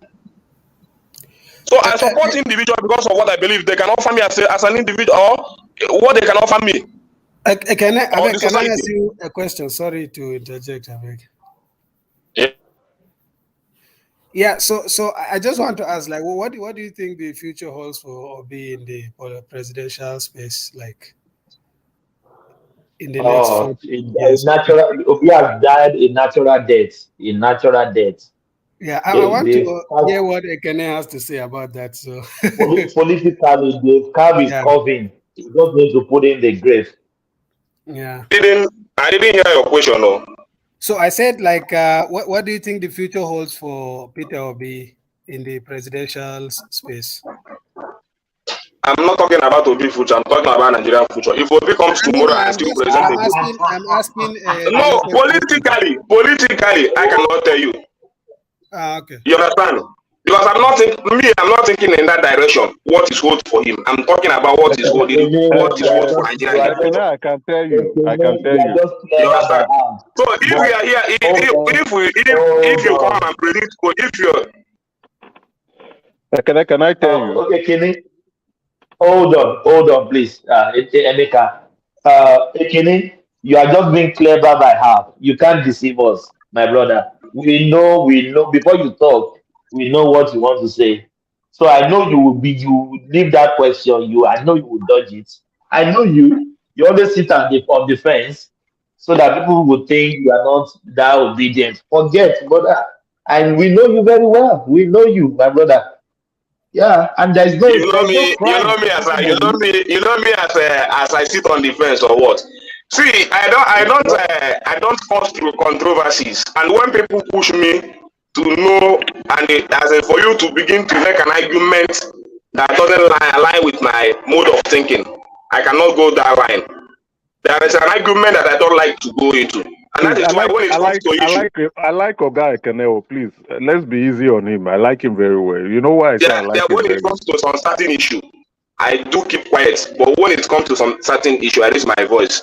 Yeah, I like you. You know why? You are reasonable. You are logical. You are logical. You think. You unlike many obedient that don't think. I'm not trying to be very disrespectful. But let me tell you the political future of Obi. He's done. He's finished. It's over for him. He's dead. You already put him in the coffin. Not only did he kill his own career, he killed many future Igbo politicians' career that are aspiring to become president of Nigeria. What he did, playing ethnic and religious card, is a mess, a huge mess, and it's painful, especially for someone like me that wants to go into politics. He has destroyed our future. A useless fraud. Chop your money, oh.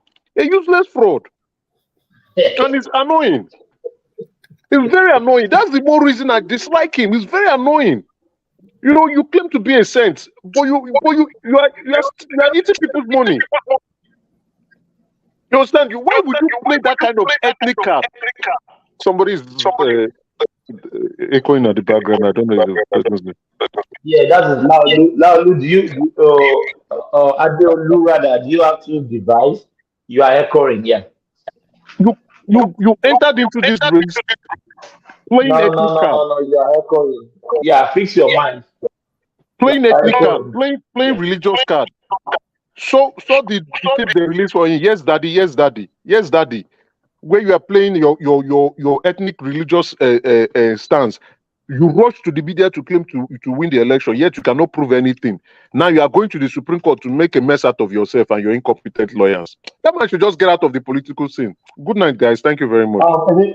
Emeka, hold on before you go. Hold on before you go. Let's listen to this.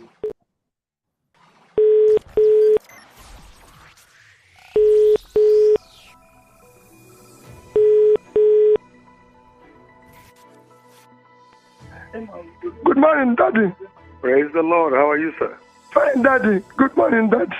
Amen. In Jesus' name, we are going to get a bright result. Thank you, Daddy. When I hear this your call and prayers, Daddy is very dear to me. And like I keep saying, if this works, you people will never regret this support. Amen. Amen. You know. We look forward to God's intervention. Thank you, Daddy. We look forward to God's intervention. Thank you, Daddy. We look forward to God's intervention. Amen, Daddy. Daddy, I need you to speak to the people in the Southwest. Your people in the Southwest and Kwara. Okay. I've been in touch with Kwara people. The Christians in the Southwest and Kwara. This is a religious war. I believe that. You know, I did the release, Nigeria going forward. Did you hear this nonsense? Did you hear this nonsense guy? Did you hear this nonsense guy? This pretender, the greatest pretender ever. This guy.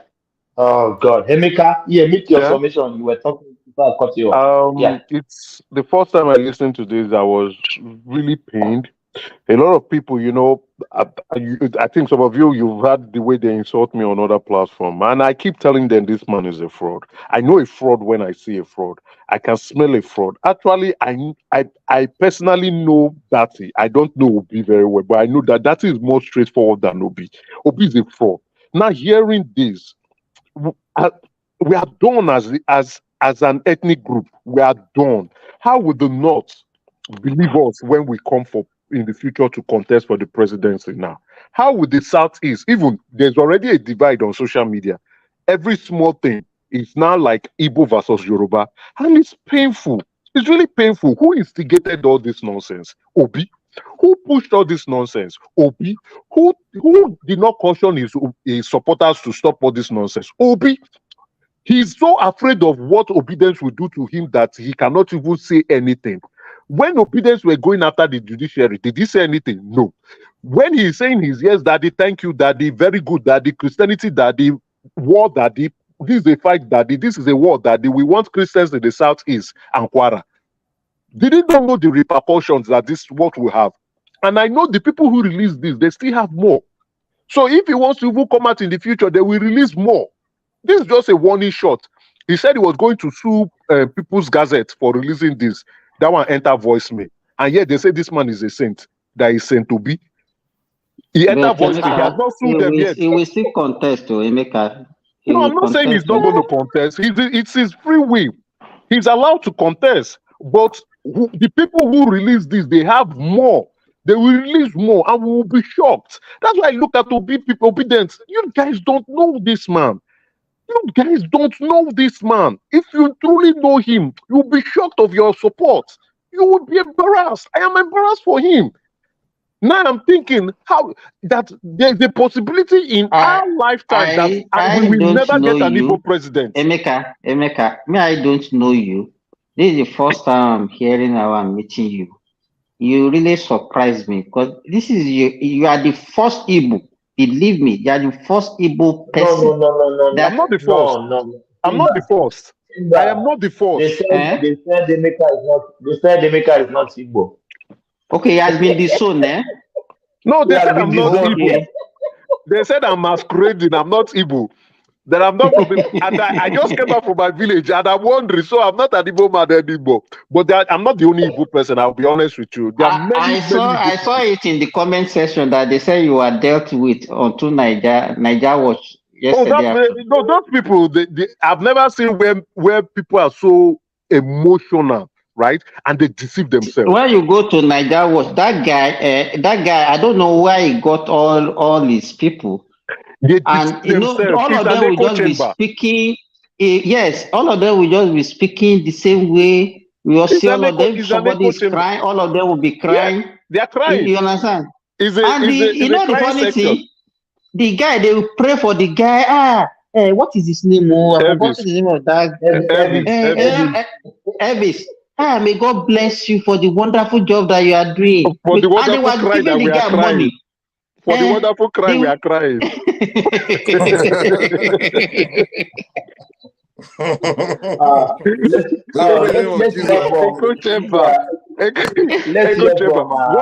What's so sad is let's hear from Ade. Okay, let me go to bed. It's a lovely time for you guys. I really enjoyed I enjoy coming around here. This is sound mind. You guys have sound mind, right? Even when you don't agree with people, you still try to, listen to their opinion, listen to their take. No, we listen to people here. Even Ribadu that came today and was talking rubbish, we still listen to him. Yeah. You gave him over 2 hours to express himself. But Ribadu, the adopted son of one man show. But when you go other places, right, that echo chamber, they just want to be crying on their own. Leave them to cry and mourn. They don't want to hear anything. Even if you change your mouth and say Obi is good, they will say, no, it's not from your mouth. We don't want to hear that Obi is good from your mouth. We don't like the way you are saying Obi is good. Let us be crying. We want to be crying. You even try for going to that place, so. You tried for going to such I wanted places. To help them. I wanted to give them strategy. You know that their problem is irredeemable. There is irredeemable. No, you cannot help them. Don't try it again. Just save your energy. Thank you. Good night. Thank you very much. Okay, bye-bye. I bound them on my YouTube page. I don't even get their. I don't like cancel them outrightly. Yeah, let's hear from Adeolu. Adeolu, how are you, brother? Yeah, thank you. Oh, yes. Yeah, now you have good audio. You were echoing before.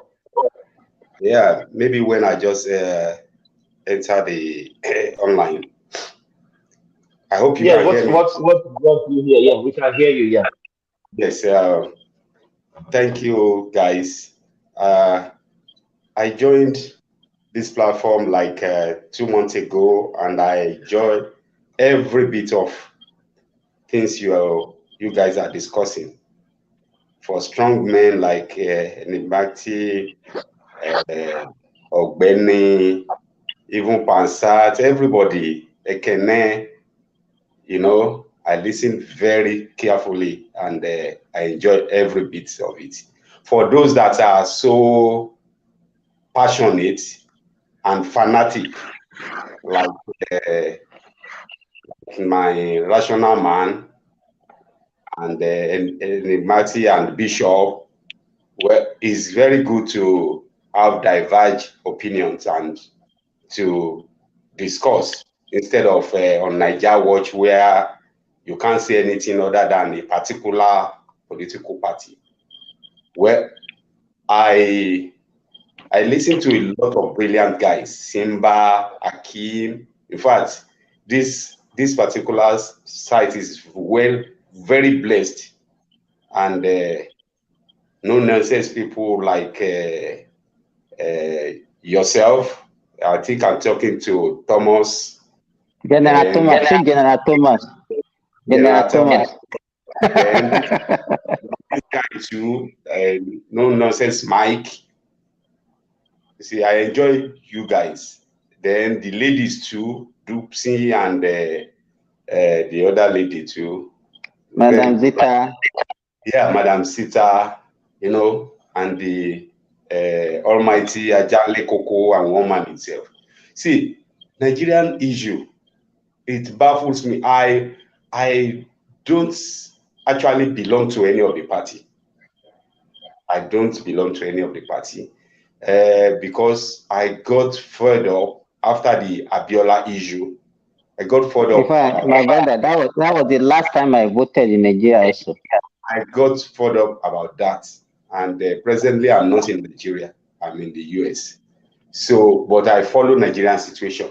But one thing that keeps on baffling me is that people will always take side, and instead of telling the truth, begin to drag things in favor of my party or that party, whereas the country is going bad every day.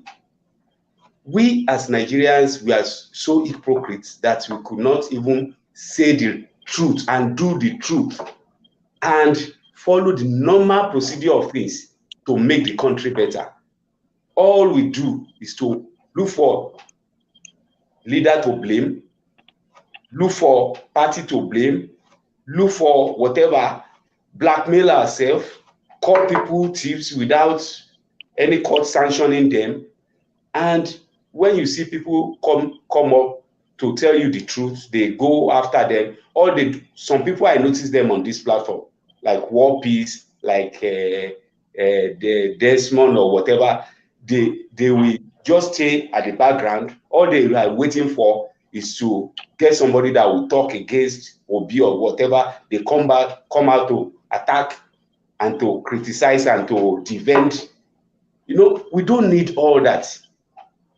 All we should be looking for as Nigerians is to make sure the country is better. Let us stop blaming leaders every day. Let us, among ourselves, tell ourselves what is the right thing to do.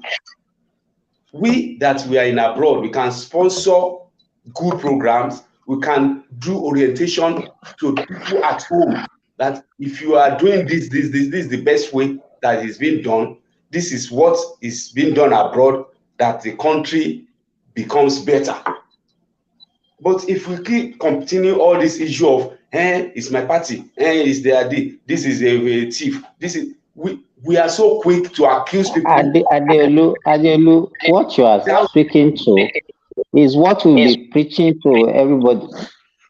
Where is this? Yeah, I noticed that. Now, why I come on this today is to speak on the issue of the election petition. See, Ogbeni, I've said a lot. In fact, it's like Ogbeni is the one that even wrote the judgment for them, because he said a lot. I always agree with his submission. And what you are saying now, they can carry it to, they might be thinking that you are saying the truth. They will say that one person on one man show. That was one that wrote the judgments. I don't care about anybody. I don't vote. I don't belong to any. I don't care about. Because they said it's Fashola that wrote it. So they can say it's no longer Fashola. Simba. Guys, don't let us deceive ourselves. All this, they are now saying this and that. Yes. You are also certified propagandist. How can yeah, let's get from Mandela. Yeah. How can you tell me that each political party did not have result of each of the polling units? Everybody has issued the pink copy of result from polling units. Just like Albani said, before the end, before 6 hours after the election, everybody has copies of all those things. Why are some people now going to INEC to say they want to take something from INEC, where you can go to the court? Let me just start this example. Keep on. Bufai today was saying that not I can bet that most of the political party don't have agents that will return their what are we talking about? Why do we always like to tell lies? Ologogoro will fight. Everybody knows him now. Why? Oh my God. Why are people complaining that it's because results were not transferred to the IRF? INEC did not say the beavers will transfer results. They say they take picture of the result from the polling unit and send it to IRF. This is what is meant to be done. For public to see, not for collation. If that is not done, does that stop result from each polling booth? If that is not done, will every political party will that stop them from getting results of each of their polling booths? Why can't we just talk straight to issues? Why are we not saying it's because INEC did not? Adelu, sorry. And you see people like, did you watch the interview rendered by one man, Ezike, one lawyer, called himself one old man, Ezike, on Arise TV? No, I didn't. No, it was a battle.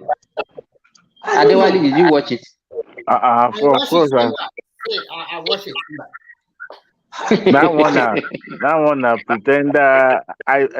pretender obedient. I cannot, but why should an old man be talking? I think one man did a session on that. Exactly. He did it. But I've always been, well, I call them as sleep TV, right? But if you know before, I've always tried to pick out some of those journalistic error that channel, especially Rufai and his team. Adewale, who does he think is actually lying for? I mean, that man, he started by saying, I don't belong to any party. The last time I belonged to any political was 1979. But we all know that you are an obedient. Why are you lying? And he doesn't even have that confidence enough to come out and say, yes, I'm an obedient. If you are an obedient, nobody will beat you. But for an old man to be pretending. You remember when the other lawyer called him out and told him that you cannot drag the Supreme Court judges, denigrate them, and you think you're going to go scot through like that. And if I was trying to intervene and saying you should apologize, man, my skin was crawling when I hear that. I was like, this guy must be stupid. Adewale and Simba, you don't know what is really going on. These are the true IPOP. They are the elders behind them. There are those one that is saying that Nigeria should secede from Nigeria, and when they see that one is not forthcoming, they jump behind it. And now that they are seeing that, I'm hearing echo from you guys. I don't know too. Is it from my side? Yeah, I'm just hearing echo. I can hear it too. Thomas.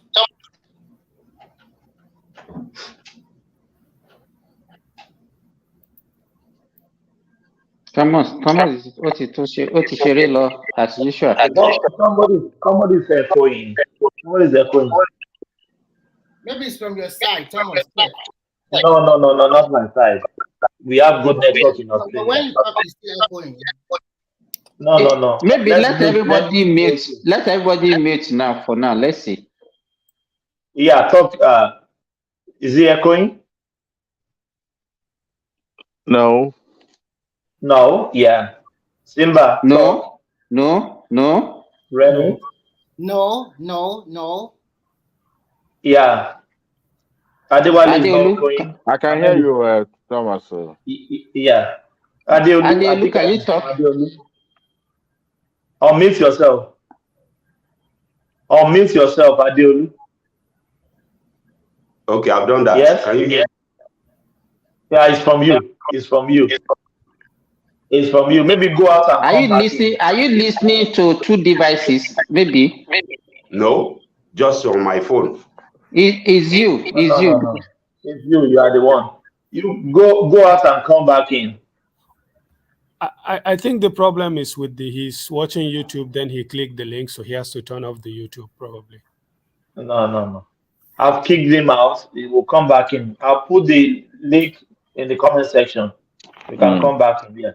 I think it's the one. Simba, you mentioned real quick, guys. I have a theory.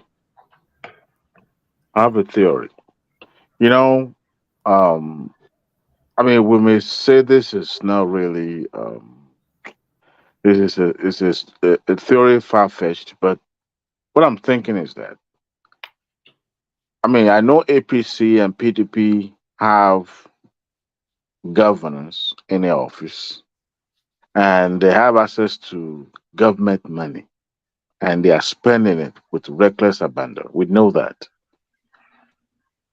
Labour Party, before now, does not have a single governor in the party, not even a member of National Assembly. Now, the money spent, number one, for the campaign during the election, after the election, up to this moment, being paid to the lawyers, and then subsequently going to the Supreme Court, because I know it's going to be running to millions of nairas. Does billions. anybody have an idea where that money is coming to the house of Labour Party? It is being contributed by the obedience now. Anybody? So what transpired? What is going on is that am I speaking to myself? Hello. No, I can hear you. We can hear you. Hello. We can hear you. Adewale, we can hear you. We can hear you. What's going on? We can hear you. Hello. Can anybody hear me? Yes, we can. Can you hear us? Okay, so it's your system. You have to. Hello. Thomas, please take him outside and take him. Hello, Simba. Yes. Oh, I can't hear Adewale. Go out and come back. Hello.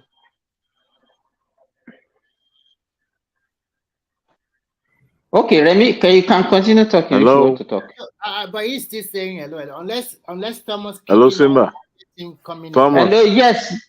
Remy. We are here. We can hear you. We can hear you, but you cannot hear us. We can hear you loud and clear. I was trying to say that there were a lot of donation from Obidient or people all around the world to this cause. But that money was hijacked by Obi and his team. They did not dare let money go to Labour Party directly. They are the one controlling that money. That is one of the genesis of their problem. And apart from that, as I said earlier, those people you guys are calling obedient. Hello? Hello, yeah, we can hear you. Can you hear us now? Adewale, we can hear you. Thomas, is Thomas there? Yeah, it's out now. It's out. He will come back in now. So majority of those people are not really obedient. They are just IPOP supporters. That's the way I say it. Okay, it's like they arrested Nnamdi Kanu. Samuel Ekpa was doing his own thing, and now we have a chance through Obi. If Obi can become the president, that would be very fantastic. Now they lost in all tripod of a triangle. So what is next? You can see that lawyer, Simba. Yes. You see that lawyer that interview on the right. Do you see that he was making a threat? He was telling. Yes. It was fine. Well, even say that would be the end of Nigeria. Yeah, it was threatening Nigeria that they are going to do something. So you can see this will bring about it. I'm sorry to say, he's not really a good guy. Really. That TV station, they need to clamp down on them heavily. If care is not taken, they need to take them off the air. How can you be threatening a whole Nigeria on a national on a TV like that?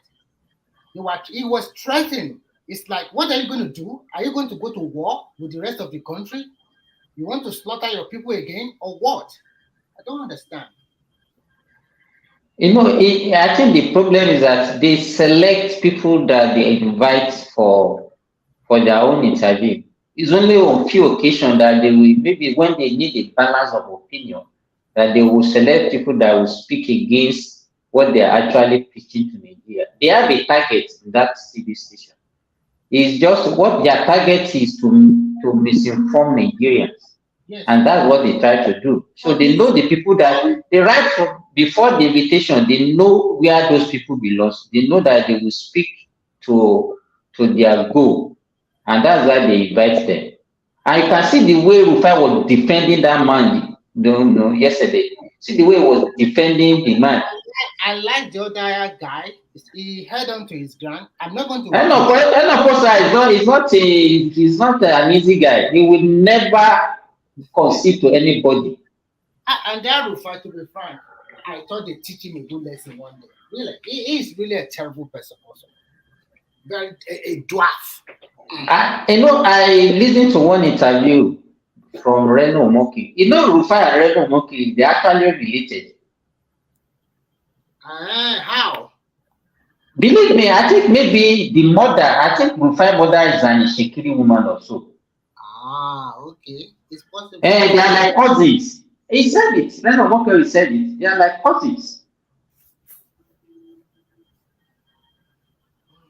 And I don't know what actually caused the differences that they are there. And anywhere Reno Moki hear Rufai, he will just fire the guy.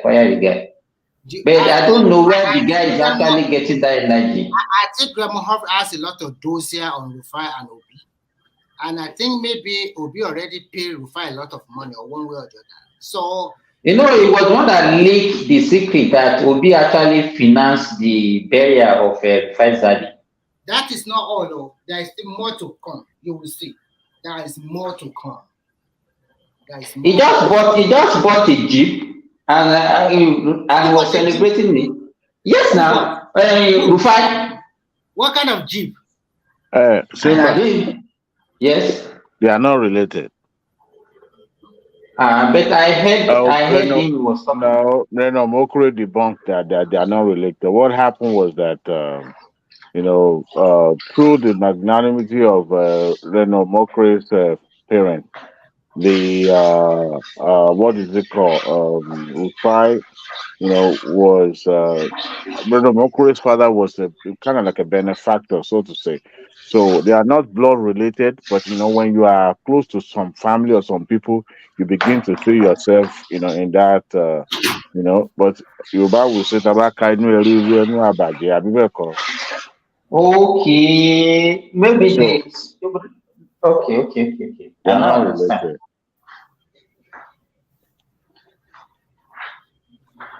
They are not related. That guy. I think.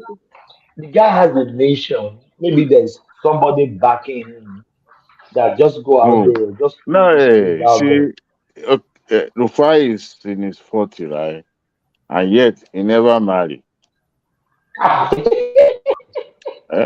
No, why are you laughing? That's the truth now. Do you think, I'm very sorry, it's not as if we are attacking his personality, but do you think somebody with that kind He's very obnoxious. that kind of personality will be able to stay with a woman? We look at he believes, the problem he has is that he overestimates himself. And when you have that kind of person, he will never listen to any second opinion. That is his problem. He believes he knows everything. He just of course, his own opinion is superior to everybody. Yes, exactly. And if you are watching recently, you discover that Abati usually he comes at him subtly. Whenever he says something, in fact, there was a time I don't know what they were debating, that they were dragging. I said it's only Arise TV that went on something that Reno Moki, Abati has to say no, that let us be moderate, that other TV station. Do you understand that? Even if you look at the opinion Abati on this judgment is totally different from what Fausini is talking about. Simba, Abati has been there before. He knew everything that is going on. He's a lawyer. You know Abati is a lawyer. He's a lawyer. He's a senior lawyer. He's a lawyer. Who told you he's a senior lawyer? Lawyer to your practice, never practice for one day. You know this paper lawyer that they would. I'm talking about the years of his as a lawyer. I mean, somebody. I'm not talking about. Just like somebody calling Saraki a medical doctor. Yeah. You know how long he has always been media person. You remember when he was doing Fatito's gang with what is it called? As at that time, it was still in Guardians. I think it was in Guardian as an editor in chief or kind of like that. But his own law practice was just let's just get the certification and all that. I'm on that idea of getting the certificate in in law too. Recently, I don't know what came over me over the weekend. I was just like going through the application. I said, let me just fill it out. So it's easy to just go and start reading, all this terminology you learn when you are, what do you call it? 100 level. Yeah, you come online, you start trying to sound like a lawyer or stuff like that.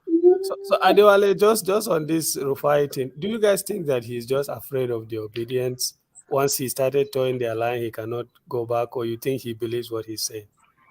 No, I think, let me tell you, Adewale is cashing out. He's cashing out from that. Exactly what I wanted to say. He's cashing out. So show. He has a radio show. A lot of people can't really cash out with this Labour Party shenanigan stuff. They really do. And Yusufu too. That lady with Jalabubu. Yusufu has relocated out of Nigeria. I hope you know that. He has relocated in Nigeria. Who's where? His kid is in. I was asking the question before the village people grabbed my internet earlier, and I was saying that I don't even. I was talking. I kept talking. I was like, you are very clear, and we are hearing you. And we are telling you that we can hear you, but you are not hearing us. Our village people, they will continue to. Oh, they move me. Possible. We can't do that. Even if we forbid them, they won't. I have the antidote. You just bring the money in dollars. I will do the sacrifice for you. Multi-day of everybody. They can't kill me. They can't hit me. They can't do anything. My blood is bitter. What did you barista now? Multi-day of phone.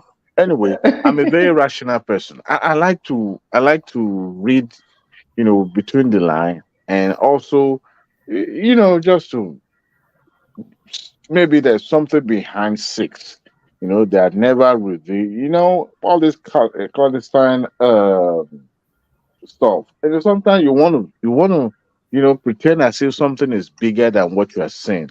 And I was asking a question earlier. I said, look, in Nigeria, our electoral law is not that strong in such a way that, unlike the one we have here in America or in Europe, that, a little penny from overseas is enough to disqualify a candidate. Now, in Nigeria, a lot of influence, a lot of money comes into the parties, and some of these parties, they have, sitting governors as a member of their political party, so they have access to, state government money. Now, the Labour Party does not. I mean, we all knew where they were before now, right? So, where is the Labour Party getting the money? Number one, to finance the rallies and during the election, and after election, how are they able to pay those lawyers of theirs? And then now they're heading to the Supreme Court. Where is the money coming from? Who is bankrolling? I'm of opinion this may sound like a conspiracy, that they have a foreign backer or someone, a country that is truly pumping money, for their own interest, and they're sending it through, different channels. No, Adewale, in fact, it will be. In fact, I would have loved that one that a foreigner will be bringing, dollars, maybe high currency, But So at least that will be no, just wait. That will be like an inflow for us. But unfortunately, Obi is being backed by some politicians that have already stolen our money. Obasanjo is one of them, and there are many. There are some established politicians, people that are caught short in Nigeria that are actually supporting Obi because they see him as the weakest among the three leading contenders. They see him like somebody who, when eventually get to that position, they'll be able to control. He will not be able to challenge most of the things that they have done, and they continue using him. That is what is playing out. And that's why you see people like what's the name of this guy that Obasanjo gave to him? This Yoruba guy, the media, not Dokukwe. This Elisha man that usually talk with his teeth. FFK. That will be talking like someone, not FFK. I think he served with Obasanjo. Yes, now he served with Obasanjo that time as a media spokesperson. Oshutokun. And you can see the way, yes, you can see the way somebody like this our former vice president also, Osinbajo. All of them, they were backing Obi. Yeah. And you can see, so they also they gave him people that are actually working with him.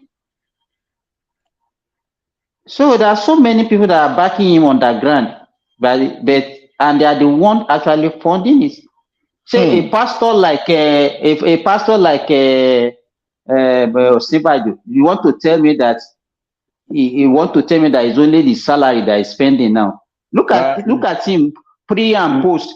He was looking like a wretched man. He was a vice president for 8 years, and you can see that the guy is now more polished than before he came. He's looking younger than before. And that was why he wanted to die there. He wanted that presidency because he had tasted power. And that is what power does to you. Another thing is that, did you see his daughter getting married when it was... yes, now you look at that flamboyant wedding that they threw for the daughter. So it's even look at the wife. Women they love good things. Let me tell you, all this religion thing, pastor, I go to church, go to what I will do in Nigeria is poverty. It's poverty that is Simba, I tell you this. Maybe as I'm advancing in age, I'm beginning to having this, what do you call this? You just begin to appreciating more of traditional values and traditional, not religious aspect of it, but you just appreciate what growing up, appreciating what you grew up with and all that. You see, at the end of the day, the utterances of these pastors or so-called pastors will make you begin to scratch your head like everything you've believed in the past. You begin to doubt and question them. You can imagine someone who always pull and bring congregants to the church every Sunday. I'm talking about UDEPO. These are 419. Look, I'm not sorry to say that, and I'm not apologetic about it. These are 419. That's another woman in Abuja whose husband owned the church. I think the husband died. The one it was one that was I know that one. I think she's from Nasarawa or from Benue. Her accent sounded kind of like all these fake Hausa, fake yes. But one thing is that she now owns the church. When everything's already, she owns the church after the demise of the husband. yeah, after everything has gone down, she was the one reminding a congregant that everybody just pretend as everything is back to normal. When the Christian was there, what did the Christian gain from the candidacy of Shibajo or any Christian in power? Nothing. But she was talking about Muslim. Please, my brother, up to this moment, if nobody mentioned that we have Muslim president, Muslim vice president, would you have thought about it in a second? They're all doing their job that they were elected to do. All these fake spiritual. What's his name? Adeboye too was just like a normal preaching. Like a clergy would give a hope. Sermon of hope or something like that. You already termed it as him predicting that dollar is going to equal a naira, very soon. And the video surfaced online, and I played the video, and I was like, okay, who is reporting all these things? Who is reporting all this? Another clergyman says Tinubu will be arrested, or Shibaja will be made an interim. Okay, you know that one. That is a Feyi now. That guy is in prison now. Oh, better be. I think he was charged for rape. Better be. He has been arrested even before the swearing in of Tinubu. Even this lady, Adiola Fayon, she used this thing. Is that video that was saying during the inauguration, the army will come. All of them because they wanted to have these clouds and to cash out from the trend, and they to join the talk. See, people don't understand. Politics is more than what we see, the jamboree, the intriguing and all that. Look, it's a very cutthroat thing. Whoever is involved will tell you, look, you have your life placed in your mouth like this. It's a cutthroat adventure. Even here in America, anywhere you go in the Western part, it is a cutthroat because everything will be used against you. Everything. But you see, we have these Alaimokon media practitioners, so-called, especially all these vlogger and logger. Then Tunde Ednosu was given some amount of money. He too was, leading this gullible, like a lamb to the slaughterhouse. They don't even know. Some of them not even watched their pattern since yesterday. They will come online and will be propagating and commenting nonsense online. All of them have been paid. And what baffles me is that the so-called youth that cannot even verify exactly, they cannot even verify any information. They always run around with fake news and all whatnot. And to me, I don't know what they can do to reorientate our youth. Because as far as I'm concerned, they are not that brilliant as people used to portray them. The kind of, during our own time, even when the elders are talking, it's not as if we cannot challenge them, but we listen to the wisdom of the elders and we learn from it. But now, because they call them Gen Z, they cannot even, they don't have that patience. They don't have that tolerance. They don't have anything. That's a big word. Simba, tolerant for where? These are the people that have high idea of how life is. They don't. Do you know what it is? See, let's take for example, you as a manager at work, you are in charge of, let's say, minimum of 3, 4, 5 people. You are managing them. All right. You know their weaknesses, you know their strength, and then you need them to perform at the optimum level, right? And here you are trying to, do things right. And you also want them to trust you as their leaders. Do you imagine 5 people with different lifestyle, different way of doing things that you have to manage, and you have to be good at it. We naturally Nigerians are the most difficult people ever to govern. Even, are you there, Simba? Yes, I'm listening in to the you. university, if they made you the class governor, you can imagine what you would do to galvanize, to harmonize, to bring them together. I want to talk about somebody who is in charge of resources, material, and then be in charge of life of everyone as a governor or as a president. We disagree, we agree, then we come back. I've realized, and politics has taught me this lesson, that no matter what you do, some people will just not be satisfied, no matter what.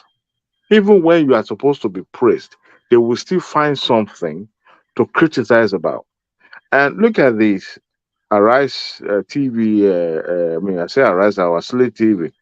When Rufai was criticizing the judgment, it took 13 hours for these judges to read out their their judgment, and they also tried to justify the reason why they came to that conclusion by lecturing everyone. Man, I've never seen judgment that long before. It was as if it was deliberate. That judgment was deliberate. And somebody said it earlier. I didn't even pay attention to that. That unanimous vote among all the five of them, unanimous.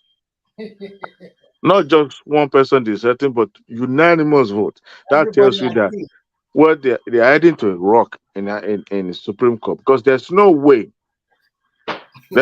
Supreme Court will not affirm that judgment. There is no dissenting voice at all. Nothing, zero.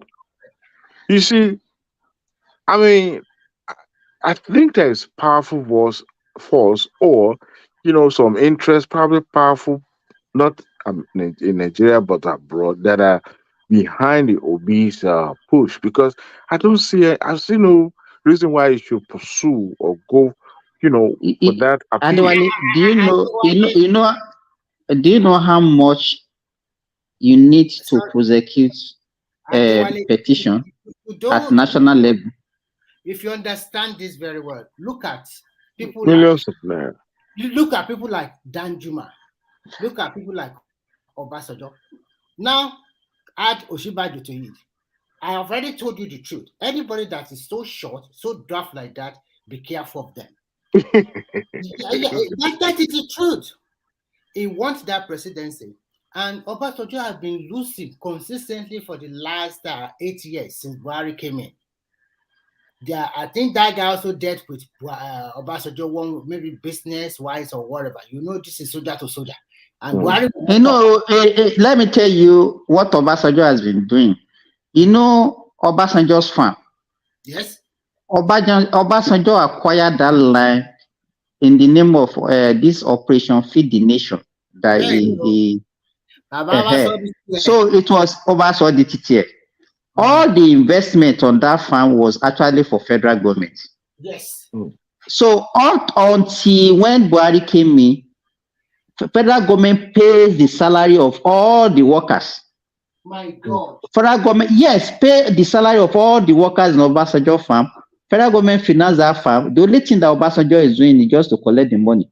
And to even bust your brain, do you know that most of the product from that farm has been exported to Europe? Yes, he doesn't sell them. He doesn't sell it in Nigeria. Yes. In Nigeria. Let me tell you, the only way, Remy, I am into farm business. The only way you can sustain farming business in Nigeria if you have another source of money to finance it. Obasanjo farm will have been dead decades ago if it's not because he's getting the finance from federal government. This is a personal experience. That time I was just doing a short stint with one hotel, belonged to one rich man in Ibadan. And we need chicken, frozen chicken. So I went to Obasanjo farm, hoping that I can get a frozen chicken. From the gate, they turned me around immediately. They said, no, we don't do that kind of business and we don't sell to anybody like that. I was like, am I not going to pay money? And this is something that will be consistent, that I'm guaranteed that every week or every month, we can buy almost 50,000 frozen chicken from you. They said, no, we don't sell. I went back to Zatek. It is from Zatek I bought those chicken because Zatek also have a big farm. If you know Zatek farm, I think you might know. I know Zatek now. There are so many of them. Zatek, CHI. Because I know this. All the Lebanese, okay. So the point is that Animal Care, the one in Lagos Ibadan Expressway. Obasanjo and Co. and some other elders of the southeastern part and some element of IPOB, all of them, they were behind Obi. They are the one providing the financial muscle. They are the one pushing him. You think so? Yeah, Obasanjo. I mentioned it earlier, Adewalina. I told you earlier. Obasanjo is one of them. Yeah. So, and if we talk about Jaleko, will not let us talk. So, you see, that guy, he is so egoistic to the extent that any leader in Nigeria, he wants to control. It's like my word should be the bond. Who are you? Are you the only Nigerian? So now that the two people, there is no way Obasanjo will like Tinubu. Tinubu is let me even draw your attention to this. Any Yoruba man that wanted to be president of Nigeria, Obasanjo has been against the person. Yes. Start from Awolowo. He attacked Awolowo. He was against Awolowo till the man died. If not the northerner that decided Obasanjo, even Abiola, it was against Abiola. Now see this. It's just like that. You have to be him only now. Simba, do you know what he said recently? Do you know in the last week there is one video that one man showed about the repairing of Kaduna? Is it Kaduna refinery or Port Harcourt? I don't know that they will say to come upstream. Somebody brought that video here, and they showed the video on this platform. They were seeing them repairing, changing new things, and they said that refinery will be ready by December. Do you know that Obasanjo during the week said that refinery will never ready? He said it will never work. He said it will never work. That is bad, Bele. You can see categorically this guy is waiting to launch against Tinubu, and I know Tinubu very well. If I were Tinubu, I would jail him. I don't care, because at the end of the day, if you want, because Buhari also played too soft. He played too soft to Buhari to Obasanjo too much. I will not be a president and be writing those stupid letters. I will dig out a lot of things in you. And Nigeria in Nigeria, once you draw Buru, will draw another thing. So yeah, I know that you draw another thing, but I don't care. At the end of the day, you just go there for 6 months and keep quiet there, okay? So because you need to that will be amount to dictatorial. You won't want to do that. You people, Remy. That was the president. He was a dictator. You are forgetting that video leak. That video leak immediately after when they are releasing the result of the election. Yes, between him and Charlie Boy. Hey, you people should go out. Call them. Yes. Which video is that? So it is an audio now. There is an audio leak, telephone call between Charlie Boy and Obasanjo.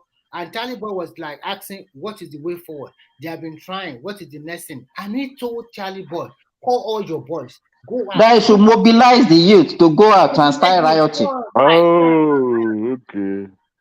He's not a good man, okay? And yeah, but I didn't see the video. I didn't see the audio.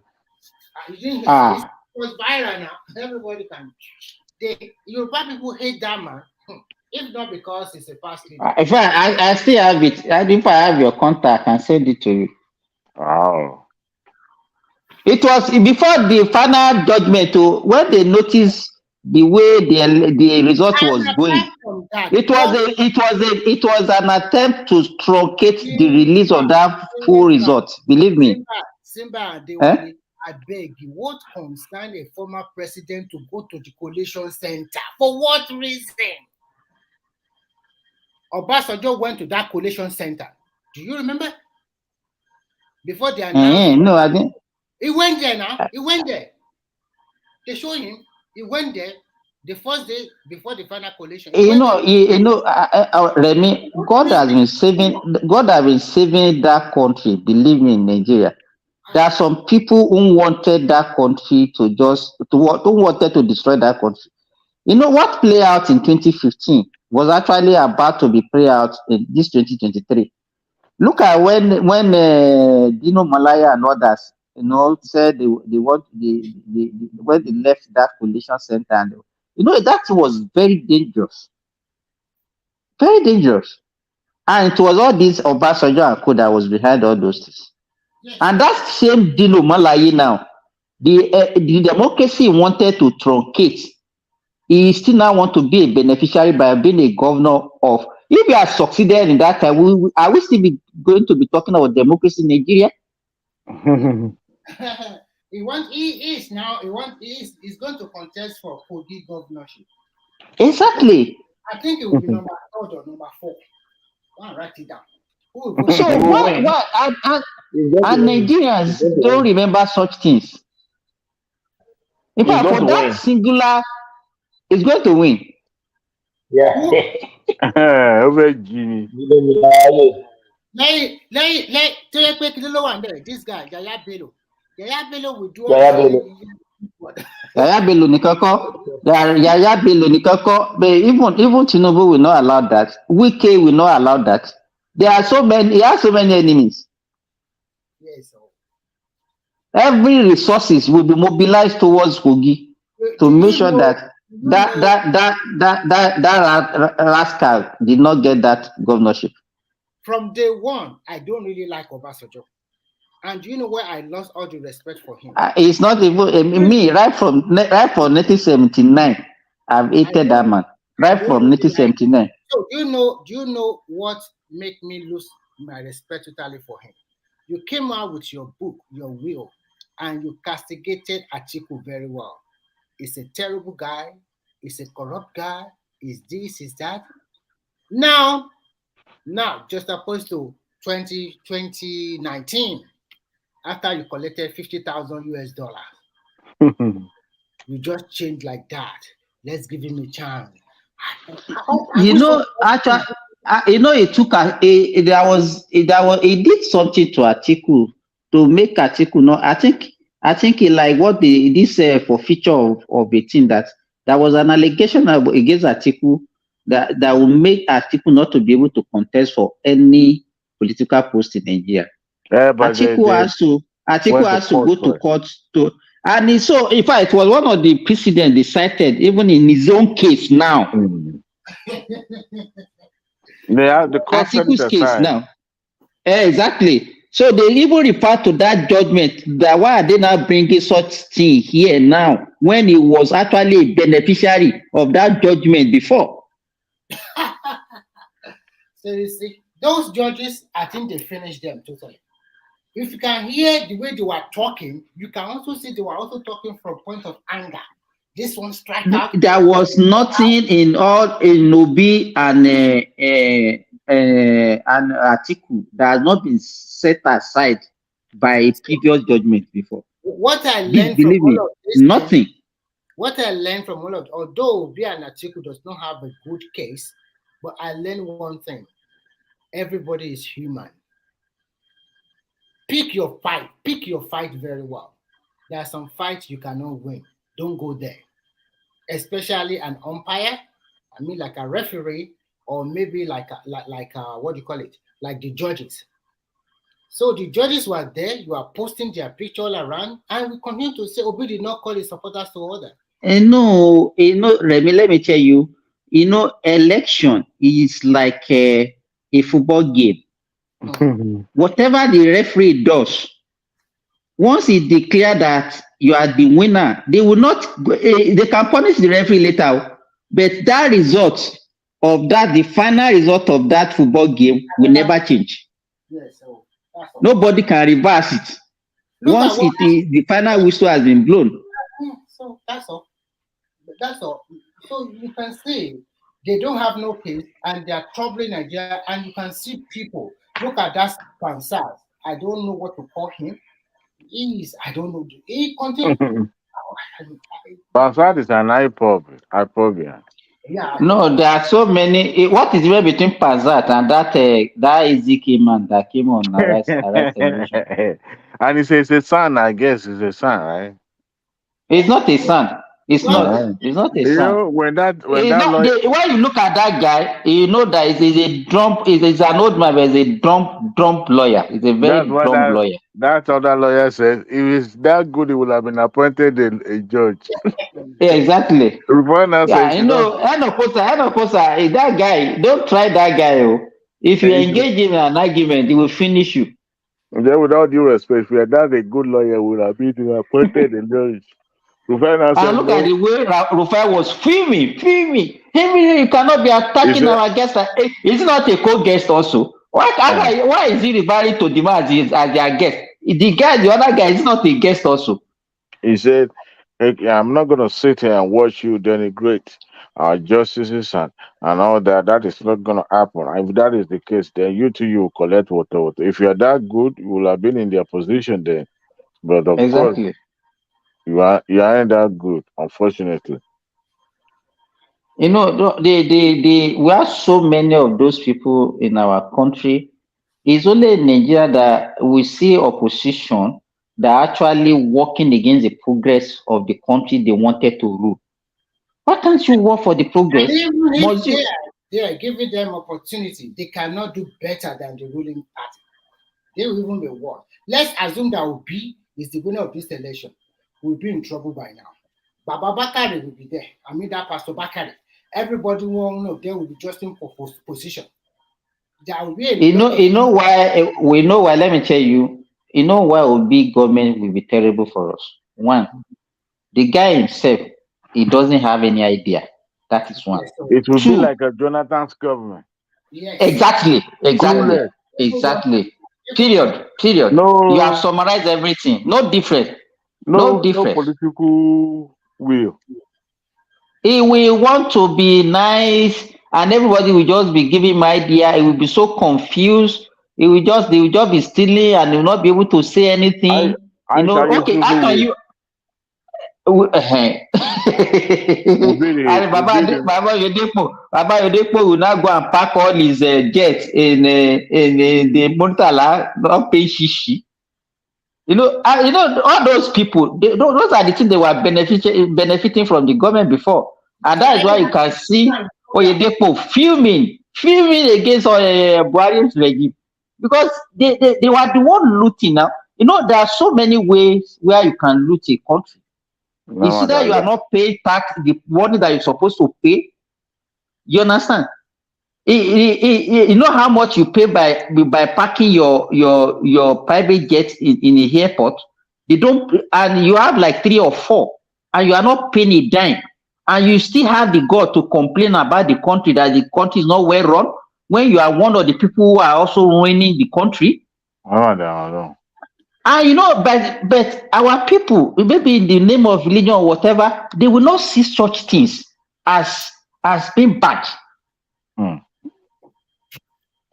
It's to me, it's appalling. And sometimes I used to ask, I said, the Nigerian citizens themselves, did they really know what they wanted from their government also? Because Nigerian citizens are so terrible. Look at, can somebody come here today and be telling us that instead of Wiki to go and be filling the potholes in Abuja, he said he wanted to be demolishing the house. Who said that? He's a Ribadu, or one of those northern guys that used to come. And the people he was talking with.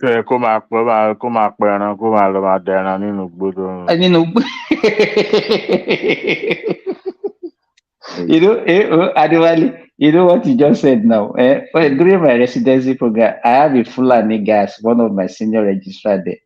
You know, I have this evil guy also who is a senior registrar. Whenever the guy is talking, the evil guy will say, it's not your fault now.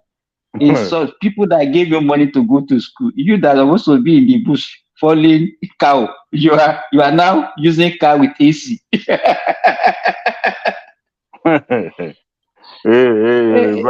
When it comes on this show, a woman will give him 2 hours to be blabbing book crap. I'll be like, what is this guy? I was like, is he the only one on this show? That was why I spoke my mind to government today. I said, what you did. It's not opposed to all those cow being reared in the street of Abuja, right? And then he said because most of the people that are built on illegal species in Abuja, they are northerners, so they should not be touched. Can you see that kind of? See that? And some. That's the sentiment. And I just, in fact, today he made me to actually have a contrary opinion about the northerners, because these people, to me, they are the one retarding our progress in that country. Believe me. They are the one, because their mentality is so awkward. He was talking with this arrogance as if they own the country, that and whatever they want. He said they are already feeling marginalized. That they're already feeling marginalized in how many months? 3 months. They're already feeling marginalized. So they have what they believe that they are the owner of that country. They are. In fact, today I was saying that in fact, if I have my way, we just say let us even cut that country now. Let us everybody just separate and go. I've never had that feeling in my life. Today, the way that guy talked today is I'm not seeing that feeling from now. Believe me. They are the owner. They are the owner of Nigeria. But it's to me, if we still remain together, that country is not going anywhere. Because let me tell you, it will just be like what happened in America. That the Republican will come and destroy the economy. The Democrat will come and build it, then they will come and yes, and that is what they do. Because of their culture, the religion, and everything, they don't have that. They don't build anything. No, they don't. They only believe in now that God will take care of tomorrow. Let us finish whatever we have now. God will take care of it tomorrow. Cow in the capital city is so ridiculous. To have a sight of cow in the street, like India. Come on, man. India, when you see cow in the street, I've been to India so many times at Diwali. You won't see ads of cattle on the streets of India. When you see cow in India, they use cow as a beast of body. You understand what I'm saying? Mm-hmm. They use them to carry load. They use them so that is why you see it's not that they're being rare and just be littering everywhere like that. Can you imagine?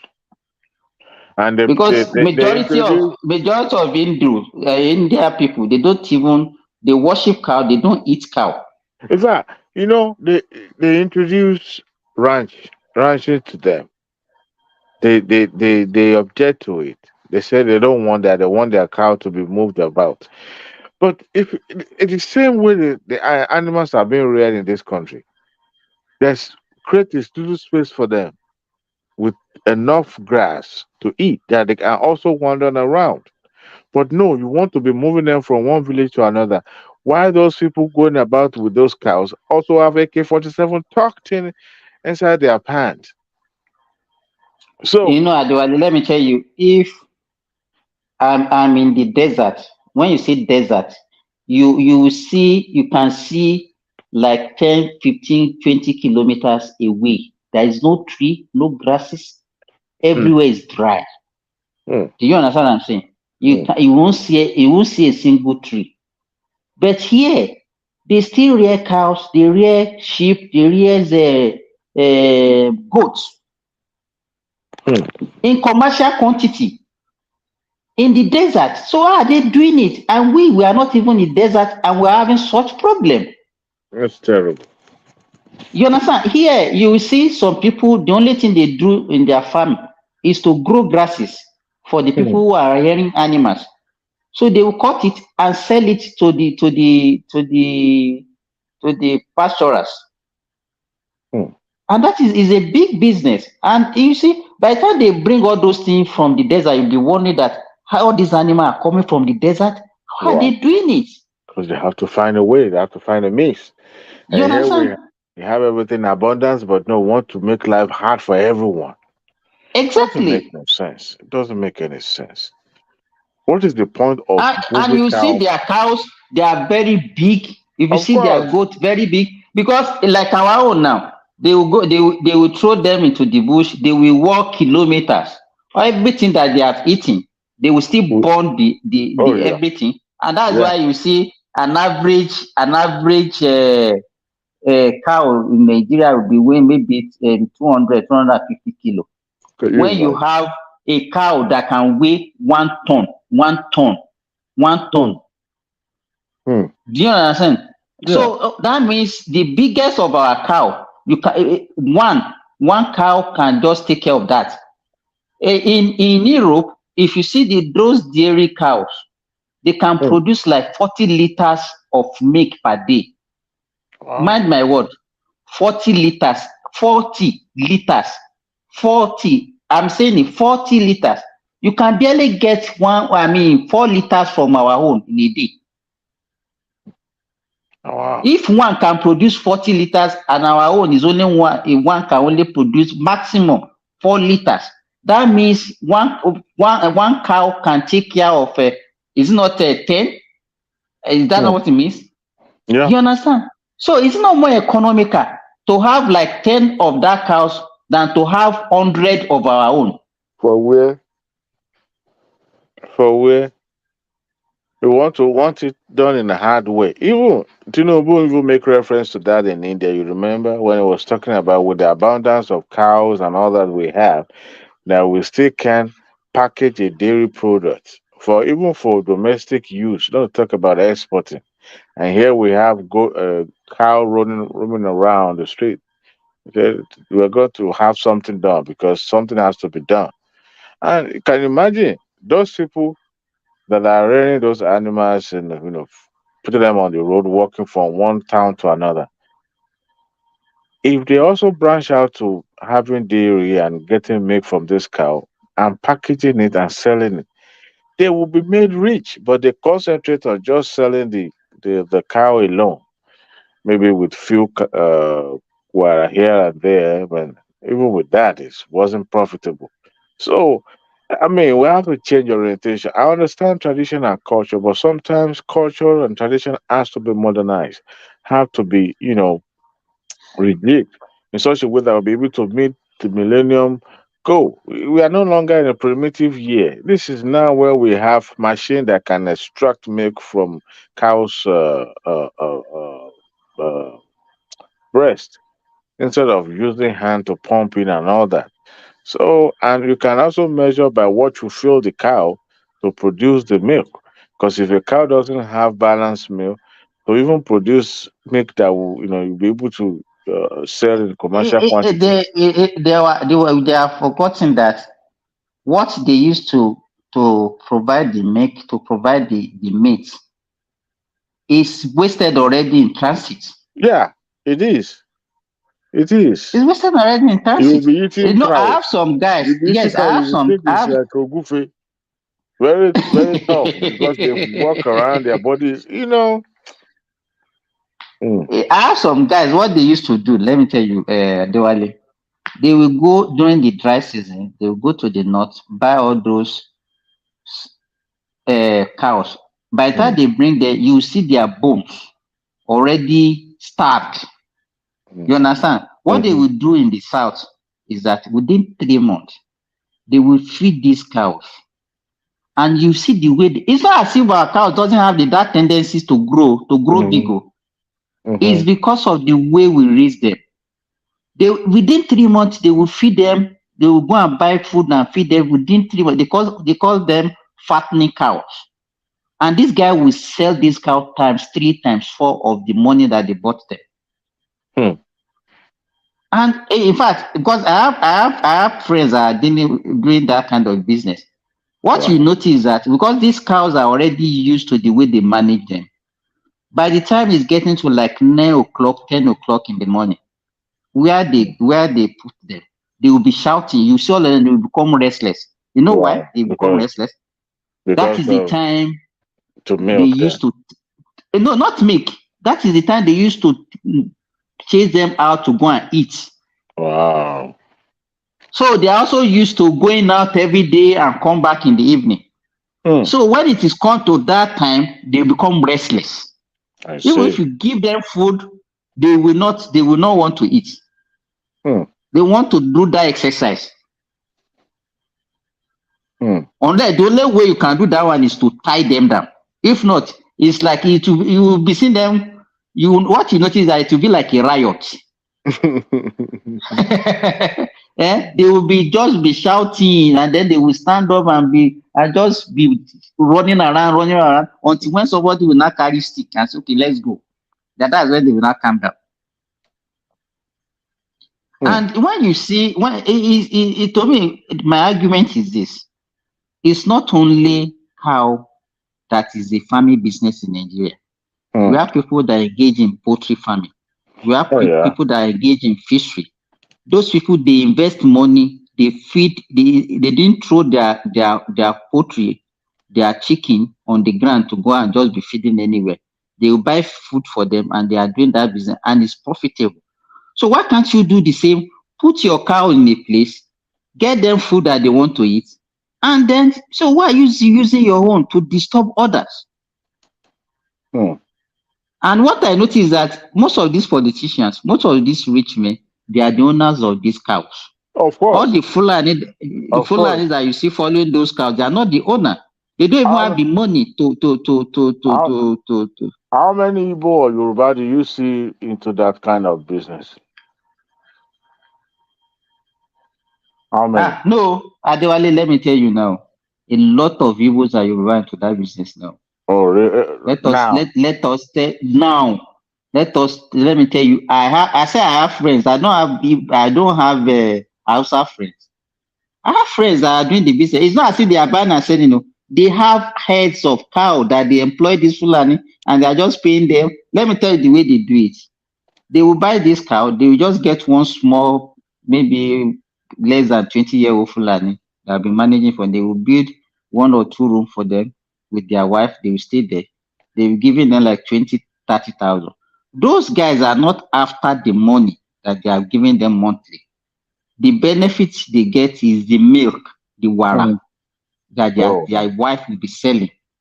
Do you understand what I'm saying? Yeah. And that is how they use all of them. The Fulanis, they don't really have the cow. Most of the real owners of those cows are not real Fulani. But the way we see it is that when you see them in the bush, is the Fulanis that you see with them, because they are the one that knows how to raise these things. But it's our people that are actually using those people.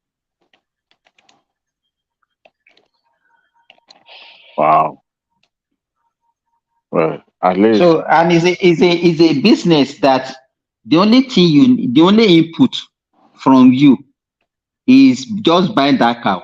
You don't need to buy food for them. You don't need to buy water for them. You don't need to buy any other thing. The only other thing is that when they're sick, then you can buy drug, buy medication. You can employ investors that will treat them. But besides that, and that is why a lot of people are engaging in that business. Did the veterans also, treat them and all that? Yes, now. They do. They give them injections. They give them drip and all those things. So they set line for them. Wow. And it's all these drugs that we use for human beings. I know that right? They use for animals also. I know that was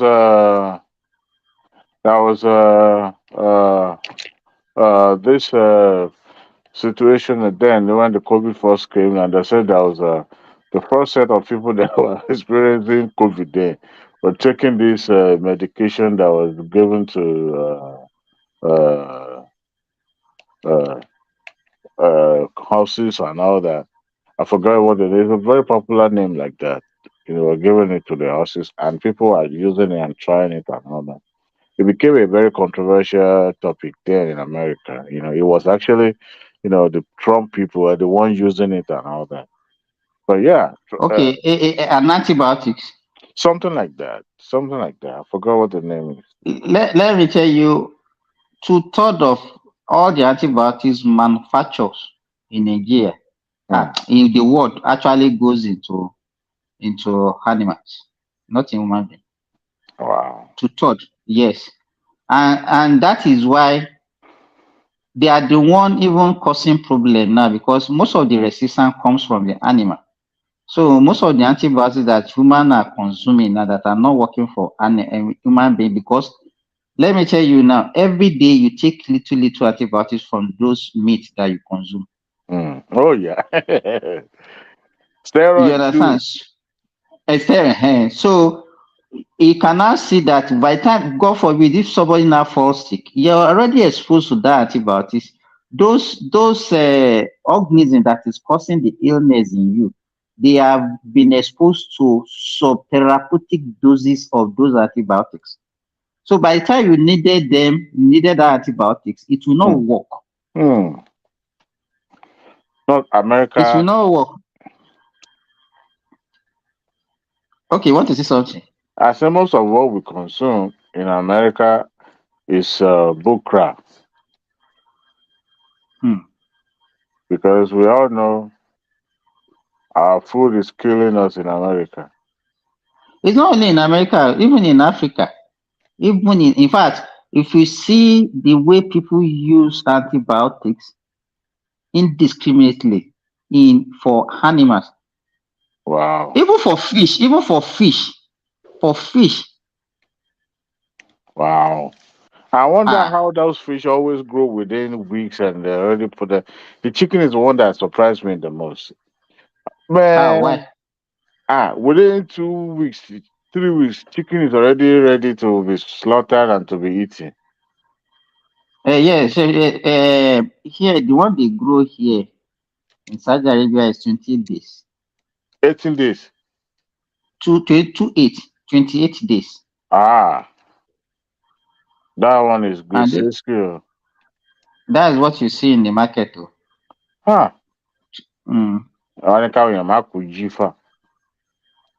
I don't even eat all those things. I don't eat them. And no, I don't eat them. But you people where you are now, if you say you don't want to eat, what other alternative do you have? My brother. That's why all those local things that we consume, that the real natural things that human beings should be consuming. Even here, I rarely take their fruit because I notice that the taste is different from ours in Nigeria. If you see their banana, if you taste it will tasteless. Tasteless.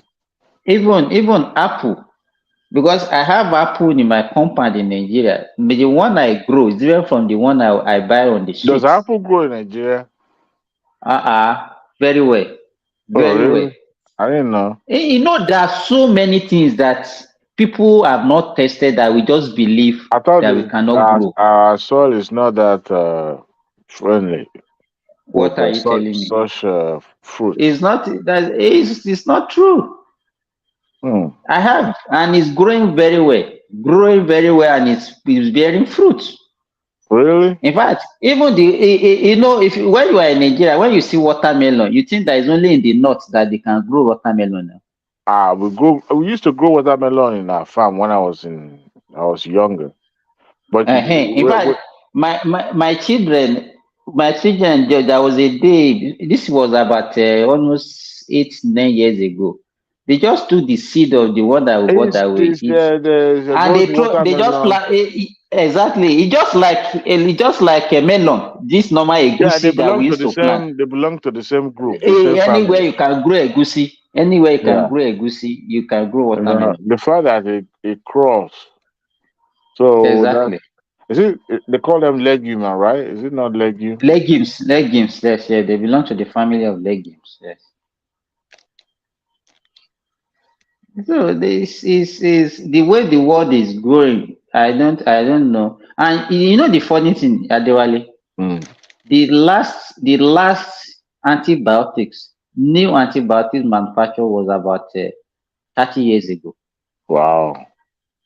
So what they are doing now, because of resistance, is that they are now doing combinations. You understand what I'm saying? They will combine two to one. Two different antibiotics. Because if you use only one, it will not work. So there is like a synergy. Because nobody is investing in that in that aspect of medicine again. Wow. Because yes, it's very, very, very costly. Wow. You understand? So I don't know if there's any outbreak of any infection now. It's going to be like what happened during COVID. It's going to be a disaster. Wow. It's going to be a disaster. The only thing they can do is now to stop manufacturing some of the old ones. By the time they leave them out of the market for like maybe 10 years, 15 years, then they bring them back. Then those resistant, all those organisms that are resistant to it will have disappeared from the circulation. And because the same thing that was what happened to malaria. That was why they stopped the use of chloroquine. And but the main reason why, but in Africa, people still use that chloroquine underneath. What they wanted to do is to stop the use of chloroquine for a while, for some maybe few decades, and bring it back to come for the cure. But up to now, some people are still using it, and I don't know those companies that are still manufacturing the chloroquine. Chloroquine is very bitter. You know, the rate at which we consume antibiotics in Nigeria is, I mean, those things are supposed to be for prescription, but the way you can buy Ampiclos anywhere. You can, even I must say, the one what item you can buy anti-cancer drug without prescription in Nigeria. Wow. Without prescription.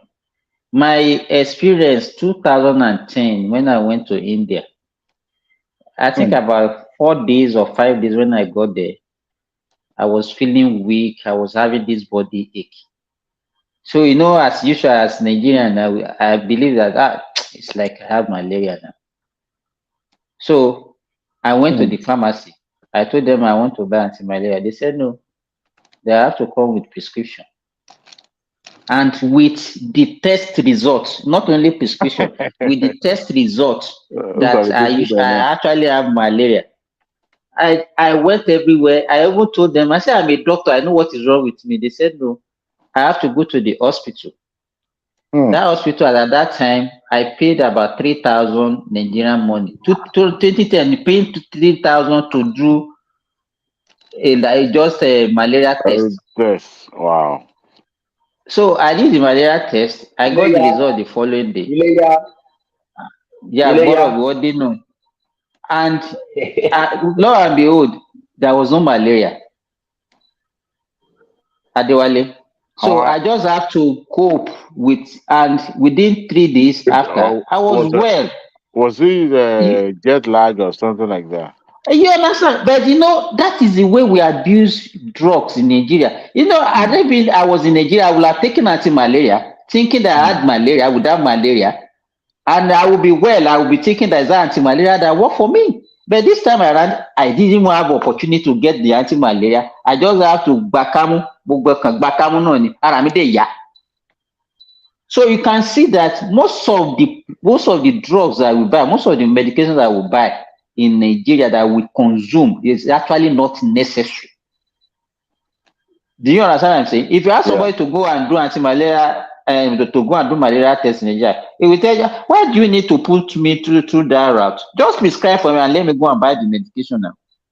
You understand? And all those things still contribute to our foreign exchange.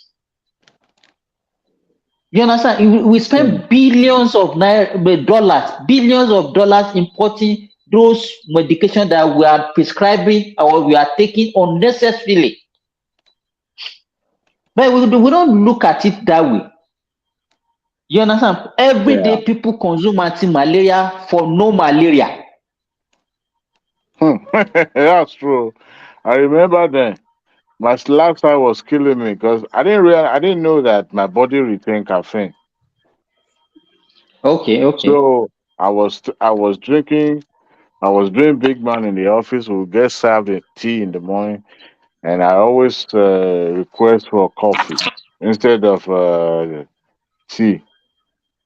Then it happens that my body was retaining caffeine and I won't sleep. And there's a woman called Yahaya. Yahaya will keep Orobo Pepsi for me. Additional caffeine. That's an additional caffeine.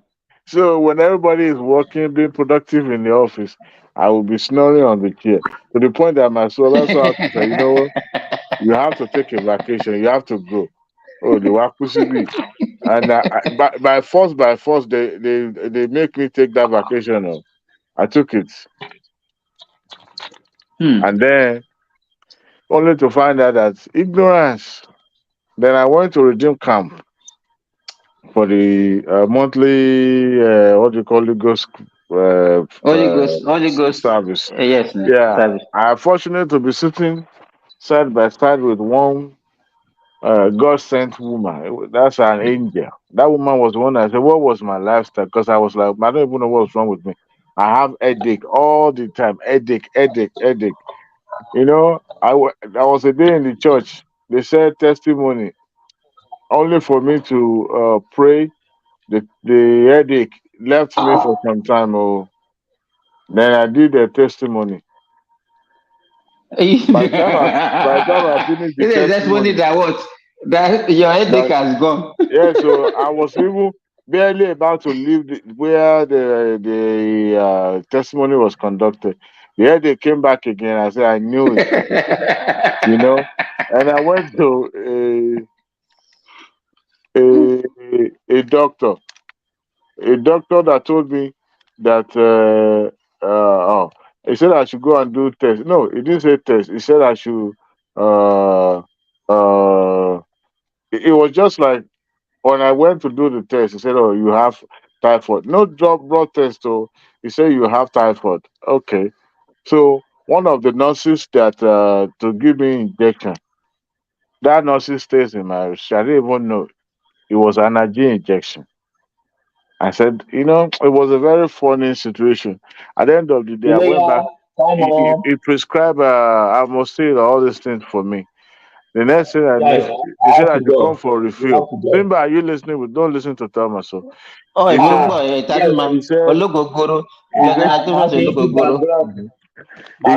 it should be 10 hours. Professor, it could be 8 hours. It could be 8 minutes now. He said, oh, so I said, look, bring him back to Ṣé bí 10 hours ló máa pa? Mo ti ṣe tán báyìí, mo fẹ́ close down báyìí. Mo fẹ́ jẹ́ kó parí nǹkan tó ń sọ. Jẹ́ kó parí nǹkan tó ń sọ. Dictator General Thomas. Pẹ̀lú Gabon president. So he said. So fẹ́ gbàjọba ṣé ìjọba Australia ló fẹ́ gbà ní àbí ti Nàìjíríà? Thomas ti dé nìyẹn o. So.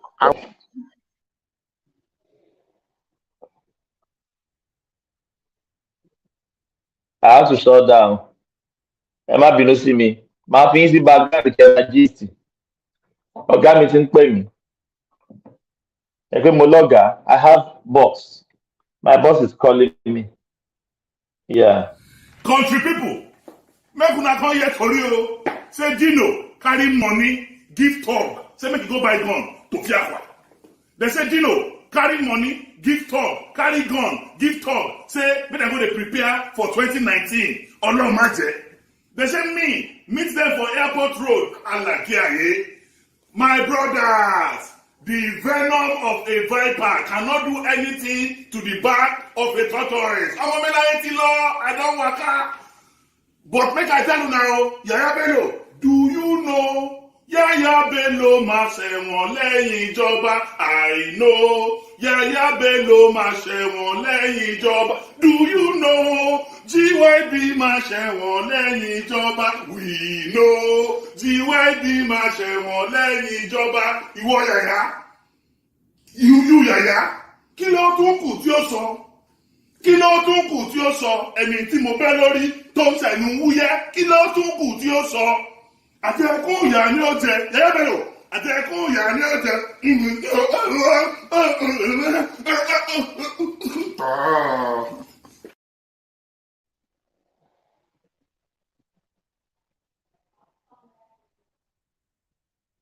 Oh, thank you guys. Carry the conversation in the comment section. I said, peace. Thank you guys.